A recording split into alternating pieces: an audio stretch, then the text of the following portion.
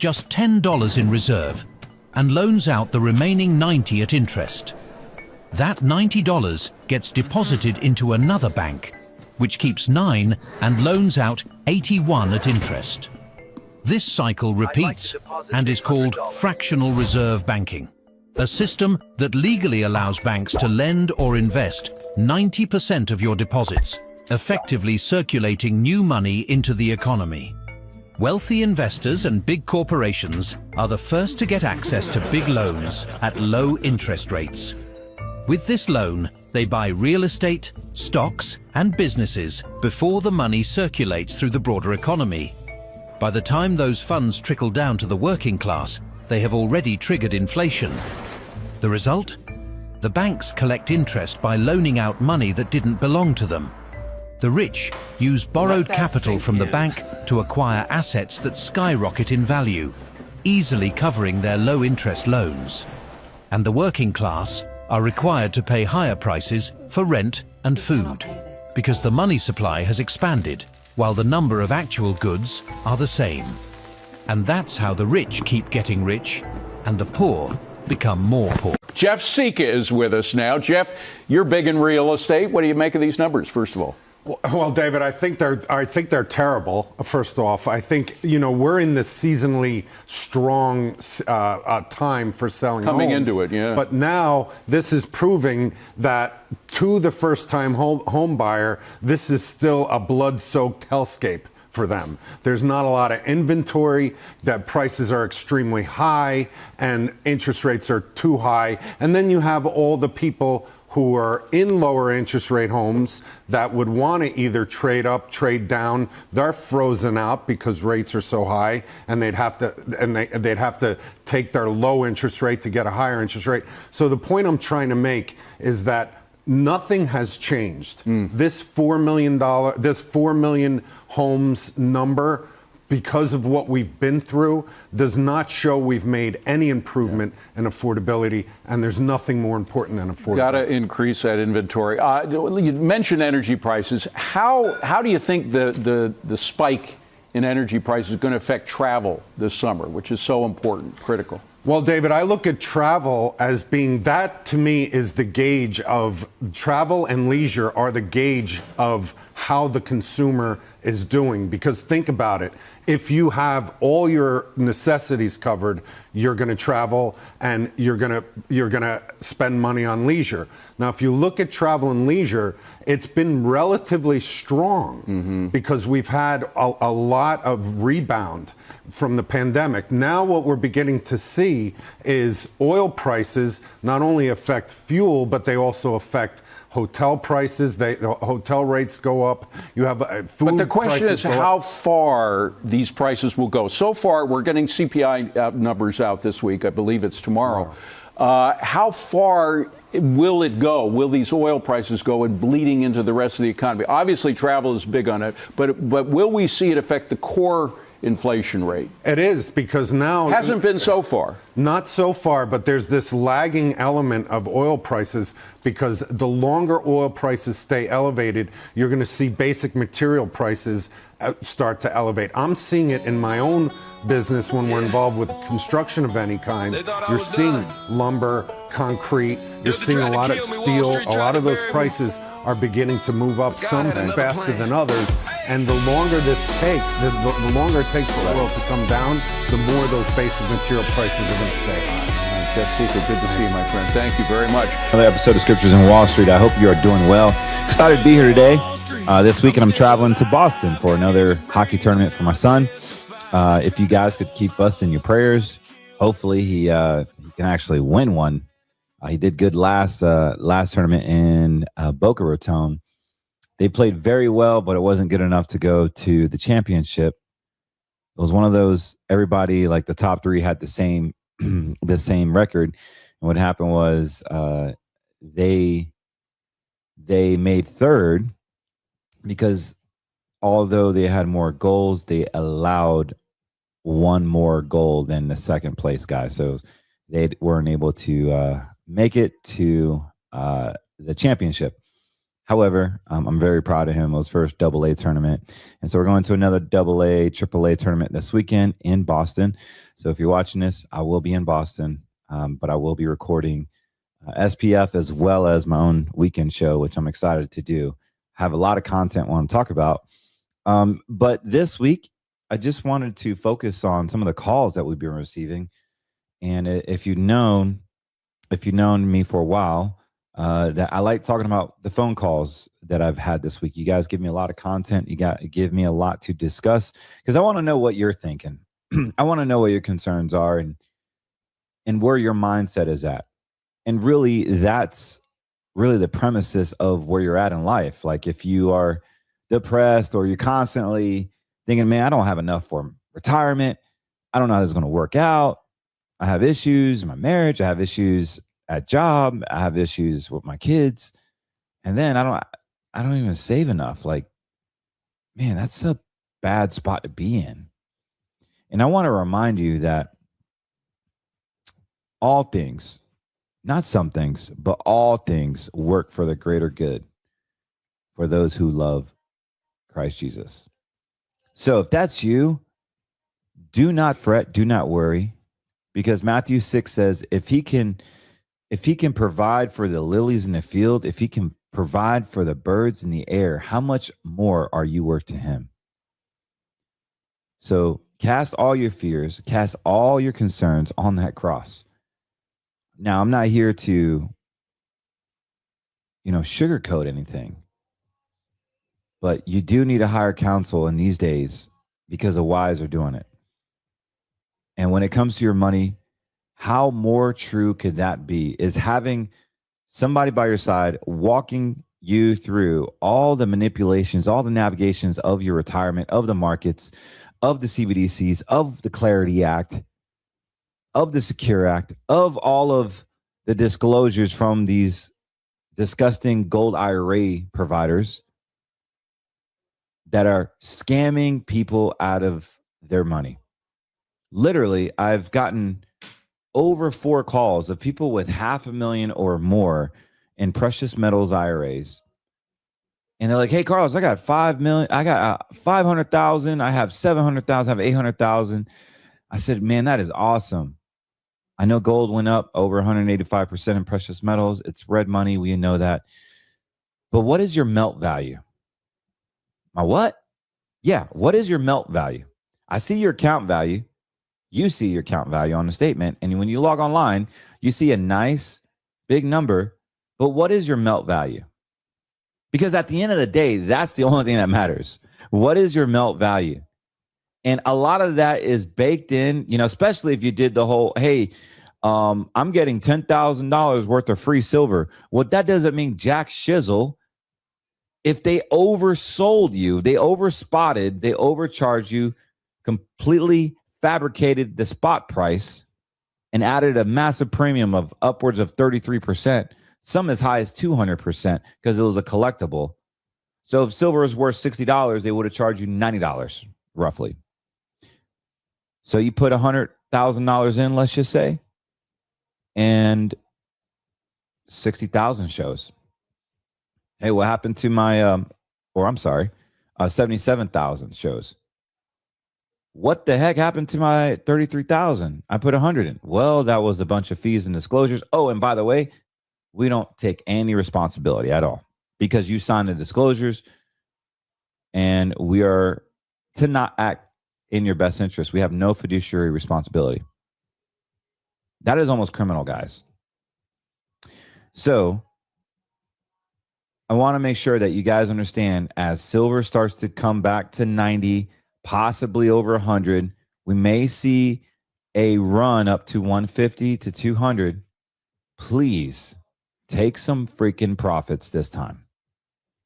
Take some profits because what's going to happen, guys, once the government sees and once these people see that silver is on a run again, and yes, there is no supply, there is a massive shock that is going to happen with the USA and their craze and their hard on for AI, the track, trace, and control agenda. We also know that is prominent. That is going to happen.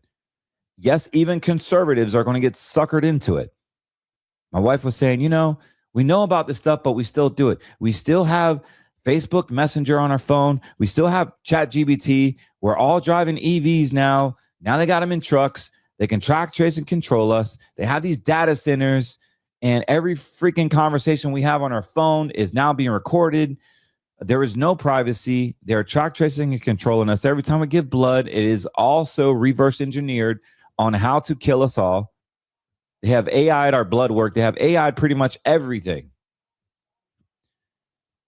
And she's not freaking out. She's telling the truth. So what that means is, how far deep does this go? How far deep does it really, really go? Are we going to stop here and just kick up our feet and say, hey, the robot's going to take over Elon Musk style and accept the Andrew Yang proposal? The Andrew Yang proposal, if you guys remember in 2021, I believe, he wanted universal basic income. And so universal basic income has to come with a credit score system, because if you act up, if you're not in line, what happens when you're not in line? Well, you don't get paid that month, or you don't get paid that quarter. Just like the banks can control your deposits. I mean, I don't know if you guys know this, but the disclosure I have been reading on the banks that people are just willingly signing is insanity. Do you want to see it? Well, let me show you, just for poops and giggles. I haven't done this in a while, and I'm kind of going off cuff here, but I know there's a lot of audio listeners, and I'm cool with that. And you're just going to have to trust me on this, because I'm not much of an audio. This podcast, I like to show visuals, but at the same time, if you're watching this, I want you to see what I'm seeing. So I got to cater to both of you guys. So give me a second here. So I want to show you something with Chase. This is a privacy and account notice agreement. So when you open up a FDIC account with Chase, and I'm just using this because they're gracious enough to provide their PDF as if I was opening an account, and I want to kind of just show you this and formulate my own opinion. Of course, everything on this podcast is meant for information, education purposes only. It is up to you to make your own financial decisions. And if you would like investment advice, give us a call, 813-448-3446. Also, you can email me at info@cortezwm.com. You can also click on cortezwm.com to book an appointment to speak with me directly and see if your information or your concerns are taken care of. I mean, what is the answer if the market goes down? What is the answer if the dollar goes down? What is the answer if the dollar pumps up and your silver goes down? What is the answer about the taxation you're going to have heavily with your massive IRA? How long is that money going to last you? What are you going to do for that money to last? And more importantly, how much are you going to be paying in taxes? These are questions that you should be asking yourself as you face years closer to retirement. So let me just kind of scroll through this real quick, just so you understand. And no one has showed me this. This is something that I felt in my spirit I needed to do, and you guys need to be educated.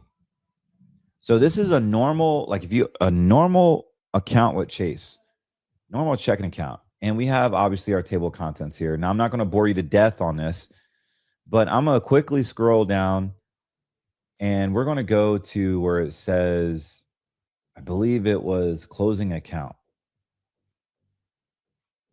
And it talks about, non-sufficient funds, ATM machines, electronic platforms, our right to refuse transaction. So this is one of the craziest things starting out. This is warming you up. Where was that? Right to refuse transactions. And this is actual terms that are being used, by the way. We can refuse to authorize any transaction when your card has been reported lost or stolen. Hey, that's reasonable. Or if there may be fraudulent, suspicious, or illegal activity. If you lock your card, we will stop authorizing everyday debit card transactions as well as ATM. Locking your card will not impact recurring debt card transactions. We may still authorize everyday transactions and ATM deposit. All right, that's not terrible. If you currently have money in the bank, a 401k, or even precious metals in an IRA, you may want to listen up. You're going to want to have a place where you have a guarantee on your funds. As we go into a lower interest rate environment, banks will be stressed out when the commercial real estate crisis happens. Right now, you can get a guarantee, yes, a guarantee on your principal, and get a bonus. If you're younger than 65 years of age, we can utilize an insurance-based contract that has been around for over 100 years. We want to help you find a guarantee on your funds that are actually outside of banking laws, outside of securities laws. And guess what? You get a guarantee on your funds. You get a guarantee on your principal. Go to greenmoneysolutions.com, fill out your information, and let's just see if you qualify.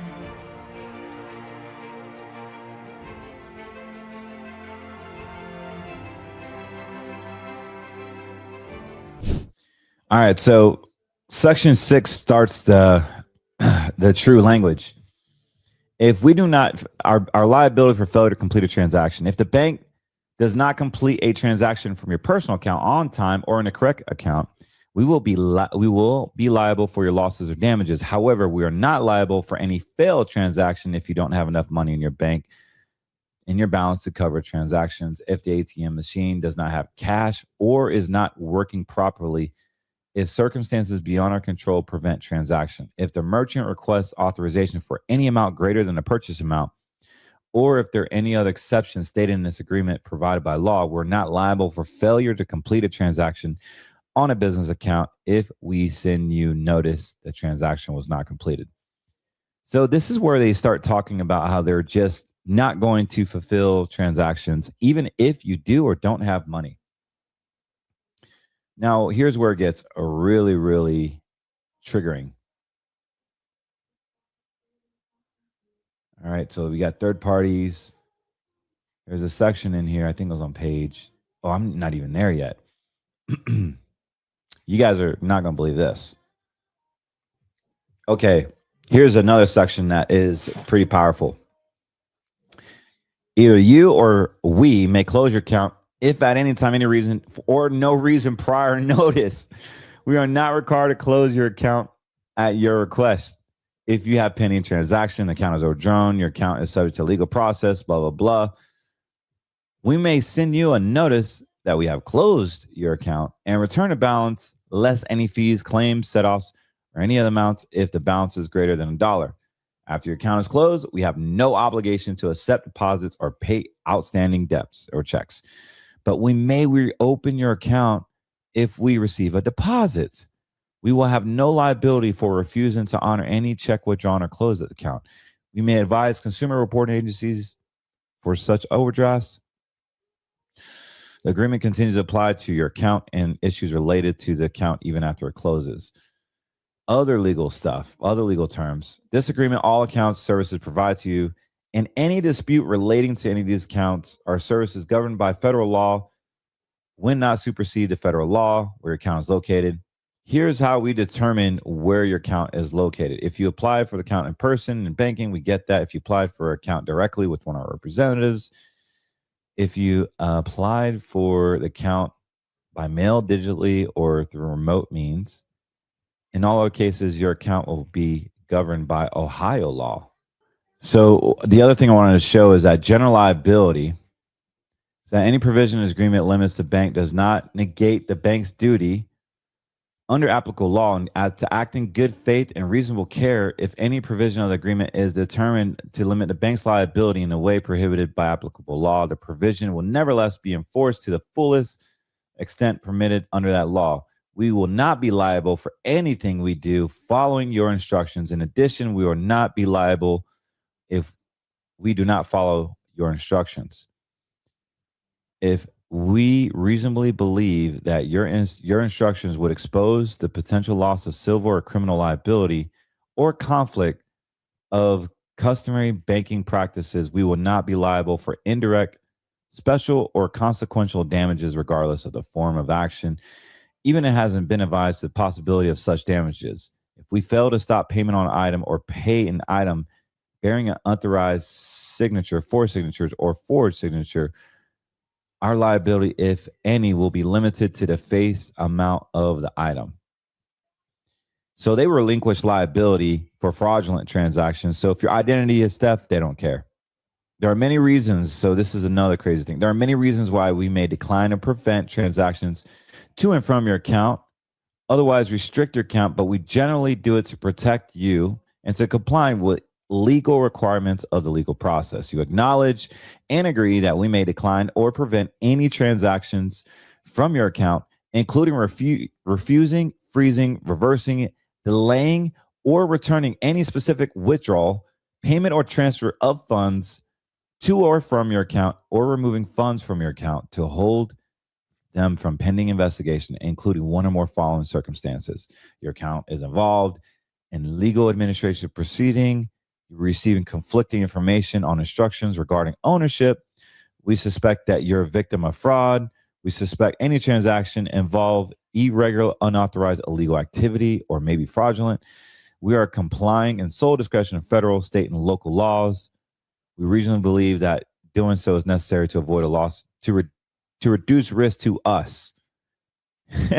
We also may limit cash deposits to withdrawals from your account of all accounts collectively in a single transaction or total withdrawals or deposits during any period of time.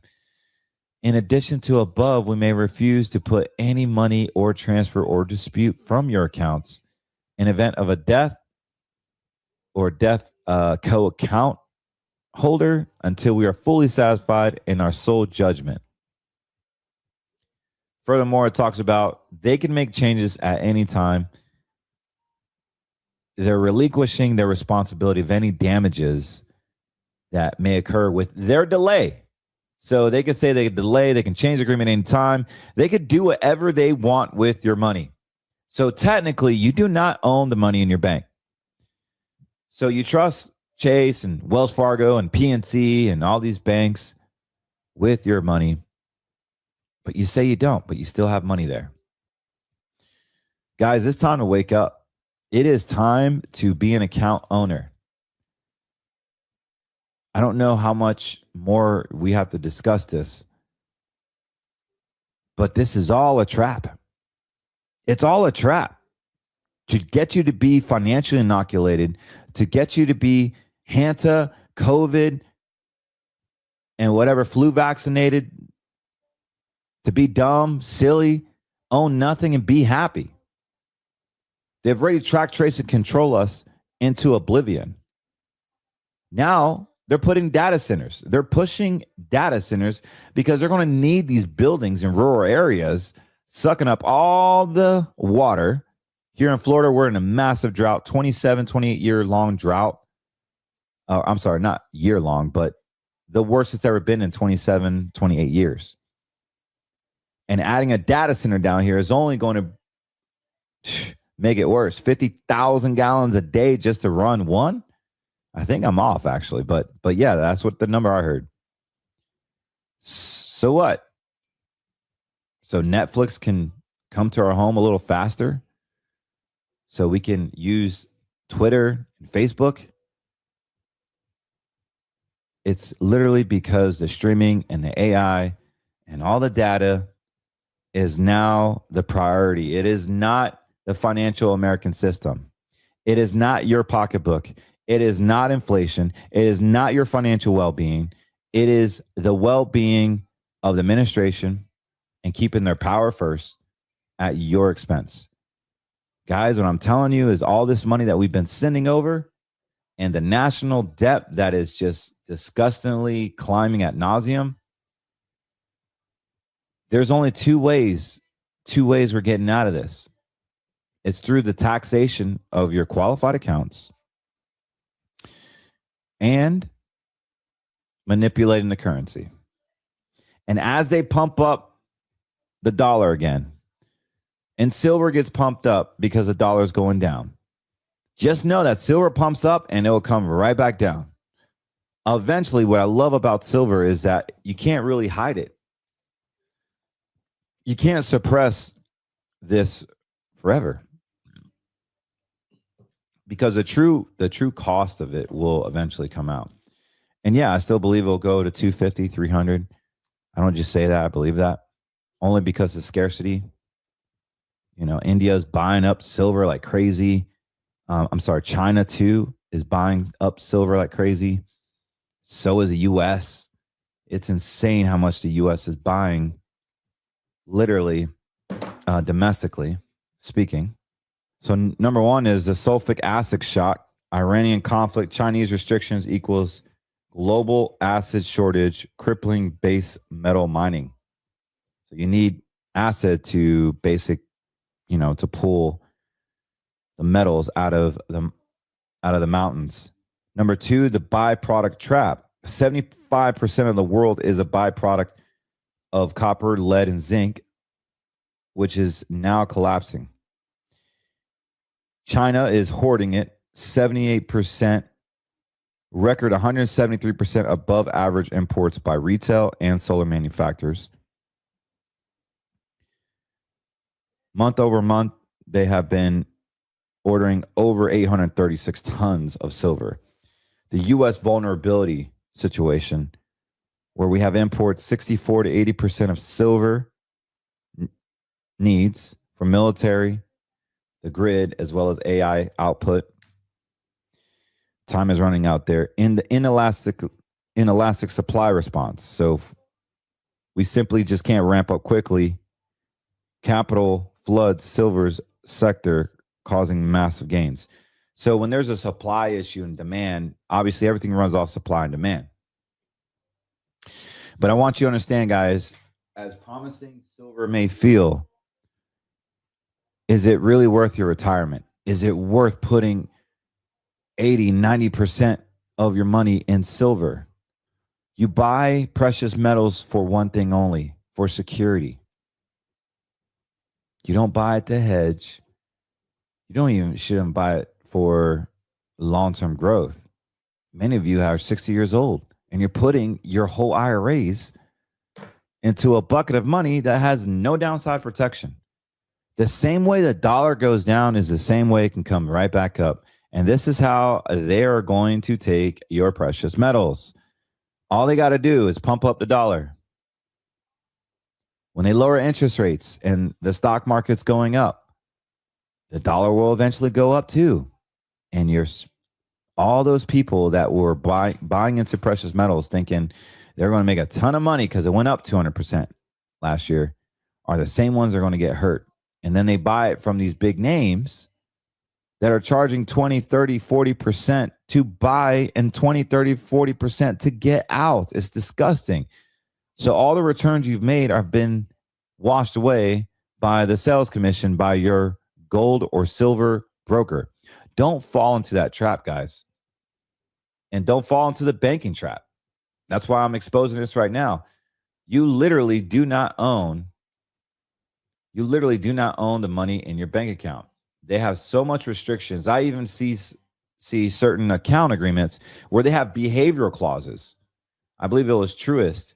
I did this like a year ago, and Truist had behavior clauses. Like if they think you're a domestic terrorist, if they call you an anti-Semite, if they think you're just a racist or you said the wrong word. It sounded like a social credit score developing words, conditioning the futurization of social credit score system correlating with the banks. We've seen the FDA partner with the banking cabal. So if you buy a medical device that is not FDA approved, the bank could and will reject it. And they don't even have to tell you why. Because you legally do not own your money there. So guys, what I'm telling you is, please, for the love of God, get your emotions in check. We know you're conservative. We think the dollar is going to go down, especially when they start printing the heck out of money. By the way, $5 billion, $25 billion, at 5%, our treasuries have been sold. U.S. has sold these bonds on a 30-year treasuries. So we're selling our bonds. They do this because the interest is so high that even the own government wants to get rid of its own bonds. So what does this do? Well, the yield is going to go down. We get that. But what it does, it just brings more volatility. It brings more chaos. And what I'm confident about is that the more chaos there is, the more money we make, because we have green money solutions. Green money solutions have accounts already designed for volatility. We have accounts that go up when the market is not doing favorable. We have accounts that guarantee your principal.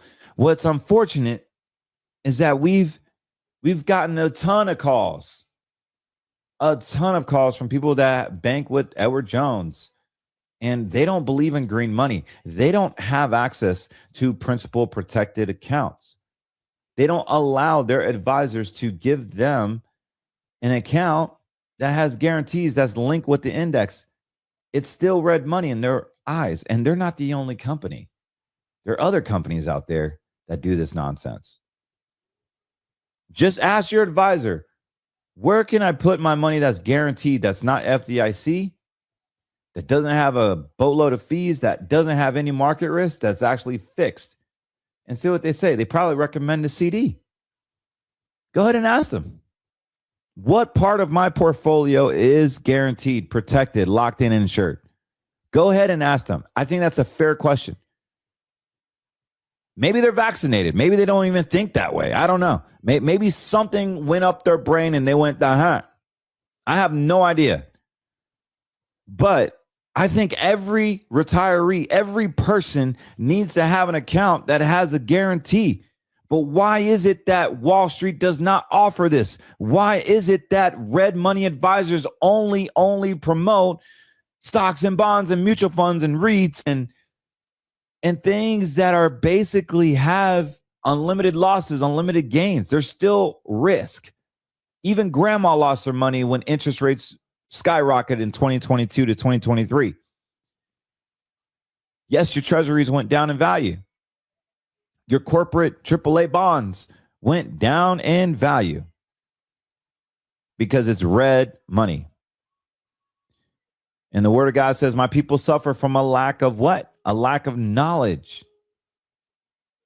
So if we're just trusting someone that we don't agree spiritually with, that we're not alignment with them politically or spiritually, what in the heck are they doing managing your retirement? Because you're going to be vested in the things that you don't want to be vested in. The Modernas, the Pfizers, the LGBT-friendly companies, the Chinese companies, the Israel-based companies, the Taiwanese-based companies. They're not America First companies. We want to do business with America First companies. We want to do business with companies that don't write this freaking jargon of we own your assets, we own everything, and we have the right to refuse business. We have the right to refuse your transactions. Guys, this is what I'm talking about, is that we blindly go in and we don't even question anything. We just blindly go in because everybody does it. Don't be that guy. When this crap hits the fan, the first place they're going to go to is your checking account. That's the first thinking place that gets frozen. But yet here we are. Like, oh, someday I'll reach out and protect my money. It's in the bank. It's earning 3% interest. I don't care if it's 7% interest. You don't own the money, guys. You don't own the money. I know I go off in a different tangent, but man, there's so many solutions I want to talk about this. For people that are just sitting in the banks, be extremely careful as this private credit crisis comes down tenfold. You're going to see banks doing funny things. They're going to do really funny things like slowing down these transactions. They're going to limit your withdrawals. They have a lot of exposure to private credit for real estate. And right now, the government has no answer for this. There is no bank bailouts because bank bailouts were only for banks. Private credit is non-banks that were issuing credit, lending And they weren't even they weren't even a banking institution, a depository institution. They were just a financial company that wanted to service merchants or private equity and send out private equity. Get a group of investors, and the private equity brokers, the investment bankers will find the deals for them. Capital ventures. These are the things I'm talking about, guys.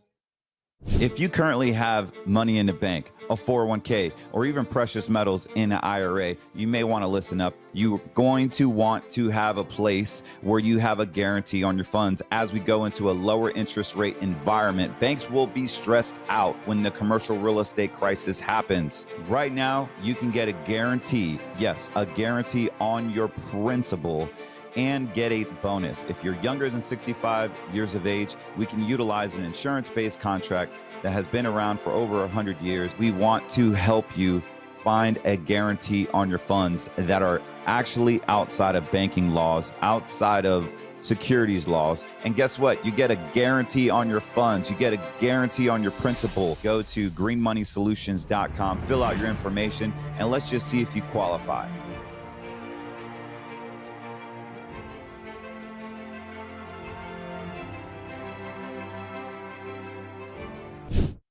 Let's understand that green money is very powerful.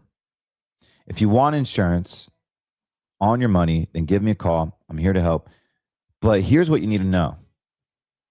I don't care how much you have in precious metals. You can have $1 million, 200,000, 300,000. Don't invest all it in precious metals. Don't be that silly and naive, because now you're going into one of the worst situations ever, where silver, yes, could go up, but it also could come down. And the problem is that if it does come down in your retirement age, you don't have the years to make it back. And I'm pro silver, guys. I'm pro silver. I still have all this silver on my desk.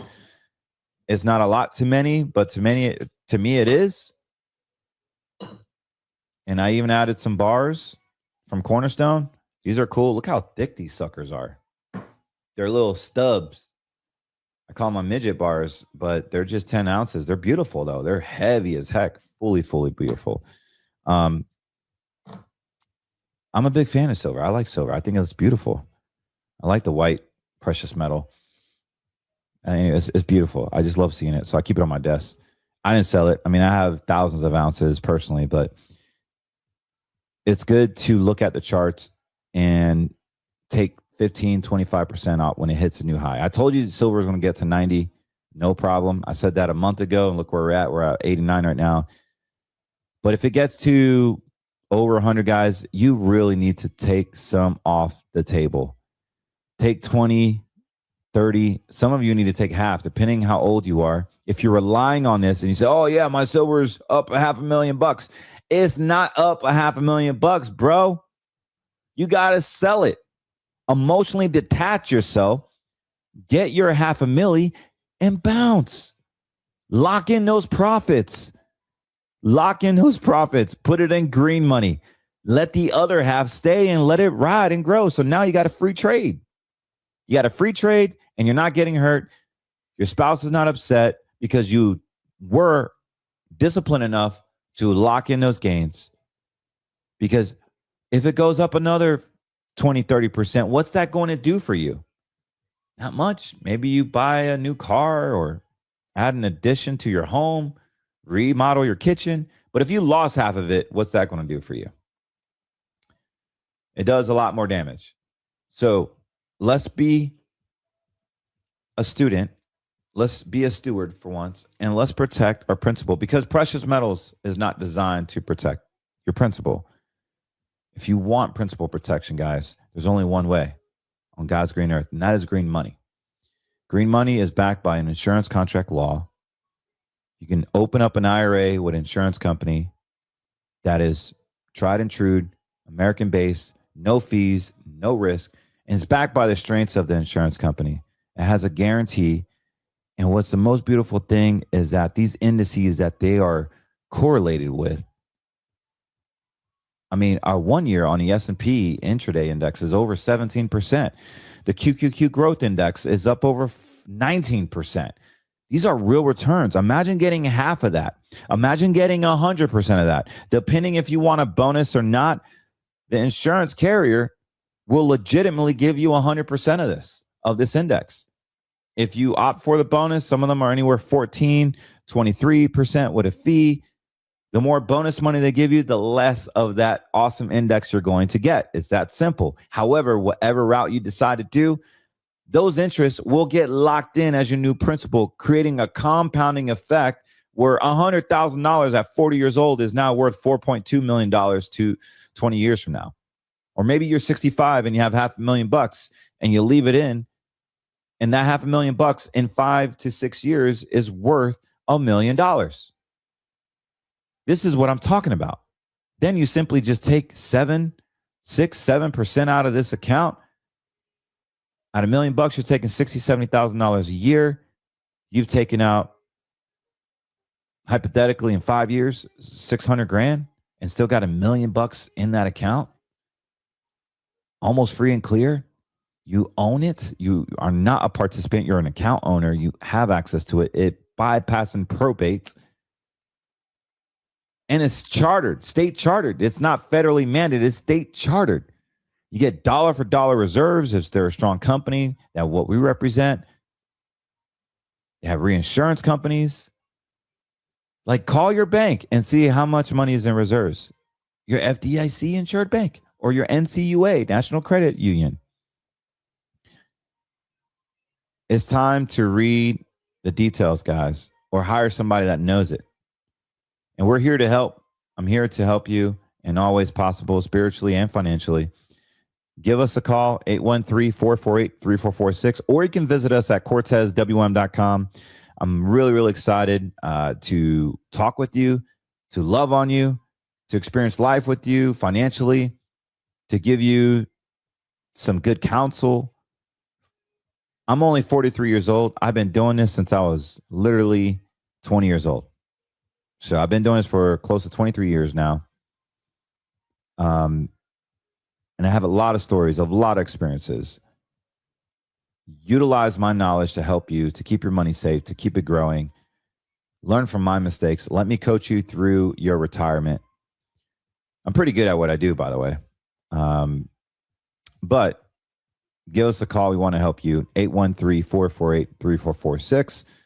Or visit us at CortezWM.com. You can download a free guide at AmericaFirstRetirementPlan.com. And if you simply just want to secure a portion of your retirement, then go to greenmoneysolutions.com to get insurance on your money. I can't think of any other better, smarter way going into 2026, this last half of the year. Guys, we're going to need principal protection, man. You're going to need an account that guarantees your principal. Lord knows when the stock market goes down, if you did not take care of yourself, it will take care of you. And this time, I don't know how long it's going to be to recuperate. In 2001, it took 6 years. In 2008, it took over 7 years. That's if you never sold and you stayed at the same level of risk. So don't let that be you. Learn from past mistakes. Guarantee a portion of your retirement. More importantly, if you've lost your job due to job losses, we see all these companies going bankrupt. We see all these companies furloughing their employees. If that's you, that's okay. You just need a plan, and that's what we do here. So give us a call, 813-448-3446. You can visit us at CortezWM.com. Pray for me this weekend as I'm traveling with my son. Hope that he does well. And I pray that everything goes well for you. Also, if you are interested in losing weight and getting healthier and sleeping good and having a free and clear mind and building some muscle, then go to getmeleanusa.com. Fresh American products. They use animal and plant-based peptides that deliver right to your door. And you can simply cancel anytime. But there is a discount, 10% discount if you go on auto subscription. Highly recommend a Performance Pro Pack. I love the fit, the lean, the calm, and the focus. I take one before every podcast, and I try to stay. I don't take any notes, so I just try to stay on point. But yeah, go to getmeleanusa.com and purchase you some few peptides. I promise you won't regret it. And if you don't like it, ask for all your money back or cancel, and they will do it. Anyways, God bless you guys. I'm out of here. And don't forget to like and subscribe our Rumble channel, our YouTube channel, Spotify, as well as Apple Podcasts. God bless, and we'll talk soon.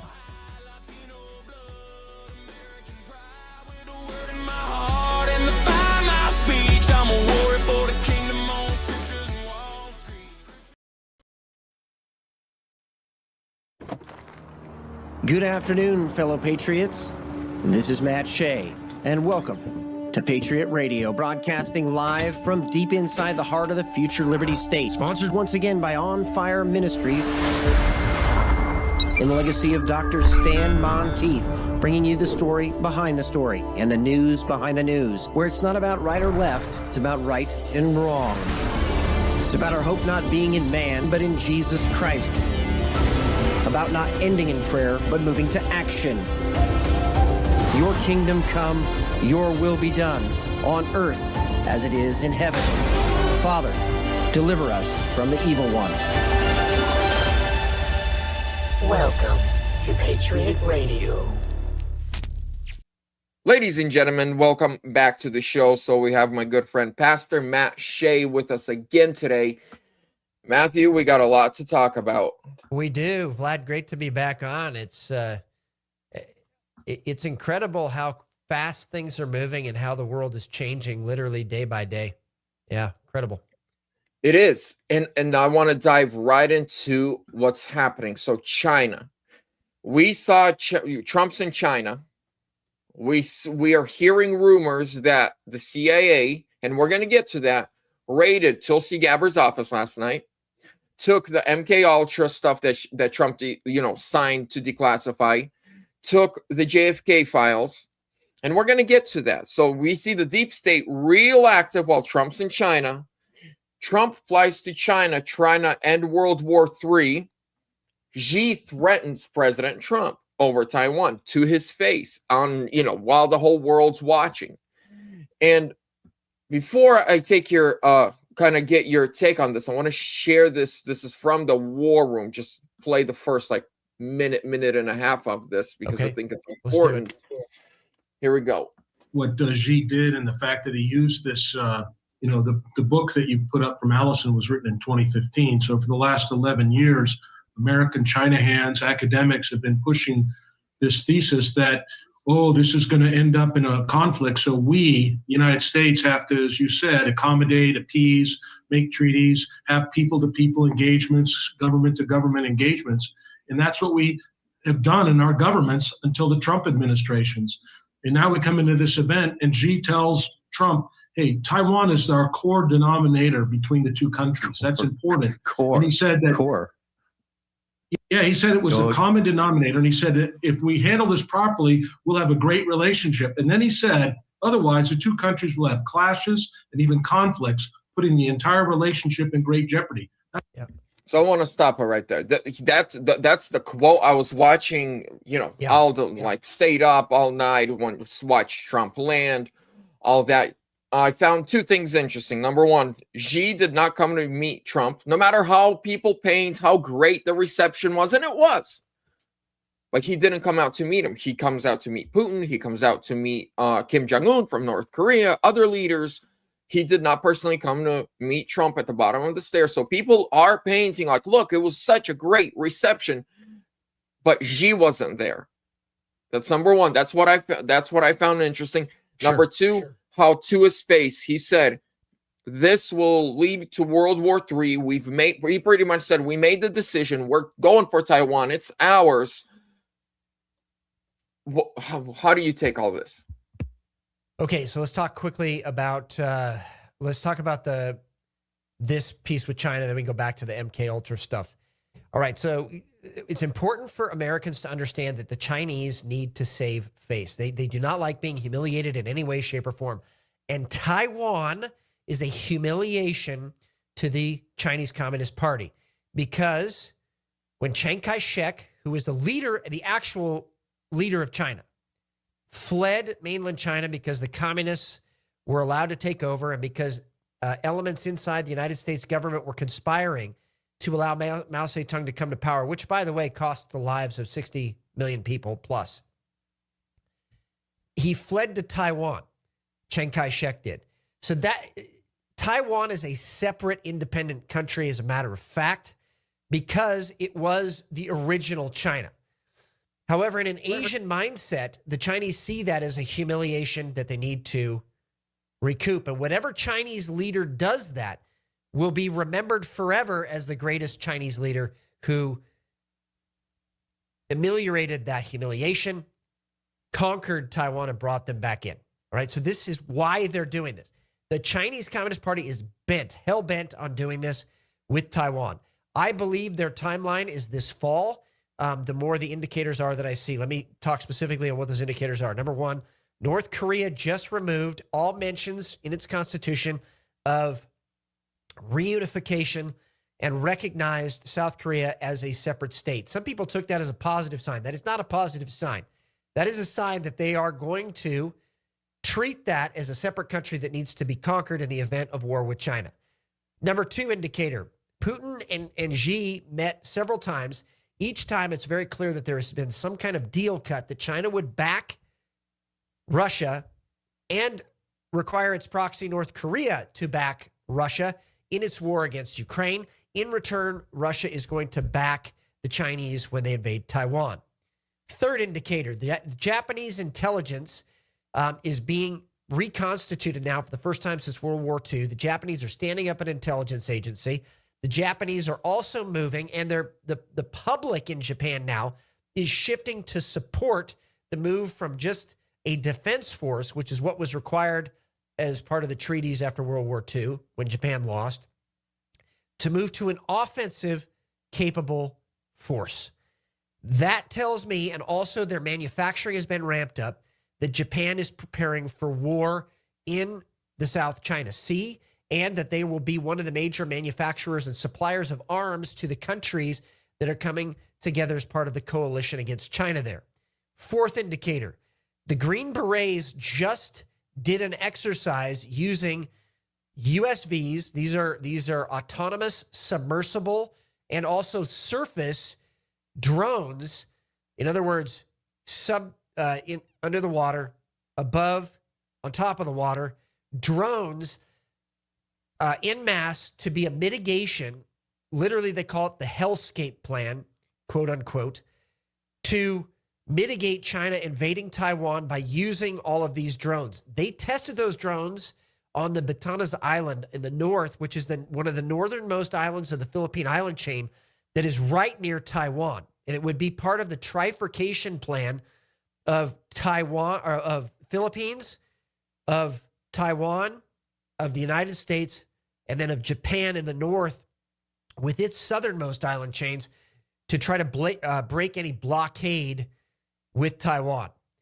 The fifth indicator is that after Xi threatened that, the United States held the line on its arms sales, and Secretary of State Marco Rubio came out and said, hey, we are holding the line. We have changed nothing with our relationship with Taiwan. There has been no change there. So that brings us to today. That's how we see it.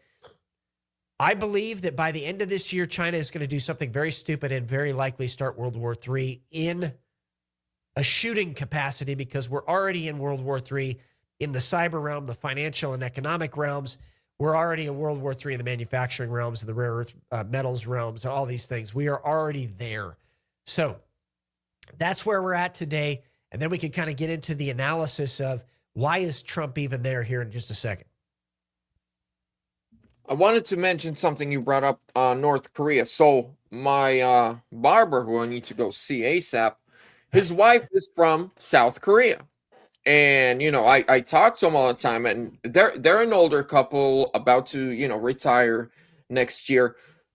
But they fly there a couple times a year to see her family. And he shared with me a couple times now. He said, he said that he said either your generation, he's like, or your kids will see South Korea reunify to North Korea. I said, hold on, did you just make a mistake? First time when he said that, he said, no. He said their government is very pro-North Korea, this modern government. They are demilitarizing the demilitarized zone. Yep. He said, and the youth is very sympathetic to the North. They like they're being overworked, so they're like, hey, we should be communists, so because we don't like what's happening. He's like, their youth within every election votes more and more and more towards the to the North Korean sympathizers.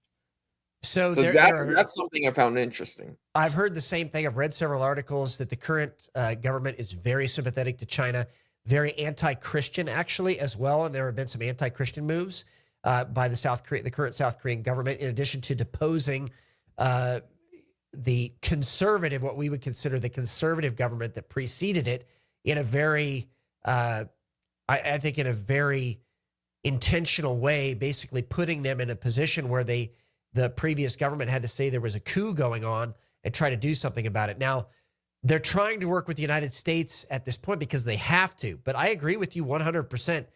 There is something very wrong with the current government in South Korea that has raised the alarm bells for the United States from a geostrategic, geopolitical standpoint, and should raise the alarm bells of the church. Now, I know that there's going to be a big Holy Spirit conference in South Korea coming up in October. And we'll see, the revival there. But the Christian leaders in South Korea need to step up here and step up with their prayers as well for their country. Because if South Korea continues down the road that it's going, it will become an existential threat to the peace and stability of the region, and to Japan and the United States specifically, and the Philippines. So I've heard that as well. So the last thing you kind of touched on, you said, what is Trump doing in China? What's he doing in China? I think what Trump's doing is a last-ditch effort to make China, because China is primarily, it has to be, primarily an export economy. Right now, they are being deprived of the economic ability to wage war. They're being deprived of the fuel to wage war because of Iran and Venezuela and what the United States has done, shifting out of the Gulf and out of the Strait of Hormuz to the United States. Now you have oil companies shifting everything toward Texas.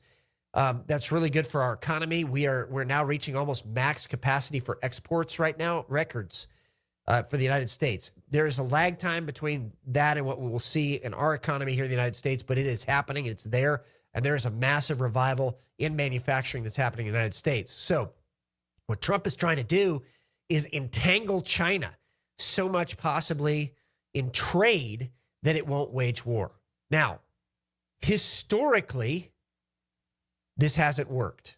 In fact, the United States signed a big trade agreement with Japan right prior to World War II, and I kind of hear the echoes of this historically, that we are trying to do this, and he's trying to stop World War III, but the Chinese are hell-bent on Taiwan. So, when was it, like 2 or 3 weeks ago? From Taiwan, this lady flew in, and she was just like kissing the boots of Xi, saying that Taiwan and China are the same thing. We are brother nations and all this other stuff. And then I looked into, I don't remember her name, but she is the leader of the opposition, of the current leader of the opposition, right, of the current leading party. Or the party in control.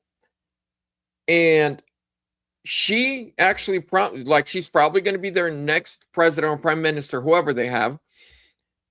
And she really wants to reunify with China. This is like the first time they had a meeting of this level.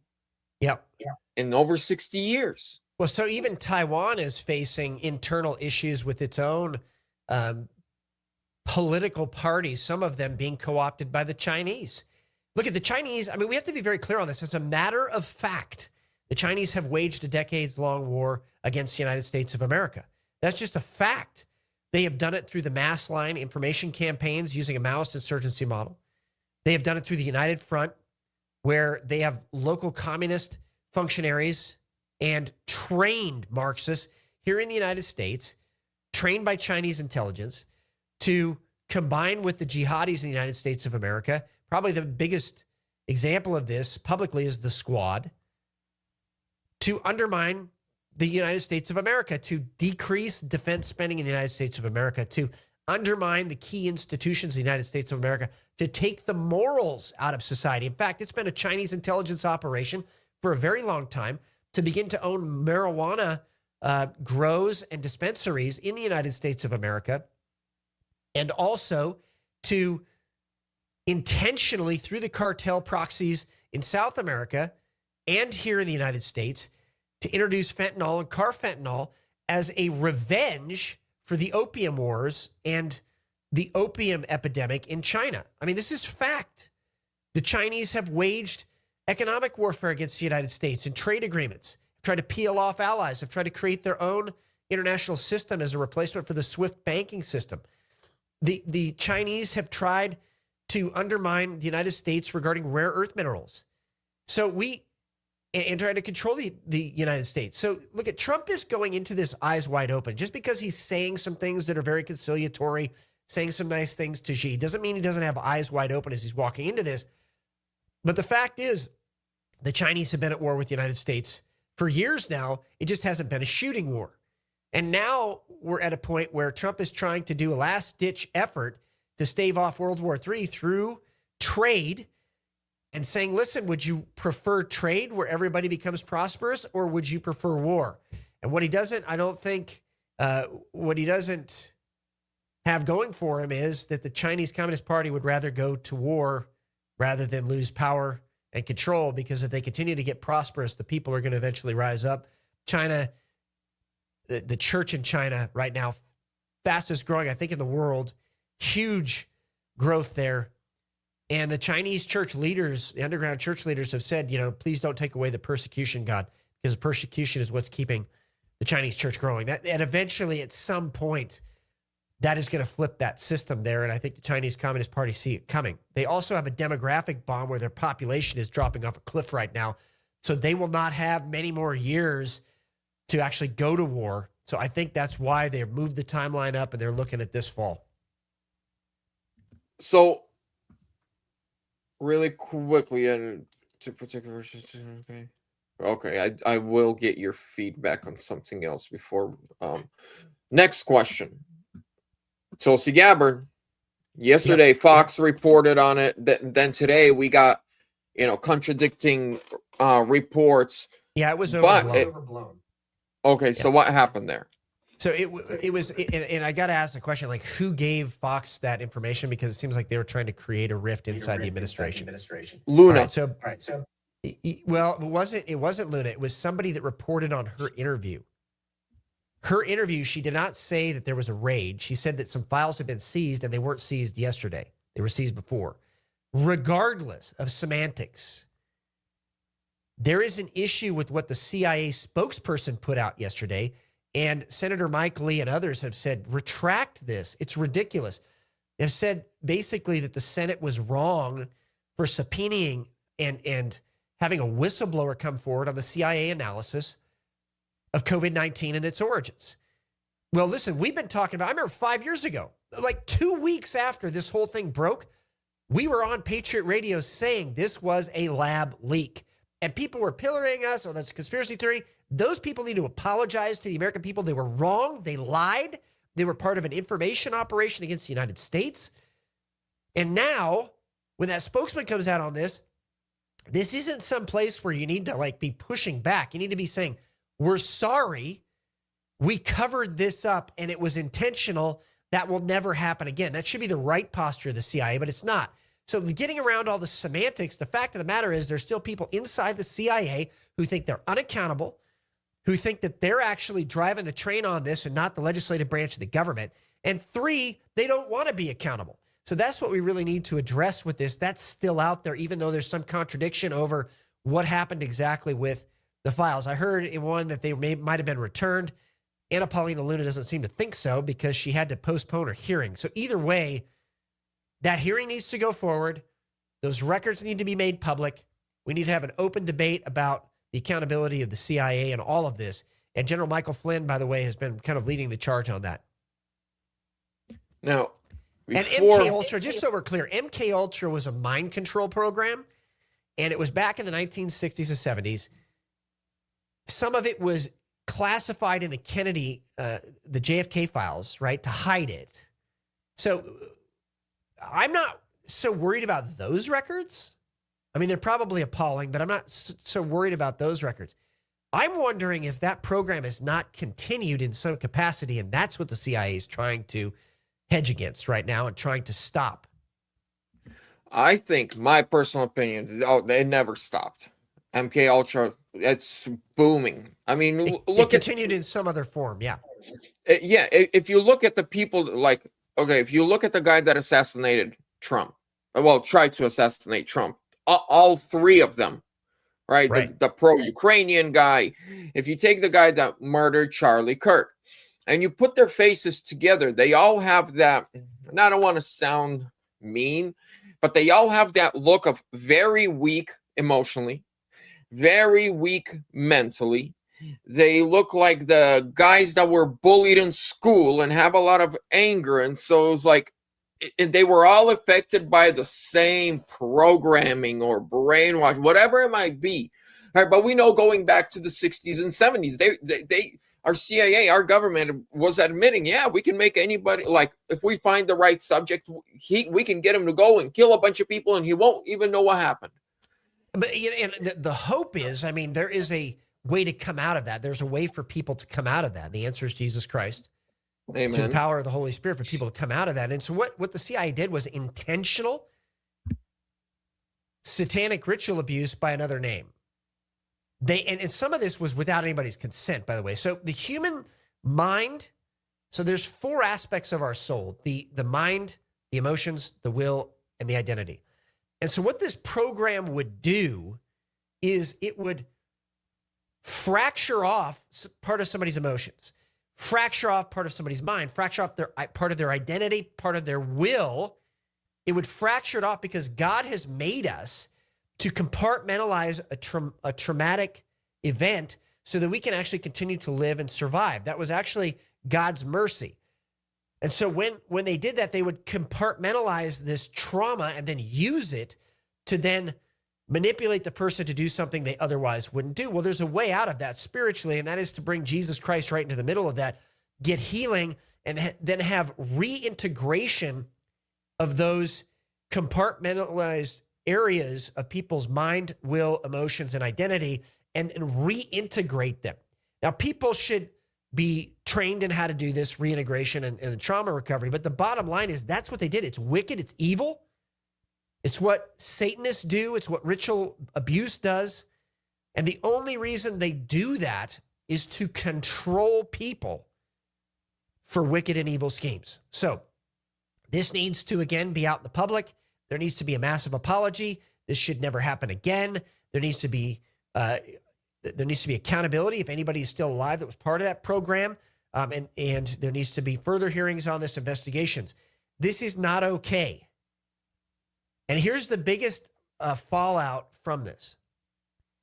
As a result of some of this stuff, and as a result of thinking that technology and signals intelligence and image intelligence and other intelligence from the electronic and digital world has supplanted human sources or human, that's one of the biggest fallouts of this. Our human intelligence apparatus in the United States of America right now is almost non-existent and non-functional.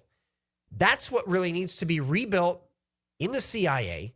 That's one of its purposes, so that we can interdict terrorist organizations that are trying to bring down this country. We can interdict foreign state actors that are trying to bring down this country. We can interdict foreign state actors that are training people, that are funding people, organizations, nonprofits in the United States to bring down this country. And we need human intelligence to do that. The fact of the matter is, though, MK Ultra cannot be a reason not to have human intelligence. Yes, there needs to be accountability, but we also need to rebuild our human intelligence apparatus as part of our counterintelligence strategy here in the United States. I needed to make sure that's a clear distinction for the protection of this country going forward. It's interesting, like some of the stuff you said, and when it's like, man, they like a big portion of society in Ukraine and Eastern Europe, even in Russia. It's like there's this unexplainable hatred towards each other, who just like less than a decade ago, you were living, yes, in separate countries, but driving past the border, family, and now they just hate each other. And it's like, and did you see Tucker Carlson interviewed Zelensky's former press secretary? I heard about it. Yeah. Everything she talked about: blood rituals, witchcraft, drug use like crazy, 24/7. I've been hearing about Yermak, the guy that was that just went to jail, his former right hand man. I've been hearing for months about like Marina, what was her name? Or Maria. Yeah. Yes. Yeah. She was openly talking about like she'd go with him to cemeteries, tell him, hey, dig up this body, do this sacrament. She's openly talking about it. Now we have people that escaped from there kind of saying, it's crazy. And now that we touch this, I want to show you the Gateway Pundit just reported on this. So World War III watch. Russian parliament approves law authorizing military to protect Russian citizens abroad. Yeah. As critics warn. Now, here's the underline. Russian citizens. We protect our citizens abroad. Right? If somebody touches one of our citizens, we send in the military. We go in and do something. There's another part of this is in Europe. I have family that lives in the UK, in Poland, in Germany, in Ukraine. And if you're just like, if they know you're a Russian citizen, just a regular citizen who's even against the war, you could get harassed. You could be assaulted, robbed, and most of the governments, like in Lithuania, Latvia, they're actually encouraging that. So it's a double-sided, double-edged sword. Number one, that this could turn into something really, really bad.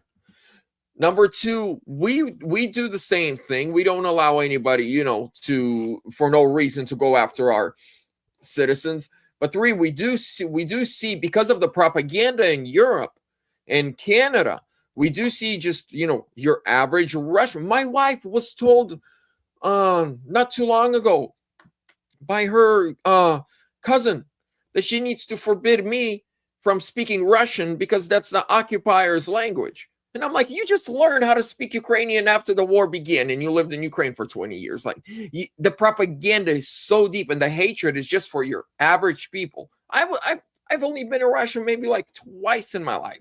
I wasn't even born there, but he's speaking that language. It's the fourth most spoken language in the world. So that's not what this law is about. In fact, this is one of the most dangerous indicators that I've seen in the last 3 months. What this is about is Putin. This is one of the biggest signals that the Chinese are going to do an invasion of Taiwan in the fall of this year. This law is being set up by Putin to be able for Putin to go in and pull Russian citizens out of countries where they might be trapped at the initiation of hostilities by China. That's what this is about. And if a country tries to detain those Russians, then the Russians would say that's a pretext for war. So he is trying to protect his citizens abroad right now in anticipation of the Chinese invading Taiwan in the fall. That's how I would read this. And I would take this as the Chinese are continuing forward. Russia is preparing the ground. So that's how I would take this law. This is not I wouldn't say that this is like Putin preparing to invade, Ukraine or something, not Ukraine, but the Baltics, like Latvia, Lithuania, or Estonia. I would take this as he is putting down a solid line that he will get his people home in the event of hostilities that break out across the world. Yep. Okay. Yeah, it's man, and correct me if I'm wrong, and I'm going to end it with this question, but I really want to get your point of view. If World War III breaks out this year, and the whole, I would blame a big part of it on Europe stopping Trump from bringing peace to Ukraine. He was this close several times, and he says it. But then they're talking about it still, even today and yesterday. Yeah. I mean, look, Because if that war were to stop, imagine how much more weapons NATO and the United States and money and budget, more money in NATO we'd still have. That would be another deterrent to China.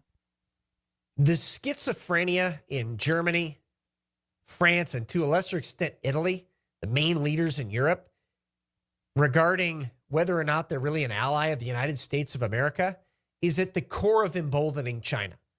And they've been talking about Russia. The bigger issue is China. And for those European leaders to start striking side deals with China, Canada to embrace China, I mean, what this is doing is emboldening China to actually invade Taiwan. Those European leaders are actually promoting World War III through incompetence. Now, some people might say it is malice. I don't think necessarily all the leaders are doing it out of malice. The leader of France right now, though, I don't know. The leader of Canada right now, I don't know. I think we need to have a question, and Trump should have and maybe already has, a direct conversation. We will not allow Canada to be a Chinese base on our doorstep. And Alberta just filed a petition.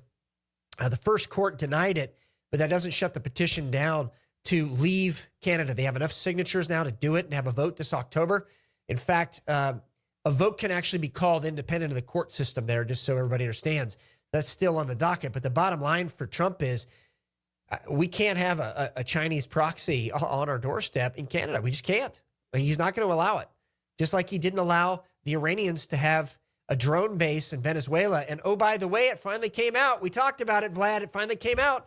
They had enriched uranium in Venezuela. And was there ongoing research down there? That hasn't come out. And was it Iranian research going down there? And had they moved their program from Iran, at least in part, to Venezuela? Trump's not going to allow it in Venezuela. He's certainly not going to allow it in Canada. And I think I would watch for meetings with Carney here in the next few weeks as well between the Trump administration and the Canadians. Well, thank you. I want to really quickly shout out your YouTube channel. Ladies and gentlemen, this is Pastor Matt's personal YouTube channel. They upload several times a week. Go subscribe. Again, it is Patriot Radio with Matt Shea. Thank you so much, my friend. God bless you. I'll see you next week. God bless you too. Keep up the fight.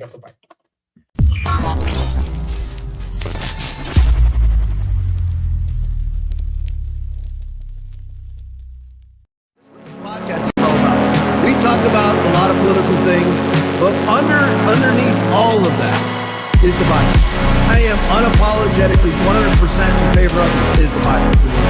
Jesus is the Word. There is no delineation. If the Bible says it, that's what Jesus is, and that's what Jesus believes. That's what this podcast is actually about, is to actually alert people to what is coming and what is our responsibility in the midst of it.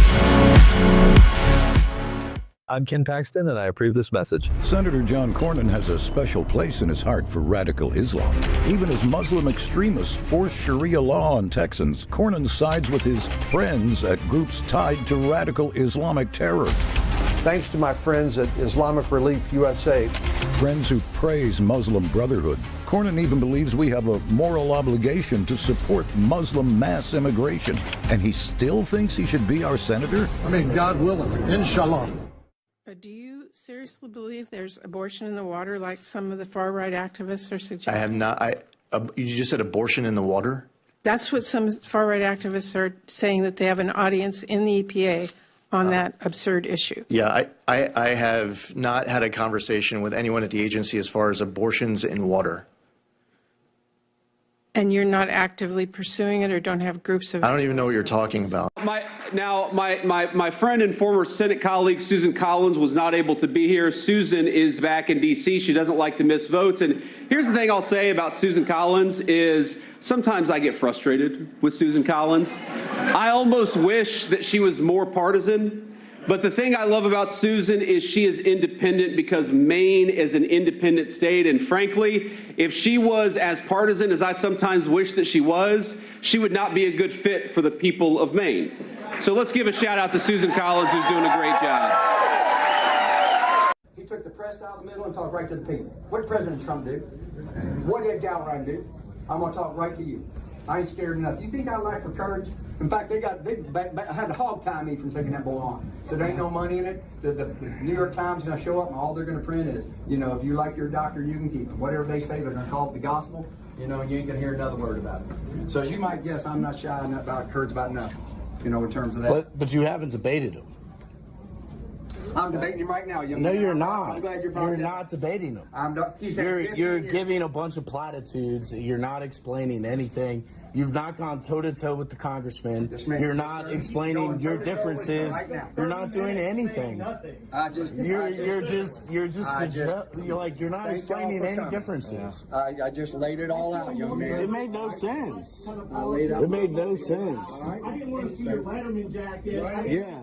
Why don't we have a civil conversation? Yeah, like a civil conversation is the congressman and him debating, not him pulling up signs and a Letterman's jacket. You asked a question, he answered it. That's not an answer. While the self-described guerrilla journalist James O'Keefe has historically trained his sting operations on left-wing targets, his most recent victims have included a Fox News executive and now a pair of domestic policy officials inside the Trump White House. Maxim Lott, seen here at screen left, was brought on board as a special assistant to the president for domestic policy. Benjamin Elliston at screen right was serving until yesterday's White House action, placing him on administrative leave as a senior budget analyst in the White House Office of Management and Budget. The swiftness of the action taken against Elliston is easy to understand once you hear the comments he was caught making to O'Keefe's operative. We have to get rid of Trump. Seriously. He's a mess. He's up for everybody. Everybody.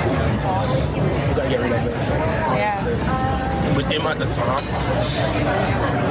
it's next to impossible to do anything. He's a madman. Literally. Lott has since defended his comments, reportedly asserting that nothing he said contradicts the president or his agenda, but his remarks to the O'Keefe Media Group were hardly flattering either. Like the decision-making processes are a little bit chaotic. I think it's just the overall tone and the government right now is a little bit unusual. There's no oh well, this will cost $10 million, but save people $20 million. There's nothing like that. It's just this feels like a good idea, or the base supports this or this. It's not at all clear that when these individuals were caught in James O'Keefe's sting operations, are showing up at these locations and finding themselves surreptitiously recorded, that they understand at all that they're meeting with a journalist. I think the common term used is honey trap, and so many times in these sting videos we see the victims of them saying, are you sure you're not a spy? Because the questions you're asking are exactly the type of way you get information out of people like me. There is almost such a willingness to believe here, and that is key to the wool being pulled over these people's eyes. Mr. O'Keefe himself posted online on social media, if you're meeting with a 10 and you yourself are a 5, it's because I hired her. Who is funding Ed Galrine?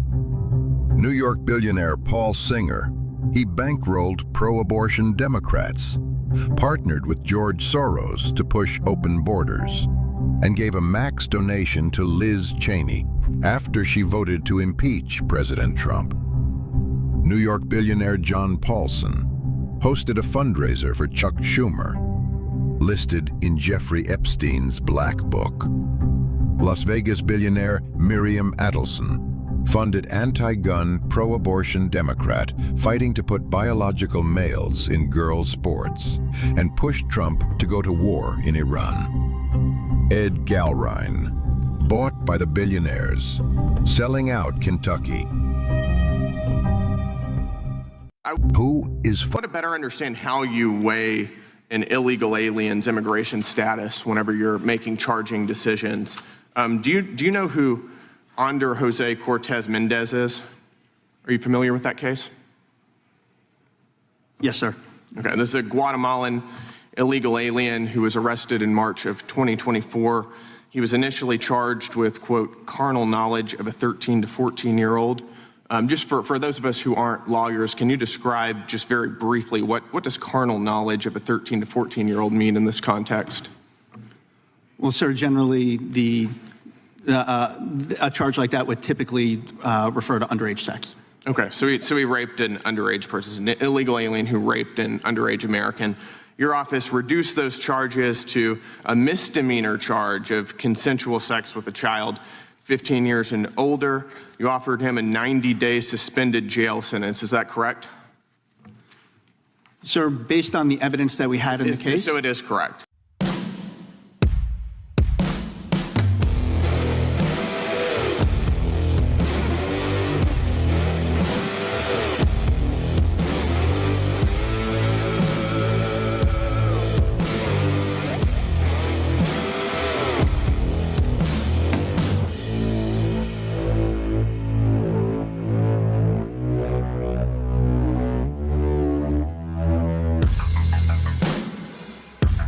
All right, Thursday night, and we are live. Hope everybody's doing good. As always, be blessed in the mighty name of Jesus. Don't forget, tomorrow night, Instagram only Bible study. Join me. Well, it's Instagram and TikTok. Instagram and TikTok now, live Bible study only. So no politics. It's hard. It's actually hard for me to do that, not to keep mentioning things over and over again. But anyway, join me tomorrow night. If I forget, tomorrow night, Instagram and TikTok only. For the Friday night Bible study, we're going to be talking about cessationalism. So you don't want to join on that one. Boy, there can be some sparks flying. But anyway, all right, so let me see who is in the chat tonight. Let me scroll down to the bottom here. There we go. All right. Let me see. The one and only Release the Hog is on. Scooter Magruder is on. Granite 2468 is on. Auntie Mama is on. Jim Brody is on. Jules 21 Hours is on. Sexy Pony is on. Let me see here. General Plowman is on. Linesmanson is on. Biggie 926 is on. Let me see. Robin Aroni is on. Bud Davis on. Peg Graham is on. Jeannie Malfeasy is on. Scrolling down. Sexy Pony is on. Luann 5 is on. Gray Bear is on. Agravane is on. Let me see. K4 VMS is on. Captain Cliff is on. Conservative Waffle is on. Patrina C is on. Luann 5 is on. Let me see. Scrolling down. Skunk 71 is on. Les Cruz Brown is on. Snag Dog is on. Aphrodites is on. Uncle Wally is on. Let me see here. See if I can get to the bottom. Gloyd Shaw is on. Scrolling down. Let me see here. Racing you guys to the bottom here. That doesn't sound good, but it is. Thunderbolt is on. Conservative Warrior is on. Steffa Toms is on. If I didn't say it already, Uncle Wally is on. Peg McGroin is on. Be Chilled is on. Scrolling down here. Let me see. Anybody I haven't seen yet? Scrolling down. I think I have reached the bottom. I think Confederate One is on. Love you guys. Appreciate each and every one of you. All right, let's go to Kentucky and Thomas Massey. That's how we'll launch tonight. And as you saw in the pregame, you just need to know who it is that's backing Eddie Gowreen. Who's backing Eddie Gowreen? Soros, people, AIPAC money. I can't remember. Paulson, Price, Soros. Not Miriam Adelson, who wants boys and women's restrooms. All of it. Same thing over and over again. So people, it's amazing. And then you see the Trump people come out, and we'll get to all this. You see the Trump people come out and said, vote for Eddie Gowreen. So now being a Trump person is being a pro-Soros person, pro-Price, pro-Paulson, pro-AIPAC, pro-Miriam Adelson. That's what it means now. Pro-men and women's restrooms, because those are the people that are backing Eddie Gowreen. Just so you know. All right, so let's go to the first one. Thomas Massey tweet. So we have this false accusation from Thomas Massey's alleged ex-girlfriend. I'm going to show you exactly why and how it's false in just a minute, because it's just simply the facts. It's all that it is, as usual. All you have to do now is everybody puts their entire life on what? Social media. So all you need to do is track people's dates and you know whether they're lying or not. So anyway, the contrived and false deposition released just 1 week before my election was conducted. So this is coming from his alleged ex-girlfriend that he started dating more than a year after his wife died. And she has claimed now that he tried to give her a $5,000 basic NDA, keep your mouth shut, cash payment. That never happened. But anyway, the contrived and false deposition released just 1 week before my election was conducted by Kerry, who lost to me in 2012, in the law office of McCurtry, who lost to me in 2020, and posted immediately by Dieters, who lost to me in 2024. These are the people who are posting the false allegations against Thomas Massie. Kerry, who lost to me in 12, McGurtry, who lost to me in 2020, and Dieters, who lost to me in 2024. You really can't make it up. And why you're saying it's not really a week out? It is because non-in-person voting, mail-in voting, whatever they call it. It's not mail-in voting, but it started to maybe mail-in. But anyway, it started today in Kentucky. So they did drop this 1 week before voting began. Because it's a 3-day, I think it's the 14th to 16th non-in-person voting day. What do you call it, Aaron? Mail-in voting? Yeah, mail-in or absentee. No, it's an absentee. But what do we do here when we go early? Early voting. Early voting. Yes. Thank you. Yeah. That's all I was looking for. Gotcha. Gosh, I hate that. No, you got it. So anyway, you came through. So early voting began today. Early non-in-person voting started today. At it's also in person because you can go early vote here in person too, which I've done, which I did the last time I voted for Trump. Yeah. But anyway, and it's Trump people that are backing these people. So you again, and I don't mean to be redundant, but this is right now, sadly, we're in the middle of a civil war. We're in the middle of a civil war. Now that doesn't mean that I hate Trump. It just means I hate that Trump is doing this. And the people who cannot acknowledge that they hate that Trump is doing this. So I want to know you know what? I need to do this. I need to put this out on a social media post. Those of you that are trying to sabotage or get rid of Thomas Massie or are now suddenly pro-foreign war, I want to know where Cat Turd and Dinesh D'Souza and all of, and all the other ones that, the Laura Loomers and all the rest of them, are you in favor of COVID vaccines? I want to know for the record. Because your golden idol, literally now outside of wherever it is that he built a golden statue to himself, are you now in favor of Operation Warp Speed? I just want to know. For the record, are you? Why are you not attacking Rand Paul for having his hearings on exposing Anthony Fauci right now? Okay, because you are obviously anti-Operation Warp Speed, anti-forced vaccinations, which Trump was anti-forced vaccinations also, but created the vaccinations that were forced upon us via Operation Warp Speed. Were you for the COVID relief bill that Thomas Massie stood against for $2 trillion? Which, by the way, that $2 trillion is the overspending that we spend in deficit spending every year now. Before that was pushed through Congress by who? By who? Donald Trump. Before that was pushed through Congress, our annual spending was about $5 trillion. And we only got in about $3.5 to $4 trillion worth of tax revenue. Now it's $6.8 trillion because that's what it was once they increased the COVID level spending. When we've never reduced the COVID level spending. Somehow we're spending it on other things now. So are you for that? Because Thomas, are you for that bill to spend $2 trillion on COVID? Because if you're not, then you're with me. Then you've been thrown out of the MAGA limousine, right? All right, let's go to the next one. Hey, there it is. That's not the actual one. That is the actual one. That's outside of Congress. Yeah, that's not where it is, though. Well, that's one of them. Pull it up. It's not. That is a meme for one thing. That is false. That's not real, Aaron, at all. It's not there, and it's not the right statue either. All right. It's not. But anyway, so let's go to the next one. Laura Loomer tweet. Thomas Massie's accuser, Cynthia West, Syntax 007, said is her favorite. It said, what kind of fruit is it? What do you call this? Eggplant. Eggplant, which is like a sexual thing, I guess. I have no idea. I had a difficult time even disseminating what this is. Said eggplant is her favorite and that she loves them and planted a ton. This allegedly was a back and forth between her and Thomas Massie in a flirtatious way, which again, is that illegal? Do I agree with him doing this? No. You ought to keep your sex talk to yourself if that's in fact what they're doing, which you wouldn't really be able to prove this is sex talk anyway. But anyway, Matt, this is Laura Loomer, bought and paid for. No matter what Trump does, it's right. Even if she was against it before, now that Trump is doing it, it's now right. Massey can deny whatever he wants, but the receipts show he and Cynthia were very sexually flirtatious. Oh my gosh. In each other shortly after his wife died. It's not shortly after his wife died. And imagine being this callous of a human being. And Laura Loomer's been Baker acted before, so please. So you just see it on the bottom. You can see it. Some of it was by seed. Not the tomatoes, though, I guess. D word, you got summer salads covered. That's awesome. I guess that's some sort of, I guess maybe that's his made up account. I have no idea. But anyway, go to the next one for me. So they should have had, there should have been one that was just the syntax tweet. We did do it in the pregame. All right, forget it.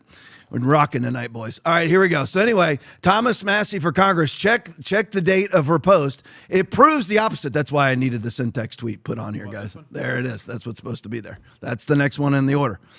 But anyway, so here it is. You know, the eggplant is my favorite, and I am not trying to be crass. I love them and planted a ton. At Rep Thomas Massie, here is your update. Okay, so now go to the next one for me. There it is. So if you saw the date on that, check the date of her post. It proves the opposite of what you said. It seems she was trying to flirt with me online months after she falsely claims to be emotionally traumatized and offered money to be quiet. So there it is. It's over. By the way, Will, I just figured out it's me, not you. I apologize, boys. It was me. I screwed it up. I thought because I saw the tweet on the other one. In my mind, it was already done. But anyway, my fault. But anyway, so this just proves you saw the date on there. Check the date. It proves the opposite of what you said. It seems opposite of what Loomer said. It seems she was trying to flirt with me online months after she falsely claims to be emotionally traumatized and offered money to be quiet. So after she's traumatized, emotionally traumatized, after she falsely claims to be emotionally traumatized, she offers him money. After that. So how emotionally traumatized can you be when you are eggplanting and tomatoing him? If you are emotionally traumatized, how is it that you're eggplanting? Again, I had no idea eggplant meant penis, I guess. Tomatoes mean balls. I have no idea, but I guess that's what it means. How are you emotionally traumatized? And then later on, a few days later, there you are sexually flirting with the guy? Please. Again, it just shows you that this is being put up by the very people, which are all Trump people, that are coming out against Thomas Massie and funding the campaign against him. Here's one of the bought and paid for political pimps and whores. Next one up, Will Chamberlain. Okay, we are off. It's me. It's all me, guys. It's not you. It's all me. Dinesh D'Souza's up next, which, by the way, fits right into Will Chamberlain anyway. Yeah. She's another pimp and whore. So anyway, here we go. Wow, I have no idea. And if you look, I want everybody to look at the bottom left-hand corner. See what it says there? Paid partnership. What does that mean? It means Dinesh, who got on his social media platforms, pimped and whored COVID masks, pimped and whored the lockdowns. I don't know if he pimped and whored the vaccines, but if I was to guess, he did. And I can almost guarantee you he's vaccinated. Oh, yeah. So that's who Dinesh D'Souza is. Just another Ben Shapiro type who ebbs and flows to maintain. He'll say what I mean by ebb and flow. He'll say whatever it is that he needs to say to not be banned on social media and to maintenance some sort of popularity, which right now means you have to be up Trump's rectum. And that's what he's doing. Which, by the way, that's not even the case. And this right here is the big tell.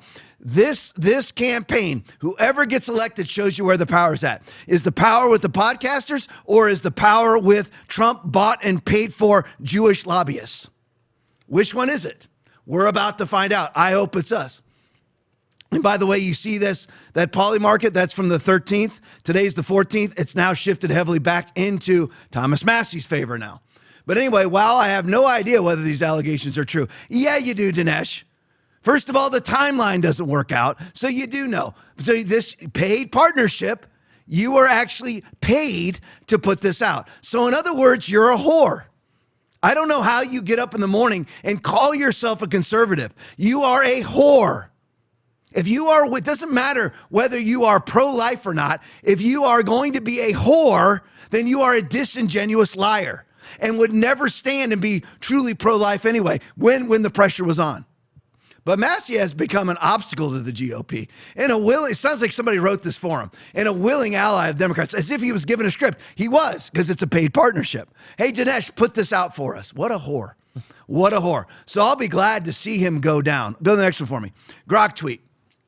So the paid partnership disclaimer on X means the post is sponsored promotional content.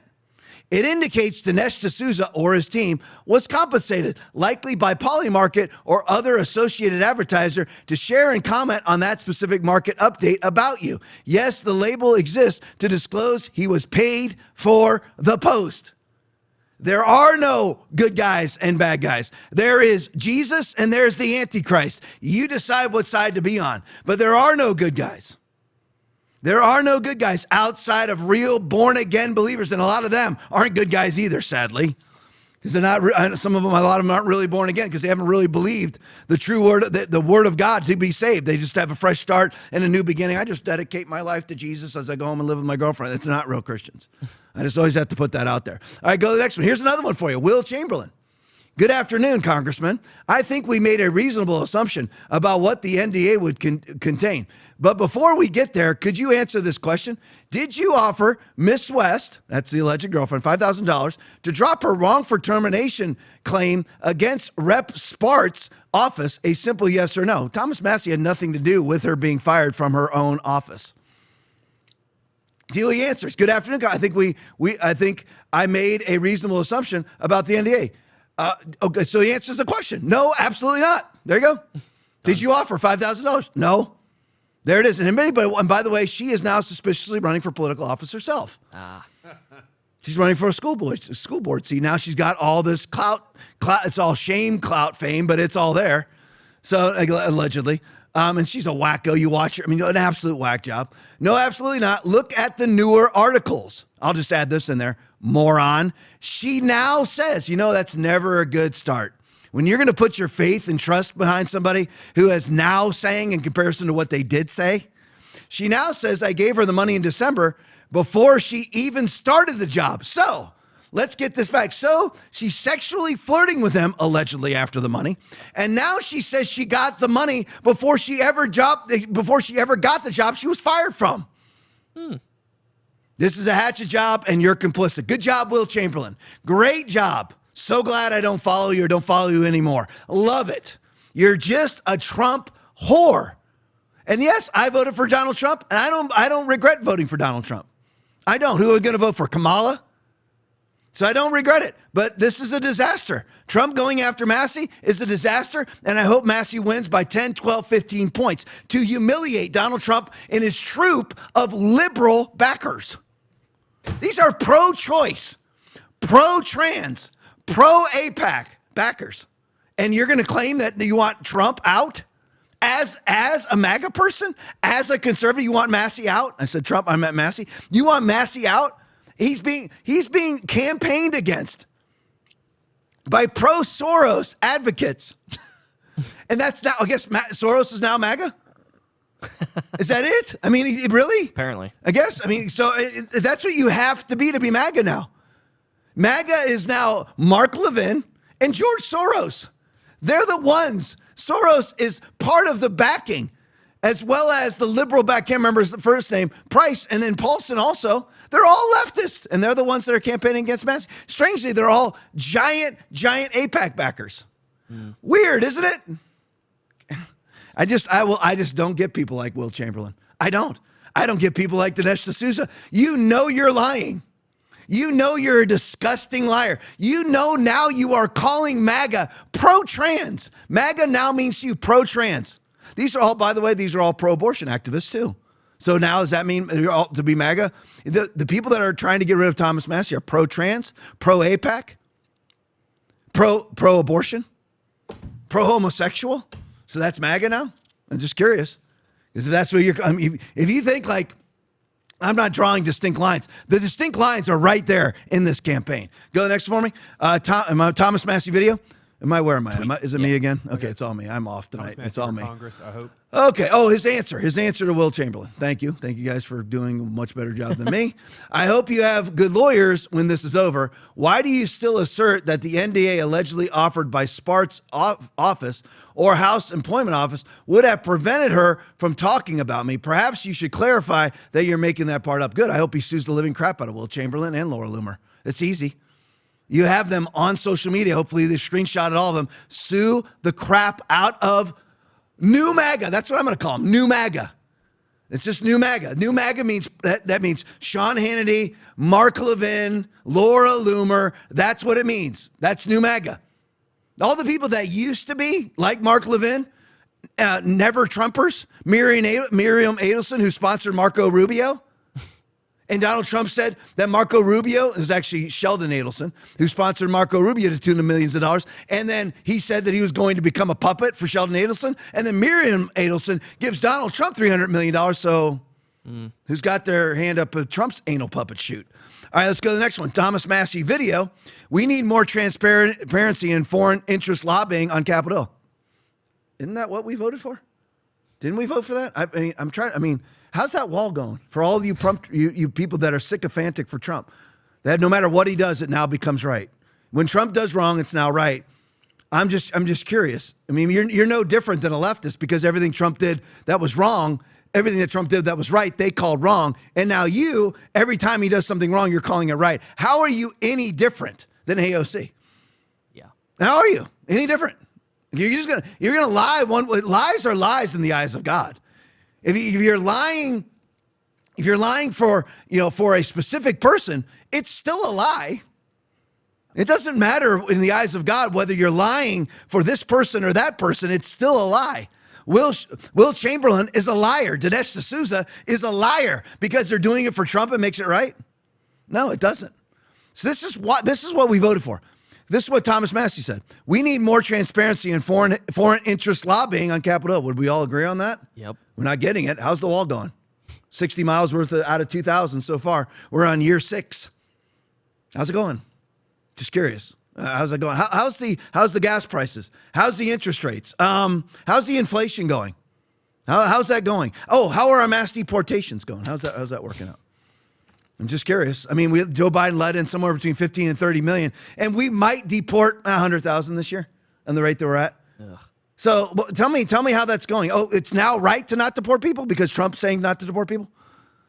I really don't get people. That's how people end up with a mark on their right hand or on their forehead because it's Isaiah 5:20 and 21. Woe to those who call evil good and good evil, who put light for darkness and darkness for light, who put bitter for sweet and sweet for bitter. Woe to those who are wise in their own eyes and prudent in their own sight. Once you start flipping and you start calling right wrong, you're a cultist.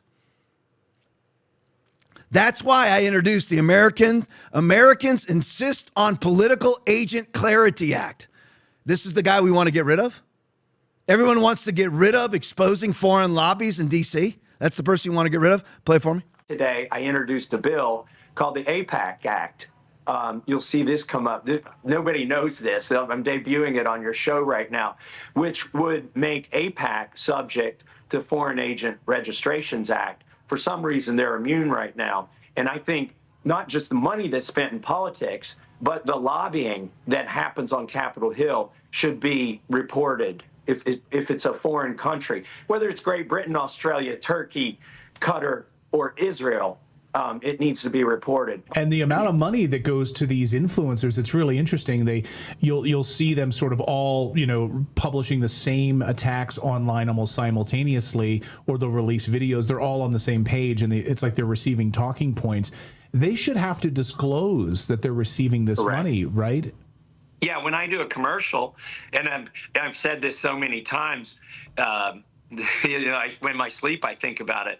I'm Thomas Massey, and I approve this message. I'm Thomas Massey, and I approve this message. That's either at the front or the end of every commercial I do. And when I send out a piece of mail, it says who did it, and, my campaign, Thomas Massey for Congress, approved by Thomas Massey for Congress, paid by.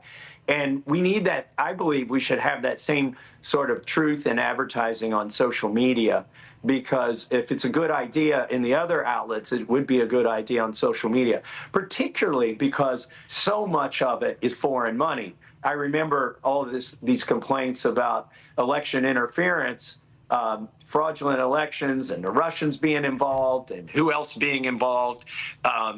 But really, the elections are being influenced online.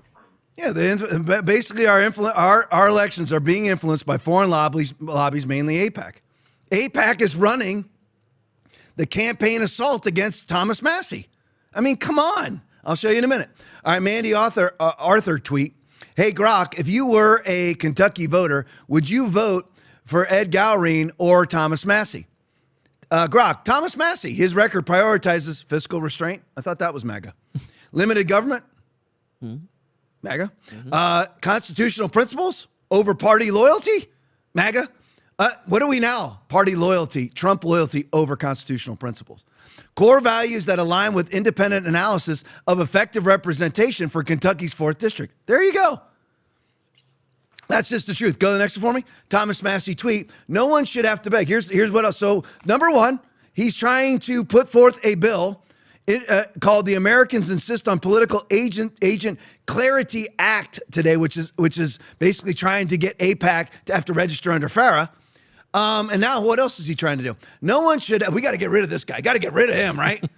In the name of MAGA, no one should have to beg the government to exercise a constitutionally protected right anywhere in the country.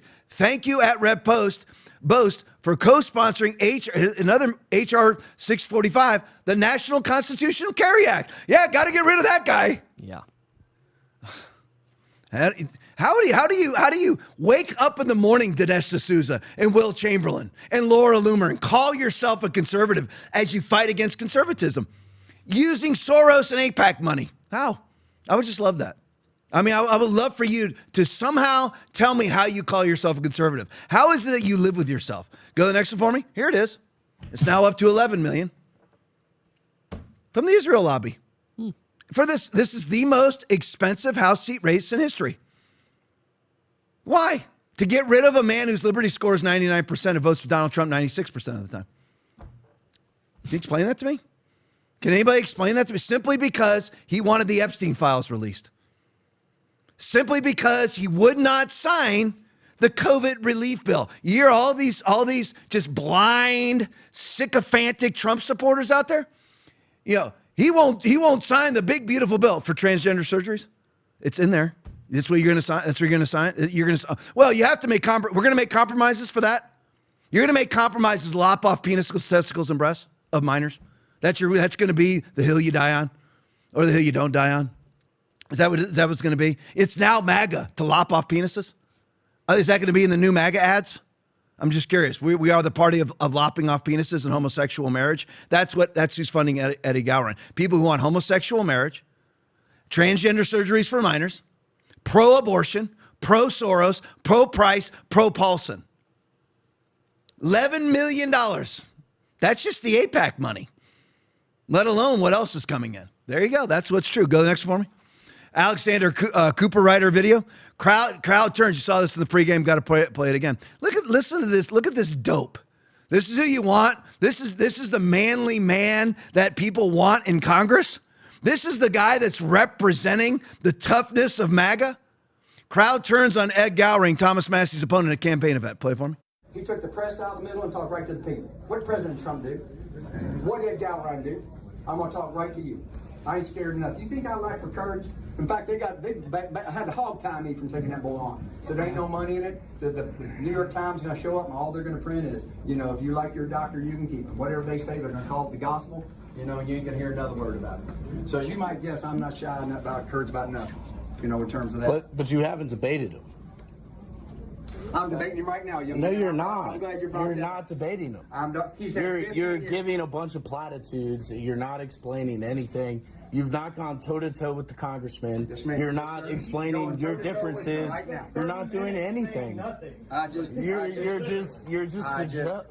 not explaining any differesses. I just laid it all out, young man. It made no sense. It made no sense. I didn't want to see your Letterman jacket. Yeah. Why don't we have a civil conversation?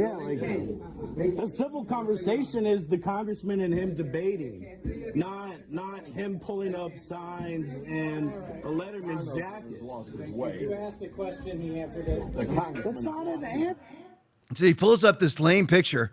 Aaron got it for me earlier because he just happened to find it. But that picture is, there it is. Good job, Aaron. Wow, that was fast. That's like I stand alone. What, with AIPAC? You stand alone with AIPAC and George Soros, Price and Paulson. That's who you stand alone with, are Democrats. And I love it's hysterical because all of the blind MAGA morons out there are saying Thomas Massey is a Democrat. He votes 99, his Liberty score is 99%, votes for Trump, to this day, 96% of the time. The people who are funding the campaign against him vote against Trump 100% of the time. Do you know that? That doesn't wake you up at all that Soros money's behind it, AIPAC money's behind it? Does that not wake you up at all? Amazing to me. Go to the next one. We have to show you this. Here's why I wonder why Donald Trump turned against Marjorie Taylor Greene. Because she refused to take her name off of the Release the Epstein Files petition because it would hurt his friends, which he has never publicly denied, never will, because it's in fact true. He said to her, I want you to take your name also off of the release legislation, whatever they called it. And the release, because they all had to sign a petition to release the Epstein Files. Her and Massey, I think, were the only ones, the Republicans, to sign it, maybe a few others. And he called her and said, you have to take your name off of the release document. And she said, why? He said, because it would hurt my friends. Donald Trump is immune from the Epstein Files. He didn't do anything. He didn't. He's on the record turning Epstein in for all intents and purposes and kicking him out of his life. That's the truth. But not so other people in his orbit. Or people maybe he doesn't want to offend Netanyahu. Because we all know that Epstein was a Mossad agent under the auspices of Netanyahu. But anyway, and not to mention Howard Lutnick, Aaron? Lutnick, got it right. Yep. Yes, because I'm always Lutwick. It's Lutnick. Howard Lutnick. I mean, his deposition in Congress, frightening. Yeah. Okay, frightening. Says he cut off all ties with Jeffrey Epstein until he was on his boat going to his... Said he cut off all ties with Jeffrey Epstein in 2005 until he was on his boat going out to his island in 2012. Oops. And again, remember now, those people are the ones funding the campaign against Thomas Massey. Yeah, there you go. And lo and behold, I don't agree with her stepping down from Congress. She needs to do what Massey's doing, run again. Yeah. I don't agree. I don't agree with that. But there it is. AIPAC money for Marjorie Taylor Greene, 0. Thomas Massey, let's add it all up, shall we? 0. It's really easy to add up. All right, let's go to the latest polls. Go to the next one for me. All right, KY04 Republican, Kentucky 04 Republican primary winner. Thomas Massey is a 64% chance of winning. Galrain way down. So right now the podcasters are winning. Go to the next one for me, Will. Here's Cauchy breaking Thomas Massey has regained the lead in the Kentucky 04 Republican primary. He now has a 60% chance to win. That's big. That's a big change from yesterday. There we go. That's big. All right, enough on that. Let's go to the next thing. I have to show you this. A lot of stuff going on. I'm not going to get too much into the Chud the Builder stuff. And for those of you that are aware, he got in the shooting and everything, shot himself, shot another guy. And he's the one that goes around. I totally disagree with what he does. Yeah. Totally disagree. Going around and calling people N-words and just antagonizing people. Do I think you have the right to say the N-word? Absolutely. Okay, I mean, you decide at your own risk. Right. If you say it, I'm not going to say it. I'm not going to get into that garbage. Okay, I'm not going to denigrate any human being like that. But you have the right to say it. Just like you have the right to call me a cracker if you want to call me a cracker or whatever you want to call me. You have the right to do it. You have the right to say whatever you want, and that is protected speech. I agree 100%. And he has the right to go around and say things to people. He does, but it's at your own risk. And this time here, nobody has the video. There's two different sides of the story or whatever. But so you have that going on. And that, to me, the whole Chud the Builder stuff is antagonistic and worthless and dumb. And it's called, Aaron, correct me if I'm wrong, an IRL, in real life is what they call it, streaming. Yep. Okay, you just, you're flying by the seat of your pants and you end up in a lot of trouble. But here's the thing. What about the black community? What's going on with the black community? And here's the thing. What are we going to do about it? Well, there's not much that we can do about it except to take away their influence, because the black community, and I'm talking about the leftist black community, because the black community still votes somewhere in the neighborhood of 87% of the time with Democrats. The very people that put the abortion mills on every urban street corner, causing 400,000 black deaths per year. The leading cause of death in the black community is white abortionists. But yet they still vote for those white abortionists every year. But there is a major problem in the black community. Okay, we've already outlined the major problem that we have with liberal white women on this podcast. So now we're going to talk about the major problem in the leftist black community. Excellent 3-minute video by Jason Whitlock. From him writing, from DeAndre Anton in these high school prom videos displaying the flash and flamboyance of black people to the Winthrop University commencement videos of these black guys dancing ridiculously, choosing to celebrate black culture is doing more harm than good. Play it for me. Giving in to your emotion, a female-driven culture. We think that that's the same as family or Christian culture. And we think it's going to produce the same results as family or Christian culture. That's a joke. This is just a short clip. DeAndre Ayton, NBA player for the Lakers, showing off his latest investment in gold chains and diamonds. That's black culture. People defend this. Jay-Z, we buy all these diamonds and gold chains because of our African roots, and diamonds are over in Africa, and we want to be flossy and blah, blah, blah. That's a culture, and that's a mindset. This is the culture that we have chosen, and we celebrate, and we normalize, and we're afraid to criticize because we don't want to be thrown out of the black club. There's a consequence to all of this. This is the latest thing that I've been seeing that's been annoying me. This is graduation day at Winthrop University in South Carolina. I used to live in Rock Hill, South Carolina, where this graduation ceremony is going on. And these are college graduates at a predominantly white university in South Carolina. And in front of, this isn't appropriate at an HBCU, but to be doing this clown stuff, and I get the boule, the black Greeks, this is all very important, that you, on graduation day in front of a stadium, in front of a big audience, that you do your Kappa stroll, your Omega Psi Phi stroll, your Delta Sigma Theta stroll. And they're trying to figure out at Winthrop University and in the state of South Carolina, how can we stop this? Because it's slowing down our graduation ceremony, and people don't want to see this. This is black culture being brought to predominantly white universities, and everybody has to put up with this.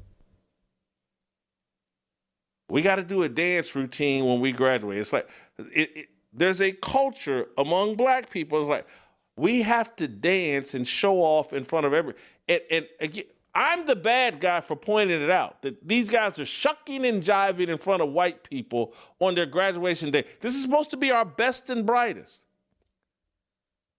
And you wonder why this culture, this highly emotional dance, jewelry culture, doesn't produce the same results as family culture or Christian.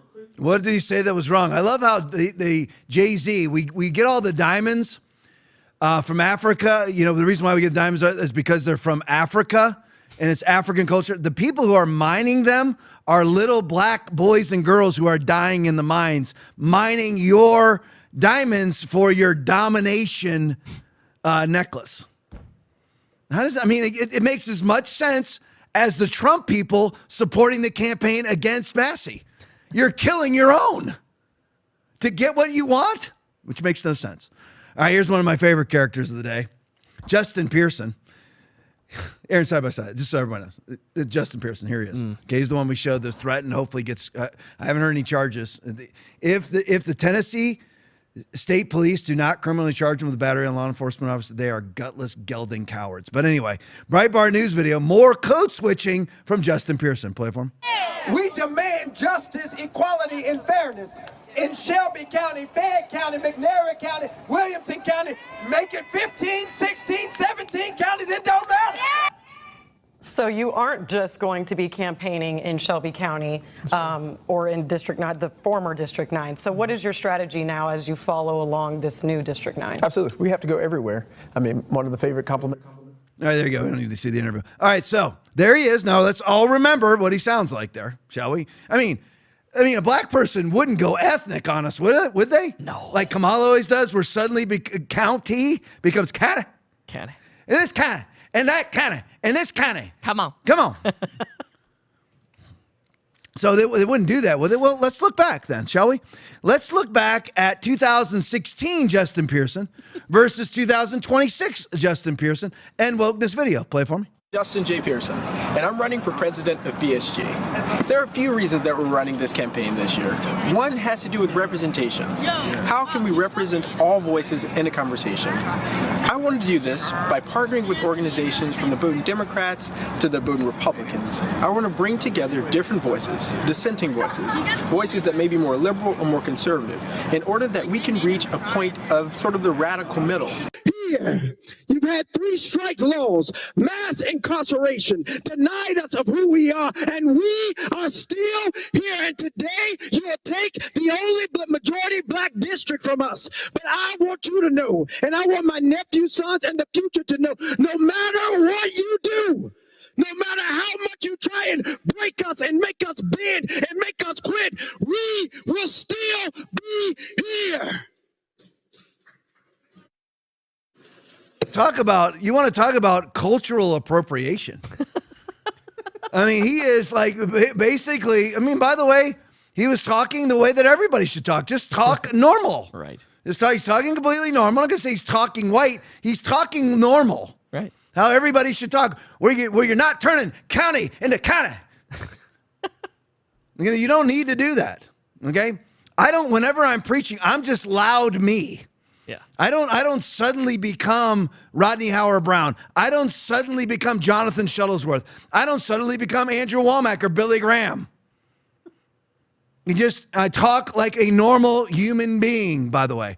And so speaking of graduations, because Jason Whitlock was covering the graduation from Winthrop, here's Justin Pearson speaking at a high school graduation in his district. Play for me.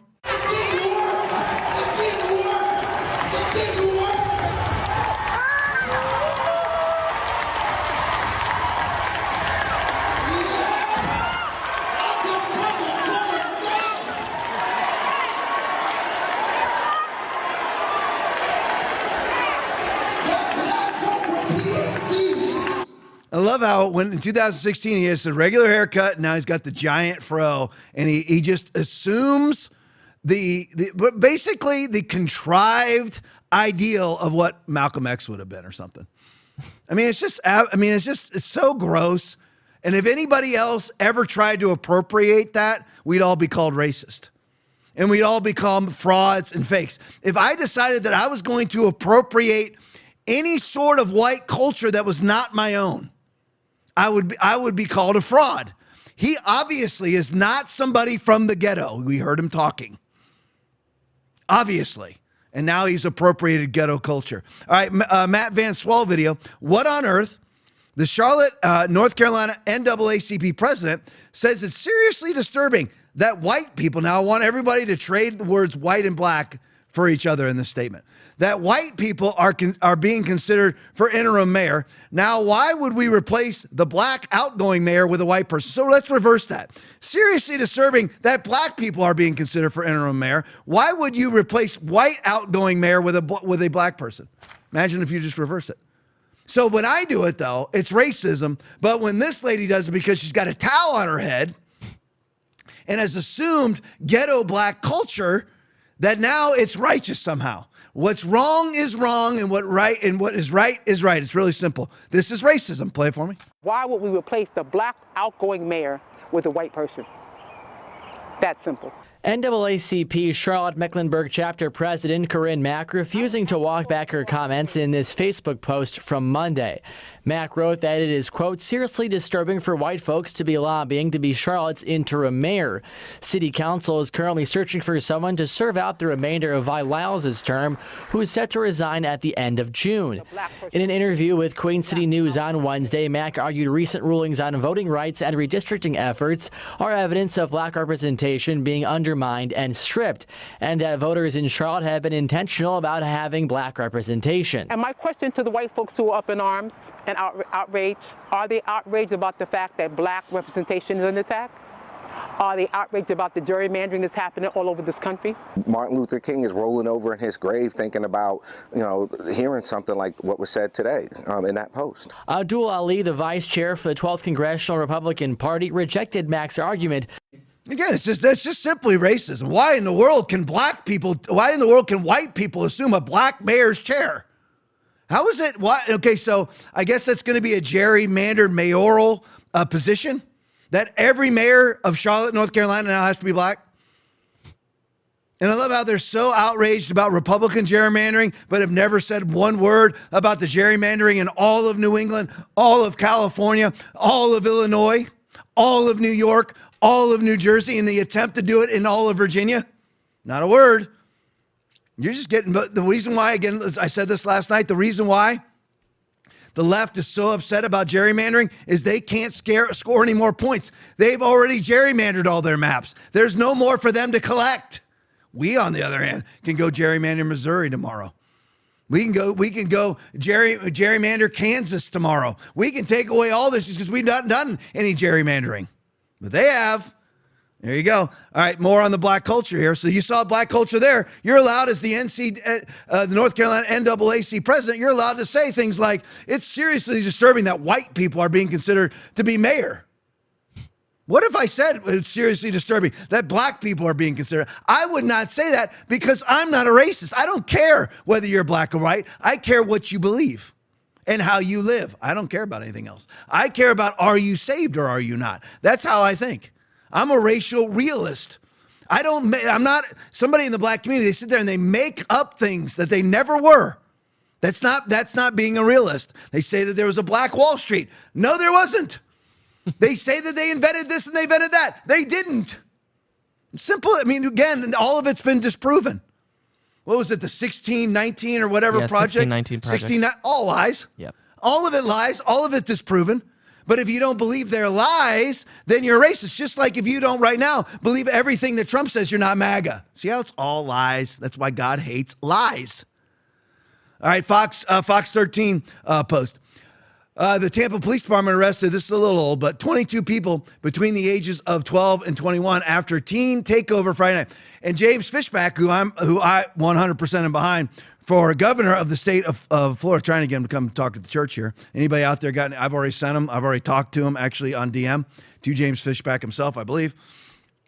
Anybody know him? Push him to come to Foundation Church. We'd love to have him. We've got 1,000. We can seat 1,300 people in our auditorium. So we'd love to have him do a Q&A simply with him. And me and him, that's it. But anyway, James Fishback is saying we need to stop calling these things teen takeovers and call them what they are, riots. Let's look at the video. Fox News video, a violent quote unquote teen takeover. Play for me. They have their vehicle over at Gasparilla Plaza. If they can return to their vehicle, we need somewhere to put these 10-15s in. Any units with vehicles at Gasparilla Plaza, please return to your vehicle.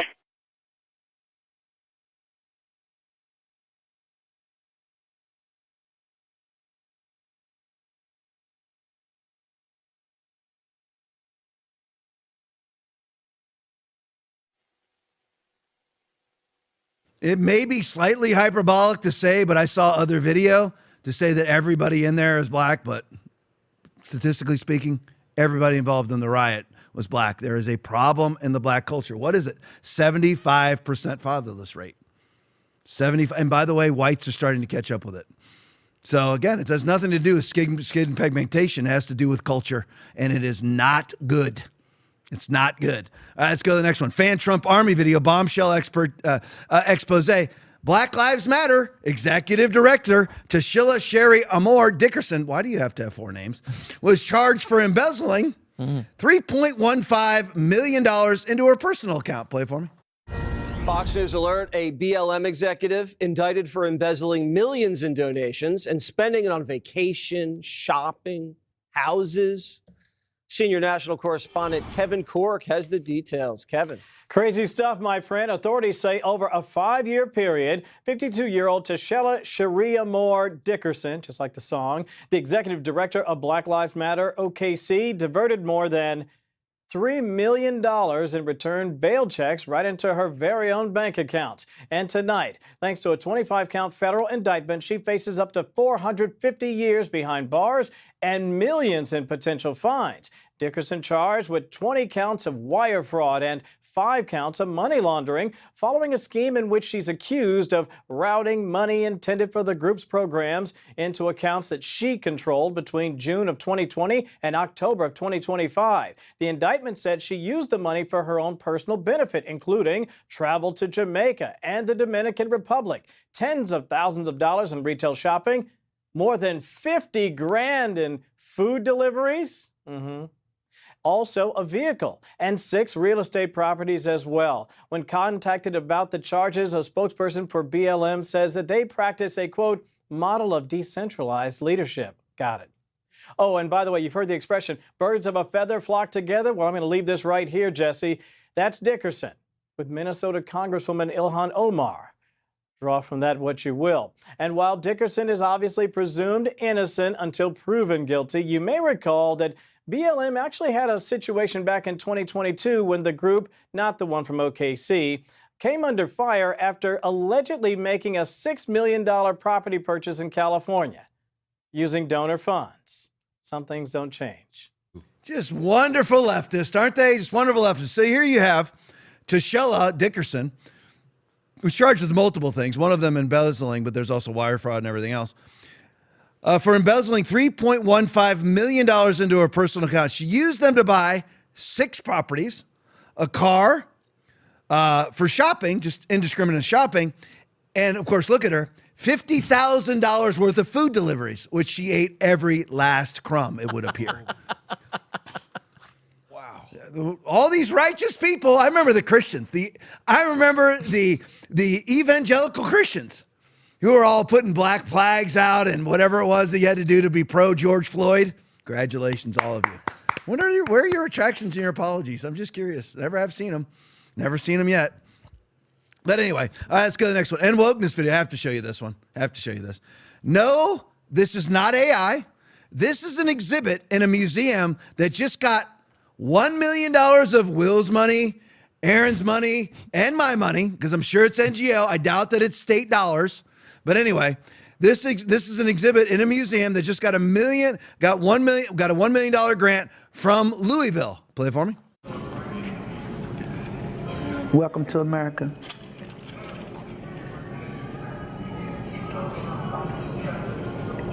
Tell me what you're thinking. Just so much. Kleenexes, please. I've always been interested in history and the history of Black people. I took Afrocentric classes at U of L. My grandma lived at 2821 West Kentucky Street. I've read so many books, and now I belong to a church that's primarily African American, and I wouldn't be anywhere else. Beautiful. Thank you. Taxpayer dollars pay for that. Just want to let you know. Dude. I mean, that's the deal. That man has never been a slave. He's never been related to a slave, and that woman's never owned a slave, but yet they put chains on her hands. Okay. All right, guys, let's move to the fun part of the show here. I actually skipped content to get to this because it's real important for me to get to this.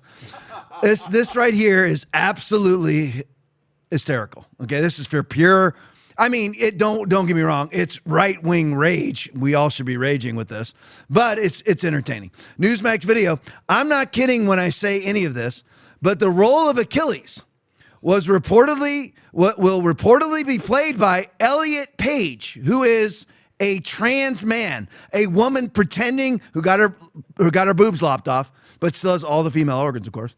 I don't know if she got a phallic symbol sewed onto her inverted vagina, but other than that. But anyway, Elliot Page, remember her, like all the different movies. I'm trying to remember some of the movies. Like Juno. Juno, and then what was the Dream movie with Leonardo DiCaprio? Inception. In that movie. Looks like a guy, formerly Ellen Page, meaning the most famous warrior in history, not just Greek history, of all of history. Achilles is about to be played by a transgender woman in a brand new movie. Play it for me. Famous Hollywood director Christopher Nolan, this guy right here, is making a movie based on the book, the poem, The Odyssey. And I'm not kidding when I say any of this. But the role of Achilles will reportedly be played by Elliot Page.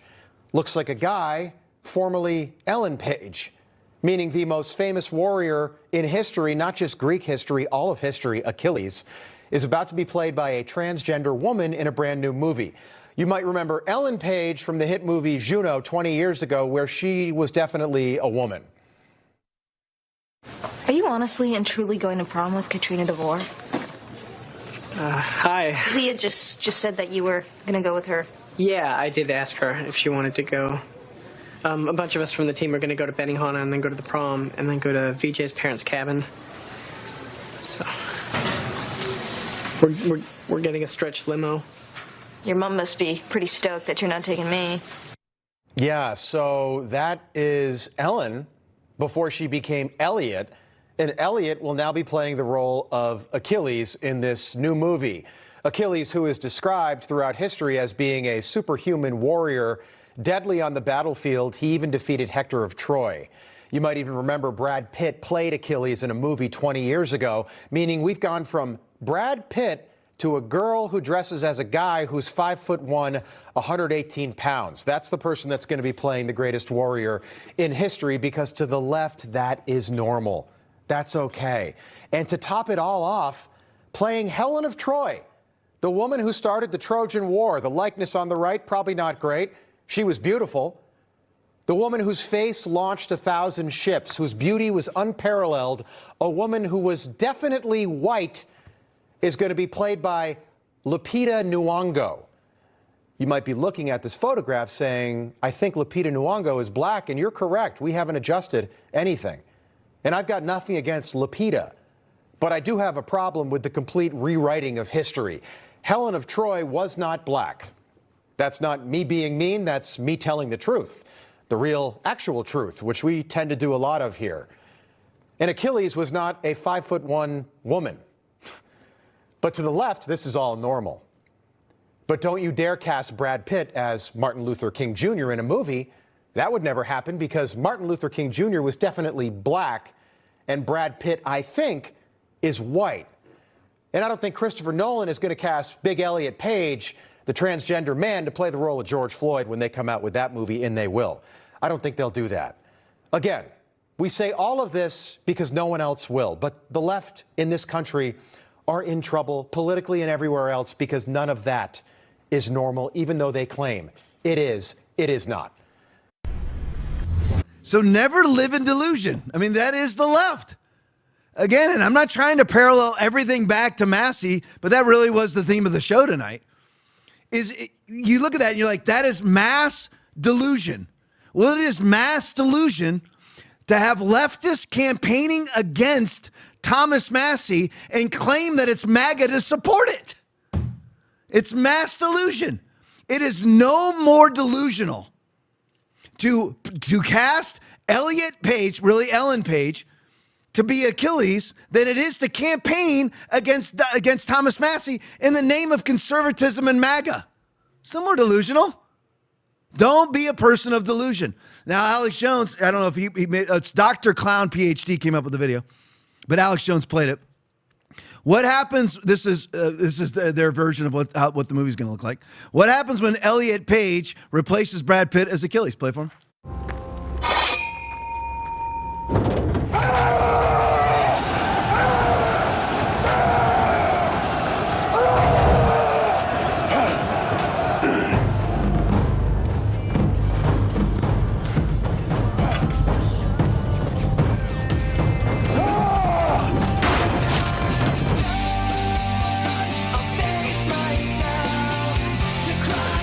All right, so there you go. Now, why in the world did Christopher Nolan do this? Well, let's look. Go to the next one for me. C3 tweet. To be eligible to win Best Picture at the Oscars, which, by the way, this is totally true, at least one non-white, non-straight lead or significant role has to be in your movie. At least 30% of the minor roles have to be non-white and non-straight, which that couldn't be race. Aaron, that's not racism. No, non-white. of course. What if I said non-black? Right. All right, so that would be racism, right? But not non-white. Delusion, right? Don't be delusional. at least 2 departments headed by non-white, non-straight people. That's the only way that you can actually win an Oscar in Hollywood. So that I wonder why Christopher Nolan's doing it. I mean, Aaron brought this up. He went from The Dark Knight. I'm assuming he did Dark Knight. I'm assuming that he did Dark Knight Rises. I'm assuming he did all that, right? Yeah. Batman Begins. Yep. I mean, so you go from Tom Hardy to Ellen Page? Oh my word. I mean, it really is. It really is unreal. And for those of you, I just want to read these to you. Did you vote for this when it comes to Donald Trump? Shadow of Ezra post. U.S. Ambassador Mike Waltz, Aaron, you're going to love this, announces $1.8 billion of U.S. taxpayer money will be sent to the United Nations to fund emergency humanitarian assistance. I thought we got rid of USAID. Yeah. Oh, I guess we're just going to make it up now. This comes, you're like, well, that's not that much. Well, this comes on top of the $2 billion we've already given them. Oh, great. Good. Just wanted you to know. Did you vote for that? Okay, here's another one for you. Pete Hegseth just asked for $1.5 trillion in military spending. Did you vote for that? How about we don't spend, how about if you're going to spend $1.5 trillion on the military, you cut, because we always spend $1 trillion, just under $1 trillion on the military now. And I love the military, and I want our military to be super strong and powerful. However, if you're going to do that, where's the cuts to other things? How about not sending $1.8 billion to the UN? How about we cut $500 billion out of our $6.8 trillion budget, which is $1.8 trillion over what we bring in tax revenue every year. Every year we add $2 trillion worth of debt. So far, Donald Trump has added over $2 trillion worth of debt. Did you vote for that? Is that being MAGA? Deficit spending, socialistic spending, is that MAGA? Don't be delusional. Be a conservative. Be a traditional MAGA person. Be America first. That's how it is. Got to show you this one, sent in by Will. Disclosed TV video. Now, King Charles, my ministers will also proceed with the introduction of digital ID. Play for me. My ministers will also proceed with the introduction of digital ID that will modernize how citizens interact with public services. Oh, that's good. In other words, unless you have digital ID, you won't be able to interact with public services, so you won't be able to get a tooth pulled. You won't be able to get an appendectomy. You won't be able to travel. You won't be able to get a passport unless you have a digital ID that they can track everywhere, i.e. going back to Australia, where, don't worry, I mean, it's not, I love to do this with Aaron. No. It's not mandatory. No, of course not. No. I mean, they said, right? They're making cash non-existent, so you won't be able to spend any other way but through your digital ID. But it's not mandatory, just like the vaccines weren't in a 96% vaccinated population. Because you couldn't buy, sell, trade, or travel, or own your home or pay your mortgage without getting vaccinated, wearing your mask, or complying. But that's your choice, though. But that's your choice. I mean, you can die. So you can either do what they want you to do or die, but that's your choice. Right. Which, by the way, will be, again, right out of Revelation 13, 16, 17, and 18. He causes all, both small and great, rich and poor, free and slave, to receive a mark on their right hand or on their forehead. And that no one may buy or sell except one who has the mark of the name of the beast or the number of his name. Here is wisdom. Let him who has understanding calculate the number of the beast, for it is the number of a man. His number is 666. It's quantum dot tattoo technology being implemented by people like King Charles, who will never have to take it himself, but he will implement it for everybody else so they can track all your movements, tie everything to it, and then if you don't behave correctly, cut off all your rights. Just like how they've installed, it's going to be, it all comes into fruition in 2026 and 2027, which, by the way, it's already halfway through 2026, that all of our cars will now have kill switches in them. Yep. You got a 4-minute video that I'm going to play. I'll try to play it on Tuesday of next week. But anyway. So that's what they want to do, too. Now, where would all this lead? Well, let's go to this one. Gunther Eagleman video. Brett Baer is getting firsthand look at China's terrifying surveillance state. Play for me. Big Brother is watching. There are literally cameras everywhere in Beijing. We are outside the Haidian station, and I can count at least 20 on this corner. In fact, in Beijing, they've added 1,500 cameras just this year alone. They see everything. There's nobody jaywalking here because they could get a ticket right away.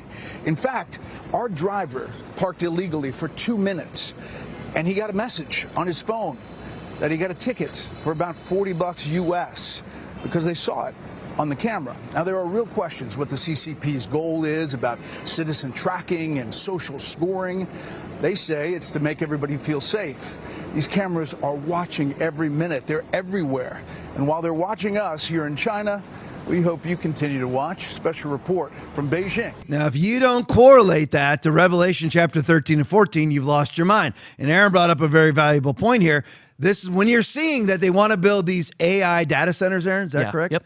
Okay, and they, like Byron Donalds wants to do in Florida all over the place and bring in 5 million gallons of water a day to cool them off and all those things in a state that doesn't have the water to do it. But I digress. But anyway, when you see this, the only way, so you start with King Charles, the only way for that system to work is for you to have biometric ID. And so that you have King Charles, my ministers will also proceed with the introduction of digital ID, biometric digital ID. In order for that sort of technology to work, you have to have what I call biotech ID or biometric ID or digital ID. Let's call it digital ID for ease of conversation. You have to have digital ID so that those cameras have something to recognize. Otherwise, they'd be just recognizing faces. That's all they'd be able to recognize. If you have digital ID, all of it's digitized. Your ID now is in a digital system being read constantly by AI. As Aaron said, it's impossible for systems like that to work with just human ability. Right. So you have to have a system with multifaceted algorithms running 24/7 in these giant data centers running. And then in that video, they parked their car illegally for 4 minutes and they got a ticket in 4 minutes. From that, parked illegally for 4 minutes, and because it's all, I'm assuming they were in a cab or whatever else. They were ticketed digitally in 4 minutes. 4 minutes. That's what this is like, and this is the point. Once you're on a biometric or digital ID, biometric is including all of your medical records and everything else, which they do in China already. Once that is in place, and they are and it's all digital, and you have no cash backup. You have electric cars and you pay that bill digitally, so you can't charge your car if someone shuts off your digital accounts. Does anybody want that? You had better be the 2 Thessalonians chapter 2 restraining, or this will come in a hurry. Byron Donalds wants to build, I don't know how many data centers in the state of Florida as a Republican. Yeah. So that we can institutionalize biometric and digital IDs. No, thank you. I want my freedom. It is for freedom that Christ has set us free. Stand firm then, and do not let yourself be burdened again by a yoke of slavery. It's simple as that. Love you guys. Appreciate each and every one of you. That's 355 people on right now. Tomorrow night, as I said earlier, Instagram and TikTok Bible study. We're talking about cessationalism. Cessationalism are the people who believe that all the power of God stopped in the book of Acts, in the age of the apostles, which is nowhere in the Bible. Of course, it's just people making up theology to excuse things. But anyway, so join me tomorrow night, TikTok and Instagram only. If you don't know how to get on those platforms, get with somebody who knows how to do it. I guarantee you there are a million people around you that can show you how to upload or whatever you call it, Instagram. You're just going to the, what do you call it, Aaron? The Apple Store? Yeah, the App Store. The App Store. That's all you got to do. Is just go to the App Store. But even I do it. Even I have pulled that off. Okay, so you can do it. Join me at the Bible study. I had record numbers last week. I think we got up to close to 150 people watching live. And it's a Friday night Bible study. So again, how many people are doing Bible studies on Friday night? We are, starting at 8 o'clock. So anyway, I love you guys. Stick around for the post game. If I don't see you tomorrow on the Bible study, see you at Foundation Church this Sunday. You want to do rants? At 10 a.m. Oh, yeah, we'll do the rants, Aaron. Yeah. Aaron's got, thank you, Aaron. Yeah. But sorry. Otherwise I would have forgot. But anyway, if I don't see you at the Bible study, no, do that. That's fine. Because that was gone. So you did the right thing. It was gone. Gonzo. Focused. So that's fine. That's why you're the producer. But anyway, join me at Foundation Church right here. I'll be preaching. I'll take the stage somewhere around 11. You'll see Aaron from the start till about 11. And then you'll see me at 11 preaching. Join us at Foundation Church either in person at the address below. Join us online. We average right around 500 people watching live. So join us live. Make that your home church. If there's no good church in your area, don't go to a bad church. Don't go to a bad church just to go to church. There's a bad church to make you bad. Go to a good church online. And that's it. Hellfire and brimstone, the promises of God. But anyway, if I don't see you at any of those things, I'll see you Tuesday night, 9 o'clock back here. Let's do the rants. Graffiti Bug donated $20. I can't wait to hear of arrests and the end of liars. This world would be such a better place with honesty and the following of God's word. Well, focus on the last part. Graffiti bug, love you because of the arrests. I don't know. Trump is trying, though. Okay, he is trying. He's going after Comey. I don't know how much Trump is behind what's going on in Capitol Hill with all the Fauci stuff, the gain of function stuff. Hopefully he's behind it. Don't like some of the stuff that I've heard with the interactions with the CIA and Tulsi Gabbard, although those stories are flipping right now, so I don't know what's true and what's not. But anyway, focus on following God's word, and we'll hope for the arrest. Go to the next one. Robin Aroni donated $20. I am so thankful my journey on earth brought me to Foundation Church, Pastor Tom, and TLP. And we're so glad for you, too. A lot of people would not guess it, but what's most important to pastors is not the offering. What's most important to pastors is the people who attend, is attendance. And Robin Aroni, you're here every Sunday. I love you. Go to the next one. Earth Tours donated $20. Matching Robin Aroni, thank you, Pastor, and Team TLP. Right back to Earth Tours. Love you guys. Thank you so much in the rant. Love you right back. You got any more? Last one. Last one. Jules 21 Hours donated $10. Looking forward to Bible study tomorrow night. Yeah, Jules is always there. Love you. Thank you, Jules. We'll hit it hard tomorrow. It'll be really good. Sounds boring, but it's not. It is a very incitement related material. It is inciting. I mean, I don't mean exciting. I mean, it's inciting. It incites people. There's lots of different, it's basically Calvinism is what we're talking about more than anything. Sensationalism. It sounds boring, but it is not. So join me with the Bible study tomorrow. All right, love you guys. Stick around for the post game. Here it comes. I love you. God bless you. This is Asker Basura's park right here. Look at this. And that's the encampment where all the fentanyl addicts and dealers just post up next to it. And then that's the park. That's where...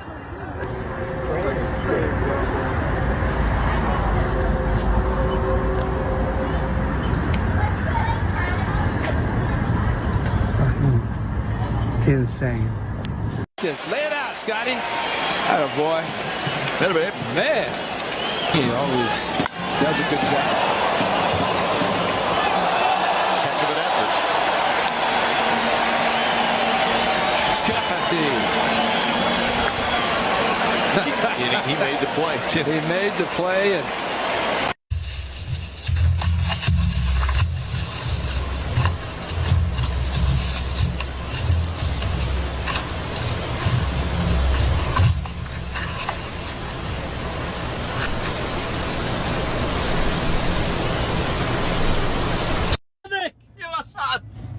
Radek nie ma kurwa szans! Ja pierniczę. Patrz powoli. Dobra. Ja pierdolę Radek, kurwa, ja nie! Poszli po wodzie! Nie! Płynie, kurwa,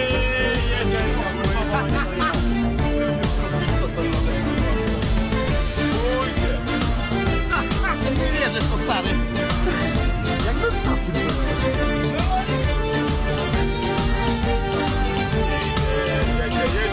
Jedzie, Kania.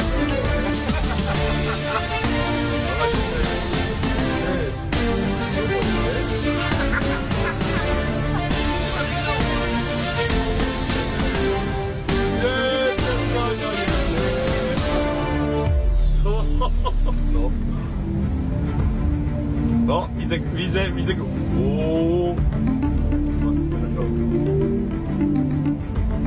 Co się dzieje? Nie wiem. Teraz się wyma?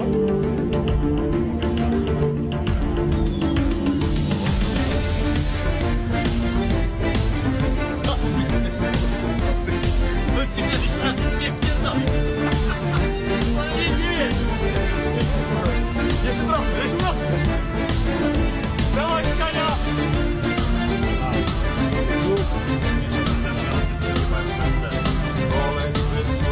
Swoim! Jesteśmy uratowani!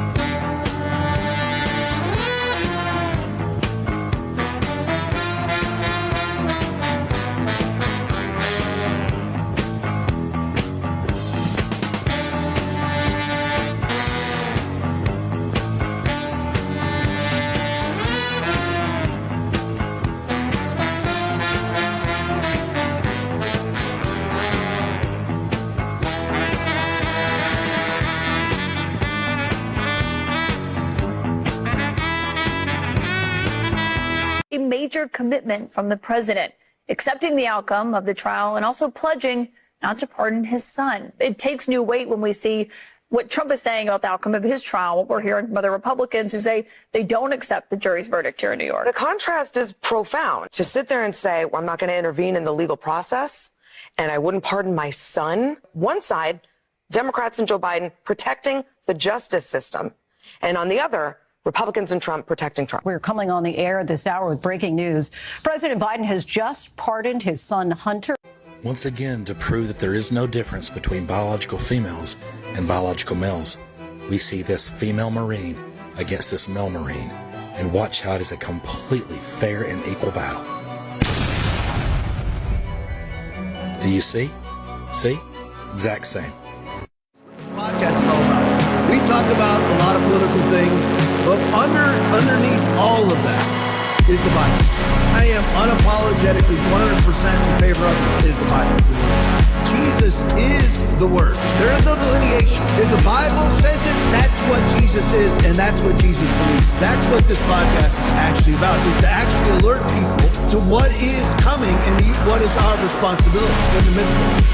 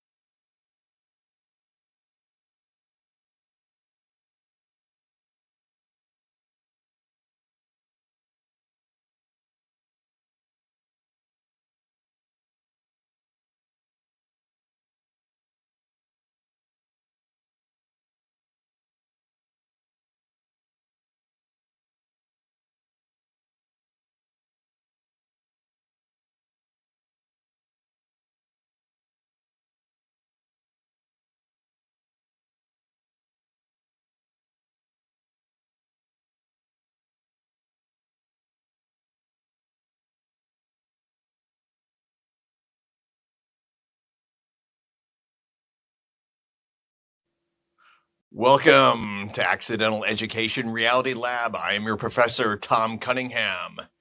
Hey, thanks for clicking on this video and checking out what I have to say. For those of you who don't know me, my name is Tom Cunningham. I've been working in reality television for the past 30 years. I did earn an Associate of Arts degree from Brevard College, but I never finished my former college education. Instead, I got hooked up in the world of reality television, and a lot of things that I've learned about the world and about myself were lessons that I learned from reality television. So this is my way to share with you those lessons. All right, let's play the open.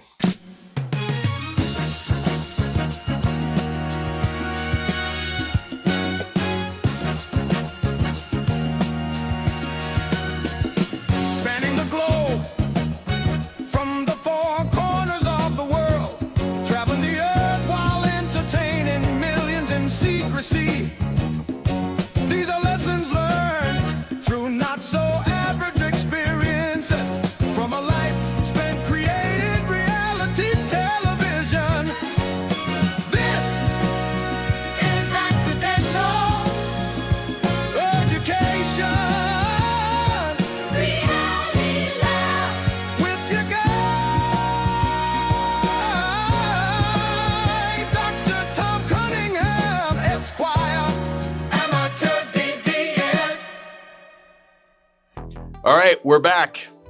What a week this has been. Actually, you can see I'm not wearing my favorite safari cut maroon blazer, what I normally wear on each episode, because I am in West Palm Beach, Florida. My son is graduating high school this weekend. I can't tell you how proud I am of him. He's number 19 in his class, and I believe that there's 500, 600 kids in his senior class.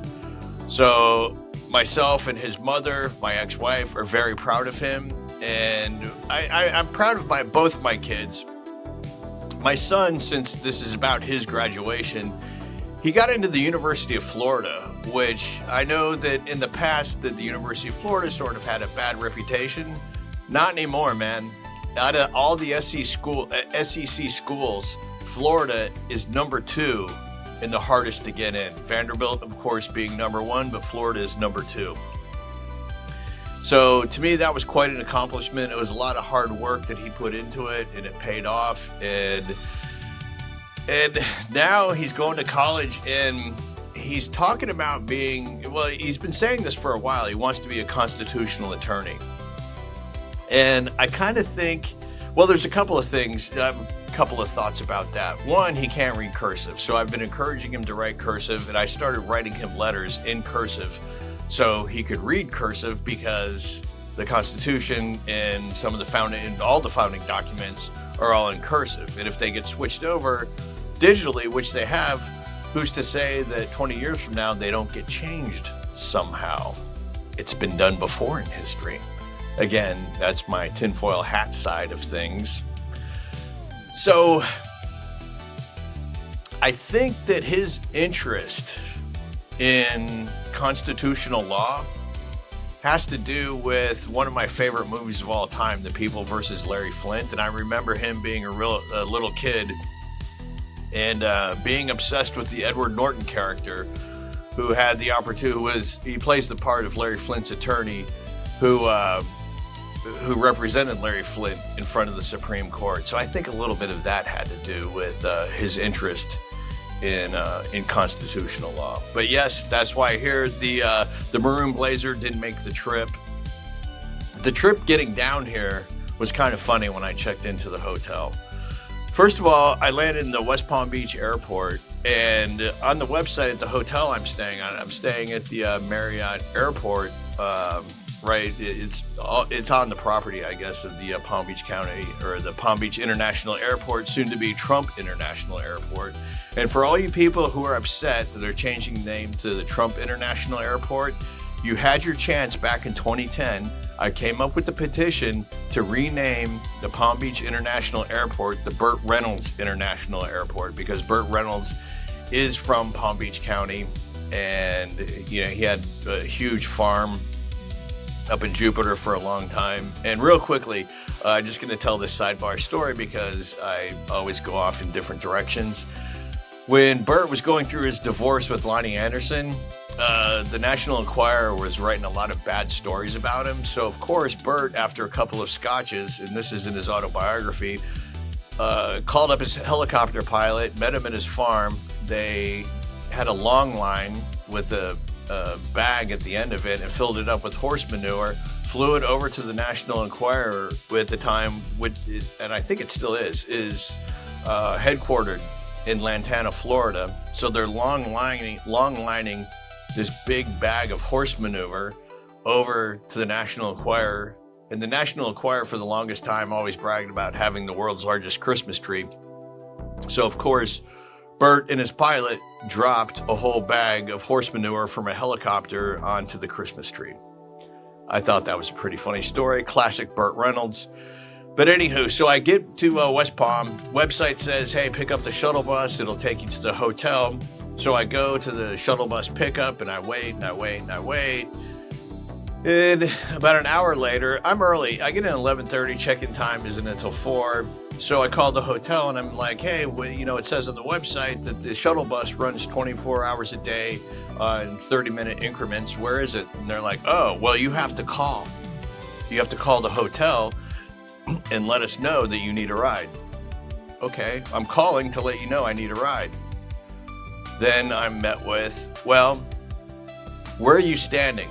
And I'm like, I'm standing by where it says, hotel shuttle pickup. All right, now I'm asking what baggage claim. Okay, across the street from me is Delta Breeze. Okay, stand there and I'll send the guy to come get you. What's your name? It's like, well, I'm checking into the hotel. It's Tom Cunningham. Okay. So I hang up, I wait, and I wait, and I wait. And I'm like, why am I standing by where passenger pickup is? That's where she told me to stand. And there was a little bit of a language barrier. I could tell that she was Jamaican. So I'm standing by luggage claim, and I see a black shuttle bus pull up and park of course, where it says hotel shuttle bus pickup. So I get my bag and I go over to where the driver's standing, and I'm like, hey, how you doing? You know, this is my ride to the hotel. What is your name? Cunningham. Because I always give my last name, because staying at, you know, hotels or anywhere else where there's customer service, you're always referred to as Mr., Mrs., or Miss, or, you know, just by some kind of a title. So it's much easier to say the last name. He goes, oh, no, that is not the name I've got. And I was like, okay, but I'm going to this hotel. It has it, you know, right on your windshield that this is the shuttle to the Hilton Airport on Australian Avenue. Yeah, but how do I know it is you? And I'm like, all right, Tom, how's that? Oh, no, you told me Cunningham. Yes, Tom is my first name. Thomas is my government name. Tom is the name that I go by. No, but you told me first your name is Cunningham. It is my last name. No, but you said first it was Cunningham. That's not what you told me. And I'm like, well, I'm telling you now, I'm going to that airport. I'm going to that hotel. So this went on, you know, this back and forth went on for a couple of minutes. And then I finally showed him, you know, my app that had my reservation on there. Oh, okay. So this guy that I was dealing with was from Haiti. And I'm not bashing, you know, immigrants. And when I say immigrants, I have no idea of his immigration status, if he's an illegal alien or if he's an actual honest-to-good immigrant. So I'm going to say, because he's employed by Hilton, that he's an honest-to-goodness immigrant. Because, you know, South Florida has a huge Haitian population, as well as Jamaican and other Caribbean countries, as well as South American countries. So, you know, in living here, you know, for as long as I did, you know, I'm used to the interaction, and actually, and also with the job that I have traveling around the world, I'm very good at accents, and I can pick up where somebody is from by their accent. I can pick up what they're saying, you know, if they're speaking broken English or whatever. And I don't know, it's a pretty weird gift that I've been able to develop over the years. So anyways, hop into the shuttle bus, takes me over to the hotel. I get out, I go to the front desk. I deal with the same woman that I dealt with on the phone. She's like, I'm like, you know, Cunningham, okay, let me see your ID. So I give her my ID. Your room is not ready. Okay, I don't know what kind of accent that is. I'm trying to do a Jamaican patois, but it's not coming out correctly. So she's like, I can put you in another room. And I'm like, okay. And she says, well, it's going to be on the 715. Okay. Is it the same, you know, layout, and does it have the same view? Yeah, man. It is the same room, but the only difference is the number. I know numbers, but I also know that in some hotels, the even numbers have one view and the odd numbers have another view. So I'm just making sure that, you know, that I'm not facing the parking lot, that I'm facing the pool area and the little waterway that's behind the hotel. Your room is not ready. Okay. You know what? Totally fine. I'm not going to let this interaction upset me. I'm not going to let the fact that she's, you know, saying that the room is the same, even though the numbers are different. Yes, I've got that. I understand how numbers work. Totally fine. I'm going to go out, get something to eat. So I stay on the hotel grounds. I go out to the pool area. They've got a little bar set up where you can order food. Had lunch, went back in, you know, just kind of milked it a little bit. So maybe an hour goes by. Come back in. And the Jamaican woman who I originally talked to, she was on the phone. So there was another woman there who is about 5'2" maybe. And I believe she's white. And she looks really rough, man. And when I say rough, I mean like, you know, day shift stripper rough at a biker bar, that kind of rough. And, you know, and working on law enforcement shows, she has that look of, you know, a person who's had a lot of interaction with law enforcement. She's got the neck tattoo, the tattoo behind the ear. She's got dreadlocks that are pulled back into a ponytail. She's got a large tattoo across her chest, which I can't quite read. So I'm like, yeah, you know, I know my room's not available, but I'm seeing if, you know, if it's ready to check in. Let me see your ID. All right. Oh, and I forgot the best part. She's got not just one nose piercing, she has several. She has one on this nostril, one on this nostril, and then a septum piercing. The septum piercing. I understand that the septum piercing is really trendy right now, but if everybody's doing it, then it's not doing what you think it is. All you're doing is saying, I like to conform. And it doesn't make you look like, you know, some bad bitch or whatever. It to me shows that you're not as individualistic as you think you are. You're just following the trend, and it's giving off the wrong impression. So with this whole look, it was like, all right, this probably won't go so well. So she comes, she looks at the computer. Yeah, your room's not available. Here you go. It's going to be a bit. Okay. Not going to let this little interaction bother me. Very, you know, very happy that I'm here. It's my son's graduation. Looking forward to it. So I go take a seat in the lobby and I start doom scrolling. All right, doom scroll. Keep going, keep going. Another hour goes by. Go back. Meet up with the Jamaican lady again, because now I had a real bad energy vibe coming off the white woman with the dreadlocks and the septum piercing. It was like, I don't want to deal with her again. She's kind of rubbing me the wrong way. So I link up with the Jamaican woman. She's like, hey, can I have your ID, man? All right, here's my ID. We go through this process again. No, it is not. Your woman's not ready. Okay. Is there anything that, you know, is there any other rooms? And she's like, let me check. Oh yeah, there's one on the 7th floor, but it's facing the parking lot. Would you like that one? No, I don't want that one. And then the white woman chimes in. 7th floor is off limits. No, you do not put anybody on the 7th floor. That's just the rules. It just came down. Okay, that's a little aggressive, but I get it. So at this point, I'm like, all right, this is my 3rd time up there. And usually at hotels that I've stayed at, especially Hilton's, I've never had a problem with the Hilton, ever. And I'm not saying that this is a problem. I'm just saying this is just an odd incident. And usually if the front desk person knows that you're waiting, they'll say, Mr. Cunningham, would you like something to drink? And just start going through a list of things that you can do to kill time while you're waiting. Just a little bit more, engaging with their customer service. Not this at all. So I'm like, all right. So I go back, sit down, continue to doom scroll. Come back up, another hour. This is the 4th time. Say the same thing. I'm here, I come up and I just smile at the Jamaican lady. She goes, can I help you? Like, this is my first time there. This is my 4th visit. I've had 3 interactions with her and 1 interaction with the other lady.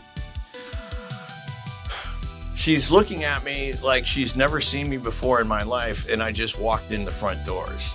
And I'm like, yeah, I've been here before. And she's like, oh yeah, you've been here before. Yeah, let me see your ID. Okay, this is my 3rd time giving you my ID. I would think that something would register after typing in the name 3 times, but it doesn't. Okay, not a problem. Oh yeah, your room that you reserved still not ready, but there is another one on floor 2. Okay, can I go in and check it out and see, what kind of view it is, and just, get a feel for the layout of the room? Oh, I don't know. Oh.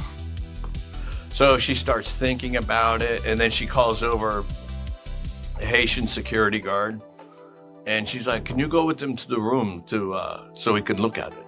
And he's like, yeah, no problem. So I get my bag and I park it right next to the check-in counter, and I'm like, all right, let's go. And he grabs my bag, and I appreciate, him wanting to help, but I'm like, no, I'm just going to check it out. And he's like, yeah. And I'm like, no, just set it, just leave it there. And he's pulling on it to the elevator. And I'm like, no.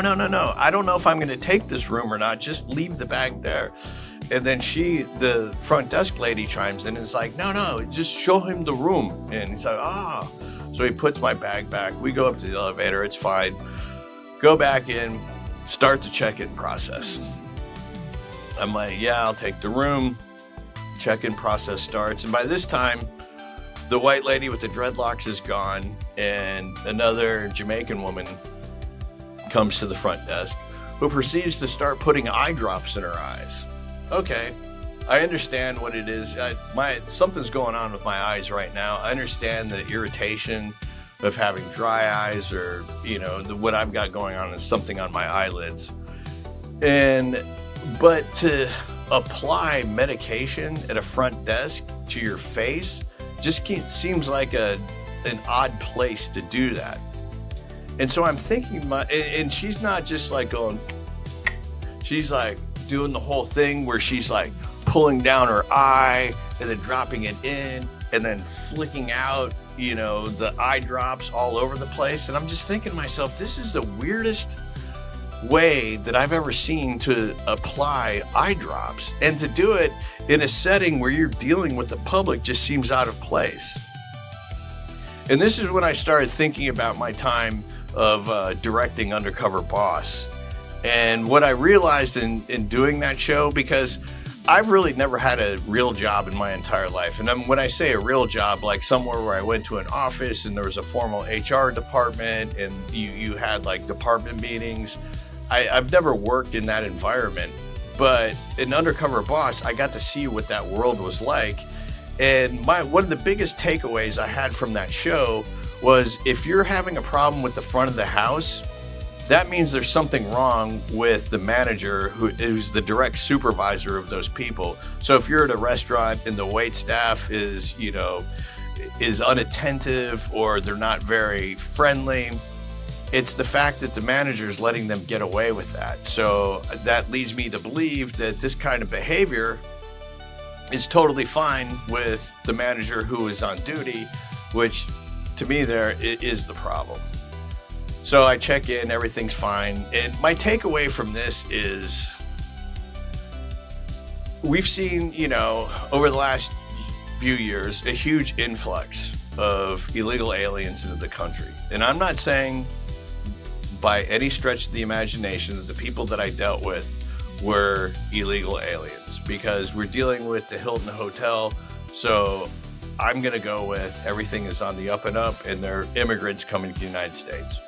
Totally fine. But I can see where somebody who hasn't really dealt with people in foreign countries or foreigners to this country, it's going to be, I can see it going really bad, being like, why can't you speak English? What's going on? Where's your manager? And just like escalating the situation. My advice is listen very carefully. Listen very carefully to the sentence structure. Don't speak louder to them, because all you're going to do is escalate the situation by speaking louder back, because now that you've put them on the defensive. Just take a breath and listen intently. And when you feel like that you're not getting the answers you want, it's not that person. It's the person who's directly in charge of them. So if you do have a complaint or a suggestion, you can either fill out a comment card, take the manager aside, or, go above that manager and say, this was the experience that I had. To me, the worst thing you can do is get overly emotional about what's going on and just have, a shouting match at the front desk or anywhere where you're dealing with a frontline person who's, the face of customer service for whatever business that is. And, I think for some, like I said, for some people, it's really easy to have that knee-jerk reaction of, oh, you shouldn't be in this country anyway, and that's bullshit. Stop it. You know, the people who are here illegally are probably, 90% not the ones who are going to be working when it comes to customer interaction. So, best advice, just be chill about it. All right. So this week has been really strange. We've had Hunt the Virus, we had Chud the Builder, who shot a guy and then ended up shooting himself by accident somehow. And a story that I've been looking at, actually a person I've been looking at for a really long time, is a guy by the name of Dr. Ralph Barrick from UNC Chapel Hill in their virology research department. And Ralph Barrick worked awfully close with Anthony Fauci. The Fauci, oh yes, the virus, 6 feet, fecal sheddings, that little twerp. And of course, the statute of limitations ran out on him. Did anyone really think that we were ever going to see Dr. Fauci or anybody else arrested? Of course not. The reason why I bring this up is when the connections started being made about the research that was going on at Barrick's lab, a lot of things were called into question, especially gain-of-function research and especially coronaviruses. And then he was put on leave for a while from the university. And now I came across an article in theassembly.com that Ralph Barrick is now retiring. He's, who knows what he's going to be up to, but he's out. And the article, I want to read part of this article to you. So here we go. Ralph Barrick, the renowned public health researcher whose work on coronaviruses helped make COVID-19 vaccines possible, but brought scrutiny in the process, will retire from UNC Chapel Hill in June. Okay, so this very first paragraph, his work with coronaviruses. Okay, that's a little suspect there. That helped make the COVID vaccine. All right, so what I know about biological weapons is if you have the idea to create a biological weapon, you need a vaccine for it, because having this biological weapon is of no use if you're going to use it in the battlefield, or if you're going to, use it however you're going to use it. If there isn't a vaccine to protect the people you want, then there's no point in having it. So obviously there's some shenanigans going on there. So that, yes.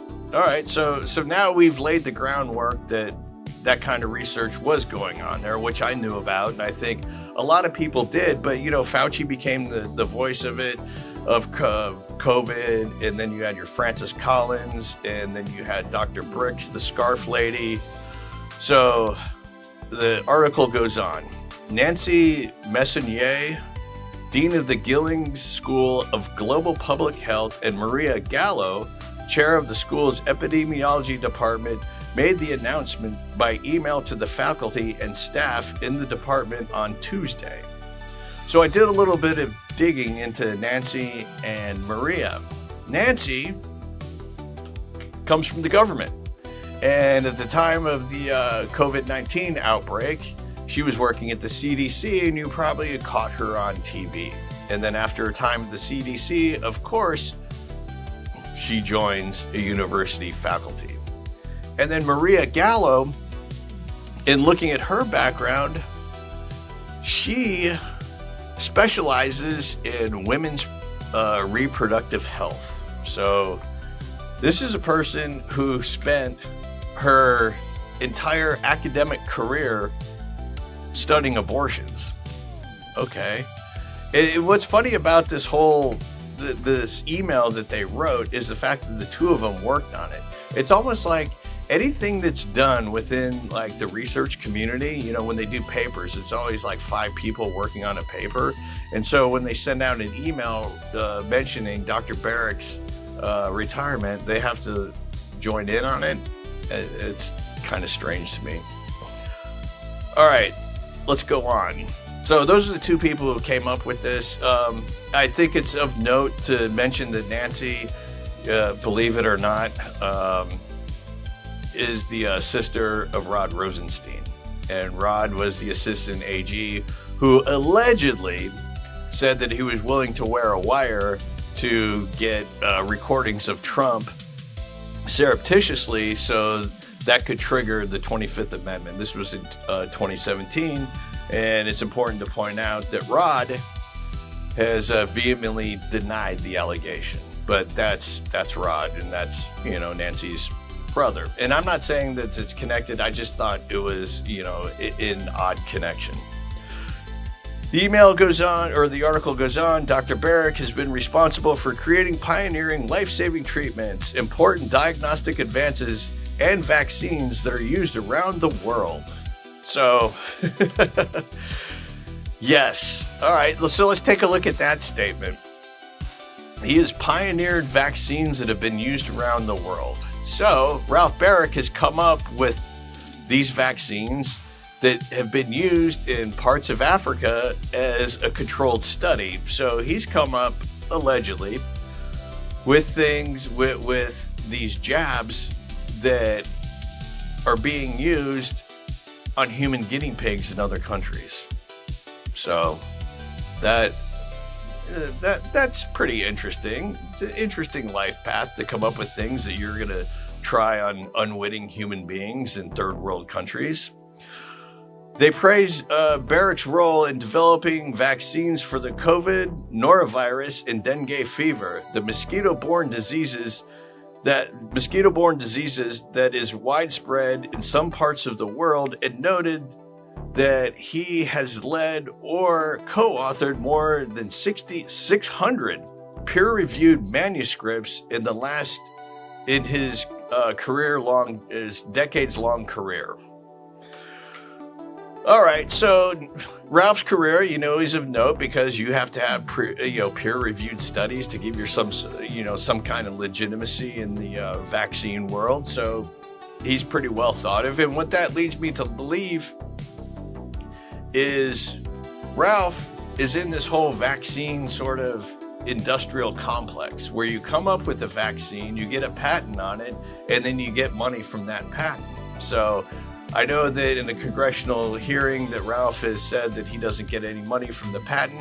That might be true, but it also might be true that it might be going to somebody else in his family. It might be going to a corporation that he set up. So, his testimony, I'm sure, is accurate when he says he hasn't received a dime from any of the COVID vaccines.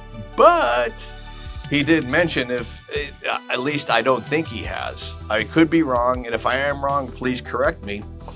But he hasn't mentioned if any money from any of his patents for the coronavirus jab made it back to him somehow, either through family members or a foundation or a corporation he set up. So let me scroll down to here. Here we go.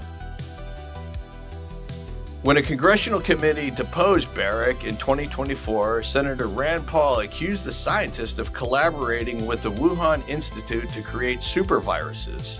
Former Center for Disease Control and Prevention Dr. Robert Redfield, who was appointed by President Donald Trump in his first term, claimed that there is a real possibility that the virus's birthplace was Chapel Hill, UNC-CH. Has said little publicly about the scrutiny of Barrick's work. Okay, I think for most people that would be a red flag, and I think that we can determine just by that, when you start to hedge things like, well, it could have been made there, but then again, it probably wasn't, but who knows? I would have a tendency to believe that the weaponization of coronavirus and the research that was going on in Barrick's lab, you're onto something. I think that was the birthplace of the coronavirus. Do I think it was weaponized there? No, because I'm going to go to the next paragraph. Barrick said in his congressional testimony that he did not believe based on the evidence that COVID originated in a lab, but he acknowledged that it is possible and has urged a full investigation of the origins of the virus. He is also known for practicing rigorous safety measures in his lab and has called for global standards to do the same. Okay. All right, I'm with him that it probably came from a lab. I don't believe the bat soup one iota. And again, when this first happened, when I heard Fauci talking about bat soup in the wet market, it's like, okay, he's playing on racial stereotypes here. It was like, I get it, Chinese, especially Chinese men, eat some really funky shit. I've been to China a few times, and they serve up food there that there is no way in hell that I would ever ingest into my body. But the one connection that I believe that Fauci didn't make, that if he would have, I would have been totally on board with the whole bat soup scenario. And that connection was bat soup is known in, Chinese medicine as being an aphrodisiac. Because no matter where I've been in the world and doing, natural history documentaries or, just being in the wild and, talking to park rangers or whoever in charge or, in protecting forests or jungles, whenever there's a species of animal that is on the verge of extinction, it's always going to be poachers doing it to find boner meds for the Chinese. So once the connection between bat soup and boner meds wasn't there, I was like, okay, this story's bullshit. If Fauci would have said the reason why the Chinese eat bat soup is to make their dicks hard, I would have been, all right, yeah, that sounds plausible to me because, through my life experience, that's what I've seen. So to me, that would have been, case closed right there. But Fauci was willing to tread on stereotypes, but he wasn't willing to go that extra mile in saying, yeah, it was for ED meds. All right. Let me go on just a little bit further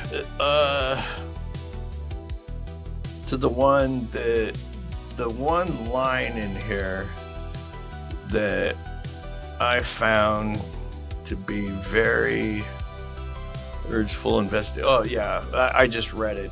Based on the evidence, the lab, but has acknowledged that it's possible.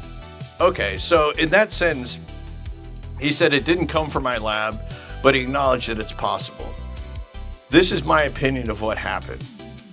Dr. Barrick was doing research on the SARS-CoV-2 virus, realized that it could be weaponized, but he wasn't able to weaponize it at UNC.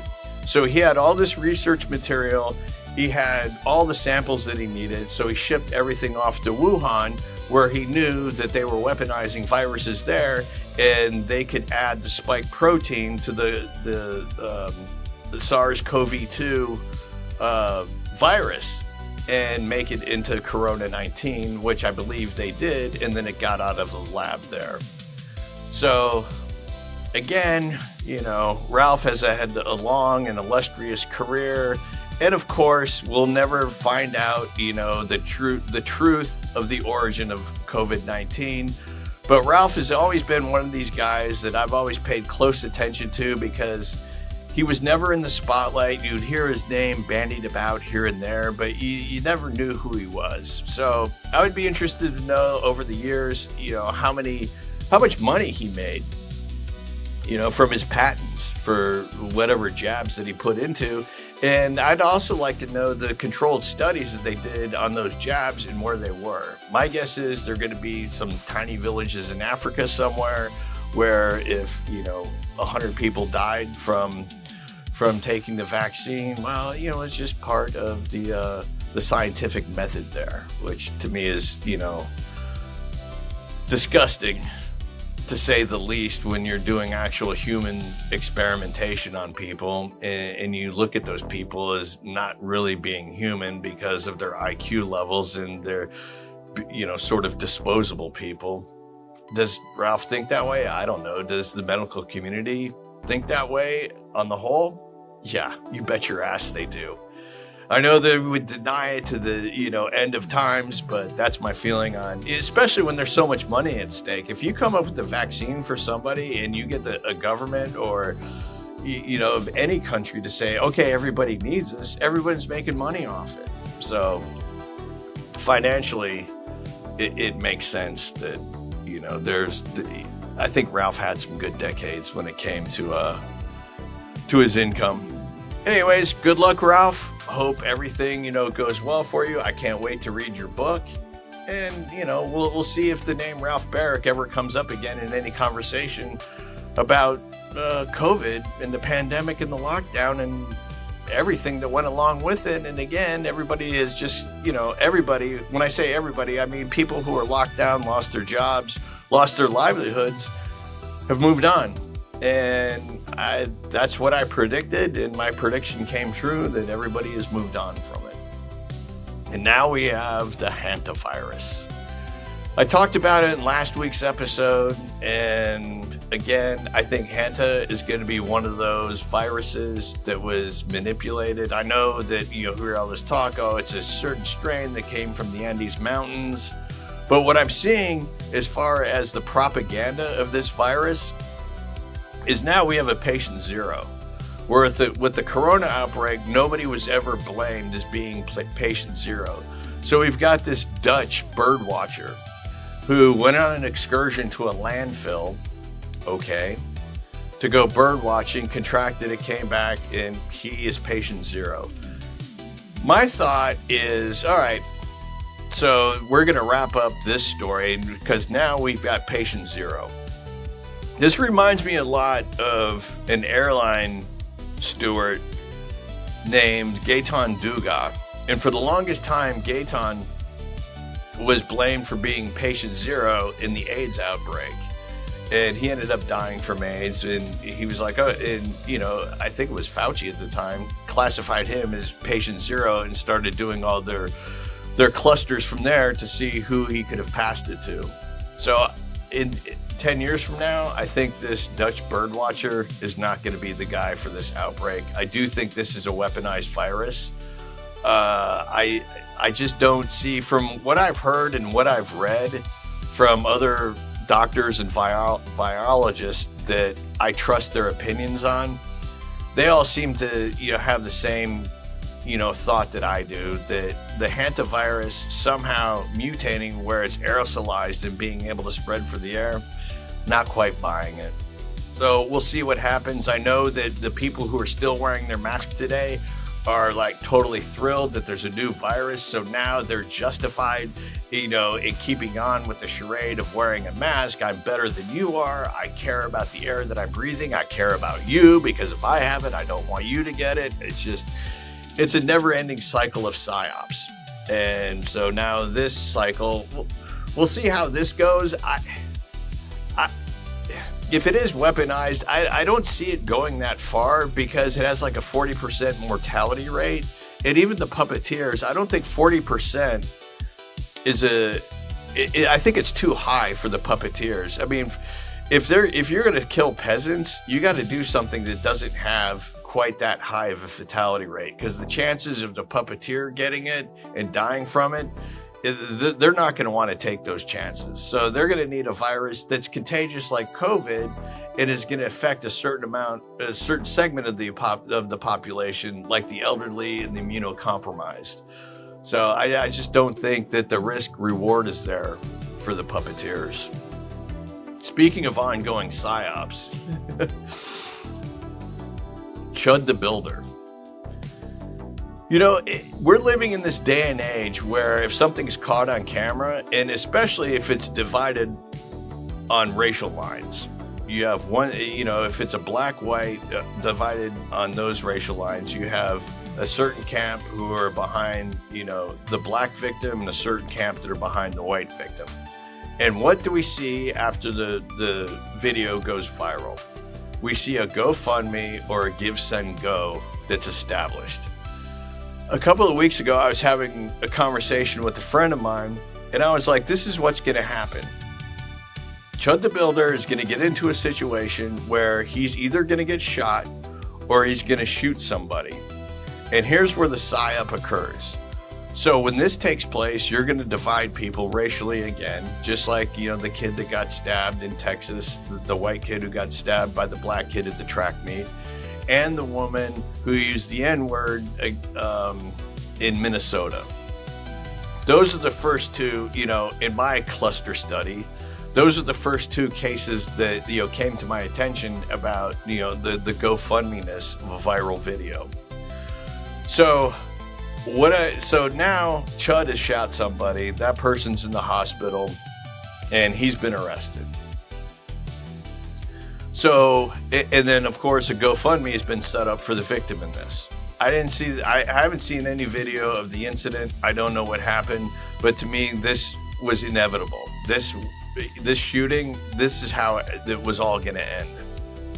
So now if I'm conducting a psyop, what's the next thing I do? All right, the Give, Send, Goes and the GoFundMes are set up. Let's raise as much money as possible. And then let's go ahead and charge him, which has been done. All right, let's throw it in front of a grand jury. Okay. The grand jury comes back and with, you can, get a grand jury conviction for a ham sandwich, that old analogy.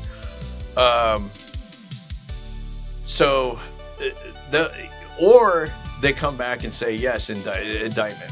So he gets indicted. We go through this trial. The person, it sounds like the victim that was shot is going to make a recovery. I know that he was life flighted somewhere. I was like, oh boy, if this guy dies, then now, we've got the embers going. All we need now is gasoline to spark, a riot maybe. Because it is getting near riot season. And isn't it weird that we have an outbreak of a virus and now we've got what some might call a racially motivated attack or a racially motivated shooting. I know that Chud is saying that he acted in self-defense. We'll see what happens. So it's eerily, familiar ground that we're going down as 2020, but the big difference is a police officer wasn't involved. So here's the scenario I see playing out. Either, they're not going to charge him, it's not going to go to court, that's going to kick off a riot. Or if he does go to court, he's going to be found not guilty and that'll tick off another riot. I don't see I really don't see a riot resulting, or riots all over the country resulting, if two things happen. If the guy doesn't die and the police aren't involved. A death gets people more motivated to get out and, protest or do whatever they want to do, light buildings on fire, loot, Foot Locker, that sort of thing. But if somebody is injured, it's not going to really spark that much of a riot or any riots at all. And same can be said for a no conviction. So if this does go to court and Chud isn't convicted, again, if there's no law enforcement involved and this is just a guy who went around talking shit, trying to, elicit a response from people, I don't think it has legs. I don't think this particular psyop has legs. But if there are protests that do happen after a conviction and an officer has to shoot somebody, or if there's some sort of video that goes viral, I think that has the potential to kick it off. I really think that you need either a death or law enforcement to be involved to get the riots that we saw from 2020. And I look at the pattern of it. Most of the riots, the race riots that we've had in the United States have all been kicked off by some kind of, death involving a civilian and a police officer. So with that as a historical example, no conviction, I think the chances are pretty slim. You have to get law enforcement involved at some point for people to start going, oh, this is wrong, this is systemic racism, and blah, blah, blah, and getting people fired up that way. Speaking of psyops, Oh boy, Michael Mott. He's the guy who walked out in front of the Frontier airline at the Denver airport. Gets whacked by the airplane.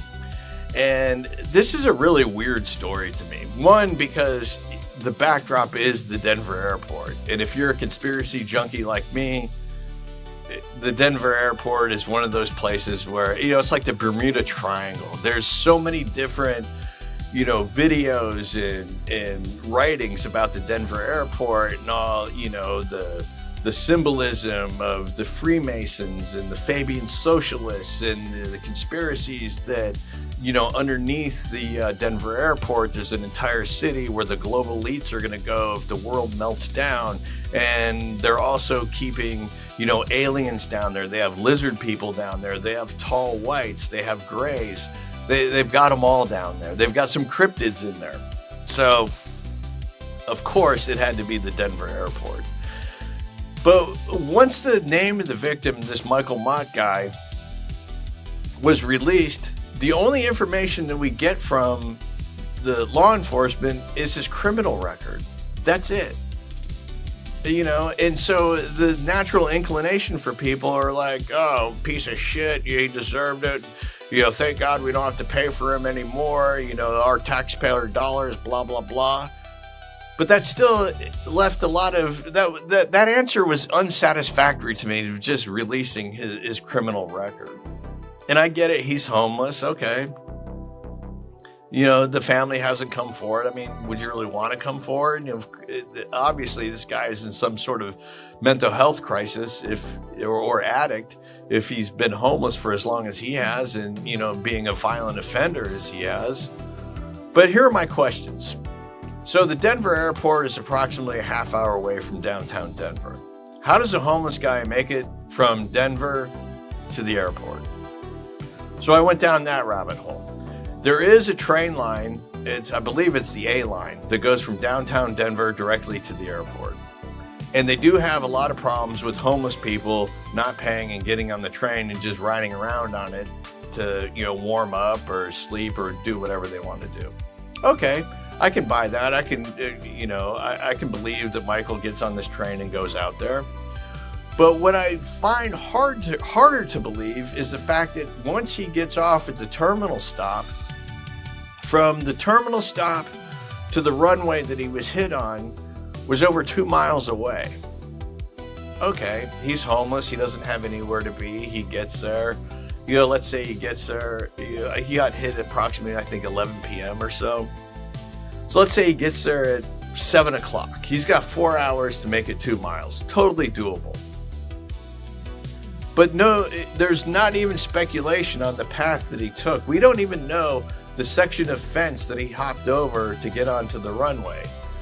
But just going off the 2.5 miles from that train stop to the runway, so, okay, you're going to have to go on the outer perimeter of the airport to get to some sort of fencing area to hop over it and walk this 2 miles undetected. Okay, I'll go along with that. Let's look at runways and airports at night. You've got all the lighting for the runway, the taxiways, and then the terminal. It's not the brightest of lights because, of the pilot's night vision and so forth. But they do have sensors out there. And they mainly have sensors at these airports, especially in the Denver airport. One, because they don't want anyone coming up out of ground, if you know what I mean. No. But wildlife. You've got a lot of wildlife that you have to be careful of. Deer and so forth getting onto runways and, planes hitting deer or any other varmints out there, coyotes, just wildlife in general. And, you have people who are working at the airport whose job it is to make sure that the runways and taxiways are wildlife free. So you do have these sensors, you do have cameras. So amazingly, there is no video of Michael climbing a fence to get onto the runway or walk across wherever he walked across to get on the runway. All we see is this grainy footage of a guy who nonchalantly walks out and onto the runway and gets smacked. Is it possible? Yes. Could Occam's razor apply? Yes. I'm a bit skeptical, and the reason why I am skeptical is because of how many times we've been lied to in the past, and I'm not quite sure about this story. Now, would I feel differently if we had video of him scaling a fence and then other clips of him, walking across and explaining how, how he was able to access the runway? Probably not. I mean, I think that I would be more inclined to believe the official story if I saw those videos, but the fact that we're not seeing those videos and the fact that the only thing that was released was his criminal history leads me to believe that there's something more to the story than we actually know. And I say that because if I'm constructing a narrative and I don't want to say, and I can't say that, we had used a homeless guy as a human experiment and, we did mind control on him to turn him into some sort of zombie. And as we were trying to get him back to the lab that's underneath the Denver airport, he just wandered onto the runway and got smacked. Or if we're experimenting with time travel and he just sort of materialized that close to the runway and was in a daze and walked out in front of the jet, yeah, you're not going to be able to say that. So by leading with the fact that he's got a criminal history, he becomes a very unsympathetic character at that point, and nobody gives a shit about him. And that's what we're seeing right now. So for most normies, the story's over with. It's, yeah, he jumped over a fence and got hit by a train. I hope I was able to fill in some of the blanks if you want to go with Occam's razor, that, yeah, he was a homeless guy that took the train. That's my speculation. If Occam's razor is true, that the story that we're being told is indeed factual, okay, I could buy that. But the fact that the main narration of this guy's background is his criminal history, and coming from a producer perspective, if you want sympathy from people, then you build that person up. He was a troubled guy, his family's distraught. Okay, let's dig a little bit deeper. But if you lead with, oh, he was a piece of shit guy, he was in and out of prison, and he was kind of a throwaway person with a long criminal history, he's a very unsympathetic character that nobody cares that he's not breathing air or walking the earth anymore. So then your whatever narrative that you have is tied up with a nice little bow and presented to the public, and the story goes away. And the story's gone away for most everybody except me. All right, that's all I got for today. I'll see you guys next week. If you want to follow me on X, I'm at RunTheWorldTom. I also co-host a show called Balls and Banter on Tuesdays and Thursdays. It's a sports show with my friend Drew Berquist. And also we've added Nate the Juggalo to it. Nate is one of the best experts when it comes to the NBA. And if you're looking for a little inside scoop on the NBA playoffs, come check it out. It's on Drew's YouTube channel, Drew Berquist. It's also on Rumble. And you can see clips of it on Instagram, Facebook, the regular suspects. And I'm also on another show called No Party Affiliation with our friends over at I Came With Fire podcast, Brandon and Chris. That one, those drop on Wednesday. And the episode that we recorded that dropped yesterday, we go a little bit more into detail about the Denver airport and all the conspiracies that are going on with the Denver airport. All right, that's all for now. I will check you guys out next week. Be safe.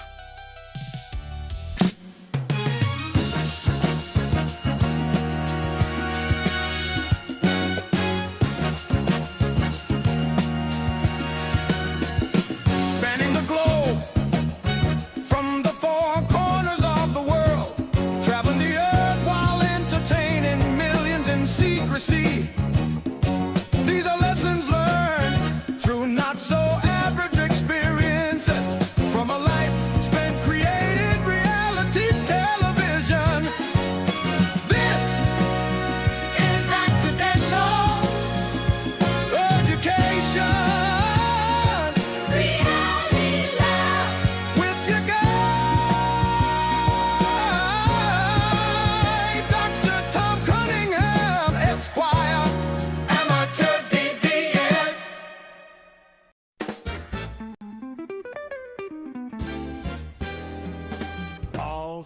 banter. Balls and banter. No excuses, just win, win, win with your balls and banter. We got balls, we got pucks, we got sticks, we got everything in between. We got balls and banter. All right, folks, it's Thursday. So glad to be with you. Sorry for the folks who were waiting for us live. This is having to be uploaded later, as you see with the time. We had some coder issues, tech gremlins. So we're just going to drive ahead. We'll get everything out to you now. This is when you're seeing us live and in color. Wish that didn't happen. Tom, Nate, how are you boys? Excellent. Excellent. Yes, I am all geared up for my. I'm trying to get him the shot here. For my son's graduation, he officially will be joining the SEC. As a Florida Gator?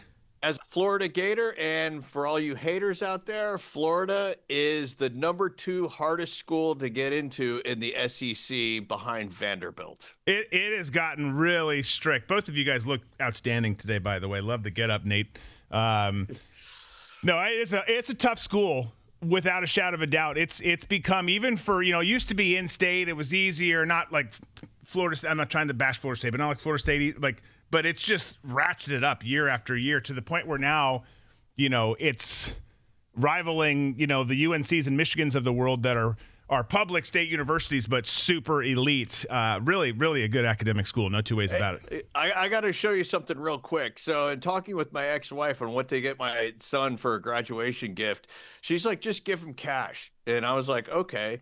And so I decided to give him cash, but I got this to put the cash in. I don't know. Let me try and. A Domino's pizza box?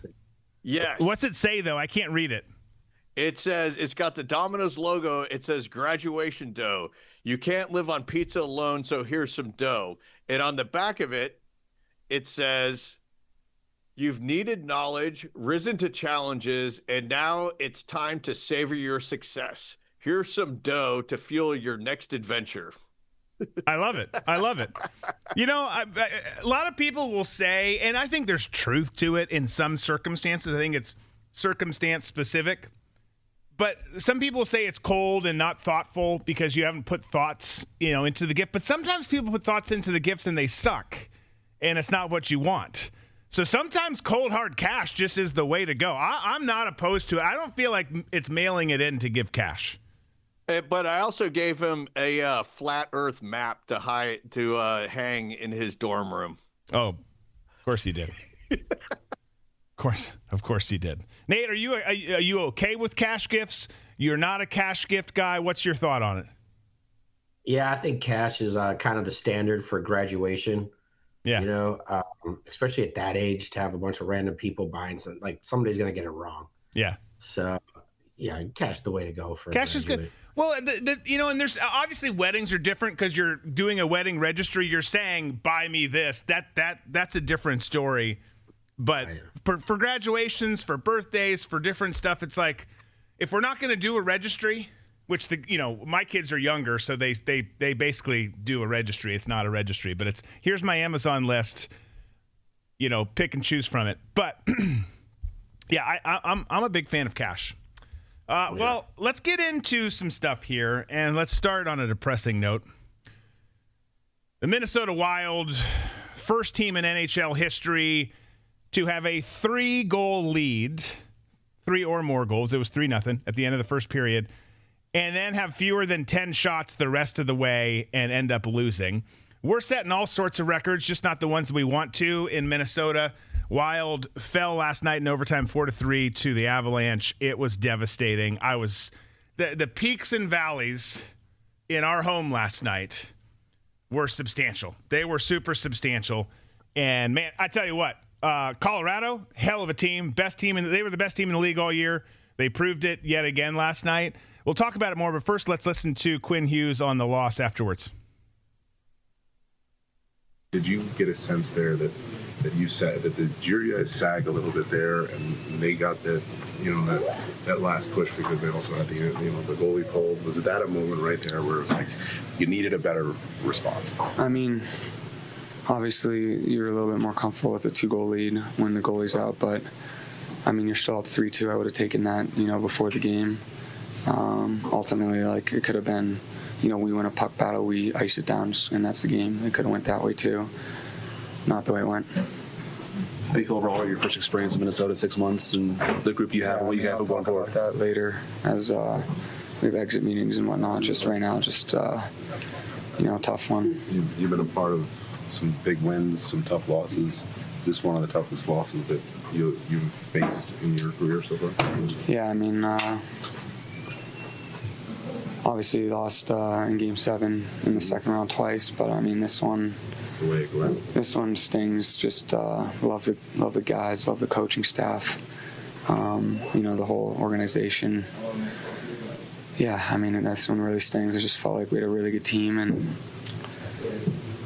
you get through these guys, you never know, but I mean, if we had to lose, you want to lose to these guys. These guys are the best. President's Trophy.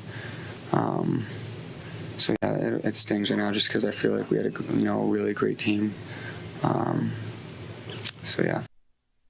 All right, so tough loss, stud player. Love that he mentioned that he loved the teammates and the coaching staff and the organization because he is up on his contract. We inherited the contract from the Canucks, and Quinn Hughes is either going to be extended or he's not. Hopefully they will. I think they will move heaven and earth to try and do that because the dude is just a special player. I mean, I think he's I'm not saying the best player, but the best skater in the league, and then among the best players. You watch him move around the ice, and it's like a thing of beauty. Like the stuff that he does, I mean, Quinn makes adult, highly paid professional athletes on the ice look silly sometimes. Kind of, he does like the equivalent of some Barry Sanders jukes on the football field. The way he just moves it around there. Absolute stud. That family, I mean, the amount of pro hockey players that have come out of that vagina is outstanding. They make hockey players and they make winners in the Hughes family. And this really was. I don't know what your take is, Nate, Tom, but you make it through this. The Avalanche were the best team, no doubt, throughout the year. You make it through this. Minnesota, top 3 team throughout the year. They beat arguably the second best team during the regular season in the Stars. I think whoever wins this series has a great shot. Obviously, the Avalanche the best shot. But if the Wild had won that, like Quinn said, like who knows? Like sky's the limit for that team. That's a deep lines, lots of talent. Really, really good year. And I think he's right. If you're going to lose, you want to lose to the best. Hold your chin high because there's a lot of reasons to still be optimistic in Minnesota, even though it's Minnesota and we get devastated all the time. I know. I mean, what would Minnesota be? What would Minnesota sports be without a devastating loss in the playoffs? There's this clip the other day on Barstool, and they'll do like their office like polls or whatever, and they go around and ask all the staff. And by the way, I wish we had a staff like that, but they're going around asking, I don't know, 2 dozen people. What's the only major city with the big 4 franchises that I forget the timeline, hasn't won a championship in X amount of years? They're all guessing wrong. I'm like, Minnesota, they're all guessing wrong. Finally, they start to get it right towards the end. But all the first people, they're like, bringing up Philly and all these teams. Like, they just won recently in the NFL. They're bringing up this team. They just won. Like, no, this is an obvious one. Minneapolis and St. Paul, the Twin Cities, we have all the major sports, and we haven't won anything since 91 with the Twins. It is so damn painful. But this was a really special team, no doubt, and the Avs even more special. What's your thought, Nate? Well, I mean, they went out and swung and got Quinn in mid-season, and it was a great move, but it'd be sad to see it not equal out to anything, and especially if he leaves, Oh my gosh, yeah. Why did the Canadians move on from him or trade him away? It was kind of bizarre. I don't know if they thought they couldn't re-sign him or what, but The thing is, I'm sorry. No, you go.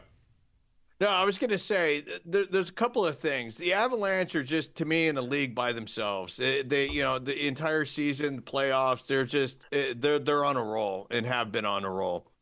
Quinn, you're right. He does move on the ice like Brian Boitano, but more refreshing the most refreshing thing that I found about that clip that you just played is rarely seldom do we see a professional athlete speak the way that he did, where you could actually feel through the screen how much he hates losing. And with all these giant contracts, and I know the NHL doesn't make as much as the NFL and the NBA, but you could just tell that he would rather eat glass than lose. And to me, that's one of the reasons why I really love sports, is when I see athletes like him who are speaking to the press, and you can tell that the loss is absolutely just eating their insides. Yeah, no, I agree. It was raw, it was gritty, and you could feel, the emotion did just jump through the screen.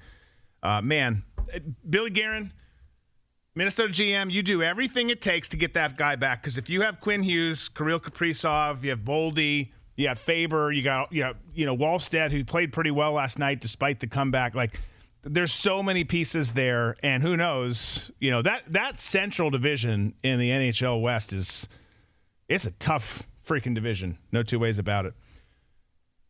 Couple quick things here. Kevin Garnett's daughter, Capri, who's tall, beautiful gal, by the way, but got the tall gene from Kevin, is going to A2, going to play volleyball at the University of Michigan. Congrats to them. These tall volleyball players, these outside hitters, like, I knew several of them in college, and then knew several in high school too. They're impressive athletes. They really. The other players are impressive too, but you see them, it's like, daggum, you're tall, and then you're super athletic. But thrilled for Kevin Garnett. Obviously they've got the T-Wolf and Michigan connection here, so I just wanted to mention it. Then Tiger Woods. It's been 6 weeks. His plane touched down. He's been spending time in Switzerland doing rehab. He's back stateside. So hopefully hopefully he doesn't drive ever again, and hopefully we get a better version of Tiger, and he keeps on, being on the mend and moving in the right direction. Because we always talk about it. We talk about it with Tiger a lot because he puts himself in these situations. Who doesn't love a good comeback story? Who doesn't want to see people succeed, get better, feel better, do better? And Tiger definitely fits in that camp. I hope that he does well. Is he going to go out and win a bunch of majors again on the tour? No, probably not. Is it possible? It's Tiger. Anything's possible. But you just, as a human, want to see him doing better, feeling better. So hopefully that goes well. Okay, first two. Let's go to football here. We got today's NFL schedule release. We're going to talk about that. First two college game day locations, though, we'll start college, have been announced. Week 1, Clemson at LSU. Hard to not pick that one for week 1. That's a hell of a game. And then Ohio State, Texas, week 2, September, I think it's 12th or 13th, can't read it, 12th, which is just outstanding also. Some like last year, some just baller games out the gate. That's where those are going to be, and I don't know how you argue against that. You could argue Michigan, Oklahoma is also that second week, but I think that's where they did it last year. They did it in Norman. This year it's in Ann Arbor. Texas, Ohio State arguably is a better matchup this year. So I think that they got those right. Good job, College Game Day. What do you guys think? Outstanding. Yeah. You get Lane Kiffin's debut at LSU. And then, the Ohio State-Texas game hopefully should be good. Texas was a bit of a disappointment last season, ranked so high out the gate and kind of didn't really meet those expectations, but this year could be different. So, it'll be a great start. Yeah, I think so, too. Well, and that's going to be the storyline. There's a lot of interesting storylines, of course. Kiffin's one of them. Whittingham and Michigan, it is for me, but I think it is nationally, too. Whittingham and Michigan. But probably the biggest storyline is what kind of a year does Arch have? Because there was obviously some frustration, some disappointment last year. You get an early test going into a really tough environment and playing a team like Ohio State. that's an interesting that's one of those things where you can, not to say it's going to make or break his year or his career or his life. That's not true. But you can really make a name for yourself if you say, hey, I stayed back because I want to develop and get better, which I think is a great move and a class act move and the smart move. And then you go and you play the Buckeyes and you get a win. Even if you don't get a win, but you play a hell of a game and it's close, but certainly if you get a win, that catapults you to be more in line with the expectations of what everyone has had for Arch Manning. I'm going to make a prediction right here, right now, and I want you to clip this, Drew, because when it comes true, you'll be like, holy smokes, how did you know that? And it is this is my prediction. The game day with LSU and Clemson, that's going to be one of the highest watched game days and also one of the highest watched games. And I'm saying this because on the heels of Lane Kiffin and what he said to Vanity Fair about Ole Miss having the undergird of racism still, within the halls of the campus. I think, to me, that was more of a PR move to get out in front of something that's going to drop. And if it's not, I think Lane has ruffled some feathers at Ole Miss, especially when it comes to the alums who've got a lot of money. So I see in the next couple of months, I think we're going to get closer to football season where we're going to start seeing a drip, drip, drip, kind of like the Diana Rossini story, because there's been way too many stories of Lane Kiffin playing pickleball with co-eds, Lane Kiffin, just hanging out with his daughter's friends. Being Lane. And I think he made a mistake by doing what he did in that article, and I don't think it's going to sit well with people with lots of money. And if they decide to go after him, that game day is going to be big, and I think they will go after him. And I think that once we approach football season and lead up to that game, I think we're going to be talking about whatever Lane did in his past has resurfaced. Yeah. Well, I can tell you, I know a lot of people who know and or have been around Lane. I can't vouch for it myself. There are lots of stories and rumors about Lane out there. What's all true, what's not, I don't know. But I wouldn't be shocked if you were 100% correct on this. I'm pretty damn certain there's some damning stuff out there on him. Look, there is on a lot of us, but the levels, vary a little bit. Yeah, that'll be interesting. That could be. He certainly has. And that's the thing too. He's taken us on such a journey because there was parts of last year. He's posting motivational stuff. He stops drinking alcohol. He stops doing things. He does lots of life changes that seems like he's getting his self on track. And then everything blows up. Things end at Ole Miss the way they do. You see some of the things he's said and done since he left, where he's kind of gone back to vintage Lane. It's like, man, I was rooting for you because, we said it earlier, you like that comeback story, you've matured and you're making better decisions. I think that was all just total bullshit, and you're still just the same dude. I mean, that's just the vibe that has come out in the last several months.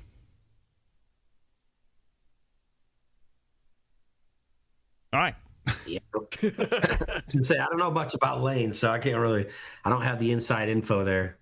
Yeah, and I had such high hopes for Lane because, Drew, you know this better than anybody. I have a massive hole in my heart for Mike Leach, and I thought that he would be able to fill that, but there's no filling that Mike Leach hole I have. No, and no one should be filling your hole either. But the thing that's crazy about and then we'll move on from this. But the thing that's crazy about saying it's hard, because he was inferring / directly said it's harder to recruit at Ole Miss because they're racist, or the campus is and the history is. Bro, you got Ole Miss, who's not a traditional power, good football school, yes, not a traditional power, into the playoffs last year. They had an amazing year. You recruited some star talent, and they've done it again this year. Is it easier to recruit at LSU? Yes. But I think you can, and does Mississippi have that lore about it? Do they have those colors and there's the flag and okay, fine. But everyone already kind of thinks the Southeast is racist anyways. It's not like Ole Miss is the only place. It's not true, but there's this conception. I just think that's a silly thing to say, unless it's something like you're talking about, Tom, where he's dropping these big things here. Pay attention to this so I can get ahead of this. We'll see. Time will tell.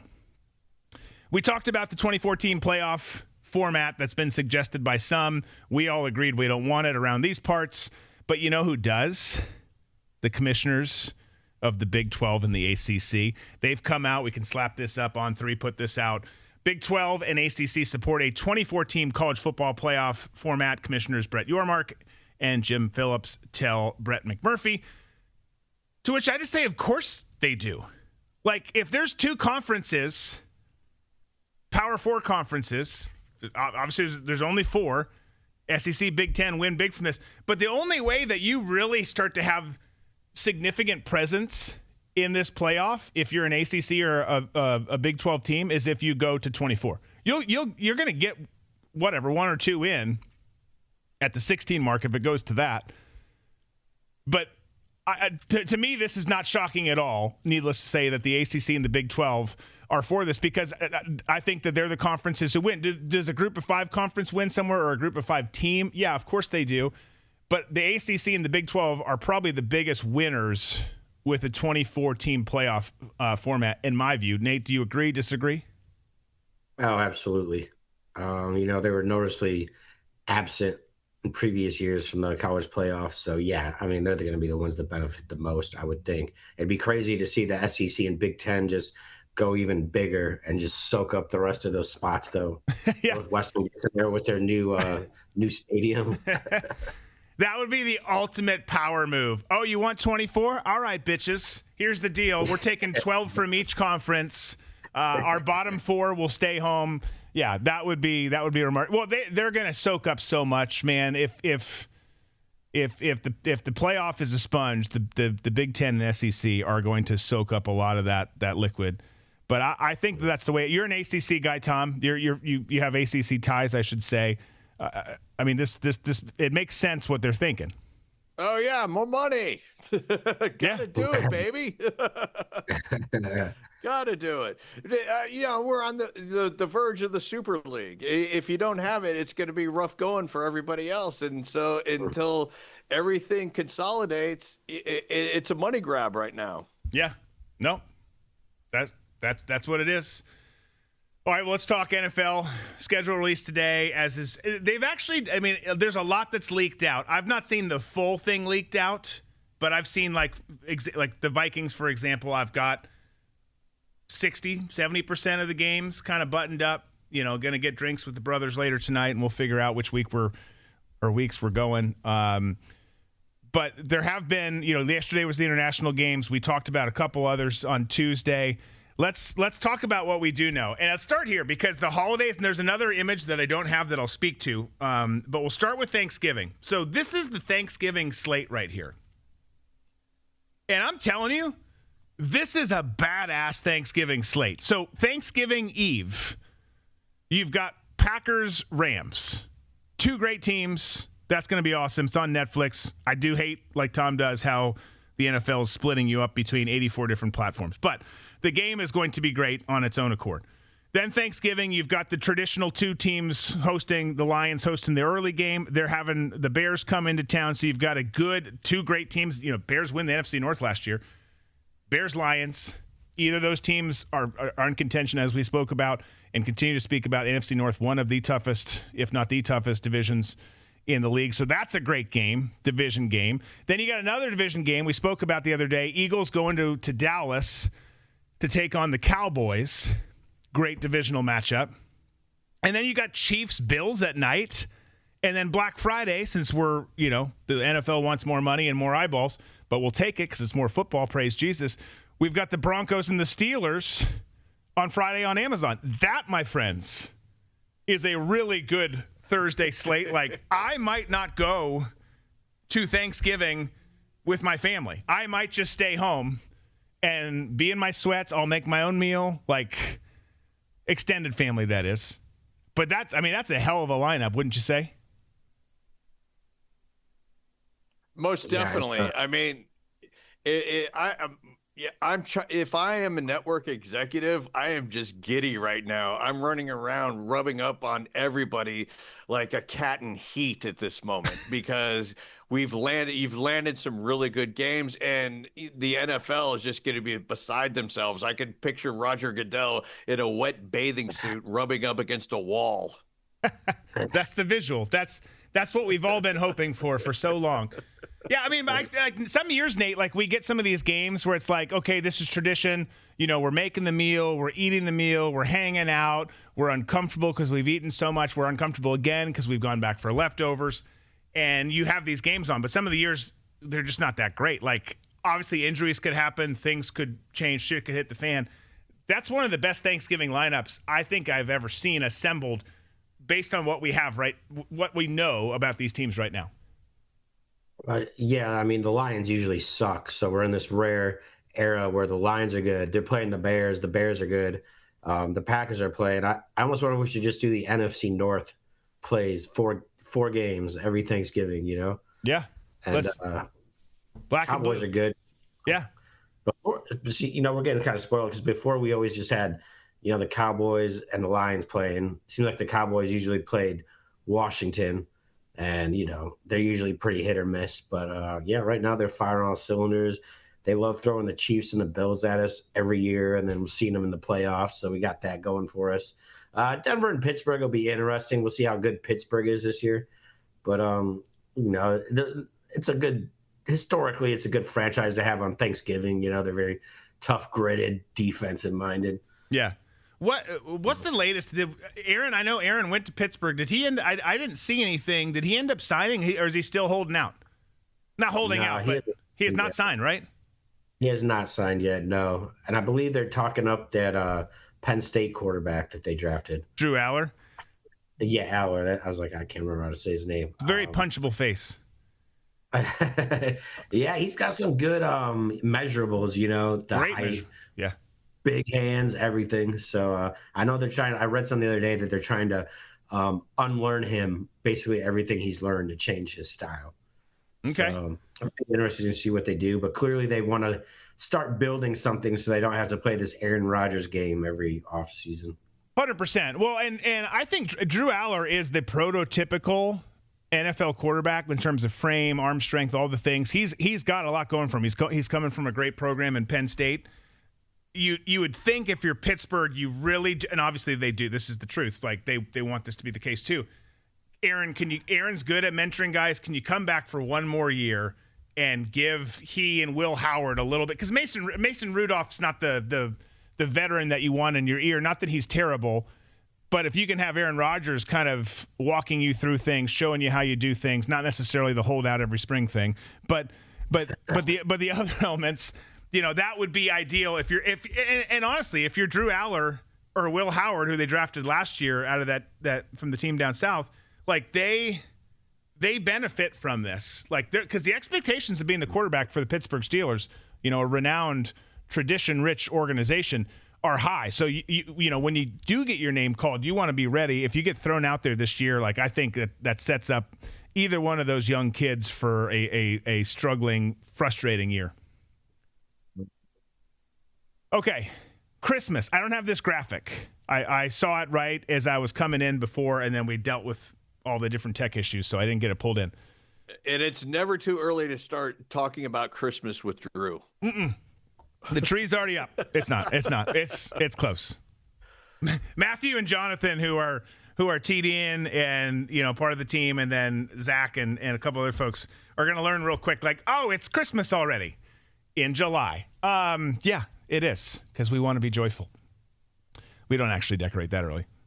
Actually, this past year, Tom, I will say, we did not actually decorate the studio at all. Didn't happen. Christmas Eve.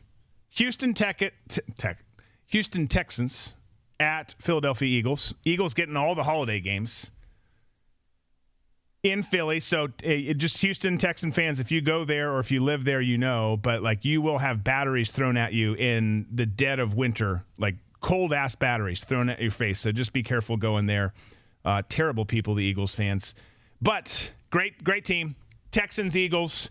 That's Christmas Eve. Then we got a Christmas triple header, which I will just say, thank God, because the last 2 years at least, the Vikes have played during the Christmas lineup, and that's the surefire way, like most easy way to ruin Christmas for the Berquist family, because it doesn't usually go well. But the Packers play the Bears. We got another NFC North matchup. That is the first game on Christmas. The Bills and Broncos, and then the Rams and Seahawks. So Bills, Broncos, Packers, Bears, Eagles, all like doubling up on the holidays. Their wives are pissed. But that's another great lineup. I'd put up the graphic up there, but of the ones I said, Texans, Eagles, Packers, Bears, Bills, Broncos, Rams, Seahawks, what's your favorite? Nate, I'll go with you first. Oh, Bears, Packers, baby. You always gotta love that game. Yep. Outdoor, cold as balls. Yeah. Oh, yeah. Makes you feel good being inside, watching it on TV. It's great. Yeah. It's like, what color is Caleb going to paint his fingernails today? Like, you don't know. It's a surprise. He had a pretty good year last year. I like to dog on him, but Ben Johnson. He's only getting better. He is. He's only getting better, and now having Ben Johnson's there. Like, the NFC North is legitimately terrifying. I'm not saying that because I'm a Vikings fan and we talk about more than the NFC North, but the NFC North is really pretty scary because when Jordan Love's playing well, the Packers are the Packers. Now that Caleb's playing well and they have the right coach there and the right system in place and some of the freaking weapons that he's got, like, it's crazy. As you mentioned earlier, the Lions remarkably have been not just good but great the last several years, and then the Vikes have a loaded roster. You know, once we figure out the quarterback situation, which I think they will. So that's a tough freaking division. No two ways about it. First week, I'm going to read one other thing because this got leaked and we don't have a graphic for this either. Sorry. But first week, so the season opener, Patriots, Seahawks, that's happening Wednesday night. Should be a good game. Obviously, two great teams. They had a lot of success last year. Thursday night, we got 49ers Rams from Australia. Yes.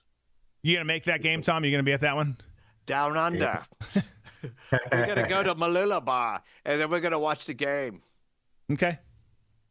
I don't think we'll be making the jaunt there as a team, but anyone who does, like, that's great. I think it'll be great. But those are both two, Wednesday and Thursday. Those are two compelling games. I like both of those. And then the 1 o'clock game Sunday, first Sunday, Bears Panthers, not thrilling. Bucks Bengals, intriguing. Where's Joe Burrow at? Where are the Bengals at? What's some changes in Tampa as well in terms. They lose Mike Evans. What's going on there? Ravens, Colts. Also some intrigue there. Bills, Texans should be decent. I wish it was in Buffalo. Their first game in the new stadium is week 2. That one's in Houston. Saints, Lions, not thrilling. Jets, Titans, no. Browns, Jaguars. I'll be interested to see what the Jags do this year. Can they have a repeat year like last year? You get rid of Travis Etienne. Still have some other pieces there. Falcons, Steelers. None of those games super thrilling. I think of those, the ones I mentioned, Bucks, Bengals, Bills, Texans, although the Texans seem to kind of be going the other direction. But that one and maybe Ravens, Colts are the ones that stand out to me in that first 1 o'clock hour. I know I read them and they're not on the screen, but of the ones you remember, like Nate, any of them that excite you? You read so many there, it kind of lost me. Sorry. There's Bucks, Bengals, Ravens, Colts, Bills, Texans, Bears, Panthers. There we go. Saints, Lions, Jets, Titans, Browns, Jags, Falcons, Steelers. No, it's not that one. That's a different graphic. Anyways, 1 o'clock. None of them are thrilling. Wednesday, Thursday, are good. Late Sunday. Went and I was like, none of these are jumping off the page at me. Yeah. No, it's not a very sexy 1 p.m. I've got another prediction for you. Okay. Speaking of Mike Evans is not going to finish out the entire season because he's had a history of injuries, and now being in San Francisco and having that power plant next to the practice facility, it's going to be a short season for him. Okay. A somewhat reasonable conspiratorial theory that you're presenting here. We'll go with it. Commanders, Eagles. This is the 4 p.m. slate. Commanders, Eagles, Packers, Vikings in Minnesota. That's probably of the Sunday games so far the best Sunday game we got. Again, not because of that's just a great division matchup. Two rivals who hate each other with a passion. Cardinals, Chargers, Dolphins, Raiders. Everyone's going to be watching that one. Yes. Dolphins, what a terrible game. Golly, man. Even the players are like, should we play this? This is... The Dolphins are going to shock everybody this year. I don't know, but it's 2026. The amount of crazy shit that's happened this year so far. Maybe the Dolphins do come out and surprise us. New coaching staff, new leadership, terrible accounting and finances, but maybe they figure it out. Cowboys, Giants, as we've talked about, is that night. That's a good one, too. I think Vikes, Packers, Cowboys, Giants are the games of the day, and then we also talked about Broncos, Chiefs being the Monday night opener. So that's the first week. Pretty damn good. And you know what? They could play a bunch of raggedy-ass prison midgets, the Dolphins versus prison midgets, and I would watch it because football is back, and it will be worth it. Again, I get excited about the Hall of Fame game, which is the ugliest game that you ever watch because it's just flag after flag. None of the starters play other than maybe 3-4 plays. And I'm just so excited. The fact that we're even talking about it has me pretty damn excited. Okay, Tom, your guy, Devon Achane, Dolphins running back, is now the third highest paid running back in the entire league. He has been extended, re-signed with the Dolphins, even though they gave up everyone around him. He's back. 4-year, $68 million contract, $32 million of it guaranteed. Right move. If you're the Dolphins, some of the other moves you've made, suspect. Some of them make sense. You got to keep that guy. This guy's been electric. He's been really good. If I'm him, I don't know how thrilled I am that I'm there with all the pieces around me getting yanked. But my bank account says I'm pretty pumped. All right, what do you think, Dolphin boy? If I'm him, if I'm Achane, I'm kind of in the beginning. I'm like, oh no, let me out of here. It's a fire sale for everybody except me. What does this mean? But I would also take it as a compliment because now they've committed to him. Not to say that the Dolphins aren't afraid to get rid of you and continue to pay you. Right. But they're definitely looking at him as being a very significant part of their offense. So if I was Achane, I would be like, this is a great compliment to me and where they think my career can go. So I think for me, but I'm not making the kind of money he is, that would inspire me to be at peak top physical performance because they've made this commitment. If the season doesn't go that well, I'm still in a position to look good for other teams, knowing that I'm probably still going to get paid by them if they decide to get rid of me. Right. Yeah, everyone on their team should feel good. Don't worry, honey. We might lose our job, but we're getting paid. It's actually ideal if we do because they just look at Tua's deal, paying him lots of money for years, and he's not going to be there. Okay, last thing on the NFL, real quick. There was the Players Association came out and did a poll and a survey, and of the 1,700 NFL players, 92%. I don't think this is super shocking to me, but 92% when asked if they prefer grass or turf chose grass. 92% of the players want grass. And what's interesting about this is it's more gentle on the body for sure. Has it gotten better? Has the field grass gotten better? Yeah, okay. It has to an extent compared to what we used to play on when it was literally a thin layer of razor sharp carpet on top of concrete that not only blew your knee out and hurt you, but the freaking rug burn that you would get from it when you got in the shower, you became the Beast from Beauty and the Beast. Like you didn't know that there was this beast inside of you, even being an aggressive football player. And then you get in there and the water hits certain parts that you didn't know had just ripped off. Oh my gosh, that was the worst. At any rate, the turf has gotten better, but interestingly enough, the injuries, I was reading about this because I was then intrigued. the data shows, like in terms of knee injuries, which is the main concern. Obviously, you look at an ACL injury, which is pretty common and prevalent, unfortunately.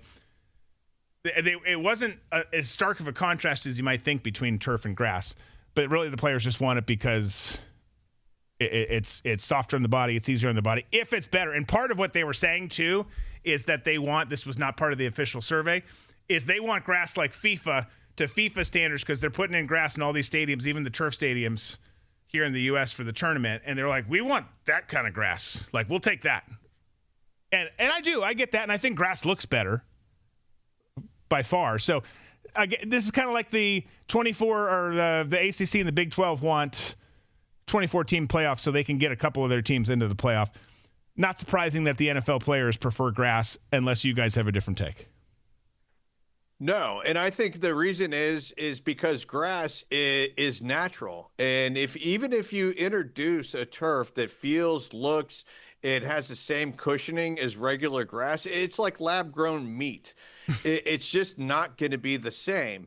And when you have grass being a living thing, it also has energy that's coming up from it, from the earth. And what gets blocked a lot between human beings and the natural energy that's provided by the earth through the rubber bottoms on our shoes, to all these dulling mechanisms that have been put in, we lose that energy link between the human body and the grass. So yes, anything natural is always going to be better. And consciously, the players probably don't know that, because they probably haven't gone in as much depth as I have about, what's being done to dull our senses and our energy and our connection with the earth.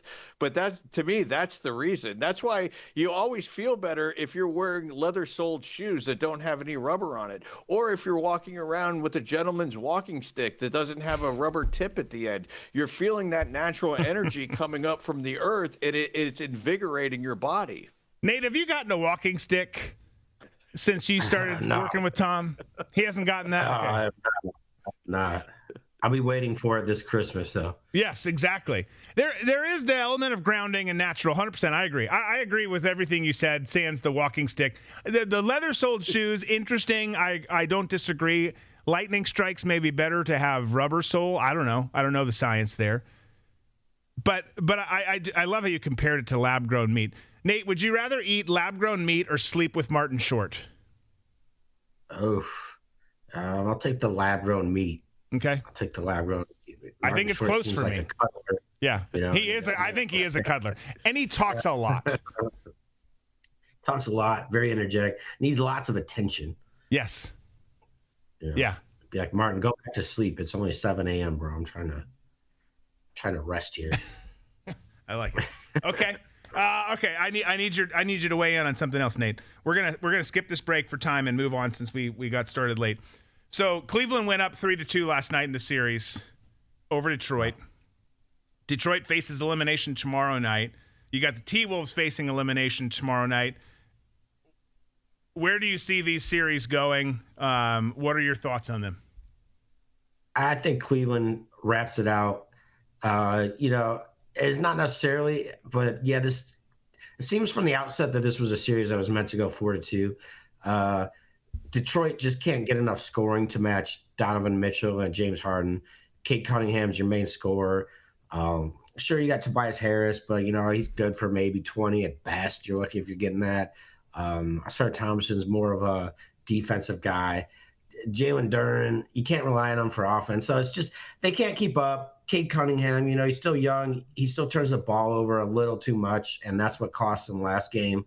So, sure, he could clean all that up, and the other players could step up and score, and this could go 7. But most likely, we're going to see it wrapped out tonight in Cleveland at home. Especially, Cleveland's won 3 straight now, so it seems like they might just have Detroit's number at this point and have them figured out. So I think they move on. I think the Spurs also can wrap it out.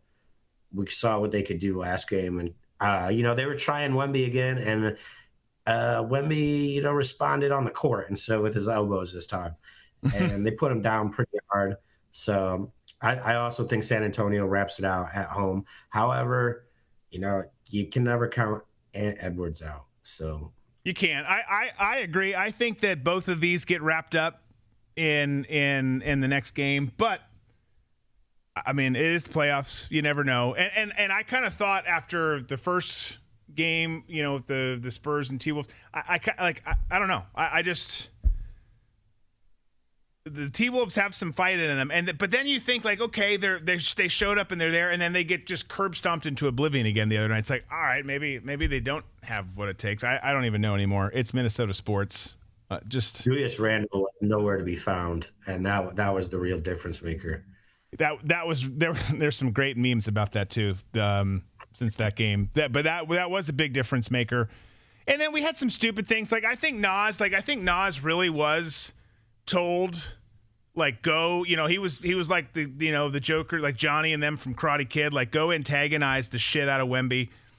And he got a little into it, and then he ended up getting some tease the other night. It's like, bro, like just simmer down. Like you can't play that way against them because you're hoping that everything goes right and you're having everything go wrong. Wow, Wemby had scored 16 points in like 10 seconds. It was like a Guinness Book of World Records. Like, holy shit, like how did we haven't even tipped the ball off and the dude's got this many points. It was crazy. We got the PGA Championship this weekend. It kicked off this morning. And the really interesting thing is, I don't know if you guys saw this. It doesn't happen often. But South Africa's Garrick, I don't know if you say Higo. Don't know. Handsome fella. Good golfer. Got penalized right off the bat. 2 strokes. Showed up a minute late for his tee time. And I was hoping that it was like he was taking a shit and he just, couldn't get there in time. I think he was just putting on a nearby putting green, so it's really not that sexy of a story. Not that taking a dump is sexy. It's not. But you get the point. I was hoping the story was better. But he gets punished, still pars out that hole, ends up 2 over, because of the penalty. But the Joker, he figured it out. He finished 1 under for the day. Like you think about what a mental game golf is. And the guy, you can watch the video online. The guy pulls him aside as he's walking in, like you're penalized 2 strokes for being late. Do you understand that? Yes, I do. Like you're already like, shit. Pressure's on. It's PGA Championship. I want to go win some money. And you're off to a bad start. He rallies, pars out with, if you're not considering the penalty, the first hole, and then really has a pretty damn good day and finishes 1 under. That's a mental fortitude right there, Sir Garrick, and we applaud you around these parts. So this will be interesting. Obviously, one of the majors. Did you guys see that, by the way? I did not. The opening round, or no? The Garrick missing. Yeah. No, but I'm in favor of it. I think it's important to, if you have rules like that, to enforce them, even if it is a minute. Once you open up the floodgates by letting somebody take a pass for a minute, even though it seems like bogus, it's just a minute and this and that. Eventually, the moment that you don't enforce that, then forget about it. Yeah, no, I agree. Well, I think if it goes to 5, correct me, golf people out there. I like golf. I watch golf. But I make up my own rules for golf. So because I have to, because I'm not good enough. So, but I think if you miss if it's 5 minutes, I think you're like fined and you're out. Like you're done. Like you're done for the tournament. Something to that extent. So I do appreciate that. Like if you're not early or late, I get it. So.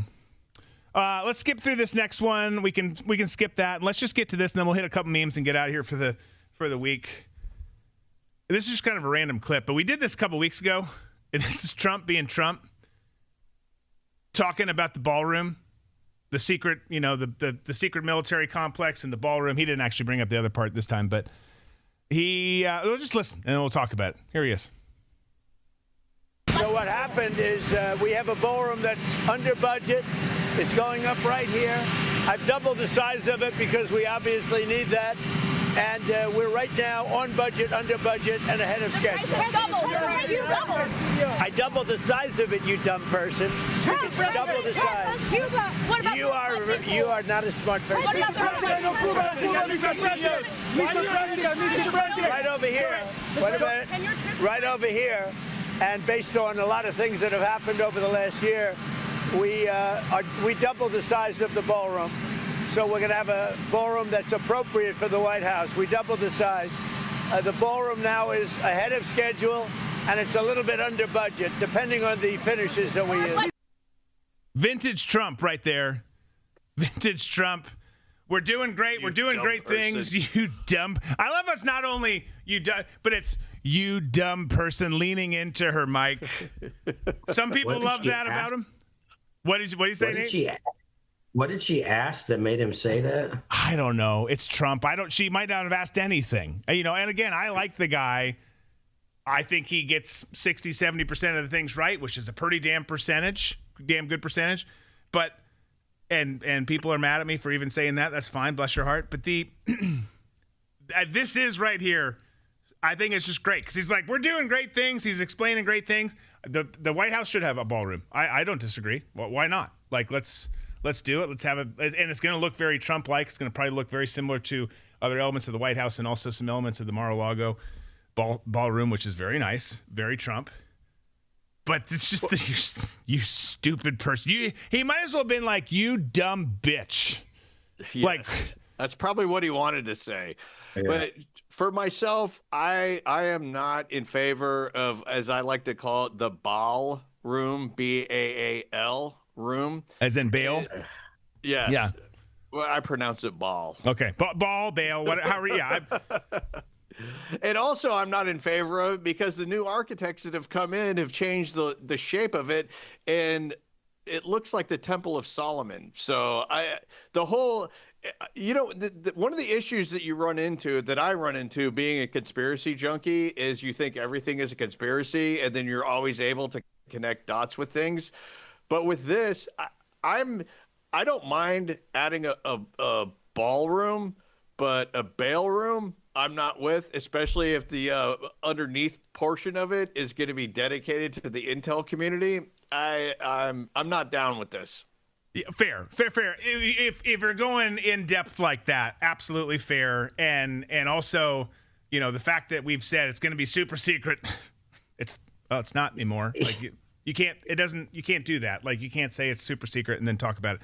But yeah, I agree. I mean, DC is going to screw everything up because that's what they do. It's a bunch of children running around with drivers. I guess I'm just saying I don't care if there's a ballroom. I don't care if there's a cafeteria. I don't care if they put a Starbucks in the White House. There's a Starbucks at the agency, which is also weird. That said, when you're there, it's kind of nice to have. But I don't care. It's just kind of remarkable. Yeah, that he would take the time to shit talk a reporter.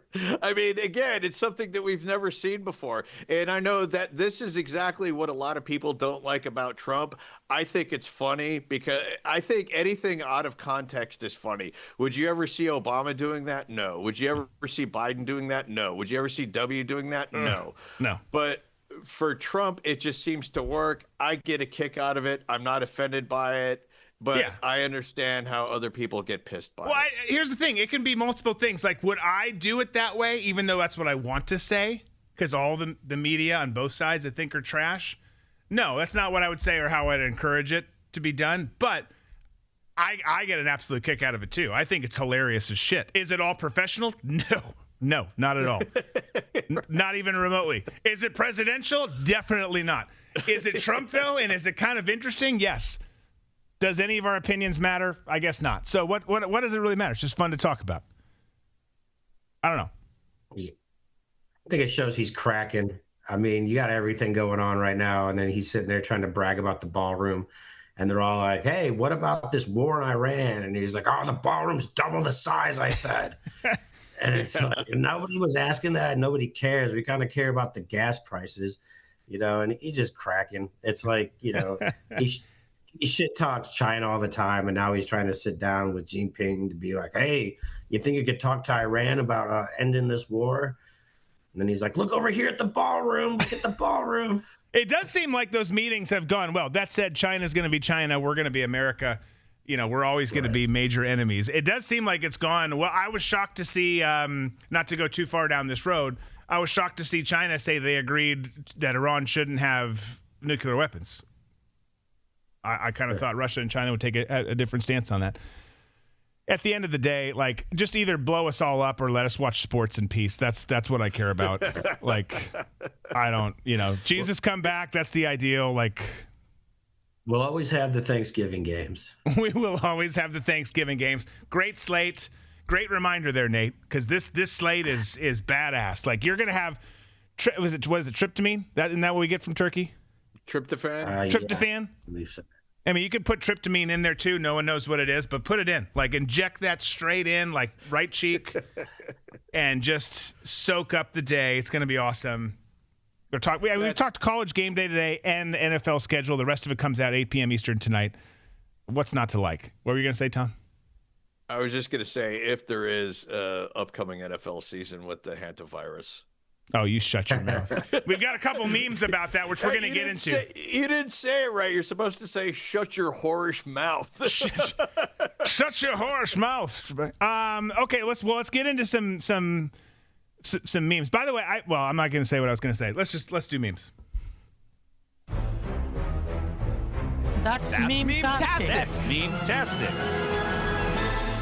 We should do that one more time. Okay. We're very light on memes today. The trick is being less political. It's a bitch finding memes.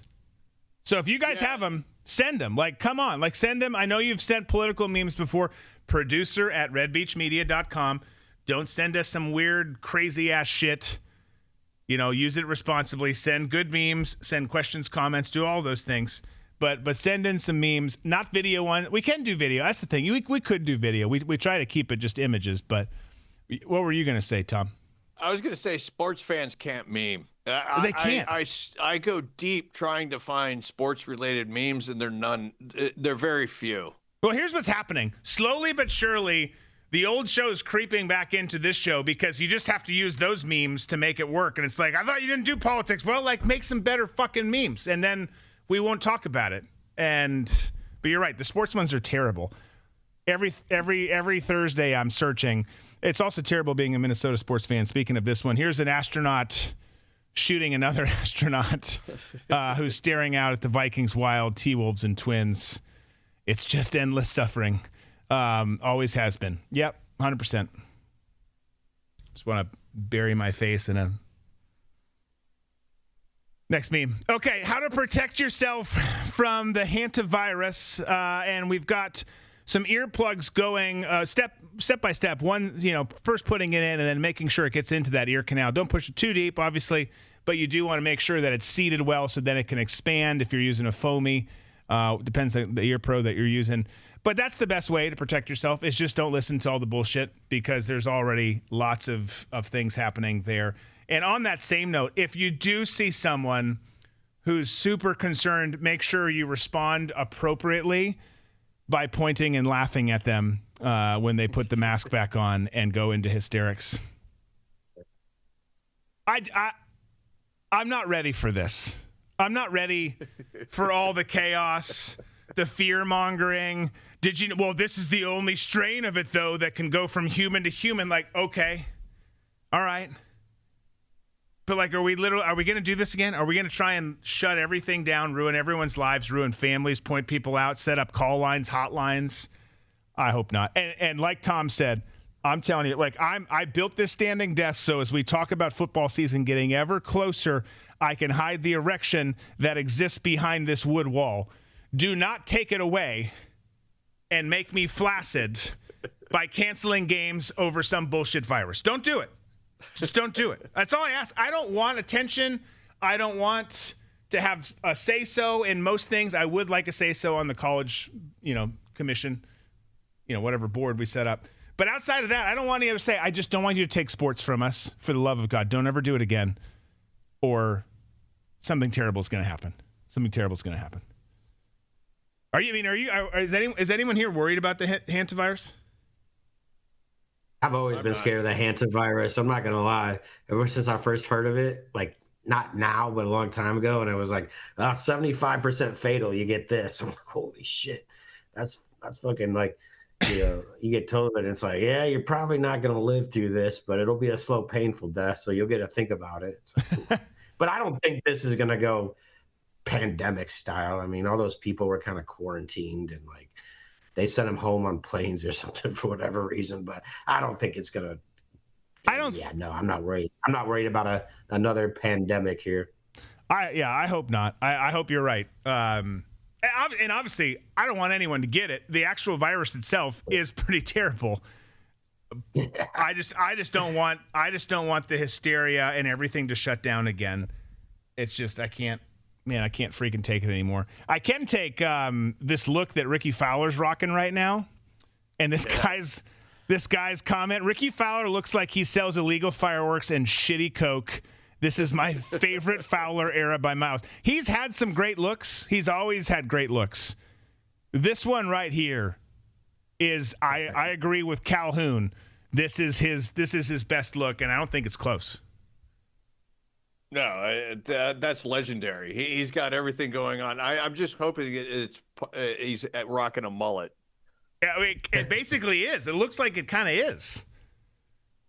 At least it's pulled. At least you can get it back there to the point where when you're wearing a hat, it looks like you've got a party going on in the back. And I love it that he's wearing his traditional Sunday orange there. No one wears orange typically. Ricky does, but you mix a Palatka mustache with a yes, a freaking mullet and orange. Like, it's beautiful. I love everything about it. All right, looks like a NASCAR driver. He does look like a NASCAR. Yeah, it's like those glasses. Those are NASCAR glasses for sure. Yeah, it definitely, that look gives off Tall Boys and Scratcher vibe to me. Okay.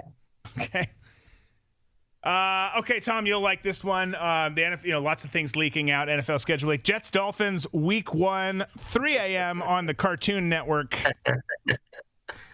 That's not actually the game, but that's where that game probably should be played when they play twice a year. So maybe it's going on either Nickelodeon or Cartoon Network. That's where it's going to be. We've got a Babylon Bee headline here. We got a female on front. Breaking: wife seems upset, and then update, false alarm. She said, "I'm fine." Those dreaded words. Yeah. It is so true. It's the same statement from all of them. I'm fine, and then quiet, and then a cold stare back at you like, who are you? Okay. All right. You're fine. I'm going to go have a cigar. I love my wife. My wife never does that. Someone called the Kentucky Derby the Amish NASCAR, and my day hasn't been the same. I think that's a good way of looking at it. Amish NASCAR. I would like to see, Tom, you're into pickleball. We talked about this the other day. What's the next big thing coming? What if we get the Amish racing on ESPN The Ocho, or right here on one of our platforms, with their wagons and their horses around a track? Yes. The names, the looks, like they do the bios, and the read up, whatever. I don't know what's a good Amish name, Ole Yoder. Ole Yoder. Amish High, Levi wherever, Pennsylvania. Eli. That would be, let's talk to the Amish about it. Let's just go. It'll be like we're doing an old mission, where you go into the villages and do some hearts and minds stuff. I didn't ever really do that, but other people do that stuff. And we'll go in and we'll talk to the elders. I don't know if they have elders. I don't know what they call their people. It's probably the ones with longer beards. But we'll talk to them, and this is attention. You can get more stuff for basket weaving, for building tables and chairs from the proceeds. I think it would be really good. I think we have Amish food as the concessions. We have them make the concessions, and that'll be the real draw, because they make some great food. They do. That's great food. That's a great point, Nate. I like that. We've stumbled into something here. It's going to be dusty. It's going to be dirty, but it's going to be beautiful, and it's going to change communities around the world. You heard it here first. This is just a good reminder. If you have a bad day at work, remember that this guy, we're talking about Murphy and RoboCop, died at work, and they resurrected him so he could go back to work. You never think of the film that way? Everyone remembers RoboCop from the 80s, but that is true. It's like, obviously he wanted revenge, but we're going to bring your ass back so we can get you back on. And by the way, you're a cyborg now, so you can't clock in, and there's no overtime. You're just... Yeah, you're not getting paid anymore. Yeah, just go do it. You got a cool gun that pops out of your hip, but... we got Clint Eastwood here. I've come to a point in my life where I need a much stronger word than fuck. I think we can all resonate with that. I don't know. Maybe not. I mean, there's no comments on it. So I guess we're all just good with it. That is the one you go with in dire circumstances. And then this is our last one. We got a picture of Wemby elbowing Naz Reid the other night. He got ejected. Breaking: Victor Wembanyama has become the first immigrant to be ejected from Minnesota. True story. Does not happen often in my home state. He did get ejected though. So that's, I mean, technically we're being right. He got kicked out of the game. All right, folks. We will be back Tuesday, hopefully back live. Sorry for the issues today with tech is tech. Stuff happens. But we're glad to spend time with you whenever you're watching this or listening to this. We'll look forward to seeing you on Tuesday. Enjoy golf this weekend. Enjoy NBA basketball, NHL playoffs, all the things. And we'll see you back here Tuesday. Be safe, be smart, be free. We got balls and banter. Yesterday, and these companies that are too big, right, became too big too quickly with zero customer service. It's very demoralizing when you try to right or wrong. And I argued and I argued and I fought and I fought, and I got the nicest guy on the phone, and that's why I didn't go crazy. He's just a nice guy, and I tried to explain to him what was going on. He's like, dude, it's beyond what I can do. And I ended the conversation with him by saying, am I being taped? And he says, yes. And I said, good, I'm glad, because I want to make sure for the $54 that you guys insist that I owe you, that I know I do not, on top of the like $150 extra that I paid you that I didn't owe you, that I paid just to make you go away. So, when it was all said and done, about $300 extra came out of my pocket for absolutely no reason. No service, no nothing. I said, for that money, I am going to give you at least $50,000 worth of bad press. So once again, a despicable, diabolical display by Xfinity. And I'm going to tell you this.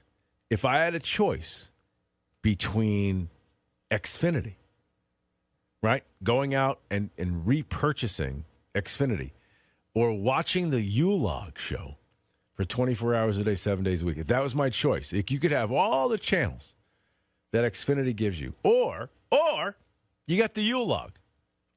That's it. Those are my choices. U-Log, Xfinity. I would take U-Log. I'll watch the U-Log. And if you're not old enough to remember what the U-Log is, go look it up. I would rather watch a log burning, a videotape of a log burning, than to pay another $1 to Xfinity. And BreezeLine is right behind Xfinity, like right catching them like the coyote on the Roadrunner. That's where I am with the big corporations. I hate the idea, and I dread it. I know you dread it. Picking up the phone and having to call one of these behemoths to try to get a service rectified or get something. Unless you are going to purchase something new, they don't give a damn about you. Like, they will bounce you around forever. Somebody gave me a great piece of advice. Just say on the phone, like, push whatever button that says you want to buy something. That's the best way to get a human being. And I actually did that, and I did get the human being, but then you get bounced around again. So it's very frustrating. But anyway, I'm just sick and tired of the big corporations sticking it to the man. And we're the man. We are. So welcome to the show, ladies and gentlemen. While Trump is sitting at a fancy dinner in China, I want to tell you that, I don't know, maybe this is prudish, old manish. I certainly didn't feel this way when I was in my 20s, even 30s, maybe 40s. But it does seem like America is becoming a nation of sin. Sin nation, right? I lived in Sin City for a while. But sin nation. I mean, the whole world, unfortunately, has become somewhat of a casino. There's a really interesting article from Axios that focuses in on this. But the world does seem like it's a casino. Once forbidden vices like weed or gambling, porn, things that you would do or talk about in the back alleys, it's mainstream now. It's everywhere. Trust me, I know. This is a topic I know. Right? We have turned into a digital society that is on the edge of the social norms. Or at least we've accepted now the social taboos that once, like I said, you only talked about this stuff or did this stuff in a back alley, a pool hall, one of the sleazy bars. That's it. Now it's everywhere. Governments didn't turn a blind eye to most of this behavior. Now they've encouraged it now, right? It's not as if they're just shrugging their shoulders and saying, well, the people, let them do what the people want to do. No.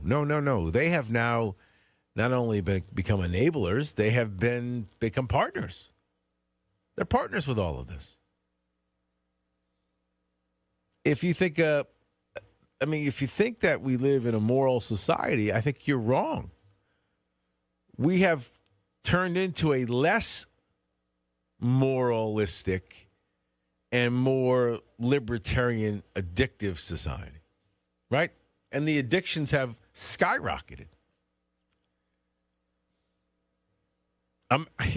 There is this mindset that patriotism, religion, having children, that stuff's all bottoming out as far as what people want to do and think about on a daily basis.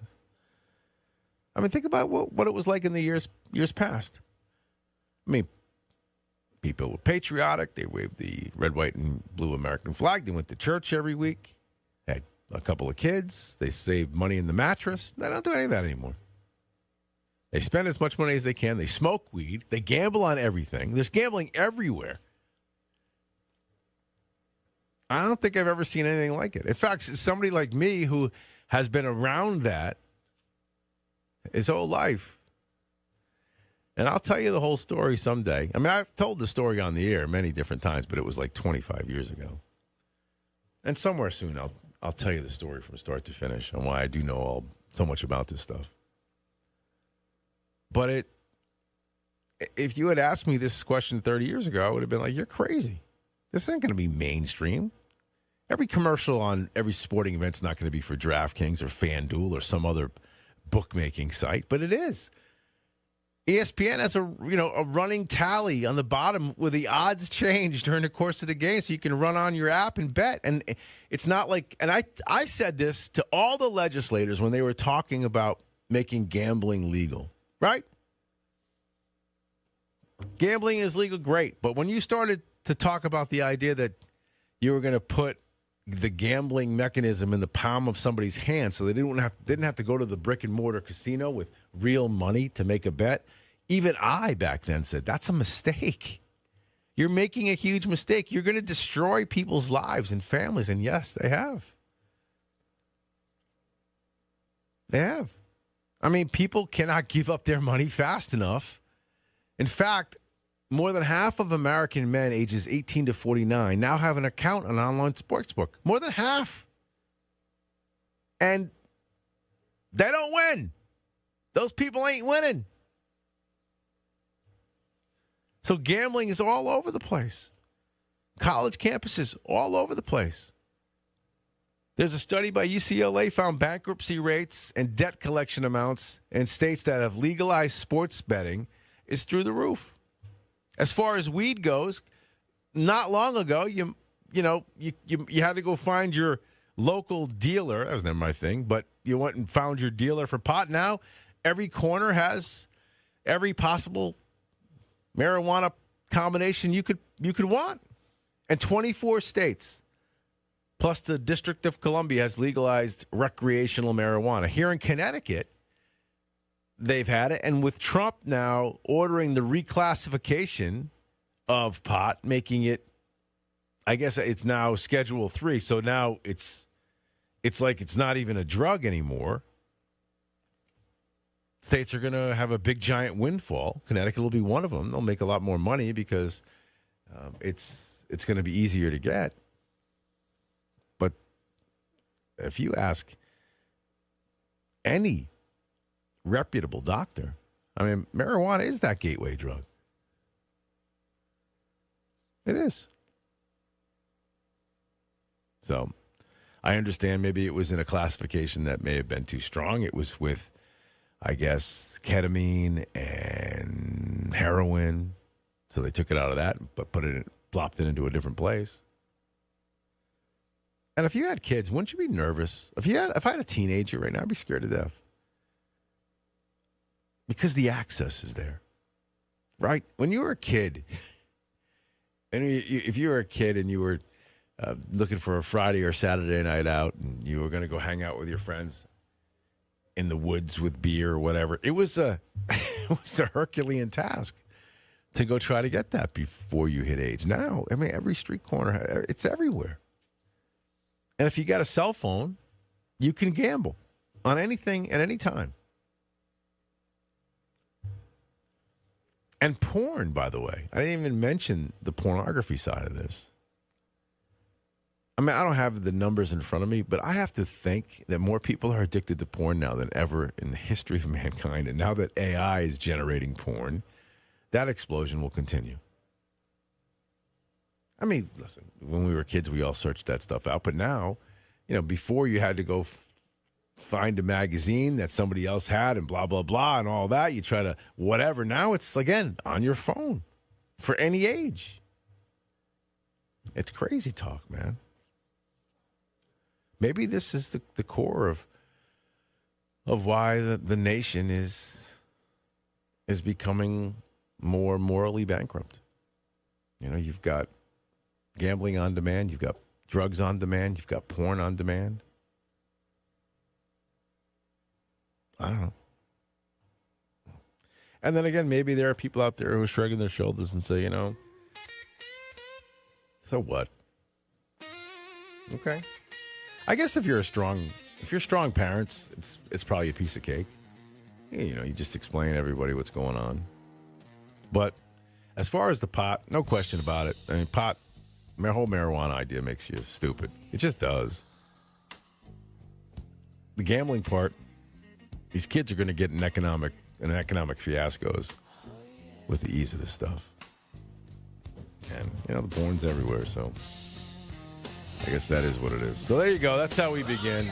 Yeah! Rip and Read next. We'll come back with all of that and then some. I wouldn't go anywhere. I mean, the show's just ramping up.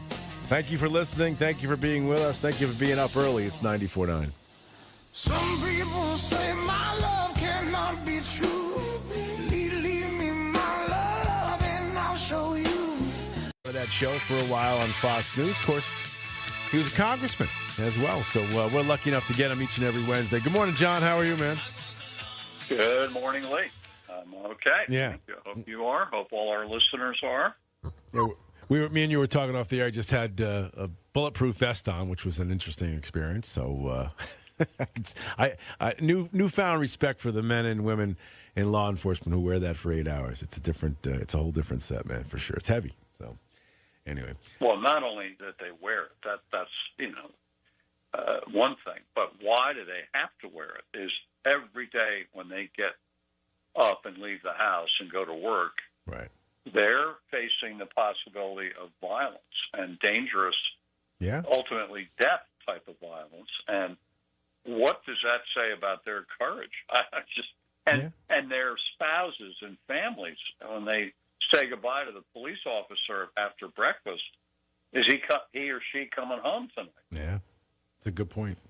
It's a good point. It's a special breed of person for sure, and we take them for granted too often. So same goes for the military, I think. So John LeBoutillier again with us. All right, John, we can get to baseball at the end because I do want to ask you about Mizorowski throwing 104 miles an hour just about every pitch.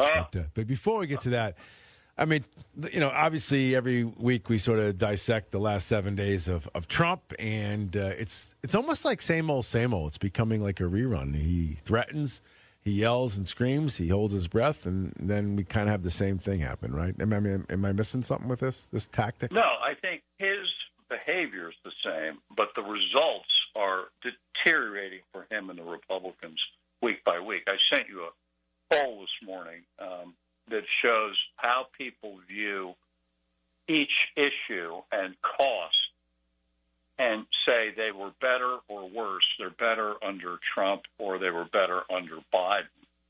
And almost by 2-1 now, people believe in everything. Things were better under Biden than they are now under Trump. And that's the result of the gas prices, the inflation, the endless getting nowhere with Iran, and Trump's very strange behavior. I mean, it is not lost on people that this guy's fallen asleep on TV in the Oval Office, that he's greeting the national champion, Indiana Hoosier football team on Monday at the White House outdoors, great celebration of their undefeated season. The coach, Curt Cignetti, is standing at the podium to the left of Trump, elbow to elbow with Trump. Trump starts reading the prepared remarks and looks up. He says, Curt. Who's Curt? Where's Curt Cignetti? Where is he? And the guy's right next to Trump. And Trump looks the wrong way, then he looks and he sees the guy. Oh, okay. In other words, if any other president did this stuff, they would eviscerate him for being out of it, got dementia, Alzheimer's, whatever. And, I mean, I think we've got to face up. Trump is not right in the head. There's something wrong going on here, and it's getting worse. I think he's slowing down. I'm not sure I'm ready to say he's not right in the head, but I guess I can give you Go ahead. you could say slowing down. I'll give you this example. Donald Trump, all his adult life, has been obsessed with looks, looking good for himself. He's had a lot of cosmetic surgery, hair transplants, teeth implants. He puts bronzer on every day to look suntan. I mean, and he always says about people, he's right out of Central Casting. He's out of Central Casting. He looks like he ought to be this job or that. He's very big, like a TV producer, you know? And that was always Trump. Until now, on live TV, almost every week it happens, he's falling asleep in the Oval Office or in the cabinet room on TV. I don't understand why he allows this to be done, why when he's tired he doesn't tell staff, no press for this event. It looks terrible. It's clearly affecting his poll results when you see people asking, is he too sick, old, and out of it to be president? It's way over 50% now agree with that. And he's contributing to it by looking awful. And he's a guy that wanted to look good. I'm looking at this poll thing you sent me. I didn't. I just got a chance to look at it now. I didn't see it earlier this morning, but he's underwater in a lot of these areas: beef, electricity, coffee, gas, chicken, bread, milk, house, all of that. Yeah, people are. I think people will put up with the high prices for a little while, John, but I don't know if they're going to put up with it for another 3, 4, 5 months. Yeah, well, there's that, and then it was always his strong suit, this image that he would handle the economy well. And in all the polling up till recently, now get this is a funny thing, his disapproval of handling the economy never was worse than 50%. Never worse. Now, in a new CNN poll that came out yesterday, he's at 70% disapproval handling the economy, only 30% approval. So that 30%. That's the hardcore Trump base in America that will stick with him through thick and thin. But everybody else has turned on him on the handling of the economy. And I agree with you. A few more months of this, and that number is going to go up, and that 30 is going to go even lower. And he's entering the territory where he's becoming not totally irrelevant, but heavily weakened as a president, like a real lame duck president. There's a couple of people who said, I think it was Chris Christie who had an interesting quote. I may have even shared this with you, but I don't have the quote here at my fingertips. But he says, watch what happens after Trump no longer becomes the focal point of the Republican Party. In other words, Vance or Rubio or whoever now becomes the headline news because, you know, Trump's on his way out and they may be on their way in or at least running. I mean, I think that's an interesting dynamic. Like the last year of his presidency, if he's not center stage, it's an interesting experiment with him. True, but that we got a long way before we get, and it would be the last 2 years. It would begin the minute the midterms this November are over. That's when all the candidates running for president in 2028 start really coming out, announcing it, running all over the place, and he will not be the main focus anymore, other than in the Republican primary.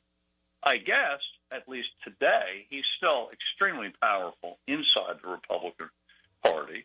That 30% that's sticking with him of the overall country, that's like 85% of the Republican Party. That's who those people are. So his thumb on the scale may affect the nomination in 2028. However, he's deteriorating. Not just politically and his numbers, and he's weaker, but he's deteriorating physically, mentally. You say slowing down. That's the most generous way to put it. I know it's a ways away, but it'll be interesting to see these main candidates who want his endorsement and who, you know, don't seek it. Right? I think and a lot will have to do with where we are as a country, but that's another political dynamic that sort of is up for grabs too. You know. Right, and he's the one who has thrown, obviously, Vance and Rubio out as the two candidates. Well, I've got news for him and everybody else. There are going to be a lot of other candidates. There are going to be other senators like Ted Cruz and governors like Brian Kemp from Georgia. There are going to be a lot of other people who won't be Trump favorites who are going to run anyway. And how do we know? By 2028, it may be better to be anti-Trump, even inside the Republican Party. Right. We don't know. Yeah. You know. Yeah. Meanwhile, he is bedraggled by this war that he started, can't get out of. That is the reason the economy is on the fritz. And he's going to China today, lands in a few minutes, apparently. And, you know, I don't know what he's going to do. I don't think he knows what to do. We learned yesterday in a carefully leaked CIA thing, and it's his CIA that leaked it out, that despite all the bragging about how we've decimated Iran's military, they've still got 70% of their missiles, all of them, 70%, and 30 out of 33 missile launch centers near the Strait of Hormuz are up and running and intact. All this talk about, we've blown them out. It's not true. It's not true. They were prepared. They put everything underground, and 70% of their missiles are ready to go. Now, you ask yourself, what the hell's going on here? What are we doing? And clearly, we've been lied to by our government, as usual, about the results of a military campaign. Having grown up during Vietnam, I've gotten used to it. They always brag and lie to the public. Always. It's just the way it is.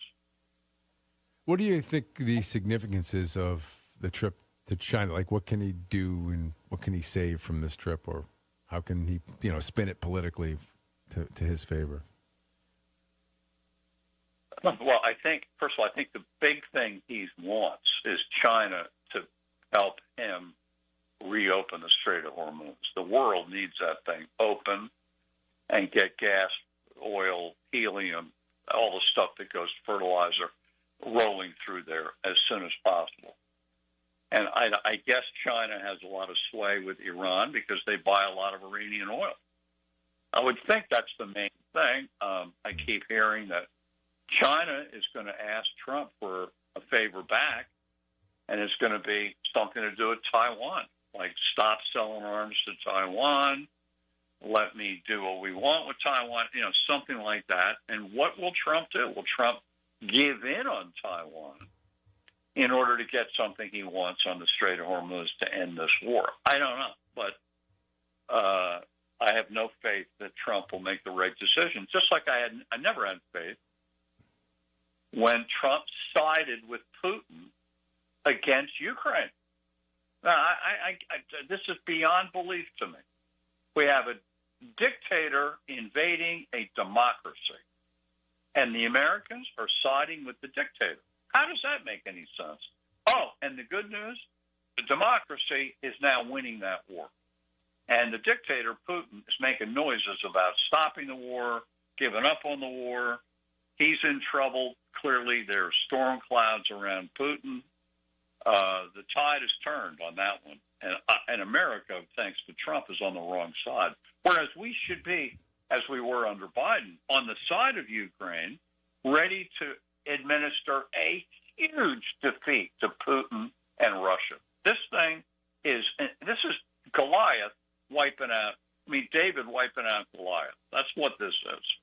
And we're on the wrong side during Trump. John LeBoutillier with us. By the way, before you send me emails about what John said earlier about the stockpiles, 70% of their pre-war ballistic missile stockpile is still in effect. There is some combat effectiveness questions as to whether or not some of that equipment has been damaged, but John is 100% right, so stop your emails.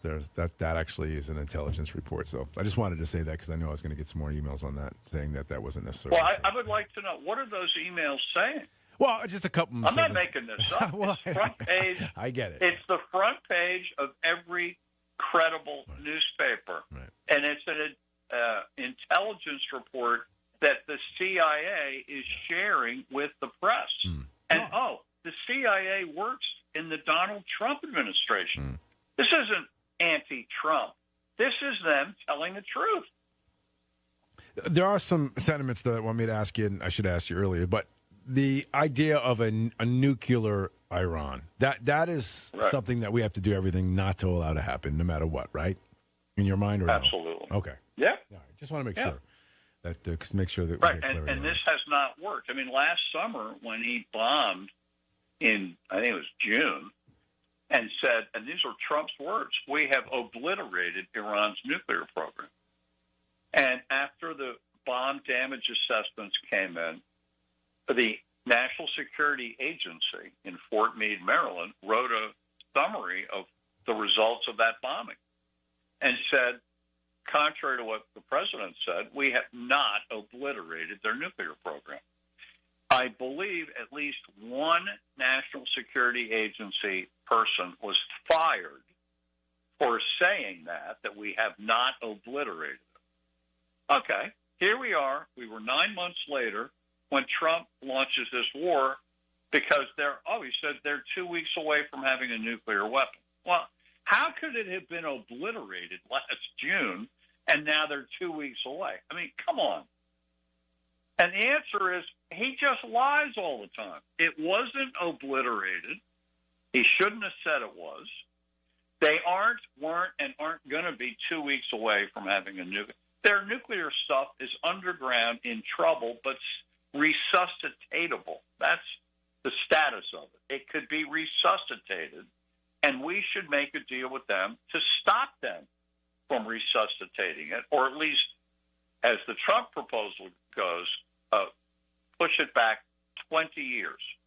That's what that one-page memo says, push back their nuclear program development for 20 years.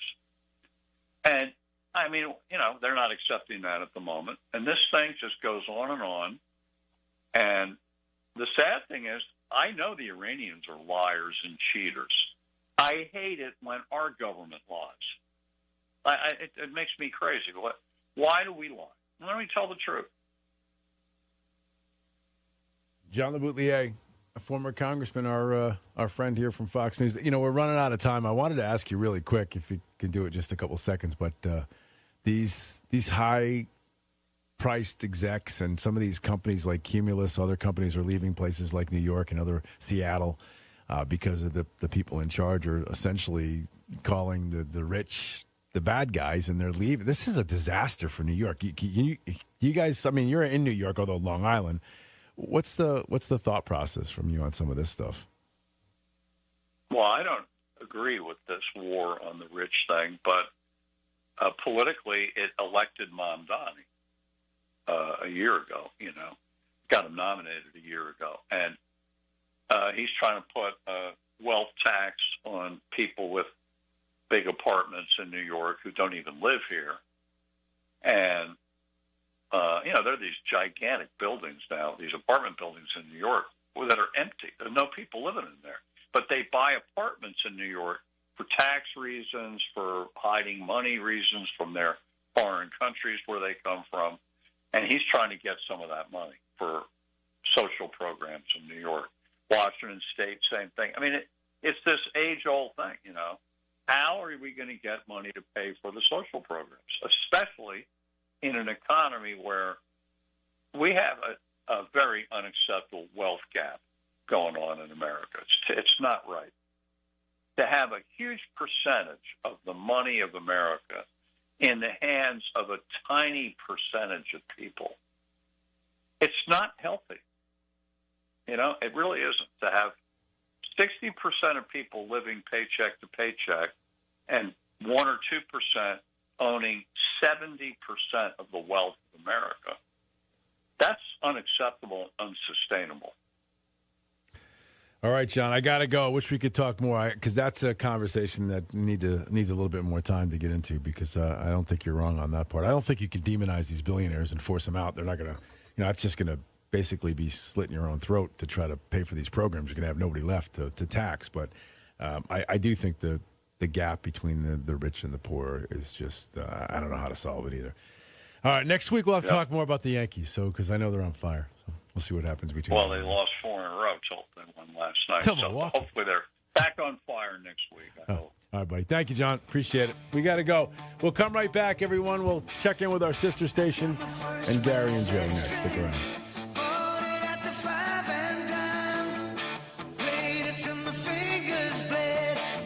Was the summer of '69.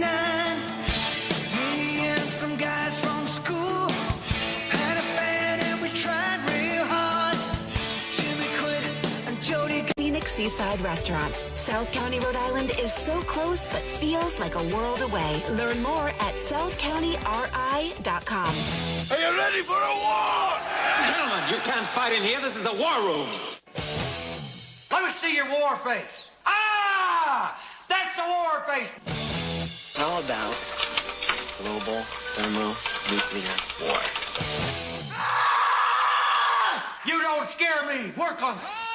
All right, so the moment you all been waiting for, a studio filled with aspiring politicians, aspiring political leaders, and from right to left, at least on your radio in front of me, is Ann Santoro. She's running for state representative. State Senate candidate Mike France, directly in front of me. To his right, our pal Doc Foley, who's been on the show for almost 20 years, maybe 20 years. And then to his right is Barbara Labriola, who's running out in Old Saybrook. And we'll get to the nitty-gritty and the details of each and everyone who's here. But let's start with Doc, since you were already on today. I know. And you're a veteran, and then we'll go to Mike real quick, and then we'll talk to the ladies after that. But this has got to be exciting. Like, we were talking a little bit about this earlier, but this has got to be a really exciting time for everybody, right? This is an all-star cast in the studio right now. Yeah, we have presented, I think, some of the greatest candidates in this election coming up, and my only hope is that people, your listeners aren't the problem, right? But that people really will take a look and hear about these candidates and hear about their experiences, and when we're competing against some of the folks that we're competing against, I think in the next 5 months, our job is just to sort of say, hey, here's the comparison. and there isn't a comparison. So great group here today, and yeah, I'm excited to be working with these guys. All right, Mike, just go to you real quick, and then we'll get to know the ladies a little bit better. I think the Doc fully hit it right out of the park. I think you look at the slate of candidates in southeastern Connecticut, we bring a lot of experience from our service to our towns, from our work experience and our backgrounds that just is not present in the current incumbents that are there. I think it's an easy contrast, but that's the challenge that we have in front of us as candidates, is to make that contrast to the voters, to persuade them that what they have is not what they deserve, frankly, in representation, and that the alternative is much better.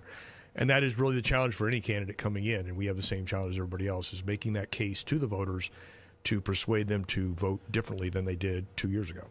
And let me ask Ann. Let's bring Ann in real quick because she's been on with us before. Sure. We'll save Barbara for last.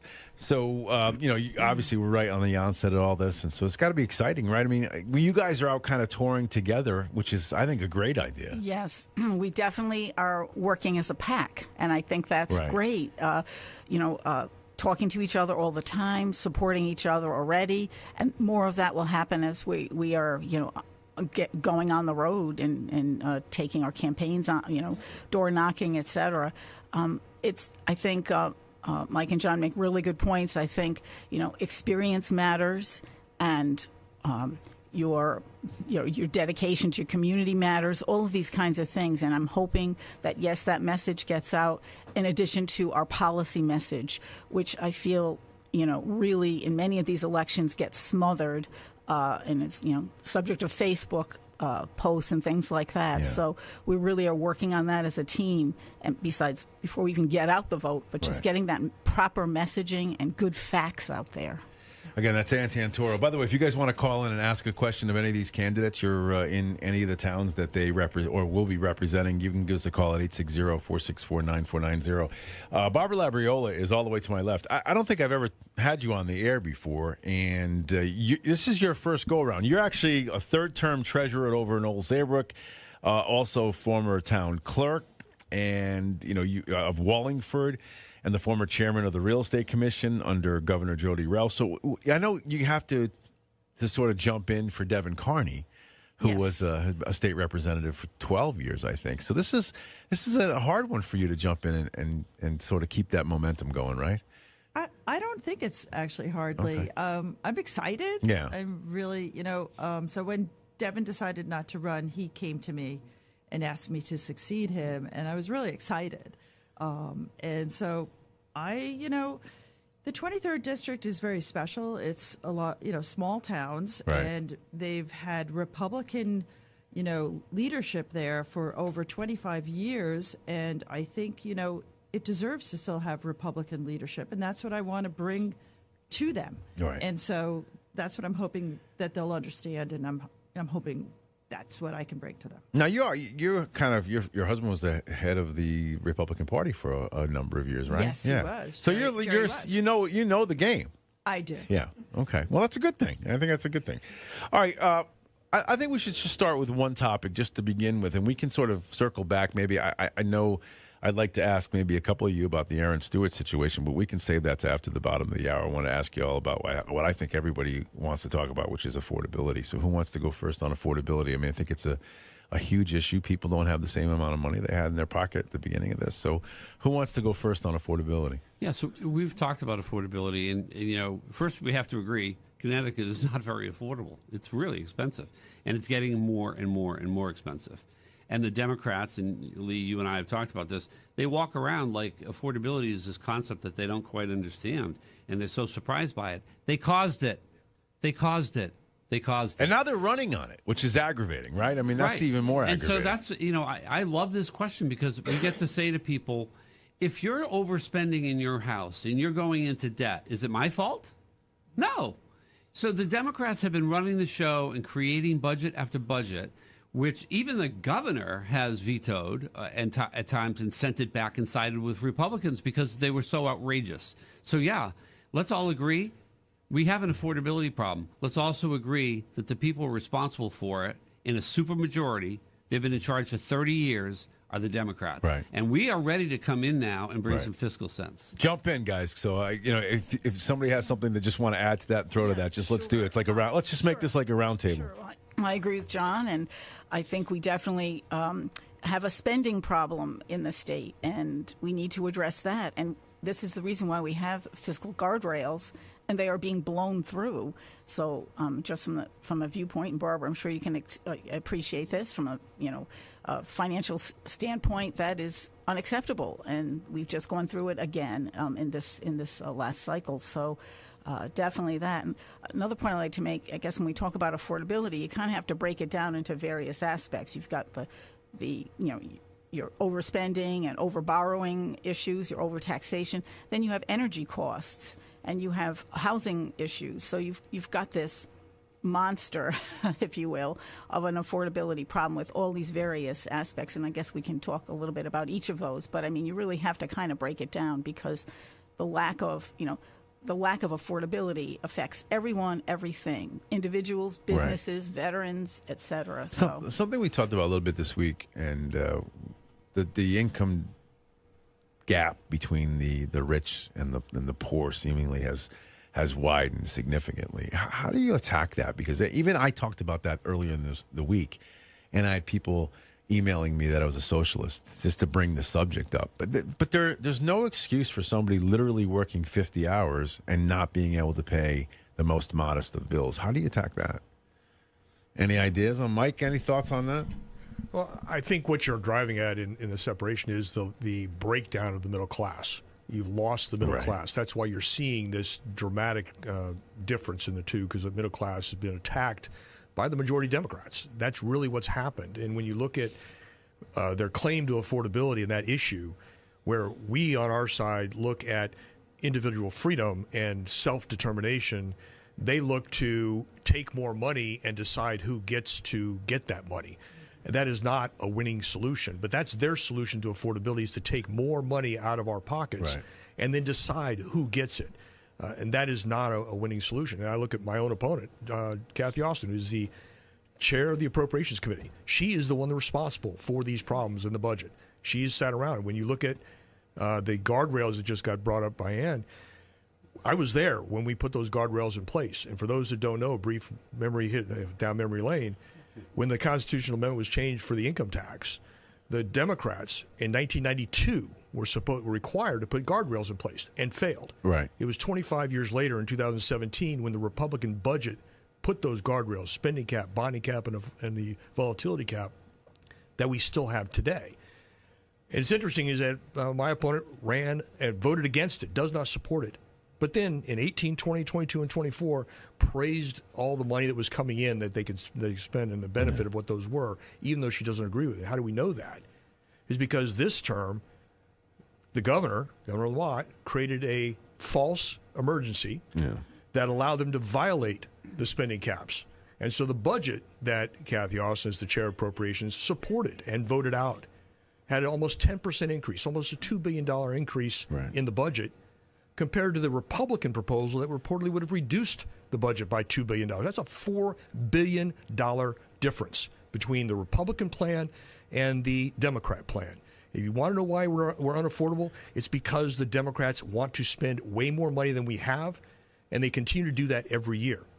Well, it's essentially they buy votes, which is what the governor wants to do here towards the end. And it's very difficult to run a campaign against that. I mean, you guys know that. It's very hard to try to be the fiscal voice of sanity in this whole malaise of craziness. You know, and Mike, just really, you know, I was going to say this. I wasn't going to say this, but then as you started talking, I said, I'll say it.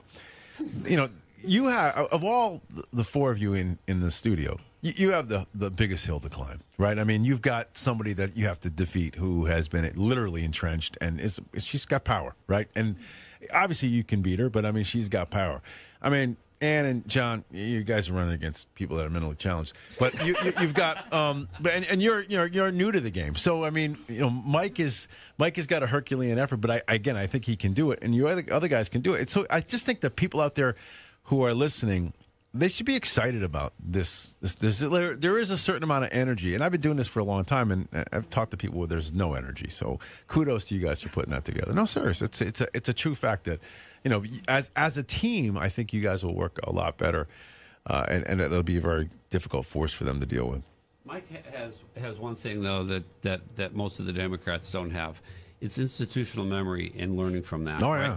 So it's not just, you know, reciting what years things happened. This guy, knows what needs to be done. So, you know, why Kathy Austin would want to run on her experience when the experience, again, from the Democrats is really high taxes, horribly high regulation, right, and a reach that goes not only into your pockets but goes into your family lives. They are wanting to control every single decision-making point that you have. They want to teach you how to raise your kids. There is nothing that the Democrat now, the housing, we want to centralize zoning and all this stuff. So I was talking to a builder the other day.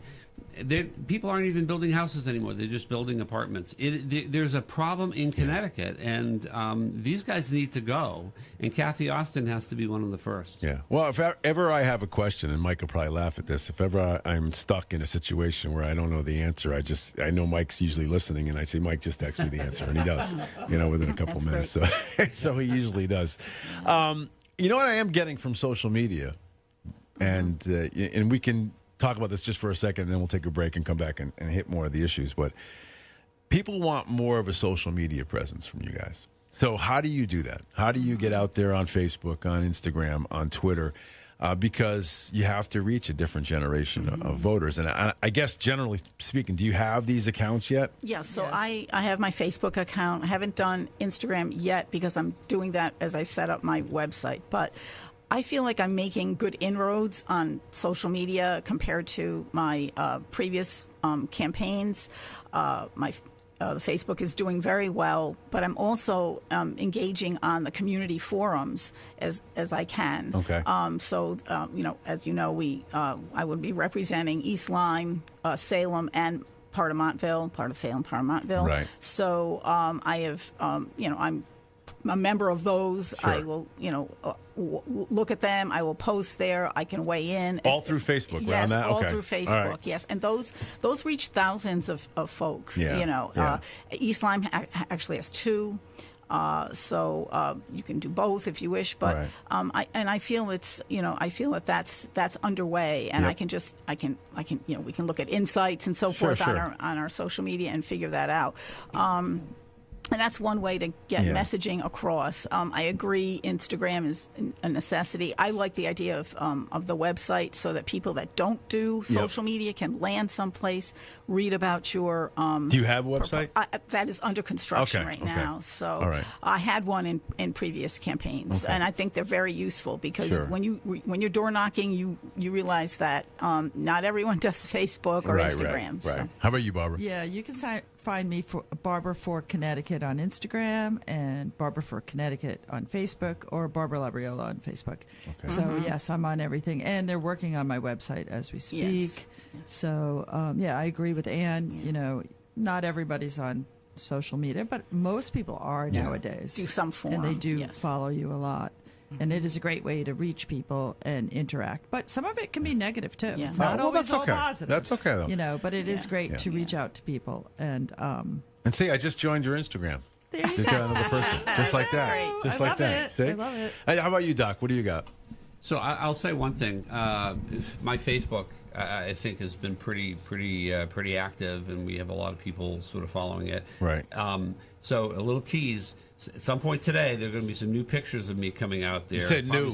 New, you said? New. Okay. I thought you said. I was sure. I wasn't sure if you said new. I want to win this election. Are you kidding me? It's the first shutout in history. Seriously, absolutely no one came in and voted for him. We've never seen this ever. It's a miracle. Yeah. Mussolini even got votes. This guy. What's your site? So they're going to see the new beard. Yeah, I see that. And the haircut. And the new hair. So because I was getting flack. That was a high school picture. Yeah. And my hair was like crazy. So I looked like a beetle, like one of the long lost Beatles. So so you're gonna see some new photos coming out. All right, good. And Mike? No, you're exactly right. You have to be able to reach the voters where they are, and part of that is social media. web page for those that are not connected to social media, and there are still a number of voters that are out there that aren't connected, and so you have to have other ways of talking to them, whether that be mail or other means. But social media is one of the marketplaces of ideas that people go to find out about you. All right, and Ann, we heard your towns, but Mike, what towns are you representing? There are 10 towns, so it's Montville, Ledyard, Norwich, Lisbon, Sprague, Marlborough, Franklin, Lebanon, Columbia, and Hebron. Okay, and Doc, you're Waterford and Quaker, Waterford and Montville, right? You got it. And what do you got, Barbara? Just so folks know. Old Saybrook, part of Westbrook, Old Lyme and Lyme. Okay. All right, there you go. This is a unique opportunity. If you have a question, if you're from one of those towns, you want to ask a question of one of these candidates that are here in the studio, 860-464-9490, and we'll have them until the top of the hour. Before we get to the break, just a reminder, our friends over at the Taftville Fire Department, they're having a family breakfast. That's happening on Sunday. All you can eat. So pancakes, scrambled eggs, home fries, all the good stuff. You can contact them at 860-887-6676. That's 860-887-6676. Check that out. And it's always a lot of fun. I know Rocky goes to that, so better get there before Rocky gets there, because I know he likes the pancakes and all that good stuff. So anyway, check that out. Also, Waterford Artscape Festival is happening. Waterford High School, that's happening Saturday, May 23rd. And that's coming at you from 10 a.m. to 3. I have no idea what this is. I assume it's pieces of art that are, I guess, scattered around the campus of Waterford High School. You can't beat it. All right. We'll come back. Doc Foley. We'll have Mike France. We'll have Ann Santoro. We'll have Barbara Labriola all here in the studio. If you guys want to join the conversation, you can. If not, I'll get into some new stuff. All of that and so much more. Keep it right here. Again, you're listening to 94.9 News Now and Stimulating Talk. If it keeps on raining, levee's going to bring.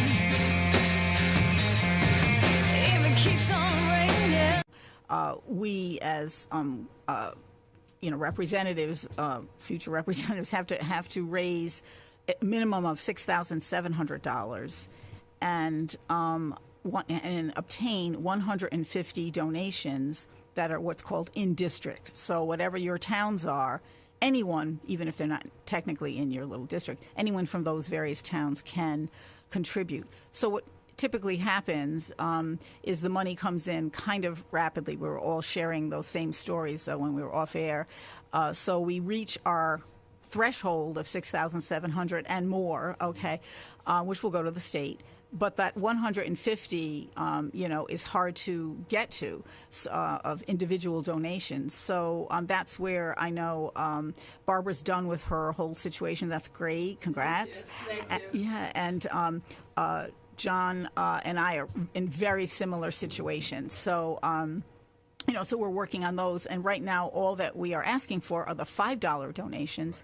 Quickest way, go to the Facebook page or share the links for that Anadot capability, and so you can just do a donation online. All right, so as stupid as I am, so I always thought, I know Anadot now is the technology. I always thought you actually had to be physically in front of somebody and sign something. You don't have to do that anymore, right? You don't have to. We all have forms. We all have the paper forms, and many of your neighbors and friends would prefer that method. That's fine. We can, by our phones, give you that Anadot link, or we can just direct you to Facebook where it is located also. So either way, I've done it in letters to the link and so forth. So, but the big thing about it is, and we'd like to start applying for that once those funds become available from the state, which is probably in a couple of weeks. So we think we can get there, but these little donations are really going to make the difference. So, I encourage folks to support us that way if they can. And a couple of things. You want to make sure you follow the directions. They're not complicated, but there's two areas, if I could quickly say, that people often make mistakes. One is if you're self-employed, please put the name of the company that you are. So, if you're a painter, it's, John's Painting Company, or maybe it's just you, John Doe. Just write the name if you don't have a specific name. And then we had some other instances of just, especially with children 12 and over can donate to us, do those $5 preferred paper donations in cash. It's just easier. If they have a debit card, the child can use that. online with the parents' guidance, obviously. But you can't use your parents' credit card. Right. So that's going to be tossed out. Okay. So in other words, even if the parent gives the money, that's not going to work. Correct. It's got to be a different form of payment. Right. Same goes for your spouse as well? Spouse, you can have the same account, but you need to use your separate card. Cards, okay. Right. All right. As husband and wife, let's say. All right, so you three have kind of reached the financial part of it, but you still need the signatures. Mike needs a little bit of both, right? Yes. Because the threshold for Mike is over $20,000, right? Correct. Yeah. It's $20,100 for state senate and 300 contributions from within the 10 towns that I'm seeking to represent. And same idea, so you can just go to where for that? Same on your... Same thing. Yeah, on my Facebook page, the handout link is right there. You can go there and make a contribution to the cause. All right, anybody else want to add anything on that, or are you guys good with that? All right, let me ask you a couple of questions from some of the listeners out there. Do you mind? No. People can take it as you are deemed fit. Brian writes in, will you guys work with Democrats? Absolutely. I think working across the aisle is really important, even though, I'd like to see them work with the Republicans. Yeah, and I'll speak from my experience starting on the town council, working with my Democrat counterpart on the Finance Committee when I served there, and when I was ranking member on the Government Administration's election and the Appropriations Committee. Working with the two chairs was how we got things done. And you have to build that relationship or you will not be successful. And it's true in life everywhere. Everything is about relationships. If you do not build that relationship rapport with your counterpart that you have to deal with, you're just talking at each other instead of being able to get things done for the betterment of the state of Connecticut and our residents. When I get elected, how's that? I'm going to represent Republicans and Democrats and unaffiliated and everyone else in the district. So to go into this thinking that I'm going to win and I'm going to take everything I do is going to be the Republican way. First of all, it's impractical because there's a supermajority, and if you think you're going to go into the legislature on day one with a handful of bills to get passed, well, you're in for an education. So I think it's the right thing to do, as has been said here.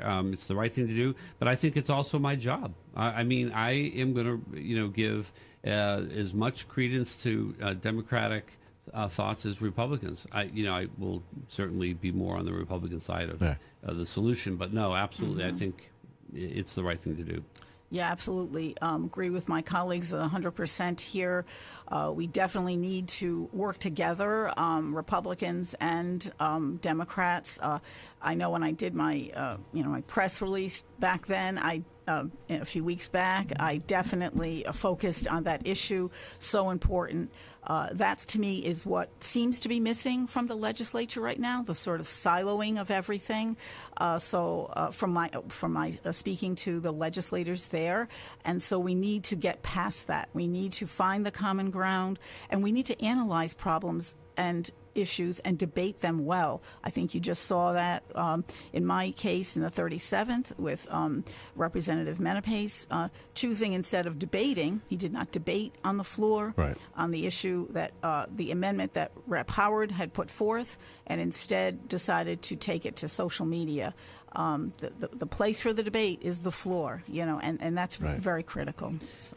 I agree with Ann. I mean, it's balance. We need balance in this state, and that's why really, we need more Republicans up there because we have such a super majority of Democrats. So we need some balance in the state of Connecticut to bring balance to what we're voting on and what's becoming law up there. And maybe perhaps the last point on it is just that the municipal model should actually be considered as we go to the state model here if we transition, because at the municipal level often you are in the minority, 2 to 4, on a board or whatever. Maybe it's split 3-3. I had all those experiences in East Lyme, and somehow we got things done. So let's think about that, of using that model perhaps. Here's one that we've talked about. I've talked about a lot, and I know it's not the easiest of subjects to broach. But Franco writes into us, wants to know, how are you going to handle Trump's negative numbers, and do you think that'll hurt you? Anyone want to go first on that? Yeah, so I'm clear with people because this has come up. We all have opinions as to what the national governments should do, but I'm more concerned about you being able to pay your bills, to run your business, to put your kids through school. for the kids to grow up and be able to own a home and have the American dream. Those are things on a local level that Connecticut's doing pretty poorly. So I'm going to wake up day one worrying about Connecticut. We can all have our opinions on Trump, right? But at the end of the day, what does it matter if your taxes are putting you out of your home? Anyone else want to weigh in? You don't have to if you don't want to on that one. That's okay. No, I'll echo what John said. It is true that what is happening at the national level is what's in the media and certainly is a topic of discussion, but it is not what most dramatically impacts your ability to live in the state of Connecticut, afford a house, afford to feed your family, do the things you want to do to raise a family and stay in Connecticut. That is what happens in Hartford. And the supermajority Democrats are doing exactly the opposite of what needs to be done in order for people to be able to afford to live their entire lives here and then retire here and the next generation take up after that, like we did for generations. Right. They have destroyed that opportunity, and we need to have balance back up there, as Barbara said, to have the opportunity to bring that back so that people can work here, live here, retire here, and the next generation stays here and not leave the state, and so your family's spread across the country. Can I ask Mike a question? Because not to put you on the spot, but because I'm forgetting the years that it happened, but that the Democrats and the Republicans were almost even. Yeah, and those were, the good old days, right? There were people actually, from what I've been told, managed to be able to sit down and talk through things and created guardrails and created successful government. They had to. So that's what we're saying is that it's a super majority. We need more Republicans, if for nothing else, is to break open this echo chamber that exists there, where it's like, yeah, we have a great idea. Yeah, I think it's great. You think it's great. I think it's great. But there's no other thought. Well, all you got to do is look to what happened, and Mike, I'm sure you're well aware of this, you guys as well. But I mean, they shut down conversation last year. They had votes on issues where they did not give the public a chance to speak out, and they just shut down the Republican side. So, and that happened, I think, more this last session than I've ever seen, ever. Let's see. Kathleen writes into us about, and I think this is an interesting one, and I don't know if there's a lot in this short period of time you guys can do about it, but there are a lot of people out there who don't think their vote actually gets counted or counts, and they think that voter fraud is rampant. What's your general thoughts on that, and how do you fight that perception of voter fraud? So I don't think there's a lot of voter fraud out there. I'll be honest with you. I think our elections are very well run in the state of Connecticut. Being a former town clerk who used to do a lot of, I had to deal with absentee ballots and things. So I don't agree with that comment. I do think that our election laws are followed. They're well dealt with. I know the Bridgeport issue. I do have a hard time with that. That's Bridgeport. I do think Bridgeport it's always been a problem. Right. We know that. The city itself is a nightmare. They don't know how to run anything. Right. But most of the towns in this, unfortunately, we're not county based or anything. I won't say unfortunately, but in the state of Connecticut, it's 169 towns. Each town does everything just slightly different. But I do feel that, now they've passed a new law this year, so absentee ballots are going to be open to everyone. So we are going to have to think about that as candidates, how we're going to deal with that. It's going to be, we're going to have to deal with, It's going to be a new concept of a new issue to deal with. But, but I do think most towns are dealing with it the right way. I really do. I don't think there's voter fraud in Connecticut. That's my opinion. Yeah, I think when, as a man who served on the Government Administrations and Elections Committee, I got a front row seat for 8 years on the policy that was there. And what I've observed, I agree with Barbara, that by and large, the towns run the elections well and the votes are counted. But the comment from Barbara is disturbing, or Kathleen, I'm sorry, is disturbing because if you stay home, your vote doesn't count. Mm-hmm. And that is what I'm hearing from a lot of people who are buying into a lot of the stuff that's happened across the country and the questions that still arise out there because we don't have definitive answer on some things. And when you stay home, your vote doesn't count, and therefore the people that you support do not have your support at the ballot. And that is what is really the negative consequence of looking at it from that realm. Go vote. Find the people that you support. Make sure you get that out there. Make sure that your friends that also support those candidates also get out and that they vote. That is the only way that we in our system of government, our constitutional republic, can control what's going on in our state, in our country, is by voting.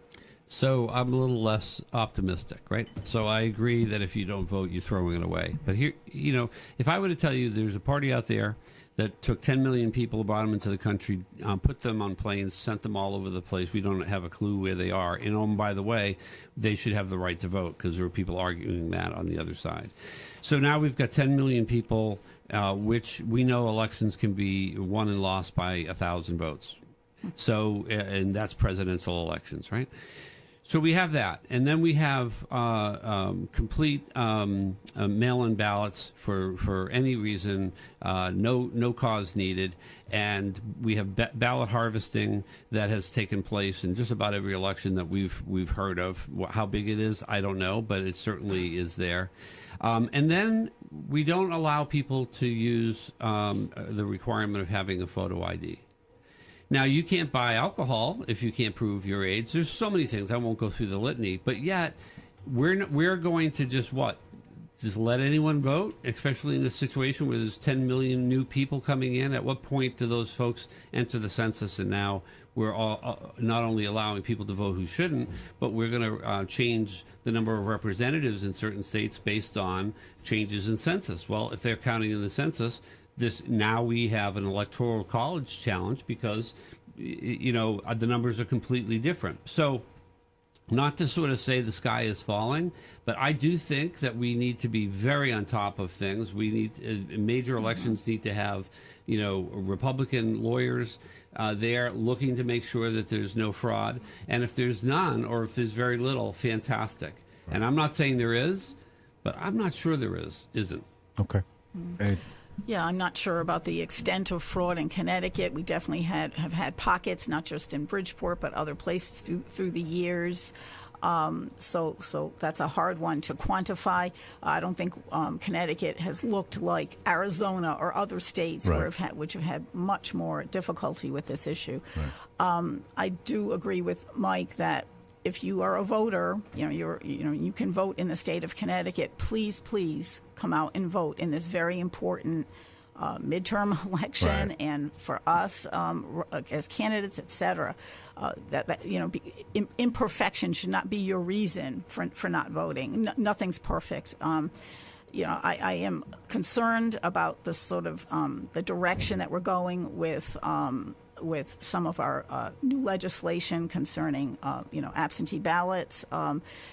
Before, I don't want us to get to the point where we're doing mass mailing of absentee ballots, this kind of thing. So we have to be very careful. And I also think it's very interesting that now that we have 2 weeks of early voting, and we sort of were moving away from absentee ballots because of that, right? Now we're reintroducing them again, and so we're going to have the double whammy as candidates of dealing with the absentee ballot issue, more of them, and more of now that we've instituted the early voting. So, yeah, I think we have to be aware of things. I would like some. In my heart, I definitely would like more information from our registrars sometimes on the purging of rolls, and when give us some data on that, because that tends to be the source of the issue more than anything else. All right, before we run out of time, I just got one more topic that I wanted to throw at you. So Saturday is a big part of the convention with the gubernatorial candidate, and you guys are all be running under an umbrella of whoever it is. So, I mean, what does it tell you? What will it tell you if Aaron is the nominee on Saturday, despite not wanting to answer any of the questions about some of this stuff? Well, I am a delegate, and I am disappointed that heading into this convention that Aaron Stewart has chosen to not address some of the issues that have arisen concerning her use of her city credit card as mayor. Ahead of the convention. And I think it didn't have to be addressing every single point, but we've had a good week now, and I would like to, or more, and I would like to hear some answers. Right. think she's a talented individual, politically talented, etc. I respect her and her her tenure in New Britain had done some wonderful things. But this is troubling, and I'm concerned from a number of perspectives. One, being a delegate. Two, my own experience in my previous legal work at Smithsonian, where I worked in procurement, and also helping the town of East Lyme establish a written purchasing policy. So it's very near and dear to me in that way that, there are rules of the road in purchasing, and you need to follow them. You're dealing with the taxpayer dollars, and you need to, use those dollars totally appropriately. I don't care if it's $1 or $100,000. It doesn't matter. So I would like to see a response. I'd like to get to some evidence sooner than later. So that's basically where I'm at. Anyone else want to weigh in on that one? Yeah. And what I'll add to it, I agree with everything Ann said, is the disappointing thing that I took away was the initial response was a purely political response. Right. And it goes to what Ann pointed out. There was no taking one or two of the allegations and being able to point to, no, this is not true. And when you do that, and then the next thing was, well, I'll tell you more after the convention. So I'm going to set the 1,100 delegates up to trust that something's going to come out, but we don't know. But I think more importantly for the Republican message that the two minority leaders and everybody in the legislature has done is the lack of transparency, the financial issues that we've had with the Lamont administration. Yeah. How do you make that argument if that cloud is hanging over our Republican gubernatorial candidate? And that is one of the main reasons that it has to be addressed in a crisp manner and be able to explain that everything that was done was authorized, was legitimate. Otherwise, you can't make that argument. Right. And that's the main premise that Vinnie Candelora and Steve Harding and the rest of the Republican legislators have been making for years. And if you can't make that argument, it makes it very, very difficult to make that argument against the incumbent, and then it makes it more challenging for us as candidates down ticket as well. Yeah. Well, she sets herself up as the victim when you guys are the victims. I mean, you're the crosshairs now. It's not fair. Go ahead. And that was going to be the answer. One of your questions was, how does it affect the rest of us? And, just like we talked about Trump, that's something that should not affect us, really. I feel very comfortable with that, and that's my answer. And if you don't like it, you don't like it. Right. But, when you have disruption in your own party, it becomes harder. And do I think it reflects any of the people in this room? Absolutely not. Right. But you know what? The last thing we need in this election is a lot of distraction. So all right. Yeah. All right. Anyway, before we run out of time, you guys want to give your websites and places to land one more time? Okay. Mine is Ann Santoro for the 37th. That's my Facebook page. Yeah, my Facebook page is Mike France for State Senate. My Facebook is Doc Foley for Connecticut State Rep. The website's being built, and my email is docfoleyforstaterep@gmail, and my cell phone, which is my personal, is 860-861-0611. So try to get that down. Yeah, huh? There you go. And it's Barbara Labriola or Barbara for Connecticut, Facebook, and Instagram. All right, Thank guys. you so much. This was fun. We got to do this again. I appreciate you guys coming in, and I'll see you, Lee. Mike, tomorrow, and we'll talk. We'll set it up. Maybe you guys can come back in sooner rather than later. But I'm running late, so I got to go. Enjoy the rest of your Thursday. We'll be back at it tomorrow morning, bright and early. Mike Gallagher is next, so tune in to him. Don't turn it off, and keep it right here. Again, you're listening to 94.9 News Now, Stimulating Talk.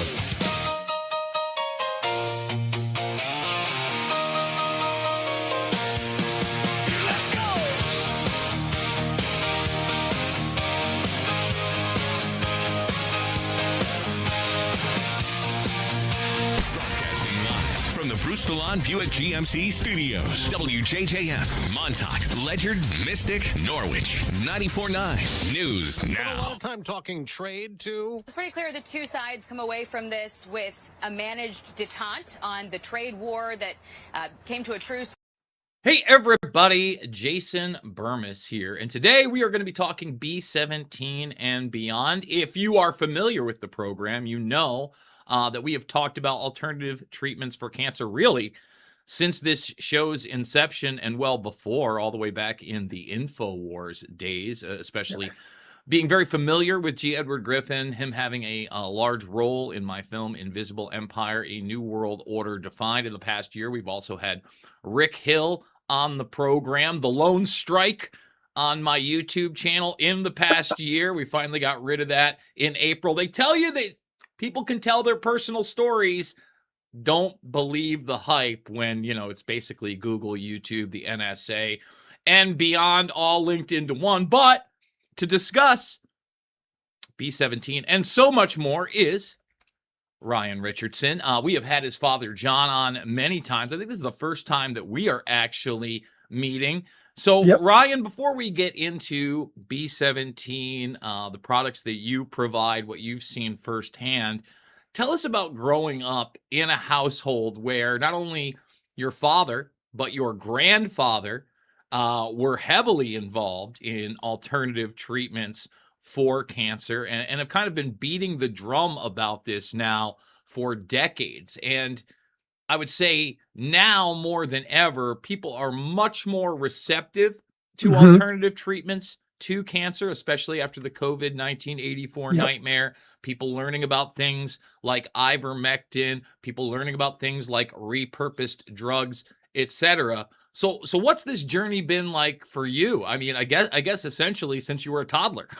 Yeah, I think it's a rare perspective because I grew up and as you mentioned, I've been beating this drum my entire life. I've been trying to get friends, family, anybody who would listen to me to take B-17 to start eating apricot seeds. And I went from that weird kid that people would make fun of. In a way, I was a popular kid in school, quote unquote, whatever you call that. I played sports. I was the quarterback, but I was still that weird natural health, hippie kid. But as I've aged, I've seen those same people that would laugh about it and poke fun, come back to us for advice because their family's going through something, they're going through something themselves, and they've seen firsthand how the medical system has just made them become more broken. And so it's been a kind of a full circle thing for me. And I agree with you. 5 years ago was a huge turning of the tides for health in this country, or at least a spotlight on health. And I'm actually thankful for it. Obviously, I'm not thankful that it happened the way that it did, but I'm thankful that now people are starting to take this seriously, because for a long time we've been saying that our health in this country has been deteriorating, and it's not our fault. It's not like our people are saying, I want to be unhealthy, I want to be sick, and I want to have all these diseases. That's not what happening. That's not what is happening at all. What's happening is our nutrition has been stripped from our food because our food has been, made to be shelf stable, taste really good, not get mold or not rot. It's all of these different things. We used to have these vitamins in our food naturally. They've been stripped away, and so no wonder we're seeing all of these issues. One of the other things that I started covering now, I would say, close to a decade ago, would be the Joe Tippins protocol and fenbenzidol. And even to this day, that's one of my most popular videos of all time, just saying this cancer story rocks. Was actually supposed to have Joe on just before the pandemic happened. And then as it happened, he wasn't able to do it. He's still around. People are asking me, hey, is this guy still alive? I'm like, yeah. And he also had pancreatic cancer. Wow. I mean, again, one of the toughest ones. And he went through so many of the quote unquote traditional methods of trying to rid himself of cancer. Even Rick Hill on this program talked about doing small stints of chemotherapy as well. Not just disregarding it, but not looking at it as the only thing and the only solution that obviously does not have a high success rate. You hit the nail on the head there. It's there's a doctor named Dr. Siegfried who talks about chemo, radiation, surgery being medieval and barbaric ways of treating this disease, and he believes it's a metabolic deficiency disease, just like my grandfather believed that if we have the right nutrition, your body will take care of itself. So you hit the nail on the head there. So let's talk about the nutrition aspect of it, right? Because I think that is so important. I myself am going through it, even with my own family. My one niece who I've helped take care of just refused to ever eat real food. I mean, literally, we're still on the chicken fries and fries diet. Everything is processed. I mean, she has zero nutrition in her body. It breaks my heart. I mean, she's broken her foot several times in the past few years because she has no nutritional value, because she has no bone density. She finally, had an episode where she did have to go get her blood work done, and it's atrocious. It's just, it's one of the most disgusting things ever. I pray, and I'm not a religious guy, but I do pray that, somehow we can get beyond this. I won with the other kid. The other kid will, cook the chicken, the beef, the vegetables. But even then, those are stripped down from the nutrients they had even 15, 20 years ago, which is frightening. Completely. And then, you see these things. I just saw a documentary on Nutri-Grain bars, those little bars that children eat that are supposed to be filled with real fruit. And it's not, Bro, they're you're speaking my language. Let's talk about that. Like the one kid, the one that I've actually gotten on the decent diet that spends a lot of time with me. She goes, "You never have any of the granola bars." I go, "They're candy bars, kid. They're not granola bars. They're not helping you. They're candy bars. There's nothing in there that's helping you with your day-to-day. Zero zip, even your protein bars. Get your protein 1,000% somewhere else. Eat an egg, for God's sakes." You are 100% right. The protein bars are basically glorified candy bars, and same with the children bars. And so we're feeding them these things that are designed to get them hooked on this really awful, carb and whatever mixture and whatever chemicals they're putting in there. And it's a crime, because at the end of the day, I don't blame your niece, because we've created an environment where this happens. We feed our kids 85% of the calories that our kids eat are coming from ultra processed foods. And as you noted, that's the most precious time where we need to be getting the most nutrition into our kids so their bone density grows. As you get older and you're 30, 40, 50, it probably matters less than it does when you're 11, 12, 13. And so that's why I've been huge on quote unquote prevention, because my father comes on here, talks about how B17 can help with, the C word or these other bad diseases. And Rick tells the story. I'm here to tell you that it's way better to start now when you're a healthy person or when you're young and never get any of those nasty diseases, because once you get it, the fight becomes a whole different fight. And anybody that's gone through it can tell you that. And you have all these external pressures from doctors that do fear-based prescribing of things. If you don't do this and make a decision this week, then it could spread elsewhere or whatever. Why not protect your body now? Because it takes years of abuse in order for these things to happen. And so if you just protect your body a little bit along the way, it's smart enough to shield itself from these poisons, essentially. And I would say that the biggest poison out there, the most promoted one, is of course sugar. And most people are in denial. And even myself, I feel the sugar cravings. I've never been a cigarette smoker.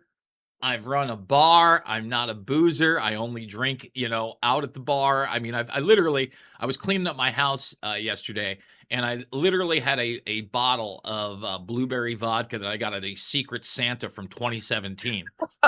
Like it's 9 years, and I'm not aging it, guys. It's Sky vodka. It's garbage. Yeah, you're not. You might have thrown it away. Yeah. Well, alcohol, thank goodness, doesn't go bad. We can keep that forever. But what I do feel are the sugar cravings still to this day. But then I'll go and I'll grab, I'll be in the clearance aisle because I don't like spending money, and everything is costing more and more these days. And I'll see something that says, all right, this is an energy drink. It's got 0 sugar in it. Every once in a while, I'll try to do better with the poppy soda or whatever. I don't get the regular soda. I don't even get that much, but I get that craving and I want it. Dude, I cracked one of these things. I forget what the hell it was even called. It is just, I had to 1/4 of it with unsweetened iced tea, and it's still too sweet. Everything has progressively gotten sweeter and more addictive. And, you're not just talking about a sugar addiction that could lead to things like cancer, diabetes, etc., going to rot your teeth, going to mess up with your entire biological system, where your body gets its endorphins from. It's risk reward syndrome. Can you kind of speak to that? Yeah, of course. And it's funny. There are doctors out there that will tell you. I've done some clips on it that that C word. I guess this isn't going on YouTube, so I could say the word cancer. That sugar, that it doesn't feed on sugar, and sugar has no correlation with cancer, and that's just absolutely asinine. We're talking about real doctors that are saying this, and they use glucose to see if you have cancer. They put like a little radioactive atom in you, and then they watch it go to your body to see if cancer goes to that sugar molecule or not. So it's just crazy that people could say that, first of all. But the healthy vegetables in this country and the healthy foods are not sweet. And so they're, on one hand, they're conditioning us and they're addicting us to, it's much like cigarette smoking, right? You get addicted and you just have to have a little bit per day because that's, it's sugar. So they're getting you addicted to sugar, telling you that it has no issues. Oops, sorry, my lighting here. No issues with cancer at all. And then so we dislike anything that isn't sweet now as a nation. And all foods that have B17 in it, not all, most are bitter. The bitter apricot seed, Brussels sprouts when they're not cooked. We eat Brussels sprouts as Americans, but they're always cooked at such high temperatures that it kills all the B17 in it. And so wait a minute, hold on, because I'm a Brussels sprout fan. Yeah. Can I steam those bad boys and still get some of that B17, or is I just got to eat them raw like it's on a broccoli no, place? you can steam them. So it's around 350 degrees. Okay. That it stays. So I don't know how hot the steamer gets, but if you do it in a way where you're not completely blasting them, then absolutely you'll get B17. Now it's not a ton, but it's like it's a milligram or two per bulb basically. Whereas it's 20 milligrams in one apricot seed. So wait a minute. So you're telling me essentially I got to eat 20 16-ounce bowls. I got to eat 20 pounds. I was saying bulbs. bulbs. Okay, bulbs. So that's not bad. So that's just one like 16, 20 ouncer compared to this much of an apricot seed that now you don't even have to take it as a seed. You can get it into a ground powder. And essentially, we just have it in down powder. it quickly. We have it in a myriad of different ways, but that's just goes to it's in spinach at small degrees. It's in watercress, lima beans, lentils.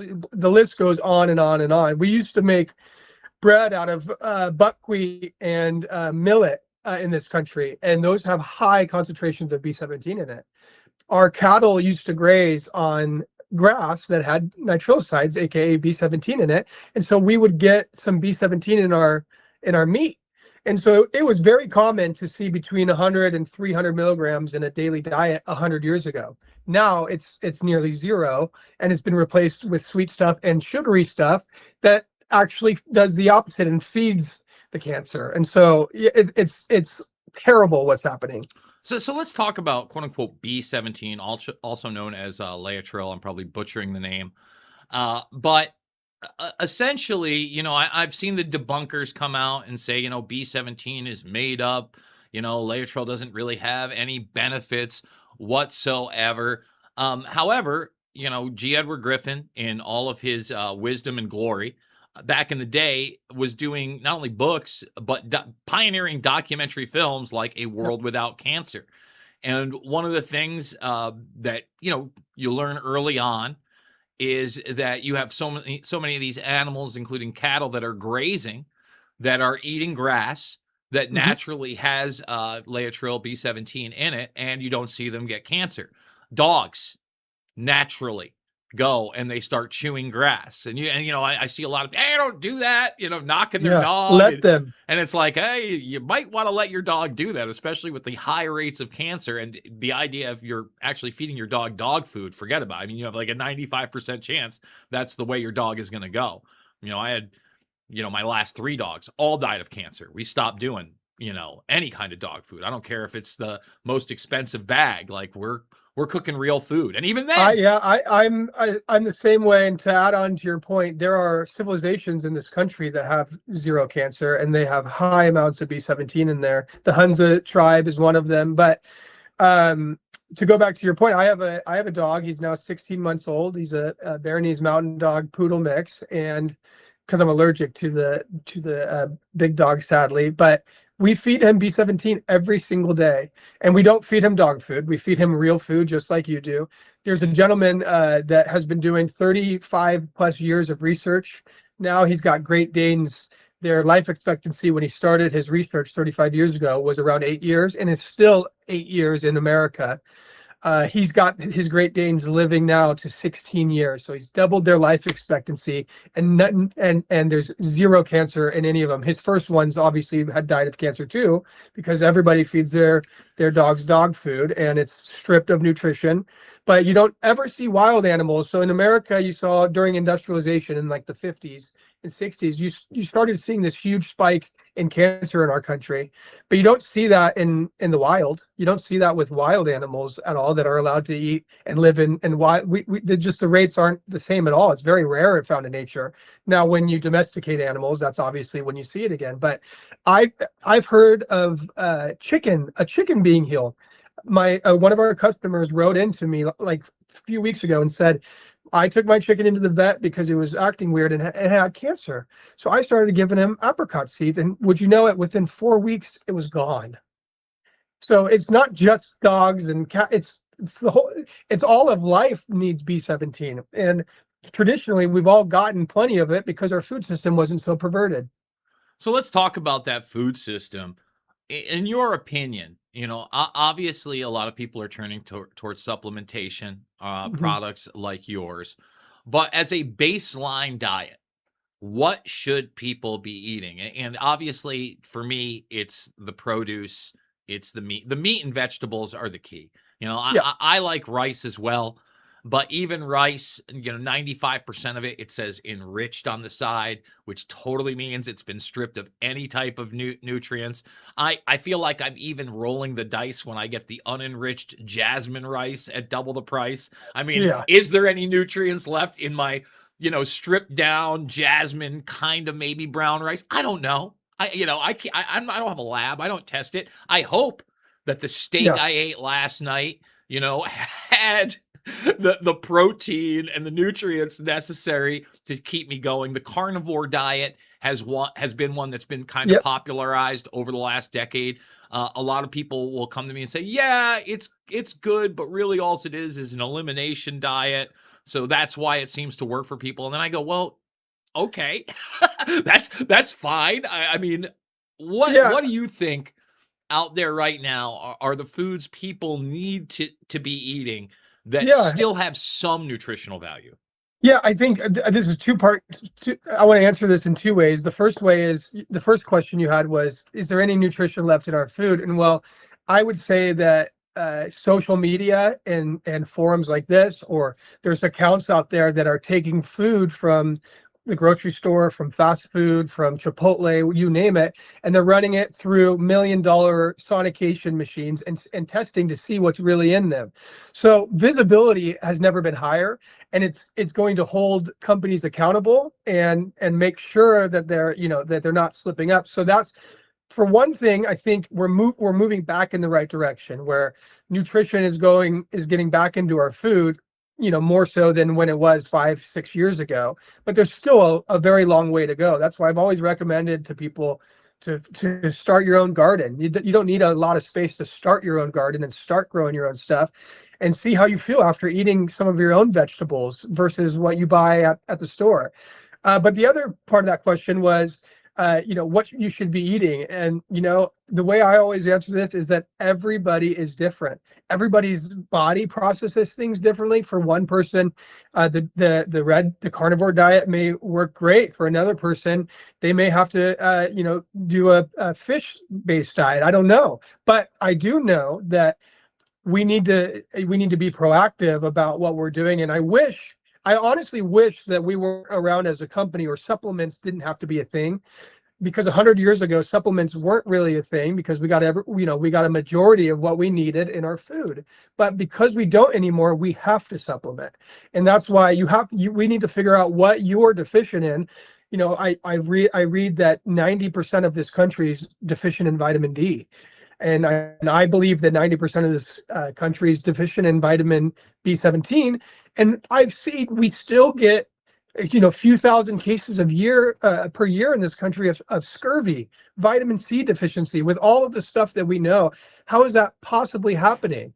And it's obviously because of our food supply. So figure out what you're deficient in. Maybe that means you go take a blood test. There's some popular inexpensive blood testing companies out there that you could see exactly what your levels are and make changes, and then 2 months do another test to see if those changes worked. But we need to be experimenting with ourselves in a way that to really optimize our health, because nobody's coming to save us. Your doctor is not going to come up with some amazing plan to keep you healthy. He's just going to come treat you, do symptom-based medicine like they always do. And here's a frightening stat now that I'm on the topic. The average American retiree is on 5+ pharmaceutical drugs per day. That's crazy. 20% of those are on 10+ pharmaceutical pills per day. That's all that's showing me, is that when these people go in with a symptom, they slap on a drug, and then you've seen the laundry list of negative side effects, or you've heard it on the television. In a year or two, the body starts reacting to this drug, and you get another symptom. So you go in, and then they treat that symptom. Now all of a sudden you got 2 things in your body, then 3, 4, 5. How hard is it to pinpoint what's actually going wrong when you're taking 10+ pharmaceutical drugs?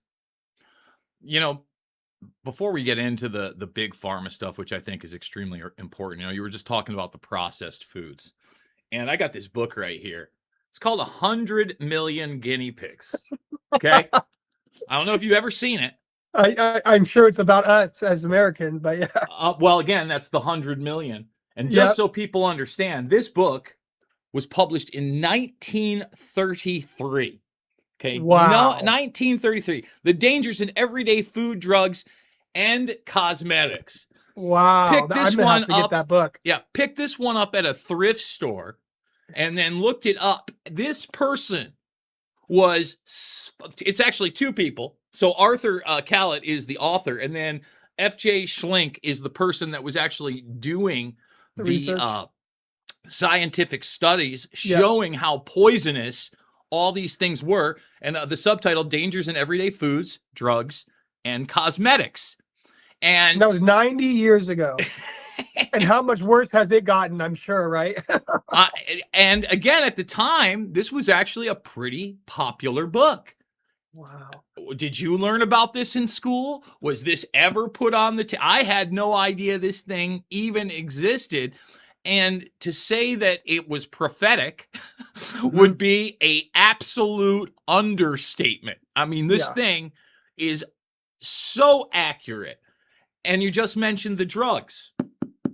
Yeah. At that and time, it's funny because a lot of pharmaceutical drugs started as a natural compound, and so they take a compound found in nature that's been used to treat whatever.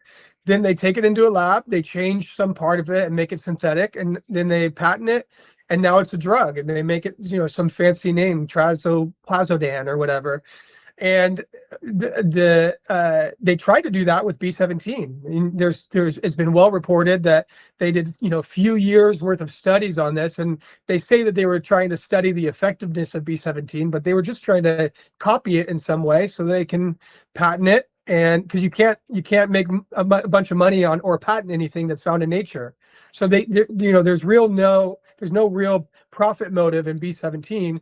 I'm saying that as the owner of a company that sells apricot seeds, but I can tell you it's nowhere near what a pharmaceutical drug would make in that sense. And so when they tried to make B17 synthetic, every time they tried to change up the molecule, it killed the molecule and it rendered it ineffective. And so instead of saying, well, hey, we have something here, and I'm not here to come on the show and say B17 is going to cure all your problems. That's not it at all. I'm saying we have thousands of testimonials, thousands of case studies, doctors that are seeing results. And we need some real clinical trials. Let's get some government money to fund something that's for the good of our people, right? But which makes me laugh, because probably won't going to happen. But this is the closest we've ever been with Bobby Kennedy in HHS, and so we'll see. We'll see what we can do. But it's kind of crazy. You mentioned the medical system and how you can't really patent now. You can't patent vitamin C, even though most vitamin C, folks, is synthetic. Vitamin D that you get is synthetic. It's not even what it used to be. But so many of the actual drugs, quote unquote medications, are now petroleum based. And again, this is another thing that around that turn of the century and the concerns of these people that people are simply not aware of. They associate, obviously, petroleum with oil and gasoline. They don't even realize that, oil basically makes like everything, like from your CD to your Blu-ray to a ton of other things. But it also is intricate in quote unquote modern medicine. Can you just speak to that for a moment? Yeah, I've been so confused by that for the longest time, because I don't understand the science behind it, or where they even try to argue the science behind it. Why does there need to be anything petroleum based in our medicine? It just there's more studies on how harmful petroleum is to the human body than there is on how helpful it is. And so I've tried to ask doctors before. I say, well, why is there petroleum based chemicals in this medicine? And they typically don't have an answer. I've never gotten a straight answer like, oh, it's because it makes it work better, or even try to guess. People, these doctors are like, well, I don't know, but this is the top of the line medicine that everybody's using. I'm like, that's crazy. That's just crazy to me. And I'm glad you're asking that question, or you're talking and bringing awareness to that, because more people should need to be saying, why is that happening? Well, again, it speaks to this idea, and I think it's a huge misnomer, that somehow ignorance is bliss. No, it's not, actually. No. Ignorance is going to get you in trouble every single time. And what you're going to want to do is talk to your authoritative figure, like you did to the doctor, and see how ignorant they are. Because guess what? They're just people too.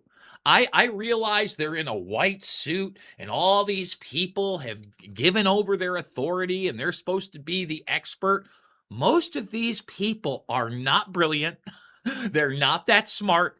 They came from a situation where they had the fundamental, family wealth and values to get them through medical school. And they just crossed the T's, dotted the I's, said yes, sir, and went with the program instead of doing any kind of independent research, instead of trying to break away from a system that's clearly been broken for decades. So what is your assessment? I'm so glad you brought that up. Like, it's I wanted to be a doctor, and I did 3.5 years of pre-medicine, and I realized the same thing you did, that it's who can regurgitate what we read in the book the best. That's what it is. And of course there's some hands-on stuff, but it's a very expensive profession to get into. And you're right that there are some amazing, brilliant doctors, and I don't want to take away anything from a doctor. Their hard work got them there, and it is hard work to become a doctor. But you're absolutely right. My grandfather was a doctor, and he said he did 2 weeks of nutrition in 12 years. 2 weeks of nutrition. And so we're saying all of these issues are coming from lack of nutrition, and these doctors are getting 2 weeks of it if they're lucky in their 12 years of training. Why are we going to them to fix our problems? And it doesn't make any sense to me. Go to a dietitian first, and then if your problem still persists, then go to the doctor, and because something might be wrong. But it's this notion that the doctors know everything and that they're going to come and save you with whatever magical drug that they have. They're just getting in. They get new drugs every different year. They can't keep up. There's a standard of procedure. So if I'm a 6'8", 400-pound man, my standard of procedure care is going to be the same as a 5'2", 140-pound woman. How does that make any sense? It just that none of it makes sense, but they just input it into a computer and say, these are our symptoms. Let's try this drug and see what happens. And by the way, there's also a vast financial incentive to use so many of these drugs. And let me let everybody know that should be illegal. There should be literally zero financial incentive to give a patient a specific treatment or drug. The financial incentive that you should have is people keep coming back because you're doing good things for them. Not because you're using a specific drug, but because your treatments, which would be varied as the population is varied, are working across a broad range of the populace. And they say, hey, this guy's good at what he does. This gal's good at what she does. We're coming back. Not, oh, I get a bonus if I put hate and lie shots into every single toddler that comes in, and every single toddler that refuses, we just tell them not to come back. That is demented, and yet it is the current system that we have. Before we go, Ryan, tell everybody about rncstore.com. Tell everybody about the products, where they can get them, and what some of your favorites are. Yeah, absolutely. We can go to www.rncstore.com. We're doing a lot of fun stuff right now. We have the seeds there. Seeds are the most natural way to take it, of course, and the least expensive. We have the seed meal there. So if you're somebody that makes a smoothie every morning, or you like oatmeal or yogurt, or you want to put it into something, you could use the seed meal. If you want to skip that bitter flavor altogether, then you can go for it with the supplement version, and which I usually take. I take the prevention bundle every single day. And then some new stuff we have out is our apricot oil, which is really wonderful on the skin. We have rave reviews about it. People saying it helps with psoriasis and eczema and all of these different things. And then we just launched our B17 lotion. So the oil does not have B17, the vitamin, in it, because B17 is water soluble. So the oil doesn't carry any of it, but it's still wonderful for the skin. The lotion, all organic based lotion, all natural, no added crap, has 1,000 milligrams of B17 in it. And so it's kind of our way of pushing the research on B17. You know, my grandfather and Rick and everybody, they always were focused on the research that happens inside of your body with B17, because when you have people dying of the C word, that's the most important. Well, we're hearing some incredible things about the lotion. People writing this testimonies weekly. I would love everybody to give that a shot. And also the people that buy our lotion and our oil, we have a beauty bundle, they repurchase it at a 38% clip within 2 months. So, you know, it's obviously customers are happy about it and they're coming back for more. Yeah, for those that don't know, anything more than like a 15%, 20% turnaround is amazing. And when you start getting into that 40, 50%, it's almost unheard of. Ryan, it was a pleasure talking to you. Send my best to your father as well. And folks, you know the drill. It is not about left or right. It is always about right and wrong. I absolutely love you guys, and I will see you all on the flip side. Lock in America! It's time for Straight Talk! This is the Wayne Dupree Podcast, hosted by Wayne Dupree, with co-host Jason Robertson, delivering powerful opinions, arty debates on politics, entertainment, and the hottest stories. No spin, just honest takes and real conversations!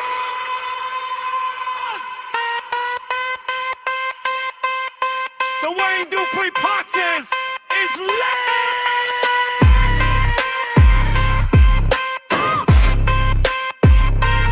Let's get into it right now.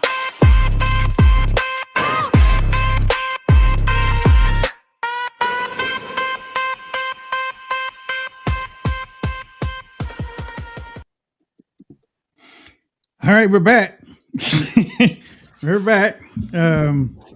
Ladies and gentlemen, welcome to the show. You're watching the Wayne Dupree Show, broadcasting on Rumble Studio. First time ever. For the first time ever. We are sorry we missed a few days. A lot of things a lot of problems. So we're here though. We're still alive. Yes, Lord, we're still alive. Thank everybody for tuning in to the show. I would say we broadcast Monday, Tuesday, Wednesday, Thursday, and Friday, but sometimes we got problems with that. So we're here, and I didn't know how the layout was, because you really can't do anything until you see what the layout is supposed to be. So I sent a message to Jason this morning. I was like, "Gonna try it. I don't know how it's gonna go. We don't have our names, or I don't even know how to get the names down there. It told us to put our names in there, but the names don't show. So Hey, everybody, hit a chat for us so we can see if anybody's tuning in while we try to figure out the new studio. Here it is. If you hit that chat, can you see the chat? I can see a couple of them. Okay. I see YouTube. I see K Gun. Yeah, we got Eric on the YouTube. Can I click on him? All right. Oh, there we go. Yeah, there we go. Yeah. Yeah. Hey, we got Eric. Yeah. Got JR. Whoop. Wrong button there. JR. Oh, wait. Oh, yeah. Nice hat, Wayne. So if you click on the name, does it bring it up? Brings up their name, which is kind of cool. Okay. Rebel Studio. And then K Gun Girl. You can also pin these too. Okay. Let's see. Oh, wait. All activity. You see rant, subscription, raids. Believe me, we're just jumping into this. Sounds good on my end. I don't think Twitter's on here though, but we usually don't have a whole lot of Twitter stuff on. Okay, so let me check my audio. My wife said I sounded tinny. I think I had the wrong camera or wrong. Yeah, way. I was going to mention that. I was. We got her adjusted. Yeah. All right, ladies and gentlemen, welcome to the show. Wayne Dupree. Can't see the name or anything or whatnot, but we'll work on that. I promise. I'll get some graphics, get that done. And it looks like, Jason, you remember we were right here when we started? That split really isn't a split. No. But if I go to the contain, which is the 3, then that splits it. Or if I go to the cover, that fills out the whole thing in half. So yeah. Videos, it would sound good. Okay, so with that said, I want to give a shout out to Red Voice Media, TalkRed.com, Drew and his crew over there. I want to thank them for allowing us to, or for being partners with us for so long. And Drew, thank you so much for looking out for me. I appreciate you in this day and time. I really appreciate everything that you have done for the Wayne Dupree Show for the last few years. And just stand up. You are. Let me introduce Mr. Jason Robinson from Minnesota. Jason. Hey, folks. Happy Thursday. Welcome to the Wayne Dupree Podcast. As always, do us a favor. Give us a like, give us a comment, give us a share. It helps the show get reach. All right. Before we get into anything, let me start the show today with something that is not in the news cycle, but should be. Gas just crossed $4.50 a gallon. Cuba ran completely out of diesel this morning. Pakistan petrol is up over 50%. As a matter of fact, according to the reports that's out there, they're about a week away from from having an oil crisis, almost like what you have down in Cuba. Vets foreclosures are filing. The foreclosure filings are now 18% year over year. 33,000 as of this year. Well, no, 33,000 are in flow for veterans, military veterans in the United States. 33,000 vets are in foreclosure right now. And 10,000 have lost their homes. So ask yourself one question. What's the dollar in your savings account actually worth this morning compared to a year ago? That's why we mention Augusta Precious Metals. When the dollar gets squeezed by war, by debt, and a Federal Reserve that basically has run out of moves, gold and silver, they don't blink. They've outlasted every fiat currency in history, every single one. But Augusta Precious Metals, they talk you through it. They walk you through it. If you have any questions, they answer it for you. There's no pressure. There's no hype. They explain how to roll part of your IRA or 401k into physical gold and silver.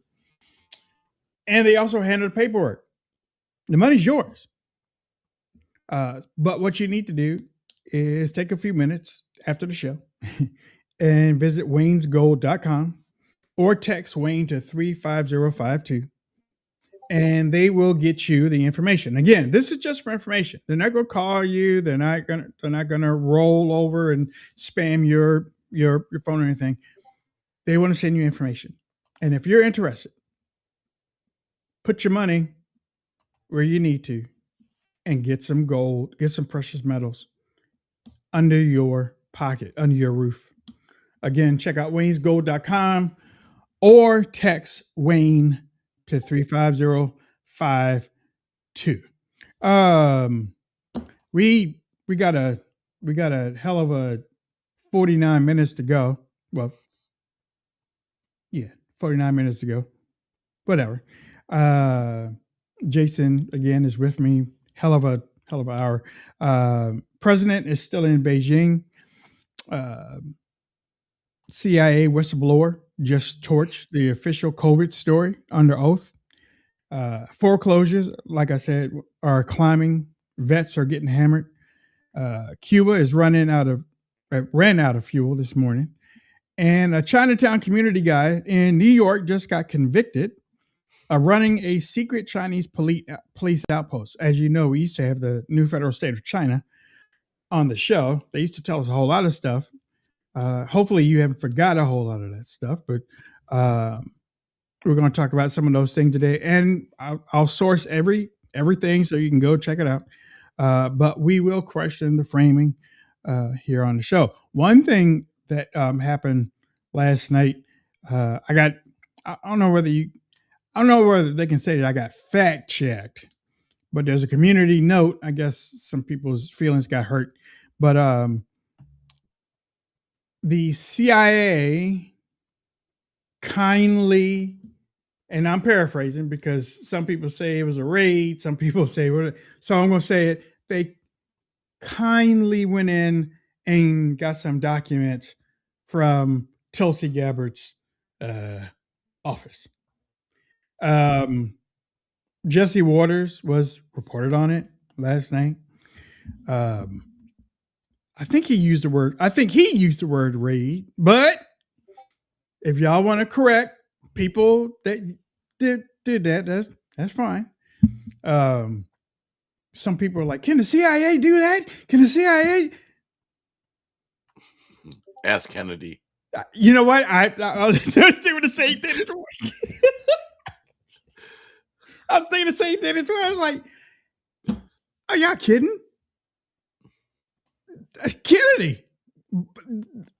That should tell you a lot. Kennedy. The media. They've been in the media since the 60s. They tell everybody what they need to believe and what not to believe. And yeah, they did wait until Trump went gone. So that should really tell you something. They're not, they're denying it. There was actually official government reports that said, "Oh no, they didn't raid Tulsi's office. We don't know exactly what they We don't know. Yeah, we don't know. We don't know. But just ask John Kennedy or Yeah. Robert Kennedy or I mean, look, I tell you what, I bet you they didn't go in there with coffee and cookies. CIA, Girl Scout Right. cookies, you know. And usually cordial meetings don't have boxes being taken out. maybe they were moving offices. Yeah, you know, without permission, you know. I'm sure it's some reasonable explanation, just like Tower 7. Perfectly rational, perfectly reasonable, totally makes sense. I don't know, man. I mean, what do you make of it? Have you heard anything about it? You know, I saw the initial report, and then I saw the people coming out saying, "Oh, that didn't happen." So I don't know, something weird happened, and you know my approach. I mean, don't make me get the tinfoil hat out. But when you know, when reports like this, it sounds like there were CIA people there. It sounds like there were boxes that were removed, but I don't know. Got to be careful what we say on some of these platforms because they'll hit us with a fact check. So Yeah, and you know yeah, I wish I could pull up comments. Kagan girl nails it. CIA can do whatever they want. I mean, they're their own city. You can't. Yeah, I mean, are we gonna start acting like, oh no, the CIA like always follows all the rules? Oh, there you go. Don't spin it. CIA works for the executive. Yeah, I don't think CIA works for anybody. I'll be honest. Like, like the official org chart shows them reporting to the president, but I think in functionality, I think it might be. Maybe a little. Hello, Jason. Okay, Right. sure. Yeah, I got you. Whatever. Let me see. And then Kicking Girl says, Yeah, right. They can do whatever. Oh, see, I think you're the host, so you have to do all that stuff. I can't do any of the comments or whatnot. I can't even do the move stuff around thing. Which? Oh, you know, like how I can pull up the whatevers we have. But I think as a You know guest, what? I didn't even put them in here yet because I didn't know how this was going to be. But there's got to be a way. Wait a minute. But then you would have to come in through my Rumble. yeah, it gets weird. Yeah, you would have. That'll be something to figure out for another day. Yeah. Believe me. Last night I started this thing because I was talking with Drew. I was like, I don't know about StreamYard anymore. And he was like, why don't you try the Rumble thing? I was like, eh. And I think you had said something about that like over a year and a half ago or something. I was like, I don't Here's my take on Rumble Studio, Mhm. and this will be feedback for Rumble. Like, there's a lot of cool features. It's not as easy to use as some of the other platforms, and like streaming comments, that kind of thing. They've smoothed it out though. Like, I haven't been in here for several months, and it looks like it's a little cleaner, a little more intuitive to use. You know, and you can set up like Rumble Wallet. People can like do super chats, or they can even give you Bitcoin or whatnot. So there's some cool features they're adding. Let's try this. Oh, Wayne's going crazy. You gonna try to share a screen or something? I don't know. Let's try this. I wish we could pull up the. Oh, there we go. Oh, sorry about that. Let me see. Well, that's kind of in front of Jason's face. So Don't worry about it. They've seen my ugly mug. You know what's fun too is if you're watching on a mobile device, you can screenshot it. You know, like you can screenshot on your iPhone, Mhm. and then in your pictures you can click on the QR code, and the QR code will, and then it'll open up wherever it's supposed to go. Well, oh my God, and the chats are on fire. well, everybody, you Yinko probably saying, know that- I'm just saying what it says on the docs. and then CIA works for Netanyahu anyways. Yeah. See. Well, you probably noticed Rumble is growing fast and it's not slowing down. They've They're building a real alternative to big tech that puts creators first and actually protects free speech. Now there's Rumble Premium, an easy way to upgrade your experience. With Premium, you get ad-free viewing across the platform. No pre-rolls, no interruptions, just the content you came for. Plus, Premium members unlock exclusive content like bonus videos, behind-the-scene drops, and more from your favorite creators. So right now, Rumble is offering $10 off an annual subscription. Just go to rumble.com/premium and use the promo code STUDIO at the checkout. You can also use this QR code. That's rumble.com/premium, promo code STUDIO. No ads, more freedom and content you actually care about. That's the deal. Well, and I gotta say, like Todd and I, we talk about it a lot on Fridays. When we do our show, like we do stream on all the platforms for the first hour, and then we do Rumble only. Mhm. And Rumble, while it's an extra platform for people to use, they are so much better with your content and with letting you have fun, joke around. You aren't getting strikes. We used to play a lot of videos on the show, but then all of a sudden you get a Facebook strike, you'll get a Yeah. YouTube strike. Yeah. And like we do a lot of That's that on our right. Friday show. Like here's the C-SPAN clip, and then Yeah. we'll get a copyright strike. And we're like, C-SPAN is public use, Yeah. and we Yeah. just play it and comment on it, which is Yeah. the definition of what you should be able to do. So yeah, personally, like from a streamer standpoint, like I think Rumble's where it's at. I mean, the other platforms are more widely used, so we love those platforms as well. But for the audience, I think especially if you're concerned Democrats are going to win, start getting over on Rumble, because between the midterms, if they win in 2028, I mean, they've turned down the Facebook stuff, the YouTube stuff, but that's going to wake back up for Mhm. size. And I think if You think it's Democrats, gonna wake back up? You think? oh dude, yes. Because it's May. No, I mean, I'm saying not now. I'm saying if Democrats win in 2026, let's say they take the House and Senate, Mhm. like you're going to see these platforms are going to take that as a foreshadowing of things to come. And I mean, in 2028, if Democrats won, I may it have misunderstood you. I thought you were saying things are gonna ramp back up money wise for the for the ad for the ads. Is that what well, you said? and I guess to talk about that, and I mean, hey, we're all friends here, right? So most people don't know. Like you see a lot of people in the creator space, just you see more weird than you usually see. Like people are acting goofy. Channels, well, it used to be channels would get nuked or suppressed, and like conservatives, they would really shut down or they'd suppress your page. And some of that's gone down.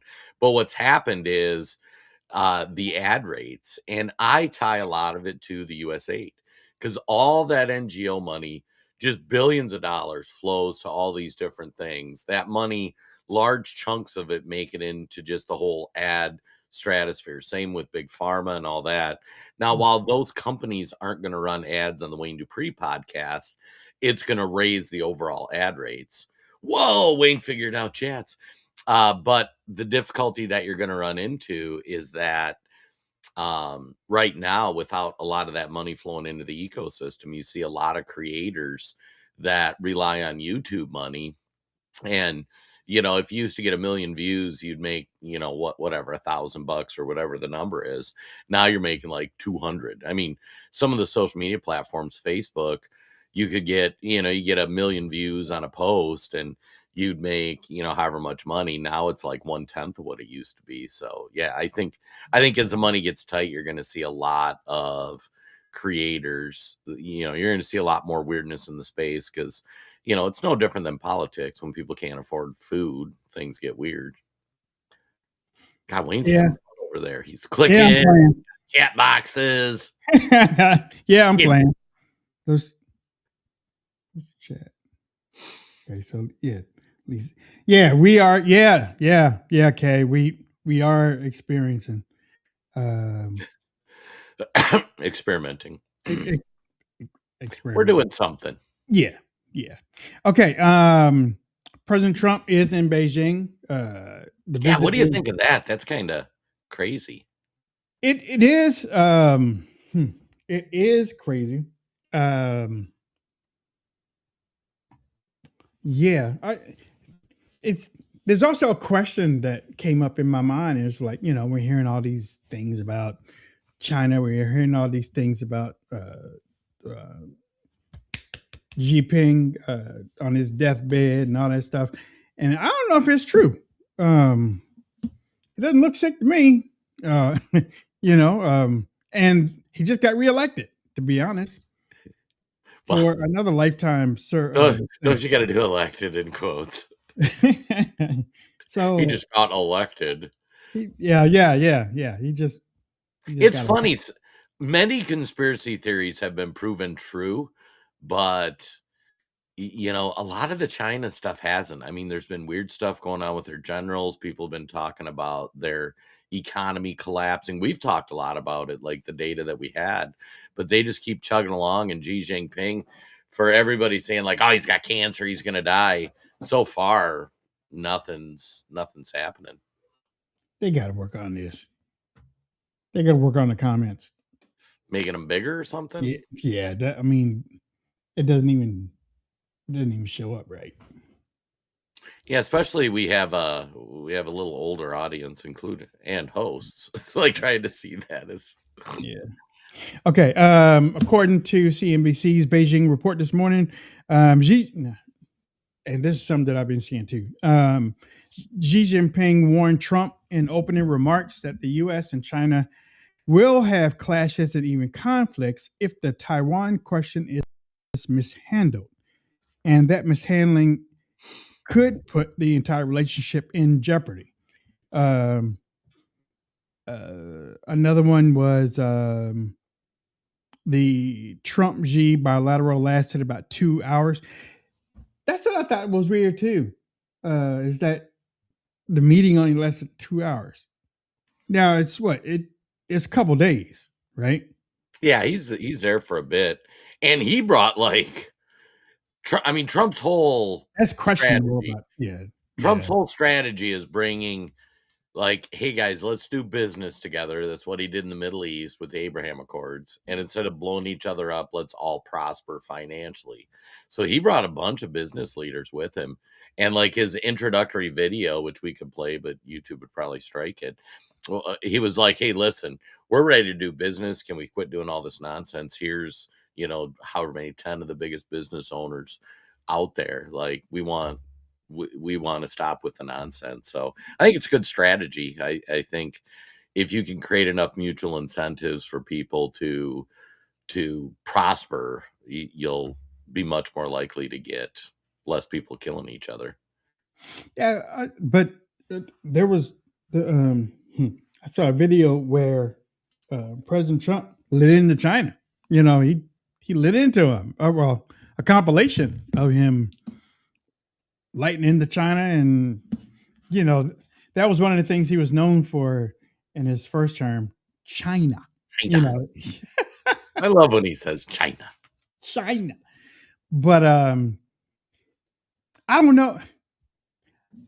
I don't know if a whole lot of people are on the common sense spectrum, because rarely ever do you see a leader from one country who might have talked crap about the country he's visiting, going to that country and talk crap. Rarely. Have you seen, am I wrong? You don't see that. Donald Trump's one of a kind, Wade. No. But you haven't seen any leader like Starmer or the French president. They might say stuff in France, but when they come over here, they don't see all that stuff. Right. They shaking hands. Oh, this is great, and everything and stuff. And then they get back in their backyard. Man, that son of a gun. Right. It's like, why would anybody expect any person? Now, if there was one person that would do that, it would be Trump. All day. But Trump doesn't do it. But if there was going to be one person that broke the mold and called you out in your own country, it'd be Donald Trump. But let's see, 2 hours, 15 minutes. The leaders move together to the Temple of Heaven. As we know, G does do that.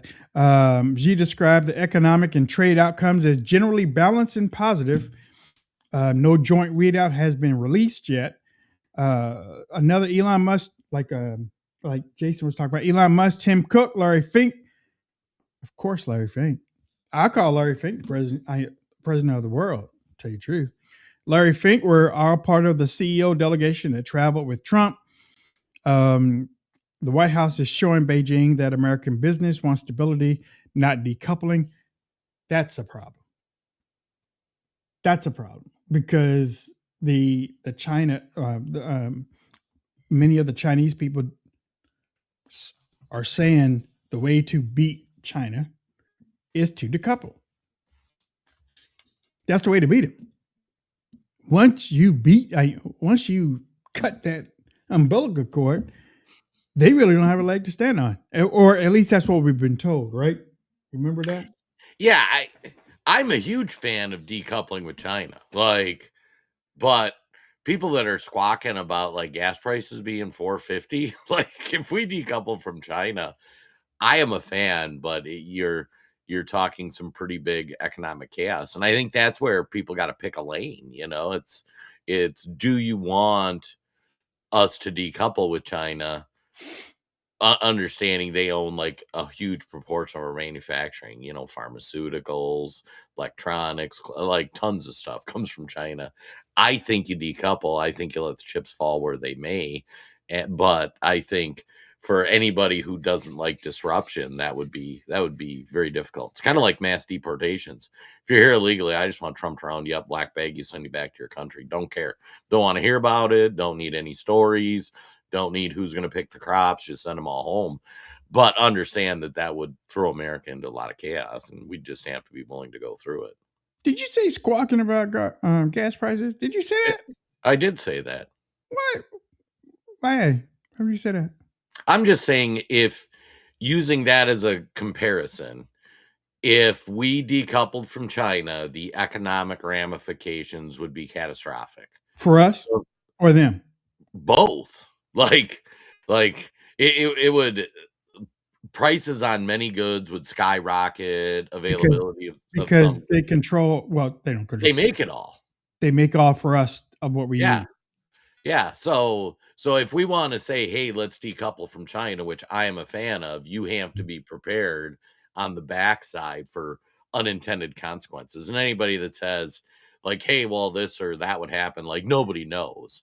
It's going to be a guess. And that's why, in Trump's first term, there's been a lot of things, Trump started doing things and then people kind of like, oh no, this is bad. Well, what do you expect? Deportations, we saw it when we talked about it before he was elected. When he starts doing deportations, like it's going to get ugly. You're going to get sob stories. Yeah, we knew that. Lefties losing their mind. And, he did like 20% of what I wanted. I wanted everybody sent home. But you have to be ready for what that's going to look like.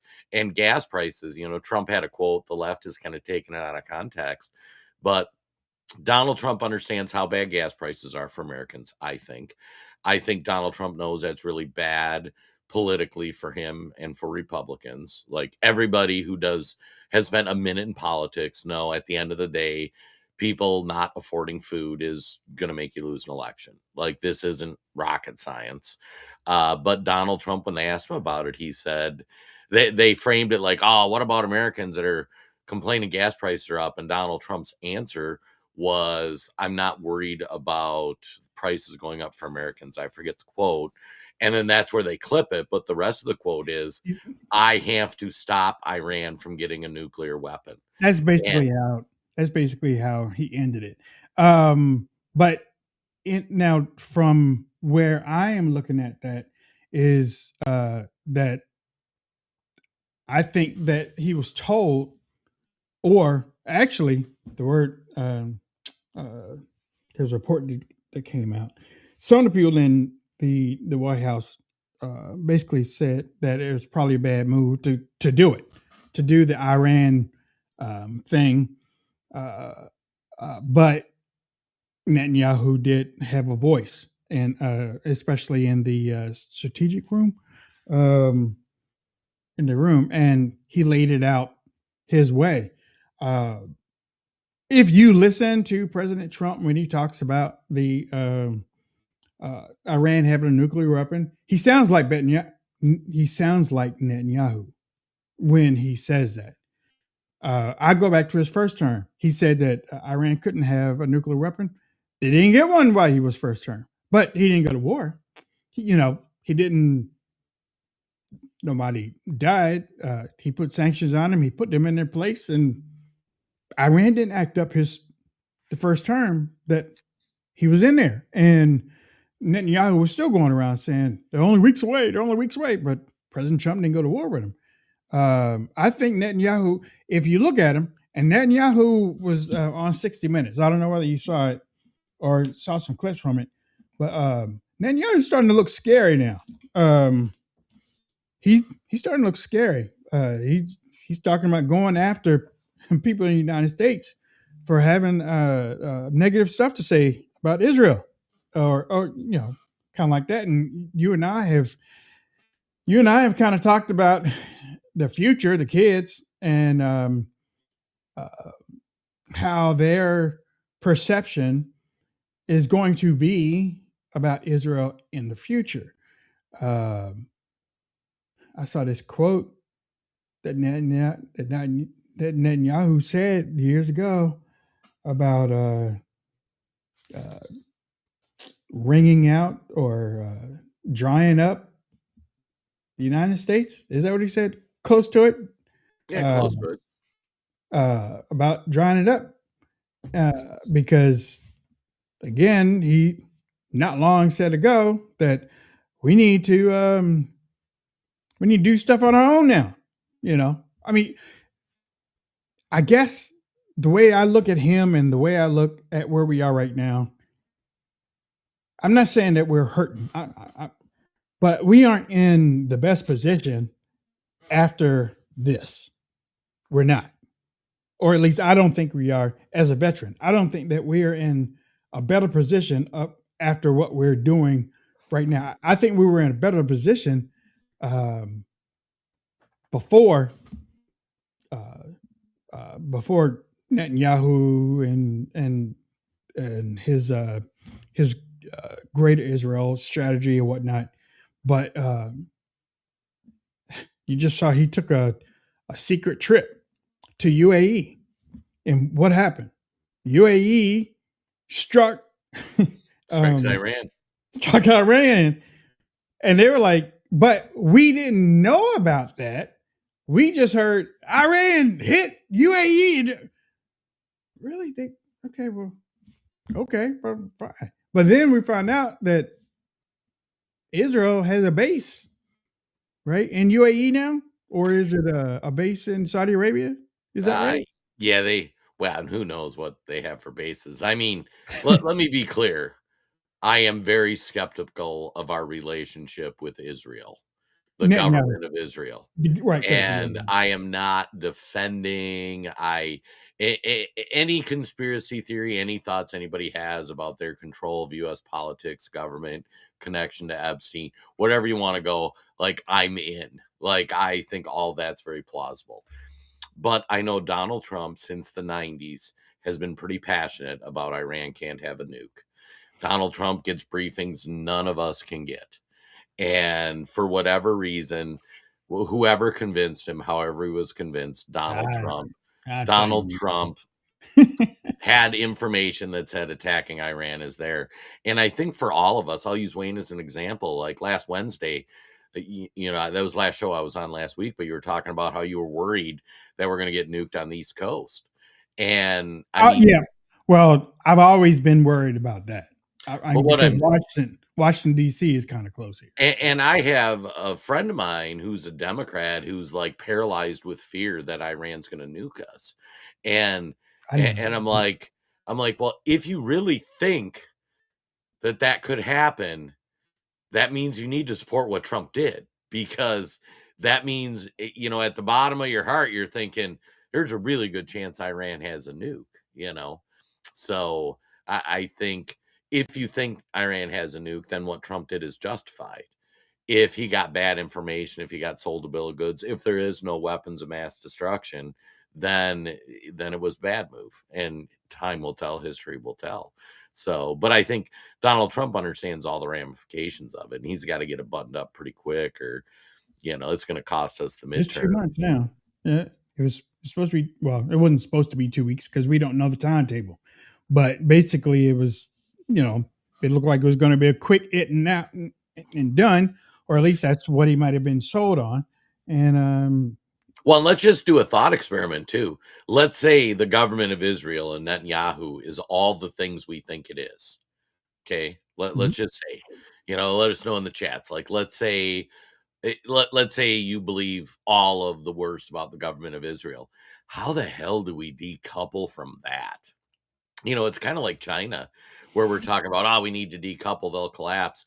How do you pull that apart? And so Donald Trump is just a human. He's going in doing the best he can. And I believe that he has America's best interest at heart. But I mean, it's like you have bad decision and worst decision. Which one do you make? It's not like, this will solve it. That'll be great. And there won't be any consequences.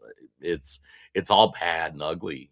I wish we cut off in the 60 Minutes interview. Netanyahu said, we want to wean ourselves off U.S. aid, that's what I was talking about. which Yeah. I thought was promising. And I think he sees writing on the wall.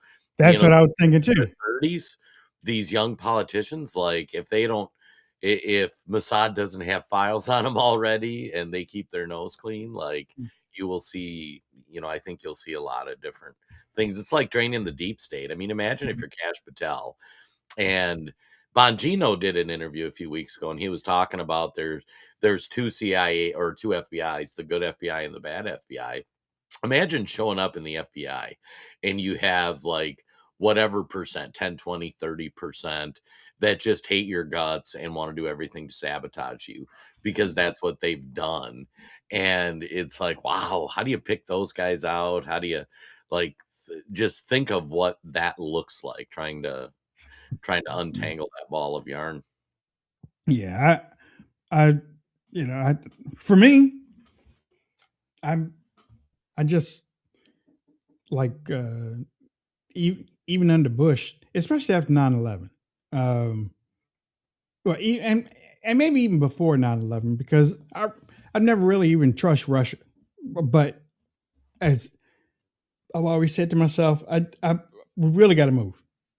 Maybe we do go to Minnesota. Well, no, we go to Minnesota. And nothing on you, but Minnesota. Too many. Got our problems. Yeah. It's like no. We're gonna have the Somali takeover. They've already taken the flag. I may have to go to the foothills of West Virginia. I don't know, but we're just too close to Washington, D.C. And Washington, D.C. is in these days, because the missiles haven't been tested. So, those nukes really haven't been tested. There's going to be a miss. I mean, we were 15 miles off. Baltimore gone. You know what I'm saying? So, yeah, it's dangerous city over here on the East Coast. Period. No matter. But yeah, I just. It's just when he was talking about going after people in the United States, and we put a video on here where he basically said that he was going to be. They're already going after people. Social media, yeah. I mean, we're smaller fish in the pond, but the bigger fish. Anybody who is, if you are at all Israel concerned, if you are at all. Like, your channel's getting attacked now, kind of like the censorship regime. They're labeling you an anti-Semite. They're running campaigns with other people going after you. I mean, it's funny. The government of Israel is like the one thing you can't criticize, which to me usually indicates there's probably something more there. Real quick, let me do this. Uh-oh. Yeah, Wayne's doing something. Oh, look at that. Chicago steak. Oh, they do live reads on Rumble. Yep. Today's Get a sponsor. Chicago steak.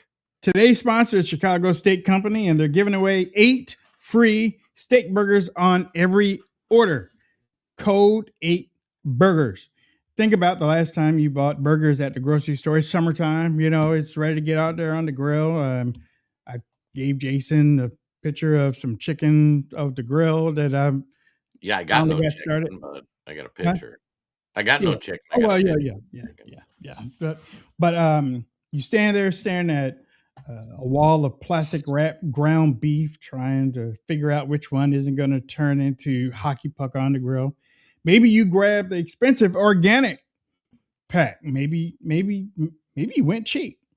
Either way, you got home, fired up the grill, and watched them shrink to half the size, drop in the middle, falling apart through the grates. Well, Chicago Steak Company, you heard of them, right? Figured out a better way. They make half-pound steak burgers from USDA prime beef, hand-formed from premium cuts, and ship them to your door with dry ice. On dry ice. These hold together on the grill, stay juicy, and actually taste like steak. Here's the deal. Spend $189 or more on any steaks you want. Use code 8burgers, and they add 8 free steak burgers, plus a bottle of steak seasoning, plus free shipping and to your door. That's $200 in free extras on top of whatever you ordered. 15,000 5-star reviews. These people know what they're doing. Go to mychicagosteak.com/rumble. Code 8burgers. Link in the description. You'll probably see it right now. I noticed that on your screen, it'll pull it up. Oh, yeah. Yep. And get them before they're gone. So I think this is going to stay in the Rumble chat too. Nice. It's kind of crazy seeing that there, though. And we got a new chatter over there. We got, I'll pronounce the name wrong, Yinka. Yinka's pretty active in the chat. Welcome to the Rumble chat. Welcome. Although I'm curious where Yinka's from. It sounds like not from America. Yeah, overseas. And believe me, the Wayne Dupree Show used to have a whole lot of overseas views, and then they just stopped. They just stopped us. Chinese police station in Manhattan, according to a court report from Brooklyn Federal Court yesterday, 64-year-old Liu Jingwang, also known as Harry Liu, was convicted of acting as an unregistered agent in the Chinese government and obstruction of justice. Yeah, so was the mayor of out there in California. But he was acquitted of a related conspiracy charge. Per the testimony reported by NBC New York, prosecutors said Liu helped run a so-called police overseas service station out of an office in Manhattan's Chinatown, starting in 2022, after he attended a ceremony in the Fujian province where China's Ministry of Public Security announced it was opening 30 such outposts globally. And we reported on that around the time that it happened, because that's when the new federal state of China was here on the show. Wait. You're saying I don't need the conspiracy theory hat talking about? Oh, wait, he was convicted. Okay, all right, I'll switch back to the regular hat. According to the federal prosecution's case reported in the Japan Times, this was the first criminal trial of its kind in the United States. The obstruction conviction carries a maximum of 20 years, but Liu remains free on bonding pending sentencing. He's lucky. Weird. That's luck. Although it is New York, they don't prosecute anybody for anything. Yeah. You seen him? No, I ain't seen him. I saw him last night. But he said he'd come back. Can we talk about that mayor too? Just for a second. And I'm not grabbing the tinfoil hat. But let's go through the Democrat politicians in California who have huge Chinese takes. Like, Feinstein, I forget where her district is. Bubba in the chat will know. Like, she had a Chinese spy as a driver for decades. Eric Swalwell, nobody hears of him anymore, but he got infiltrated by a Chinese spy when he was like running for city council, and they rode him all the way till the U.S. House. Now you've got a mayor in a town, and like there should have been tip-offs. Like, she was doing campaign ads in Chinese, and now she's convicted of being a Chinese spy. We've covered birth tourism, where it's estimated there's millions of Chinese that have been born in America that are being raised over in China. And I mean, at what point is it? How much do people need to see to understand this? Hey, China is from the China thing, especially in California, really bad. New York, I mean, we covered this case with the NFSC a couple of years ago, where like they were running their own like police station. It was remarkable. Oh, I got to say too, I got to give Yinka a shout out. I can't pull up the chat, but Yinka's from London. Now, Yinka, I got to say, welcome. Yeah, Allah Akbar, Inca. Like, I'm just saying, I got friends in England, and they were talking in the chat about how America needs to take back its sovereignty. I'm just saying, in London, like he who lives in glass houses shall not cast the first stone. What's crazy is that for me the chat is huge. Is it huge for you? The text is really small, and it's in the middle in between. The text is small for you. Yeah, I can't read it on the screen. Over on the side I can. How about that? I can read it a little better. But I'm old though. I'm blind. How about that? Oh yeah, there you go. Yeah. So it lets you do all that, huh? Yeah. You can move that sucker around. See, I can't do any of the cool stuff. Oh well. Yeah, I'll put it in between. So and Patricia, I've been on Rumble. Haven't been there in a while. I am a Rumble shill. I don't get paid by them, but Rumble's a great platform. Yeah. Okay. You're not a Rumble fan? We used to get paid on Rumble. What are you talking about? I got no love for Rumble. Yeah. Well, it's funny, the ad rates once they start bringing in the big names, like the small. Yeah. It was like once they got their huge salaries, then it's like it's a pixie dust for the rest of us. Let's see. Also, like I was talking about earlier, foreclosures are up for the military, for veterans. It's up for everybody. Yeah. And you're right. It is up for everybody. 42,430 properties nationwide had foreclosure filings in April. That's just April. It's not the year. It's in April. That's up 18% compared to April 2025. Foreclosure starts were up 12% year over year. Bank repossessions are up 42% year over year. The worst foreclosure states right now in the country are in Delaware, South Carolina, Florida, Indiana, and Illinois. The highest metro rate is Lakeland, Florida, one filing for every 1,221 housing units. Some metros saw eye-popping annual jumps. Austin, Texas, foreclosure starts from 158 in April 2025 to 396 this April. And then in Pittsburgh, from 82 to 215. Jason, Austin, or Texas. Did you see that Muslim center? Yeah, they got like 4 of them. Sarah Gonzalez. This thing is huge, though. I mean, oh yeah, this thing has a big like mosque in the middle and has all these streets and everything around. It looks like a city. Did you see that? Yeah. There are several, and they blocked some, and it's pretty terrifying. Through some research, I found out that one of the donors to Governor Abbott is one of those Muslims down there. Yeah. Like $5-6 million to his campaign. Yeah, I will say if you look at what's happening, and I mean, since we got some European viewers, I'll talk about Europe as well. For centuries, all of the Western countries have fought tooth and nail to not let in Muslims into our, I mean, like Somalis are Sunni Muslims. I mean, same coin, you know.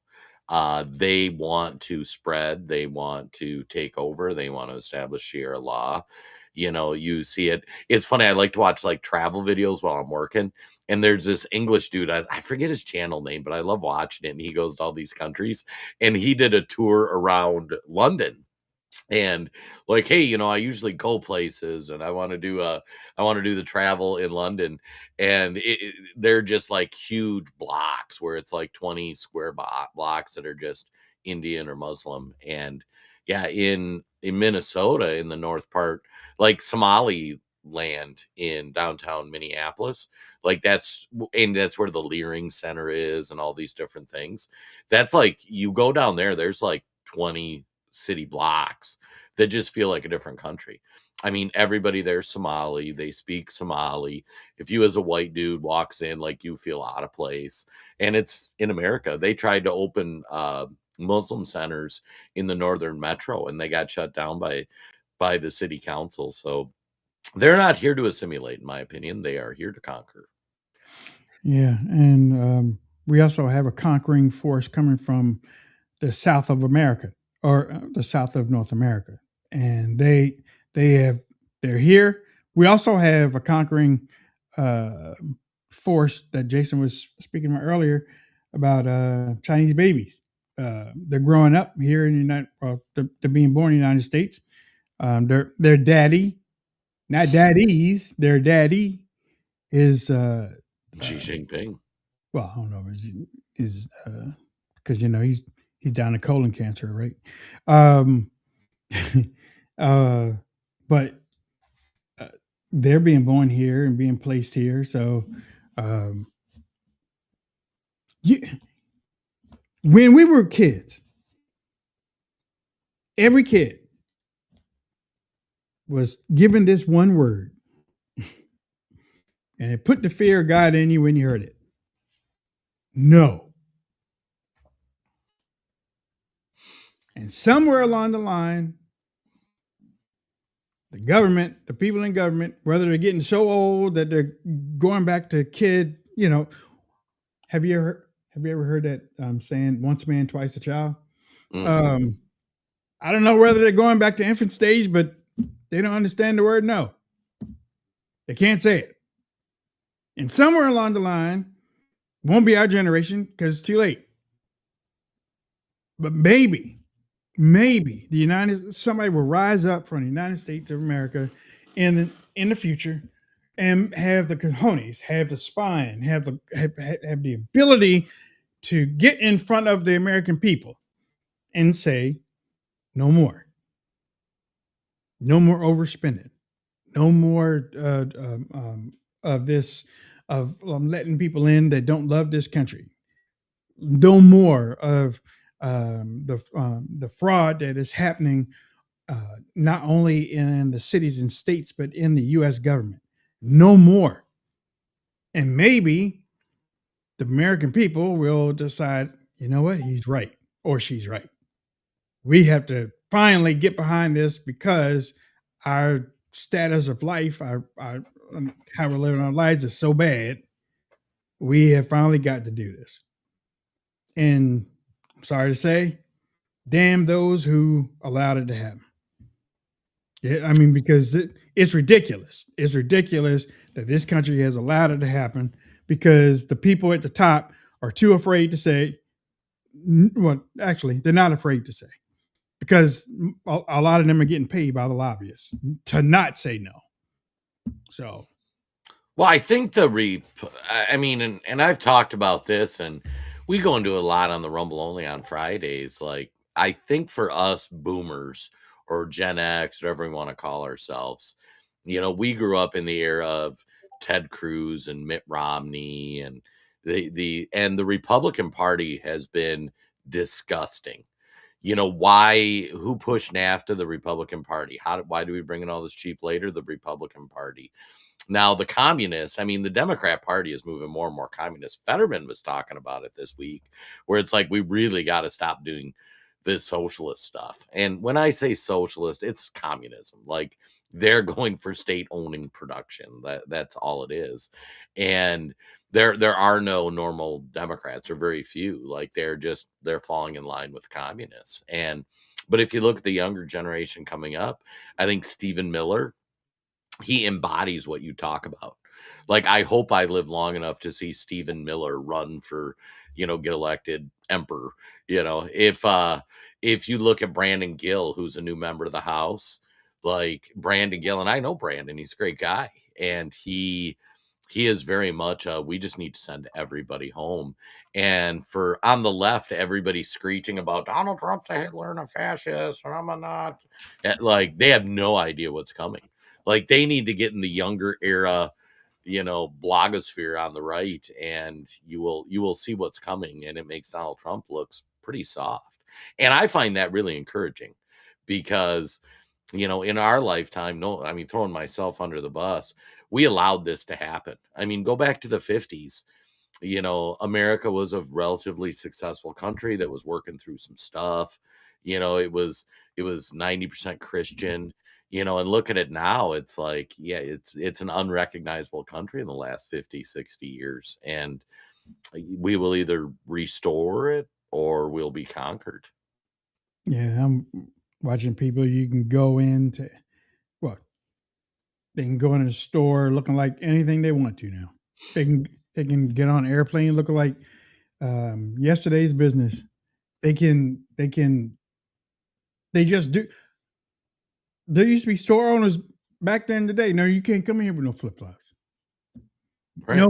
No, you can't come in here with a halter top. You got to be dressed when you come in here.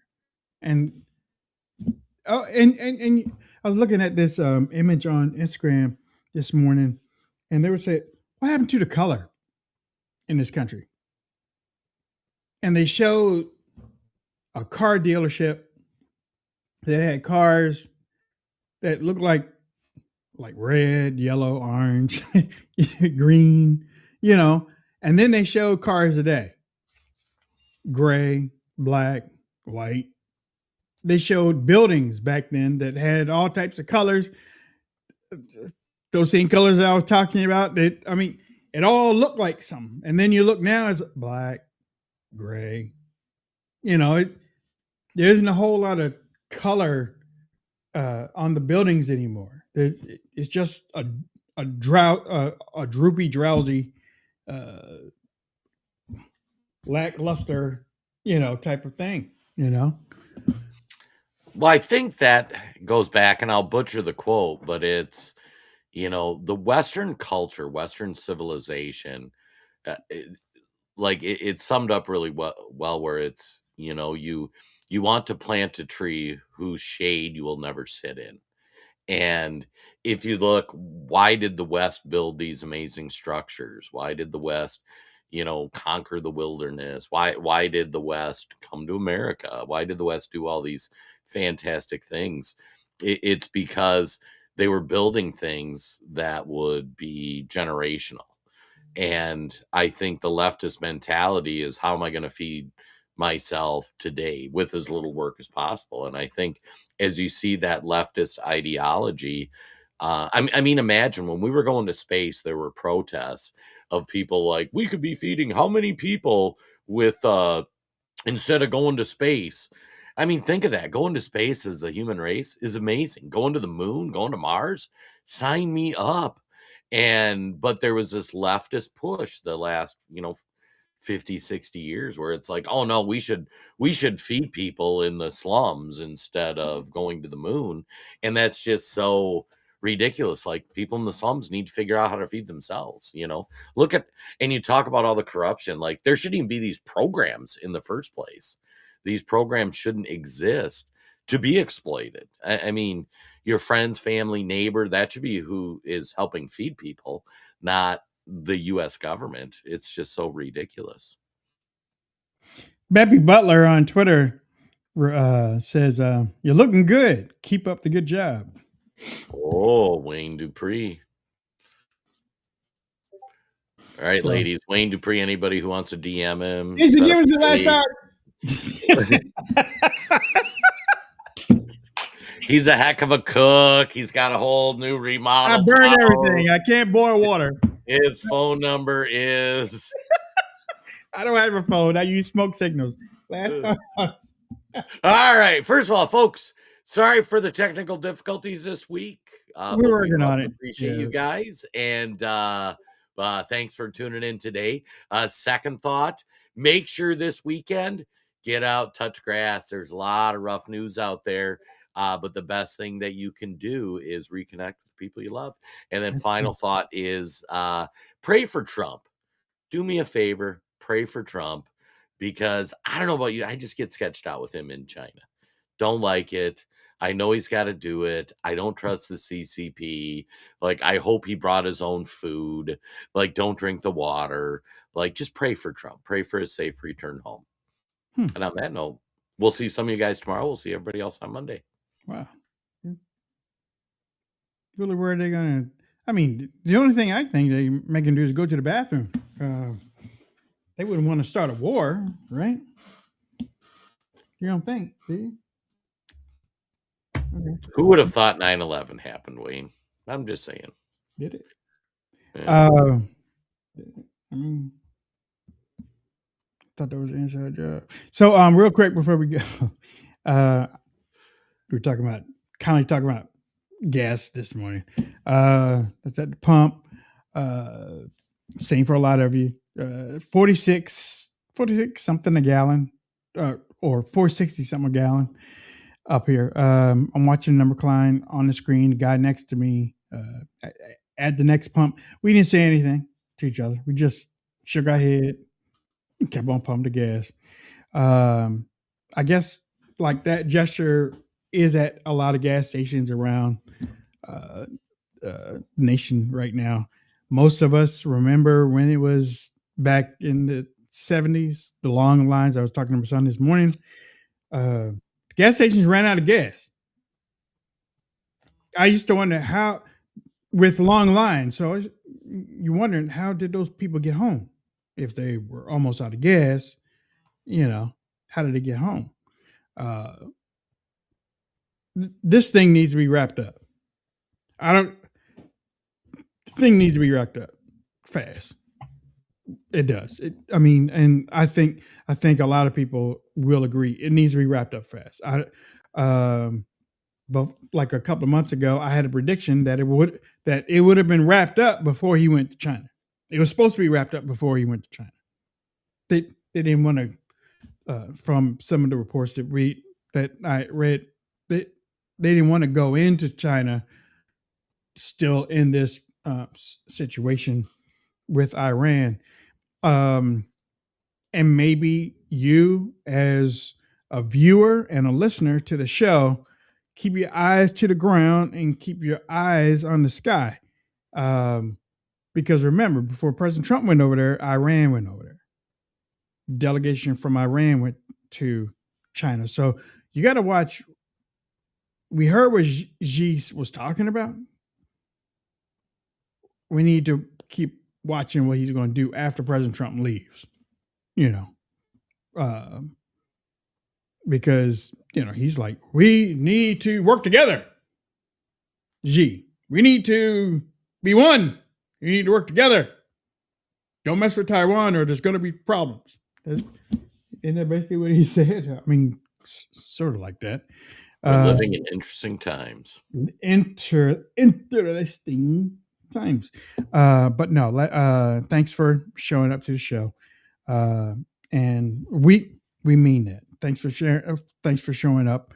You could be anywhere, but you're here and you're listening and you're watching and you're emailing and you're sending messages. That's not nothing. It's the reason why the show works. But we will see you on Monday. Again, we're trying to get this working right. It looks like Jason, it looks like it's working. Twitter's comments aren't showing up. Getter's comments never really showed up, but we see. We'll figure out technology more on Monday. Yeah, I guess so. So, all right. So let me do it like this because the ending isn't like this. We can't play the outro. Do we just sing a few? No. I think you know what? I think we can, but let me see. Hope there's a mouse in your pocket. I can't do any of this. Oh Lord Jesus. Okay. All right. A couple of boomers trying to figure out technology. That's what it is. Bye.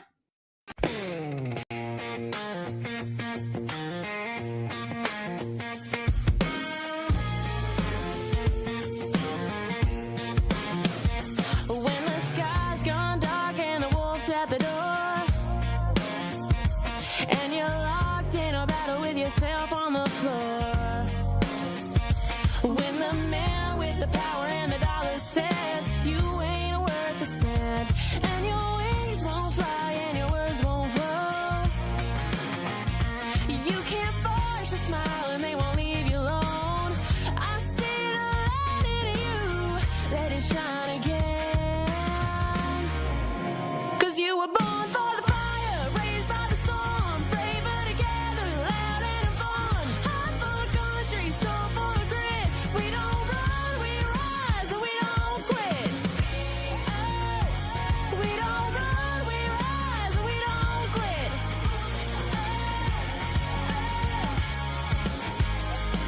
I know a woman with a lion's heart and a pretty blue dress with a shopping cart. Head full of dreams, gonna change the world. Got a body of work they say won't sell, and a way with words which she won't tell.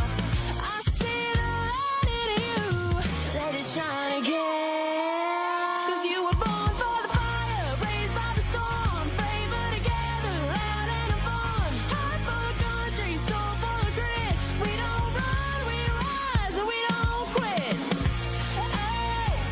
We don't run, we rise, and we don't quit.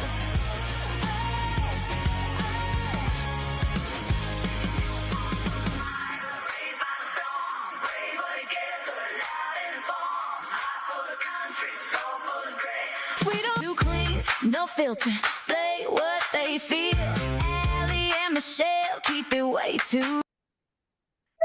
Oh, there's gremlins in the studio. Gremlins in the big gremlins, I was told. Yeah, maybe he's a leftist. I don't know. I thought he was on our side. Apparently, I looked at you. I said, "What day is it today?" Right, It's Thursday. It's Thursday. Right? Is It's it? Thursday. Affirmative. Okay. Yes, it is. She's Good morning, guys. Sorry about some of the tech issues, but and we're running a little late because of the gremlin in the studio. the y'all. gremlin in the studio. Listen, we Grimsy had it. is tripping. We had a cute, cuddly mogwai. Fed him after midnight. This is what happens, and we think he might be a little bit left leaning. So we're trying to, he wants to sabotage. I don't know. He might be strung out on all the copper he's eating. I don't know what's happening. The copper. Welcome to Out of Pocket Live with Allie and Michelle right here on TalkRed. Thank you to our TalkRed family. Guys, if you're not already, make sure you like, share, and subscribe on all the platforms and comment below. Let us know where you're watching from today. And share your most out of pocket moments with us, please. We won't out you. We won't put it on air unless you give us the express written consent, I think is the technical jargon. I mean, are we allowed? Yeah, sure. But if you just drop it in the comments, like we're cool with that. If any of you were up like wee hours of the night, which I happen to know you were because you shared a video with me and I was like, are you still up? But if you were up watching China and MAGA take over China, basically, what a difference a new leader makes. It looked a lot different than when Obama did it. So we're going to talk about that. Also, Vance. Fraud in Medicaid. Like it's reaching astronomical levels at this point. Again, it's right back to they fund the problem so that they can make money off of a potential solution. And you thought we were getting rid of Doge. Absolutely not, ladies and gentlemen. We just taught all the departments how to Doge themselves. Right. There you go. There you go. You're welcome. And then we, Hanta Manata doing this again. Yes. We're going to talk to you about the Hanta virus. You'll be surprised at how long it's been around. Wait until we get there. All right. Stay tuned. Let's open the mic. Get out of pocket. Two queens, no filter, say what they feel. Allie and Michelle keep it way too real. Politics, family, yeah, we go there. If it's out of line, we don't care. It's out of pocket. It's out of pocket. Okay. Yes. Now I have a Hakuna Matata stuck in my head. I can't. I'm sorry. If it wasn't for copyright issues, we would so be. I mean, playing like that 30 seconds of it. We could make a Hanta Manata. We know some people. Yes. We could do it. I mean, we might do it. Might do it. It means no with worries for the rest of you. I mean, listen. COVID. I mean, not COVID. With AI now, we can make a whole album. Stay tuned. Stay tuned. Early in the morning. Featuring the out of pocket ladies. I'm sorry. I just went on a rant, y'all. And their Public Enemy shirts. Stay tuned for that tomorrow. You're going to get more of that. Oh my gosh. Well, guys, if you were up in the middle of the night watching any of Trump's visit to China, also I would say they brought you the coronavirus, but actually that was Anthony Fauci. So take a look at the split screen, Allie, between when Trump visited China last night and the reception Hussein Obama and Barack Hussein Obama. Yeah, take a look at the difference.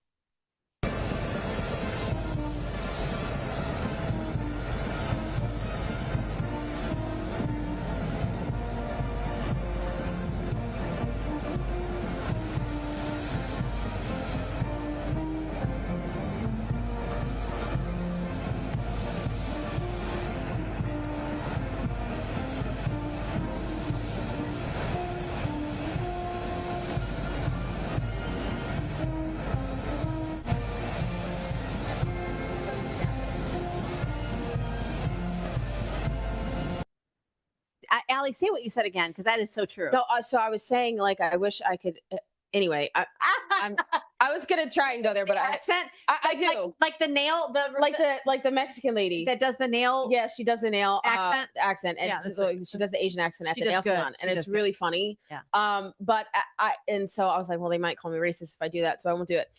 Especially because I don't know how to do it very well. But what I'm saying is that I honestly think that the reason why there is such a difference is because I think the president, Xi Jinping, wants to put on a good procession for President Trump because they know that President Trump does not play around. Like he is there to negotiate and they want to make him happy. Right. You know what I'm saying? Like, and so no, I'm not calling that man president. Barack Obama was not, I think, as affluent with making deals. I mean, it makes a difference in who you think about. Unless it's Iran. Yeah, in pallets of cash. Think about when you invite people over to your house, or when you have a special somebody coming over. You know what I mean. You lay out the red carpet. You do. You want to make this morning. You walked in. Y'all, I walked in and she was like, "Coffee," and I just smiled. I know you've had like a rough week, ma'am. Y'all, it's been a rough week. Listen, right. This is she gonna be all right. What people? It's difficult running for office when you are getting friendly fired at and fired upon. Listen, I'm just going to say this, and then that are so far right, they're left. And if you know somebody running for office, my phone is blowing up. You're running for office, and all you can talk about is their body. I'm sorry, ma'am, I don't go that way. And thank you. Just gonna say that. Okay, back to Xi Jinping. So we get this amazing, like, welcoming. We're all at the red carpet, and then I'm listening through an interpreter. Xi Jinping talking about. He just sounds so different. Did he get MAGA pilled? Take a listen. Take a listen. Also, the 250th anniversary of American independence.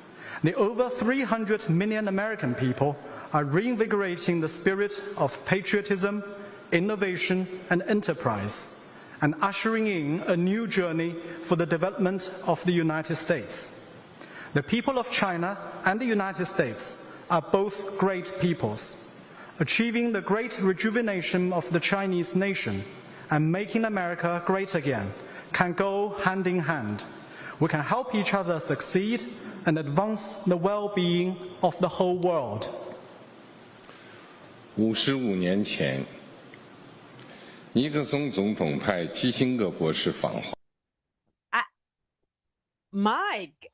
in America 250, make America great again. Like, that's the other thing you do when you really want to earn favor. You adapt language to meet.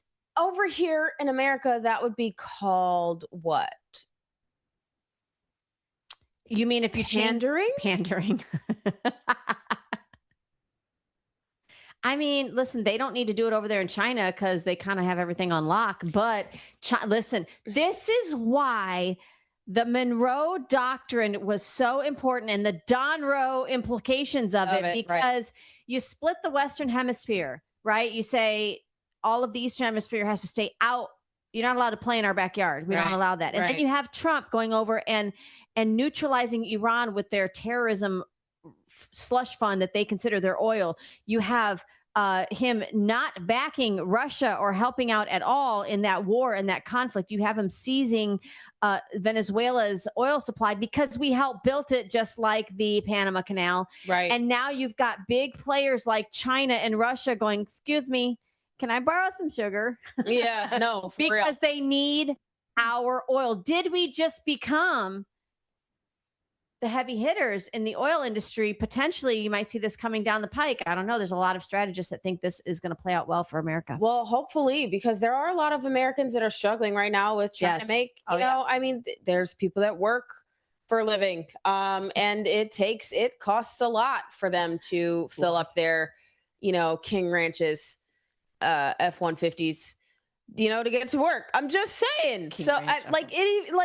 talking about me. I don't drive so that. a friend of mine was videotaped himself filling up his truck. Oh, yeah. And was like, it stopped at $150. Like, it wouldn't even go higher than that. How are all of how are all of our cowboys and cowgirls trucks feeling? How you doing? Construction workers. So they're struggling, and we understand that, like, it's not necessarily because of so a lot of people want to say that it's because of the conflict in Iran, but I don't really think that really plays a huge part of it. I think it's more so the industry, right, that's setting market value. OPEC. For it. So. And actually, Trump was asked on his way to board Marine One, to go to Air Force One, to go to China, and somebody asked him, "What's more of a pain in your arse? Is it NATO or OPEC?" And he said, "Well, we don't need NATO. So NATO, like, you know, we tell NATO what we want and what we need, but OPEC is, I mean." It's so if it happens in any other industry where there is this group of people, an organization that sets and controls pricing, even to the effect of gouging, because there's been no dip in supply, right? We would call that gouging. We would say, call this number and report it. Yes. When it's OPEC. It's like, it's fine. This is what they do. Right. So you see why it matters that we are able to be oil and energy independent. And even the boss that has, because once we control, what is OPEC going to do? What is NATO doing right now? And then, so honestly, like, a part of it was the last administration. Yeah. Right. They closed down a lot of our pipelines here in America, and we weren't allowed to drill at all for our own oil supply. So, I mean, we could have had a bigger reserve, right? But I mean, if we were allowed to, but now we don't. So this is why it's important that you know who you're voting for, why you're voting for them, and what their policies are, what they're strong in. And when they don't stand on what they promised, when they're running on the campaign trail and they get into office and vote differently or do differently, like, you have to hold them accountable for that. So. And let's be honest, accountability starts with a conversation. Yeah. I don't think accountability means you didn't do what I wanted, so I'm going to vote you out. I think it means, did you follow up? Because sometimes when you are elected, you see a different level of situations and you're like, okay, I can understand strategy. We still need to move the needle here. Right. How do we begin to do that? And then how do you message that properly to your constituents? And you better be largely, that is partly why you are in office, is to just make sure that you are speaking to your constituents and telling them what is really going on, instead of letting them try to figure it out on their own. Absolutely. Because you essentially work for them. Now, to bring this back to Xi Jinping, I know earlier today I saw a post that from Fox News. I don't know if it was from Fox or Toria Brooks, who reposted Fox, or anyway, she mentioned that Xi Jinping is now going to assist President Trump essentially in doing whatever is necessary to end this, to no longer like work with Iran. Like, he's literally like said that Trump needs to do whatever he can to stop Iran with what they're doing. Yep. Leading terrorism, because they can't have a nuclear capabilities at all, period. So, and what they're doing with their, anyway. So I think this is we're seeing the art of the deal play out in real time. Yes. Right. And it signals to me that they will no longer be buying oil. What a difference leadership from Iran makes. Because they were 90%, they were buying like 97% of Iran's oil. So imagine if you have China getting their oil from the United States, right? You have the Middle East getting their oil from the United States. You have Russia getting their oil from the United States. Do you see how America First policy better span the globe? Yes. Because otherwise, it's just a matter of time. You listen, you put a fence around your yards in some of the neighborhoods you live in. Why do you stop the predator at the fence instead of just waiting for your front door? Because you want to make that protection. You want to have that we call it the halo effect, right? Where it's like layers of protection. Absolutely, absolutely. So to all of you that have really given Trump a hard time for America First policy and not understanding that also spans the globe, this is why it's very strategic. So anyway, keep it locked here as we find out more about what's taking place over in China. They're probably sleeping right now. But let's talk about fraud, because while the CEO of the country is overseas, we've got the VP here in this country. He held a big press conference about the fraud and the fraud task force that he's been assigned to. This is an extension of DOJ. It's an extension of, listen, you should have been policing yourself, but since you can't put the fox in charge of the hen house and trust him to do anything correctly, we're going to make sure that we hold you accountable. So this is, he's been looking into the fraud in Medicaid. Take a look at this post. He says, JD Vance says he's planning to deliver an ultimatum to all 50 states because Medicaid is federal and every state gets a piece of the pie. He says either fully comply with anti-fraud statutes or run the risk of losing federal Medicaid funding. So here's the dance that federal government does with your state government. Obviously, we love state sovereignty. We believe in that, especially here in Florida. But when you're pulling funds from the federal level, they have strings attached. This is why it's important to get rid of that with the Department of Education. Otherwise, that's how they'll implement all that woke crap and make you have to eat it. So he's saying, you like your Medicaid dollars, right? We give it to the states and let them be able to disseminate the way they see fit. But you cannot do that at the expense of taking care of the taxpayers' interest of wanting to make sure it's not fraudulent. Fraud, period. Anything that steals money from the taxpayer to do anything other than benefit the taxpayer needs to be called out and dealt with immediately. And there needs to be accountability. And those that are upset that this is being exposed and attempted to be corrected are participants of the fraud. Yes. In case in point of information, the Nick Shirley Act. Yes, we're out in California where they're trying to silence independent journalists who blow the lid off of stories like this. Again, you cannot leave government to police itself. That's not. We're having to have task force to set up to do what you and I should be doing all along. Really, it's just we're busy working and taking care of families to do it. But Medicaid dollars, again, from the federal government coming into your state. JD Vance is saying you better comply.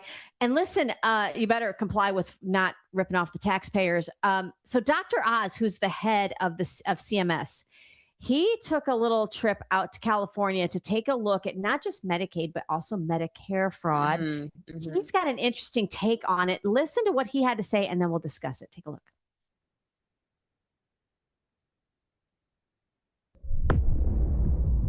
But the actual cost, just of Medicare, is billions of dollars, and Medicaid.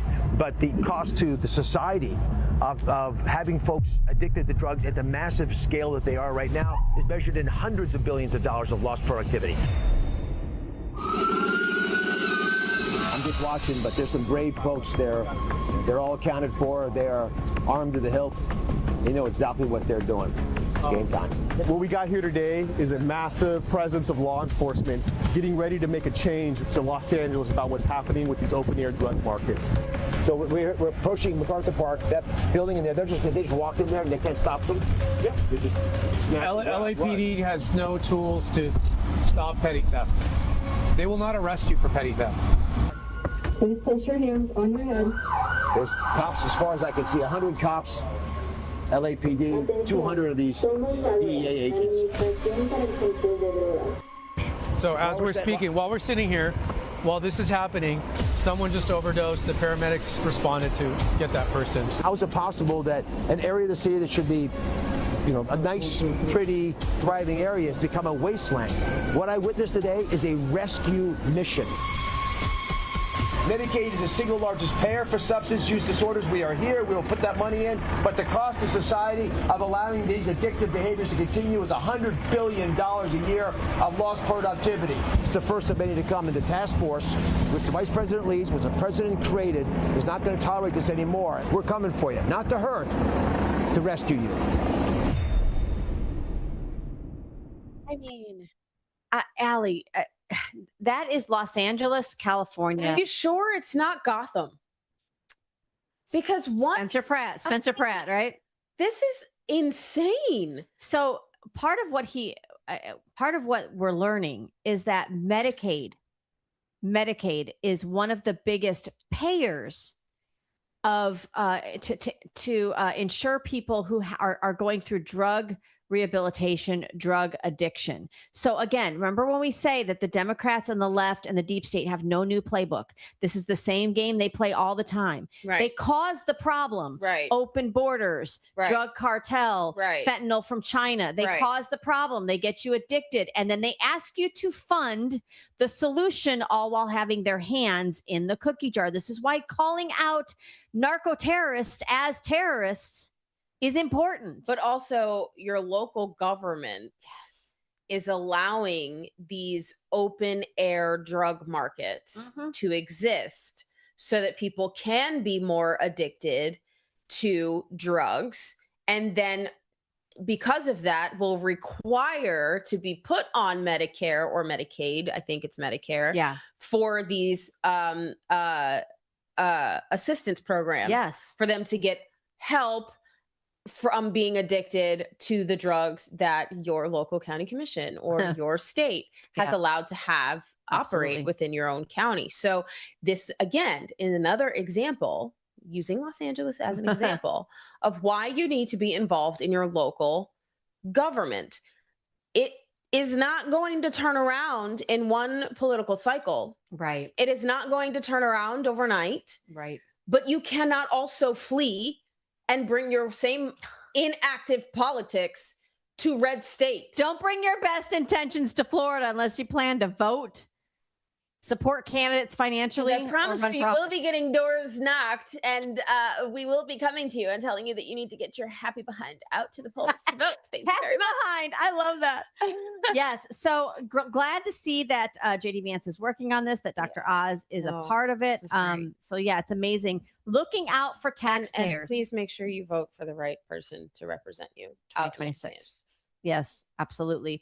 Want to fast forward a little bit to the Food and Drug Administration, the FDA. A lot of people were not happy, especially in the MAHA movement, when Trump appointed FDA chief Marty Makary. I don't know if I'm saying Makary, last name correctly, but some people were okay with him though. Because didn't he like not want to push it on kids? Well, right, but this is somebody that he didn't agree wholeheartedly initially with Kennedy's mix up of the food pyramid and some of that. So the fact that he is resigning makes you think, okay, what's coming out? What did we learn? What don't we know? Because sometimes people will resign either because they don't resign if they're going to get a better promotion. They usually just switch jobs. But if they're resigning to step down to kind of get out of the spotlight. So isn't he getting questioned by Congress? So I think a lot of people do end up resigning before they are questioned. Isn't that correct? Or sometimes they do. Take a listen to. So this is Dr. Robert Malone. He is going to be talking exactly hitting on what you're talking about. I think, Allie, what's going on with Marty Makary and why might he be resigning? Take a listen. The moral transgressions, the corruption, the distortion of data, the falsification of data, the suppression of key findings, such as the pediatric deaths that are not being allowed to be released to the public. Who's blocking that? So children deaths because of COVID-19 shots, that's being suppressed. The name is Marty. Marty Makary. Yeah. So you've named a few names now. Heidi Overton, Marty Makary. Really? Who testified to Congress about against, mandates, vaccine mandates.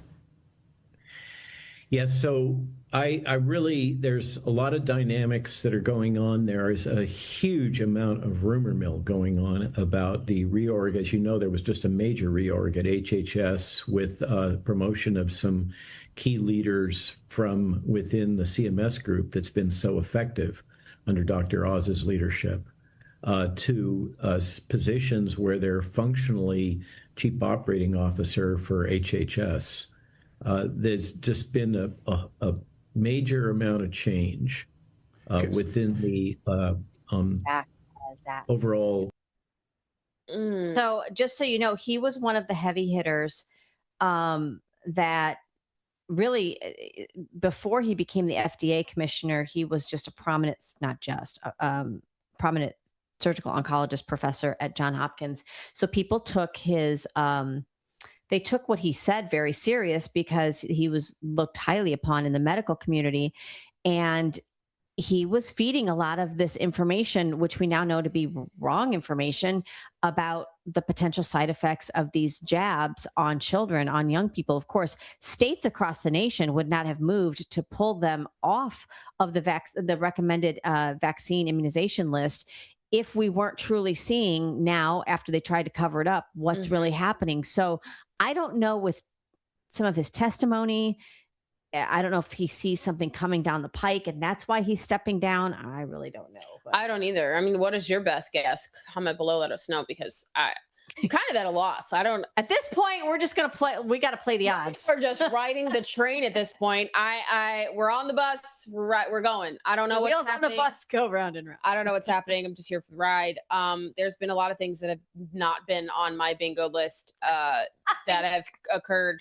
We need bingo to get cards out that of have pocket occurred bingo cards. in 2026. Like Holchel saying yes for school choice. School choice. I said this at a debate the other day. Like, literally, she's going to take the Trump. She's opting in for the Trump school choice program. You're welcome, Florida.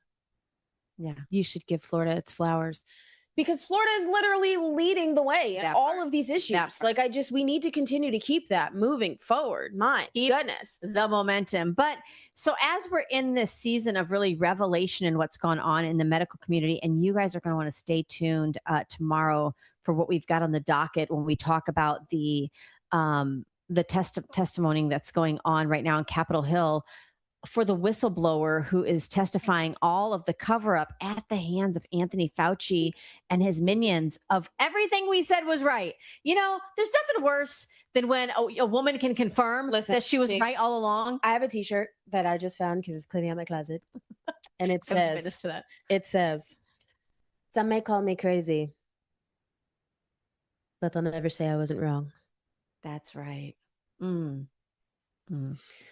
So you know what else happens when, like, especially a female realizes that she was right after being told she was wrong? It's like, then you're a little more arrogant and you're a little more like, no, I told you. And now it's like you get that little bit of footing underneath you. So to all the American people who really survived the biggest psyop and war committed against, Jane and John Doe, when they tried to tell you that, first of all, it was going to be the winter of death if y'all just didn't submit and put this needle in your arm, that if you didn't wear, daisy print masks that were made out of, socks, that somehow you were going to die, when they told you that you had to stand 6 feet apart because the virus could tell distance, when they put plexiglass 2 feet high for an airborne virus, when they told you that this was the deadliest virus, although somehow it's featured on the back of our Lysol bottles. Wait, it is. It is. Read the back of your Lysol bottles. It says kills coronaviruses. Which, by the way, you could not buy Lysol during that time. No. Or toilet paper. I'll go get it. Oh, yeah. Go get it. I'll carry the show. Okay. Yeah. So here they are telling you all of these things. And yet many of you stood firm and said, no, I'm not going to mask my children. I'm not going to let you inject my children's arm. Oh, she did. You got the pretty lilac one. Okay. Look at this. This is what happens when you're your own CEO in your own studio. What? It's here. Hang on. She's gonna find it. I got it. How is the coronavirus deadly and brand new if it's on the back of every Lysol bottle? You're gonna want to tune in tomorrow. Did you guys know that it kills herpes, simplex virus type 1, and simplex virus type 2? Human coronavirus. Míralo. Toma. Look. Ready. Right. Hey, you can't see it because it's blurry. I promise. That's where it's at. I just love my job. Just gonna say that. That's where it's at. Look for herpes and you'll find it. It's like right next to it. Wait, we are not advocating for for spraying this. And you know what? I'm gonna let that one go. Newcastle disease, swine flu. Remember that? Mm-hmm. That was a thing. Mm-hmm. That was the first attack on pork. SARS. Remember that? SARS-CoV-1. Yeah, you remember that? Is the hantavirus on there? Actually, no. Oh my God! If she finds the hantavirus, I quit. Just kidding. I'm trying to find it. Okay. While she looks, the avian flu. The bird flu? Yep. Is it? So we just hepatitis C. Lysol. RSV. Who owns Lysol? The rhinovirus. And who's coming up with the concoction inside this bottle? Poliovirus type 1 and enterovirus. I don't even know what to say to that. Candida. That sounds like it's Bordetella.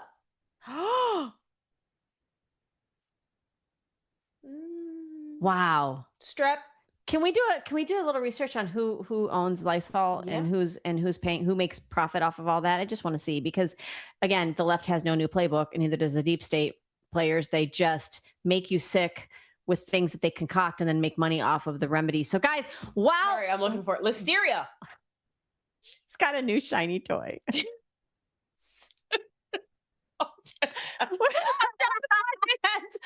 Hantavirus. I'm trying to find it. I'm sorry. Go to commercial break. This is insane. While you get a message from Liberty Cigars, I'm going to try to wrestle this. The Kawasaki virus. I'm going to try to wrestle this Lysol bottle away from Allie. We'll be back with more after this. Not sponsored by. From the heart of Marietta, Georgia, comes a tribute to the spirit of liberty. Liberty Cigars, where history meets craftsmanship. Each cigar tells a story. The Founders Collection honors the visionaries who shaped a nation. The President's House Collection celebrates the leaders who steered it. And the Naval Series salutes the heroes who defended it. Handcrafted with precision, each blend mirrors the essence of its namesake. From the boldness of George Washington to the elegance of Thomas Jefferson. Indulge in a moment of reflection. Light a Liberty cigar and savor the legacy. Discover your story at libertycigars.com, because every great nation deserves a great cigar. Liberty Cigars, smoke the history. And don't forget to use promo code OpenMic for 10% off your order.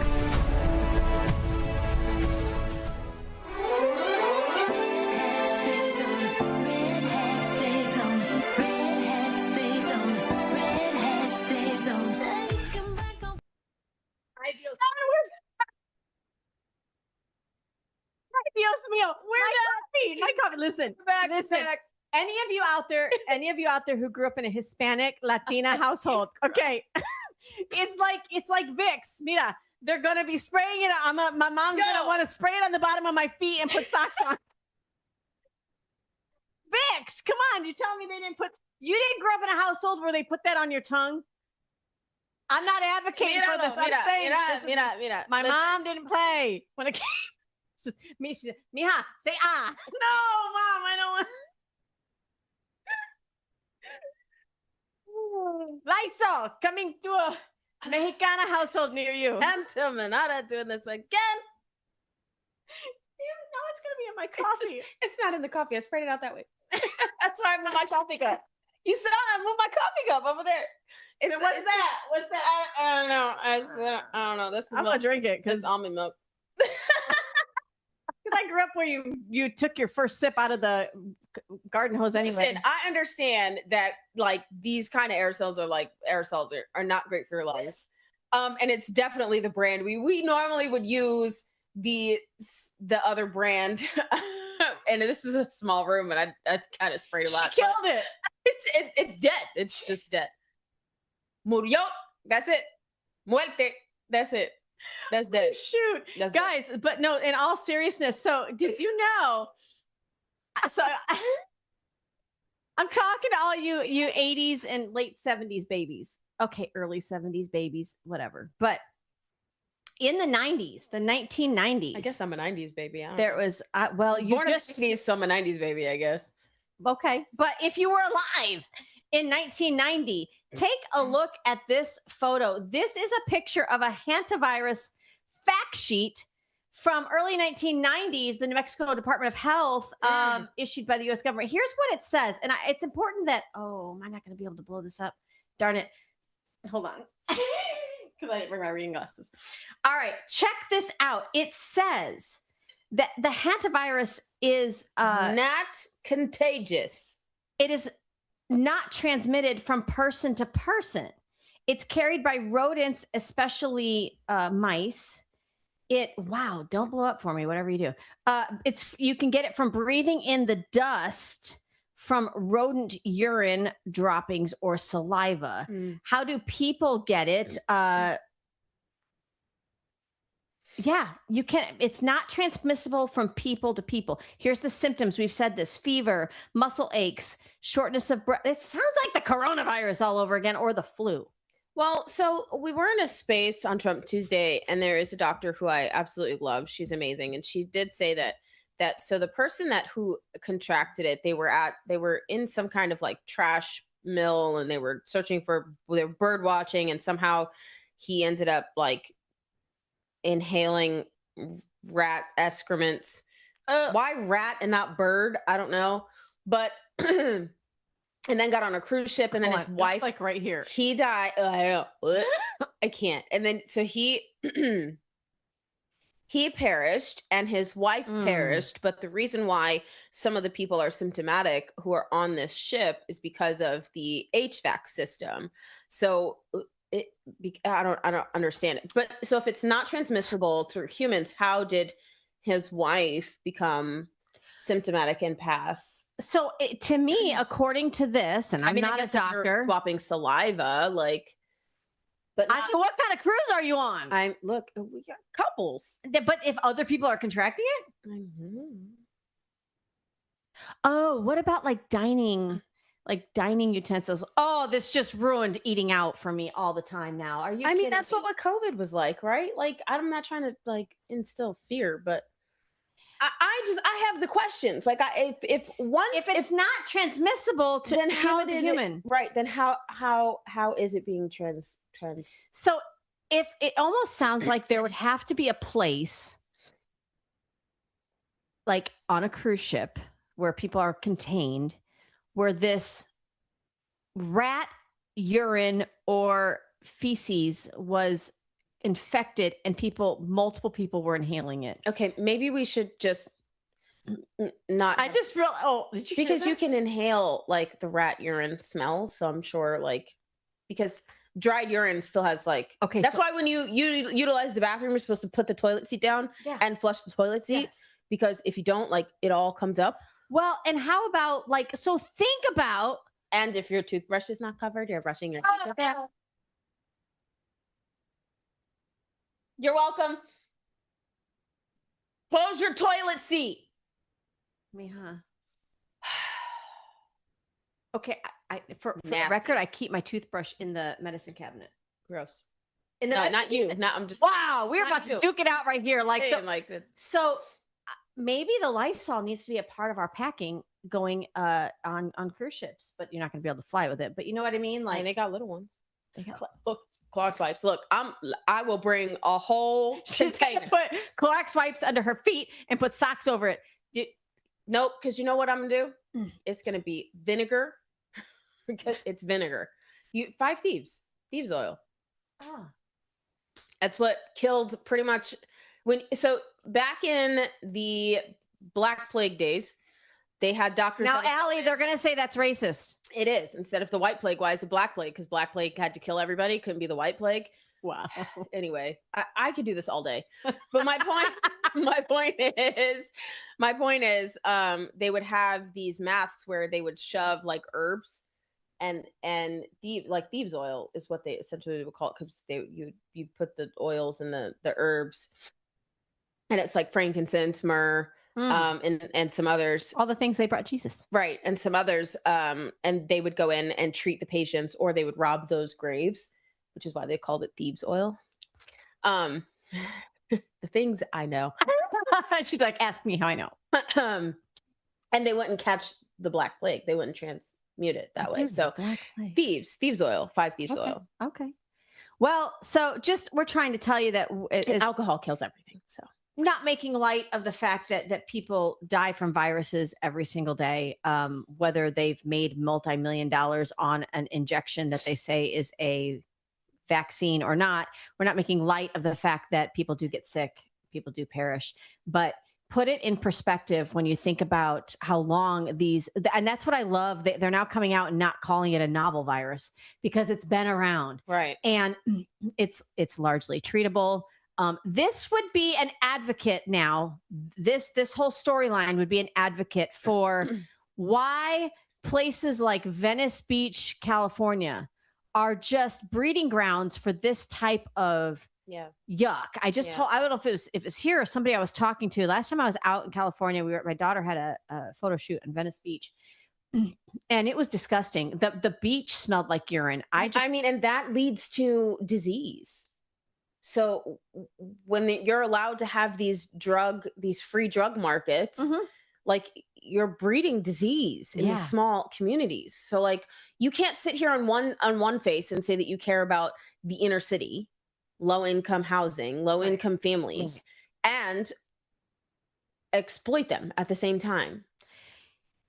You know what I was just thinking, Allie? And I'm getting way off on a tangent. This has nothing to do with what we had expected to talk about today. But we were talking about Spencer Pratt and his run for LA mayor, challenging Karen Bass. And a lot of that is going back to the fact that the Pratt family was one of the many families that lost everything in the Palisades fire because of the negligence of California's governor and elected officials. So why do these wildfires never decimate these incredible homeless population areas? Why was it the Palisades, where it's like the multi-million-dollar homes in the most prestige area where everybody wants, it's like oceanfront property? I don't know. Why do you think? I mean, I don't know. I just find that weird. It is a little. I find that weird. If you've ever been to California or any other areas of the country that gets really cold sometimes at night and seen the fires that homeless people build to just stay warm, and to see the conditions that they're living in, not saying that it's never happened, that there's been an outbreak, but yet neighborhoods burn to the ground that are multi-million-dollar houses that have fire hydrants on every corner. Yet I don't ever see a disease-ridden, infested homeless encampment ever wiped out. I don't know. It's almost like it's like curated, maybe. I don't know. It's weird. It's weird. Just asking the questions. But because I believe in willful ignorance. We saw it at the southern border. Take a look at this. This is not news to you guys because you guys were right all along. But this is coming out. This is a former Border Patrol agent. Wow. Anman Blair, and he reveals that they were mandated at the southern border to look the other way under prosecutorial discretion. So we were mandated to look the other way. We released known terrorists where we didn't know it until after the fact. We had multiple people from all across the world coming into the United States under the Biden administration with falsified documents. They knew it, specifically from Iran. We knew who'd come in with Venezuelan documents from Iran, getting Venezuelan documents. Thank you, drug cartels. That's what that is. That is the terrorist working with the drug cartels. Everybody who wants to do harm to America. They were told to look the other way, or they would be prosecuted. Jeez. This is, again, points to why you should be involved locally and make sure you are involved in your judges' races. Your primaries in your off election years, thus the 2026 election, is where all of this is decided, especially in your primary, These are important elections, you guys. Here in Florida, it's August 18th. August 18th. Guys, if you're listening from Florida, the primary is August 18th. This is where your school board is decided. This is where your best Republican is decided. This is where your judges are decided. All of this is important. Importante. And listen, hat tip to Doc Pete Chambers, because he was at the border when a lot of this was happening through COVID. And he was like, it's amazing. They were making like all of Americans take these like swab tests. We never swabbed one person coming across the border. And then it was wide open. And it's just, but then Texas didn't elect him as, as governor. So I just use that as an example, because that doesn't mean, it doesn't mean you give up. It's like in the Bible when it says pray and with supplication. It's like, do it again and then do it again. And, oh, it didn't work. Get up and do it again. Oh, you fell down that time. It hurt. Get up and do it again.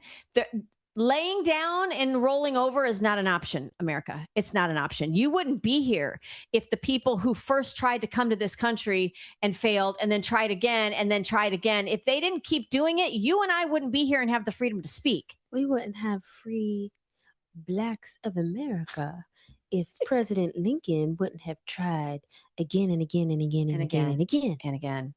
And I mean, think about it. That even permeated all the way to, Governor Wallace standing at the schoolhouse doors, trying to stop, from integrating schools. So yes, keep going. Can we get a little funny? Yes, sure. We like to sometimes, oh my gosh, talk about dating on this show. Not that listen. So I don't want people to think this is a Taylor Swift show where like we just pour out our own personal. That's not what we're doing. We want to talk about dating as a topic, or relationships as a topic, or marriage as a topic, or even like raising a family and being a mom or a dad as a topic, because these are things that touch your kitchen table too, right? So Kaya Trump, who is Don Jr.'s, I think his oldest child, she took to the stage during CPAC. She's talked very eloquently and wonderfully about her grandpa, but she's at that age, just like we've seen Barron and even the Obama children, the Bush children. You see people come of age during this time when they're either their grandpa or their dad are in the spotlight politically. And I always wonder, what is that like? What is that like to go to a college party and you are like one of the Obama daughters and you're just like, I make better decisions. But everybody should have like a young adulthood where and then what is that like going like on a date? Well, I'm not going to tell you. Let's hear it from Kaya. The Secret Service follows you everywhere? Yeah. So everywhere I go.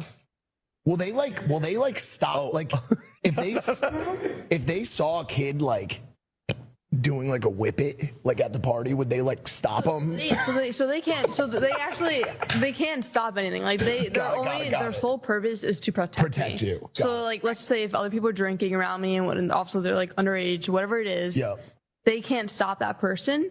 But all they can do is if there's a threat to me, they'll take me out like the threat, like they'll protect me. What is dating like for you? To be honest with you, it's really awkward when you're sitting like and having like going on a date with a guy and like they're like 2 tables behind you. It's like a little weird. That's crazy. But I mean, my thing is I try my best not to like let it bother me. Like, and I think I've learned, especially the past year now that it's been pretty much a year since he's become president, is I've had to learn to kind of, yes, they're following me, but also focus and like pretend like they're not there.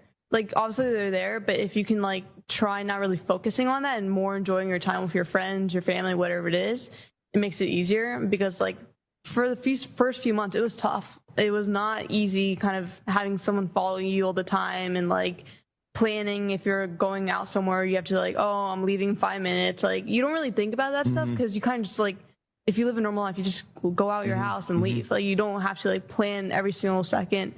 So that was kind of tough. But I think literally once I was like, well, their only job is to kind of protect me. I'm going to focus on my stuff and have them do their job. It made it so much easier. Kai is such a brilliant young woman. I think we're going to see a lot of her actually in the future. I think a lot of people don't see this side of either being celebrity or being in the political arena. They don't see the downside of literally not owning your own life. Like you can't just make plans to just go out. Yeah. You have to like have some kind of like security briefing before you leave your house. Like, you know what I mean? It's a little difficult when you are used to living spontaneously. You don't realize how free you are when you don't have threats on your grandpa and thus threats on your family, because there are people that are unhinged in this world, who are or obsessive. And I mean, which is why some celebrities have security. I mean, it's the same thing. It's just, it's not some normal people look at it and they're like, oh, that's so cool. But when you're in it, you're like, well, this is why privacy is so important. It is. And Allie, it is this kind of public service that you go into, even for your kids and for your family, it is a sacrifice. But what made me laugh, what made me chuckle a little bit when I first watched this is I'm thinking about, and I know because my kids are older than yours, but you have an 18-year-old.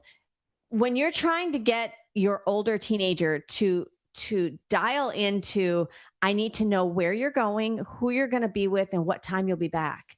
It's like pulling teeth. Because I care about you. But it's like pulling teeth to get them to commit to that. Hold on, you're leaving. Wait, where are you going? Where are you going? Well, I'm not sure. Okay, can you imagine that instead of debating your parents about that, it's the Secret Service. There is no debate.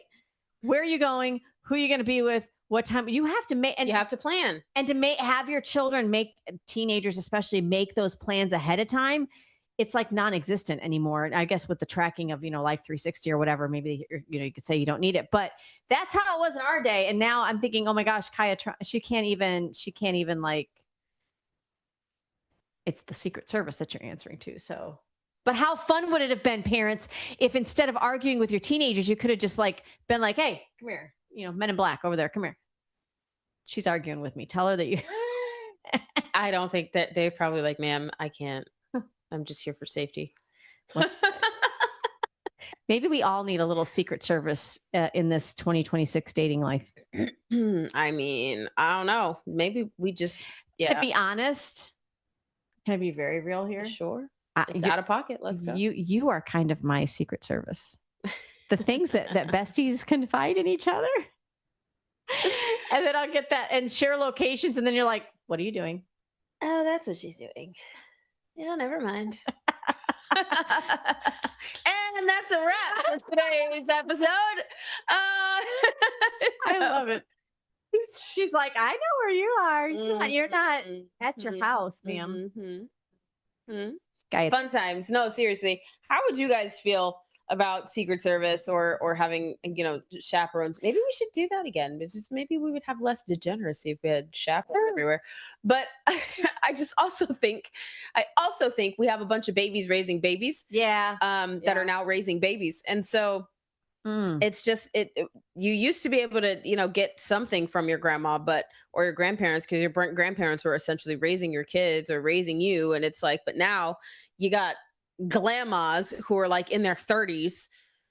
It's just, I don't know. I don't know. You in danger, girl. I don't know. A quote Ghost, Whoopi Goldberg from Ghost. How did I even know that? I don't know. It's hard, man. Like it's difficult, and we have to raise the standard on how we're raising children and prepare them to be adults. We're not raising kids. We're raising adults. And listen, it's different these days because they've got so much of the world at the touch of their fingers, and it's a constant 24-hour-a-day job. It feels like. Especially if your kids are thinking they're going to go back in their rooms with their phones or go charge their phone. I mean, I can remember taking phones from our kids at like 9. They were older. Like people thought we were crazy, like 17 years old. They thought, because we wanted them off of it at night. And then now I can't fall asleep without scrolling Instagram. Not Allie sending me videos I sent one at like 12:35. I literally sent you one right after. At like 12:40, and I'm I like, didn't even know. Like, we're literally doing the same thing. Still awake. But I mean, it's funny because they were all sermons. So it's just like, ooh, girl, you need to hear this. Ooh, Yeah, you need to that. hear the So word, girl. It's just, I don't know. There's so much good that can come from the internet. But there's also so much that can't, right? And I think that's a healthy balance. You need to figure out what that looks like for you and your family. It's the same with AI. I mean, you have these data centers. There's a situation going on in Georgia right now where this girl, she's saying that there are about 30 families who are being misplaced by Georgia Power. They're coming in and they're removing people from their homes in order for them to set up these huge data centers, which that is not even you don't have to have large I've heard AI techs talk about it, and it doesn't have to be this giant thing that requires all this water and land use, and it doesn't have to be that way.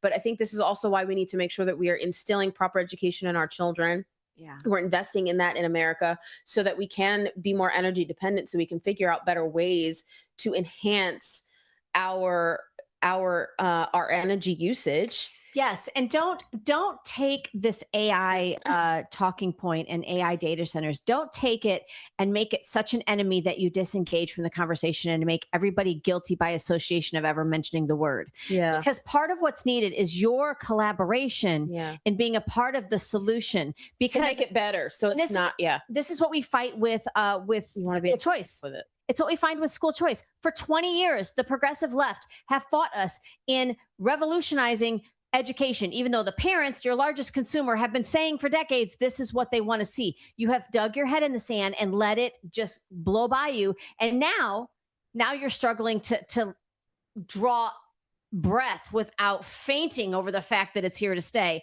Don't be one of those people. Engage in the conversation. Make sure that you're aware. Your elected representatives, they need you to be able to help govern how this is going to look. I think AI and parts of it are here to stay. So be a part of the discussion. You have to be a part of the discussion and the solution and the manufacturing it and building the coding. And if we're not doing that, we're outsourcing, which means Americans are going to lose out on jobs, which we can't do. Yeah. We already do that enough. We cannot do that again with this new opportunity as AI is approaching itself, and it's getting better and better and better and better and better every day. And you can't just write off a candidate and say, well, this so-and-so is pro AI. You better understand that AI is here to stay. You use it on a day-to-day basis. Like, if you're using Google Maps, you're using AI. I'm sorry. So get over it. It's here. Let's figure out how to not that part. Raise our electric bill. How to not squirm all over our natural resources. How to not draw water usage that then pays a penalty to the citizens. Like, we can all do that. But don't just throw AI out with the bathwater. It's just like it needs the bathwater. Yep. To run. Well, guys, that's it for Out of Pocket with Allie and Michelle. Thank you so much for joining us. It is Thursday. You're not going to want to miss tomorrow's episode. We get a little unhinged. A little unhinged. We're going to be unhinged. Yeah. Make sure you like, share, and subscribe. And until tomorrow at 10 a.m. Eastern, we will see you on the flip side. And please visit the new Liberty Cigars website, libertycigars.com. They have fantastic resources for you. We love you guys. Thank you. Oh, yeah, here it is. Ready? Ready? Here you go. All right. Ready? All right. Have a great day, you guys. We love y'all. Stay out of pocket. We'll catch you guys. I'm sorry. Catch you guys. Two queens, no filter. Say what they feel. Allie and Michelle keep it way too real.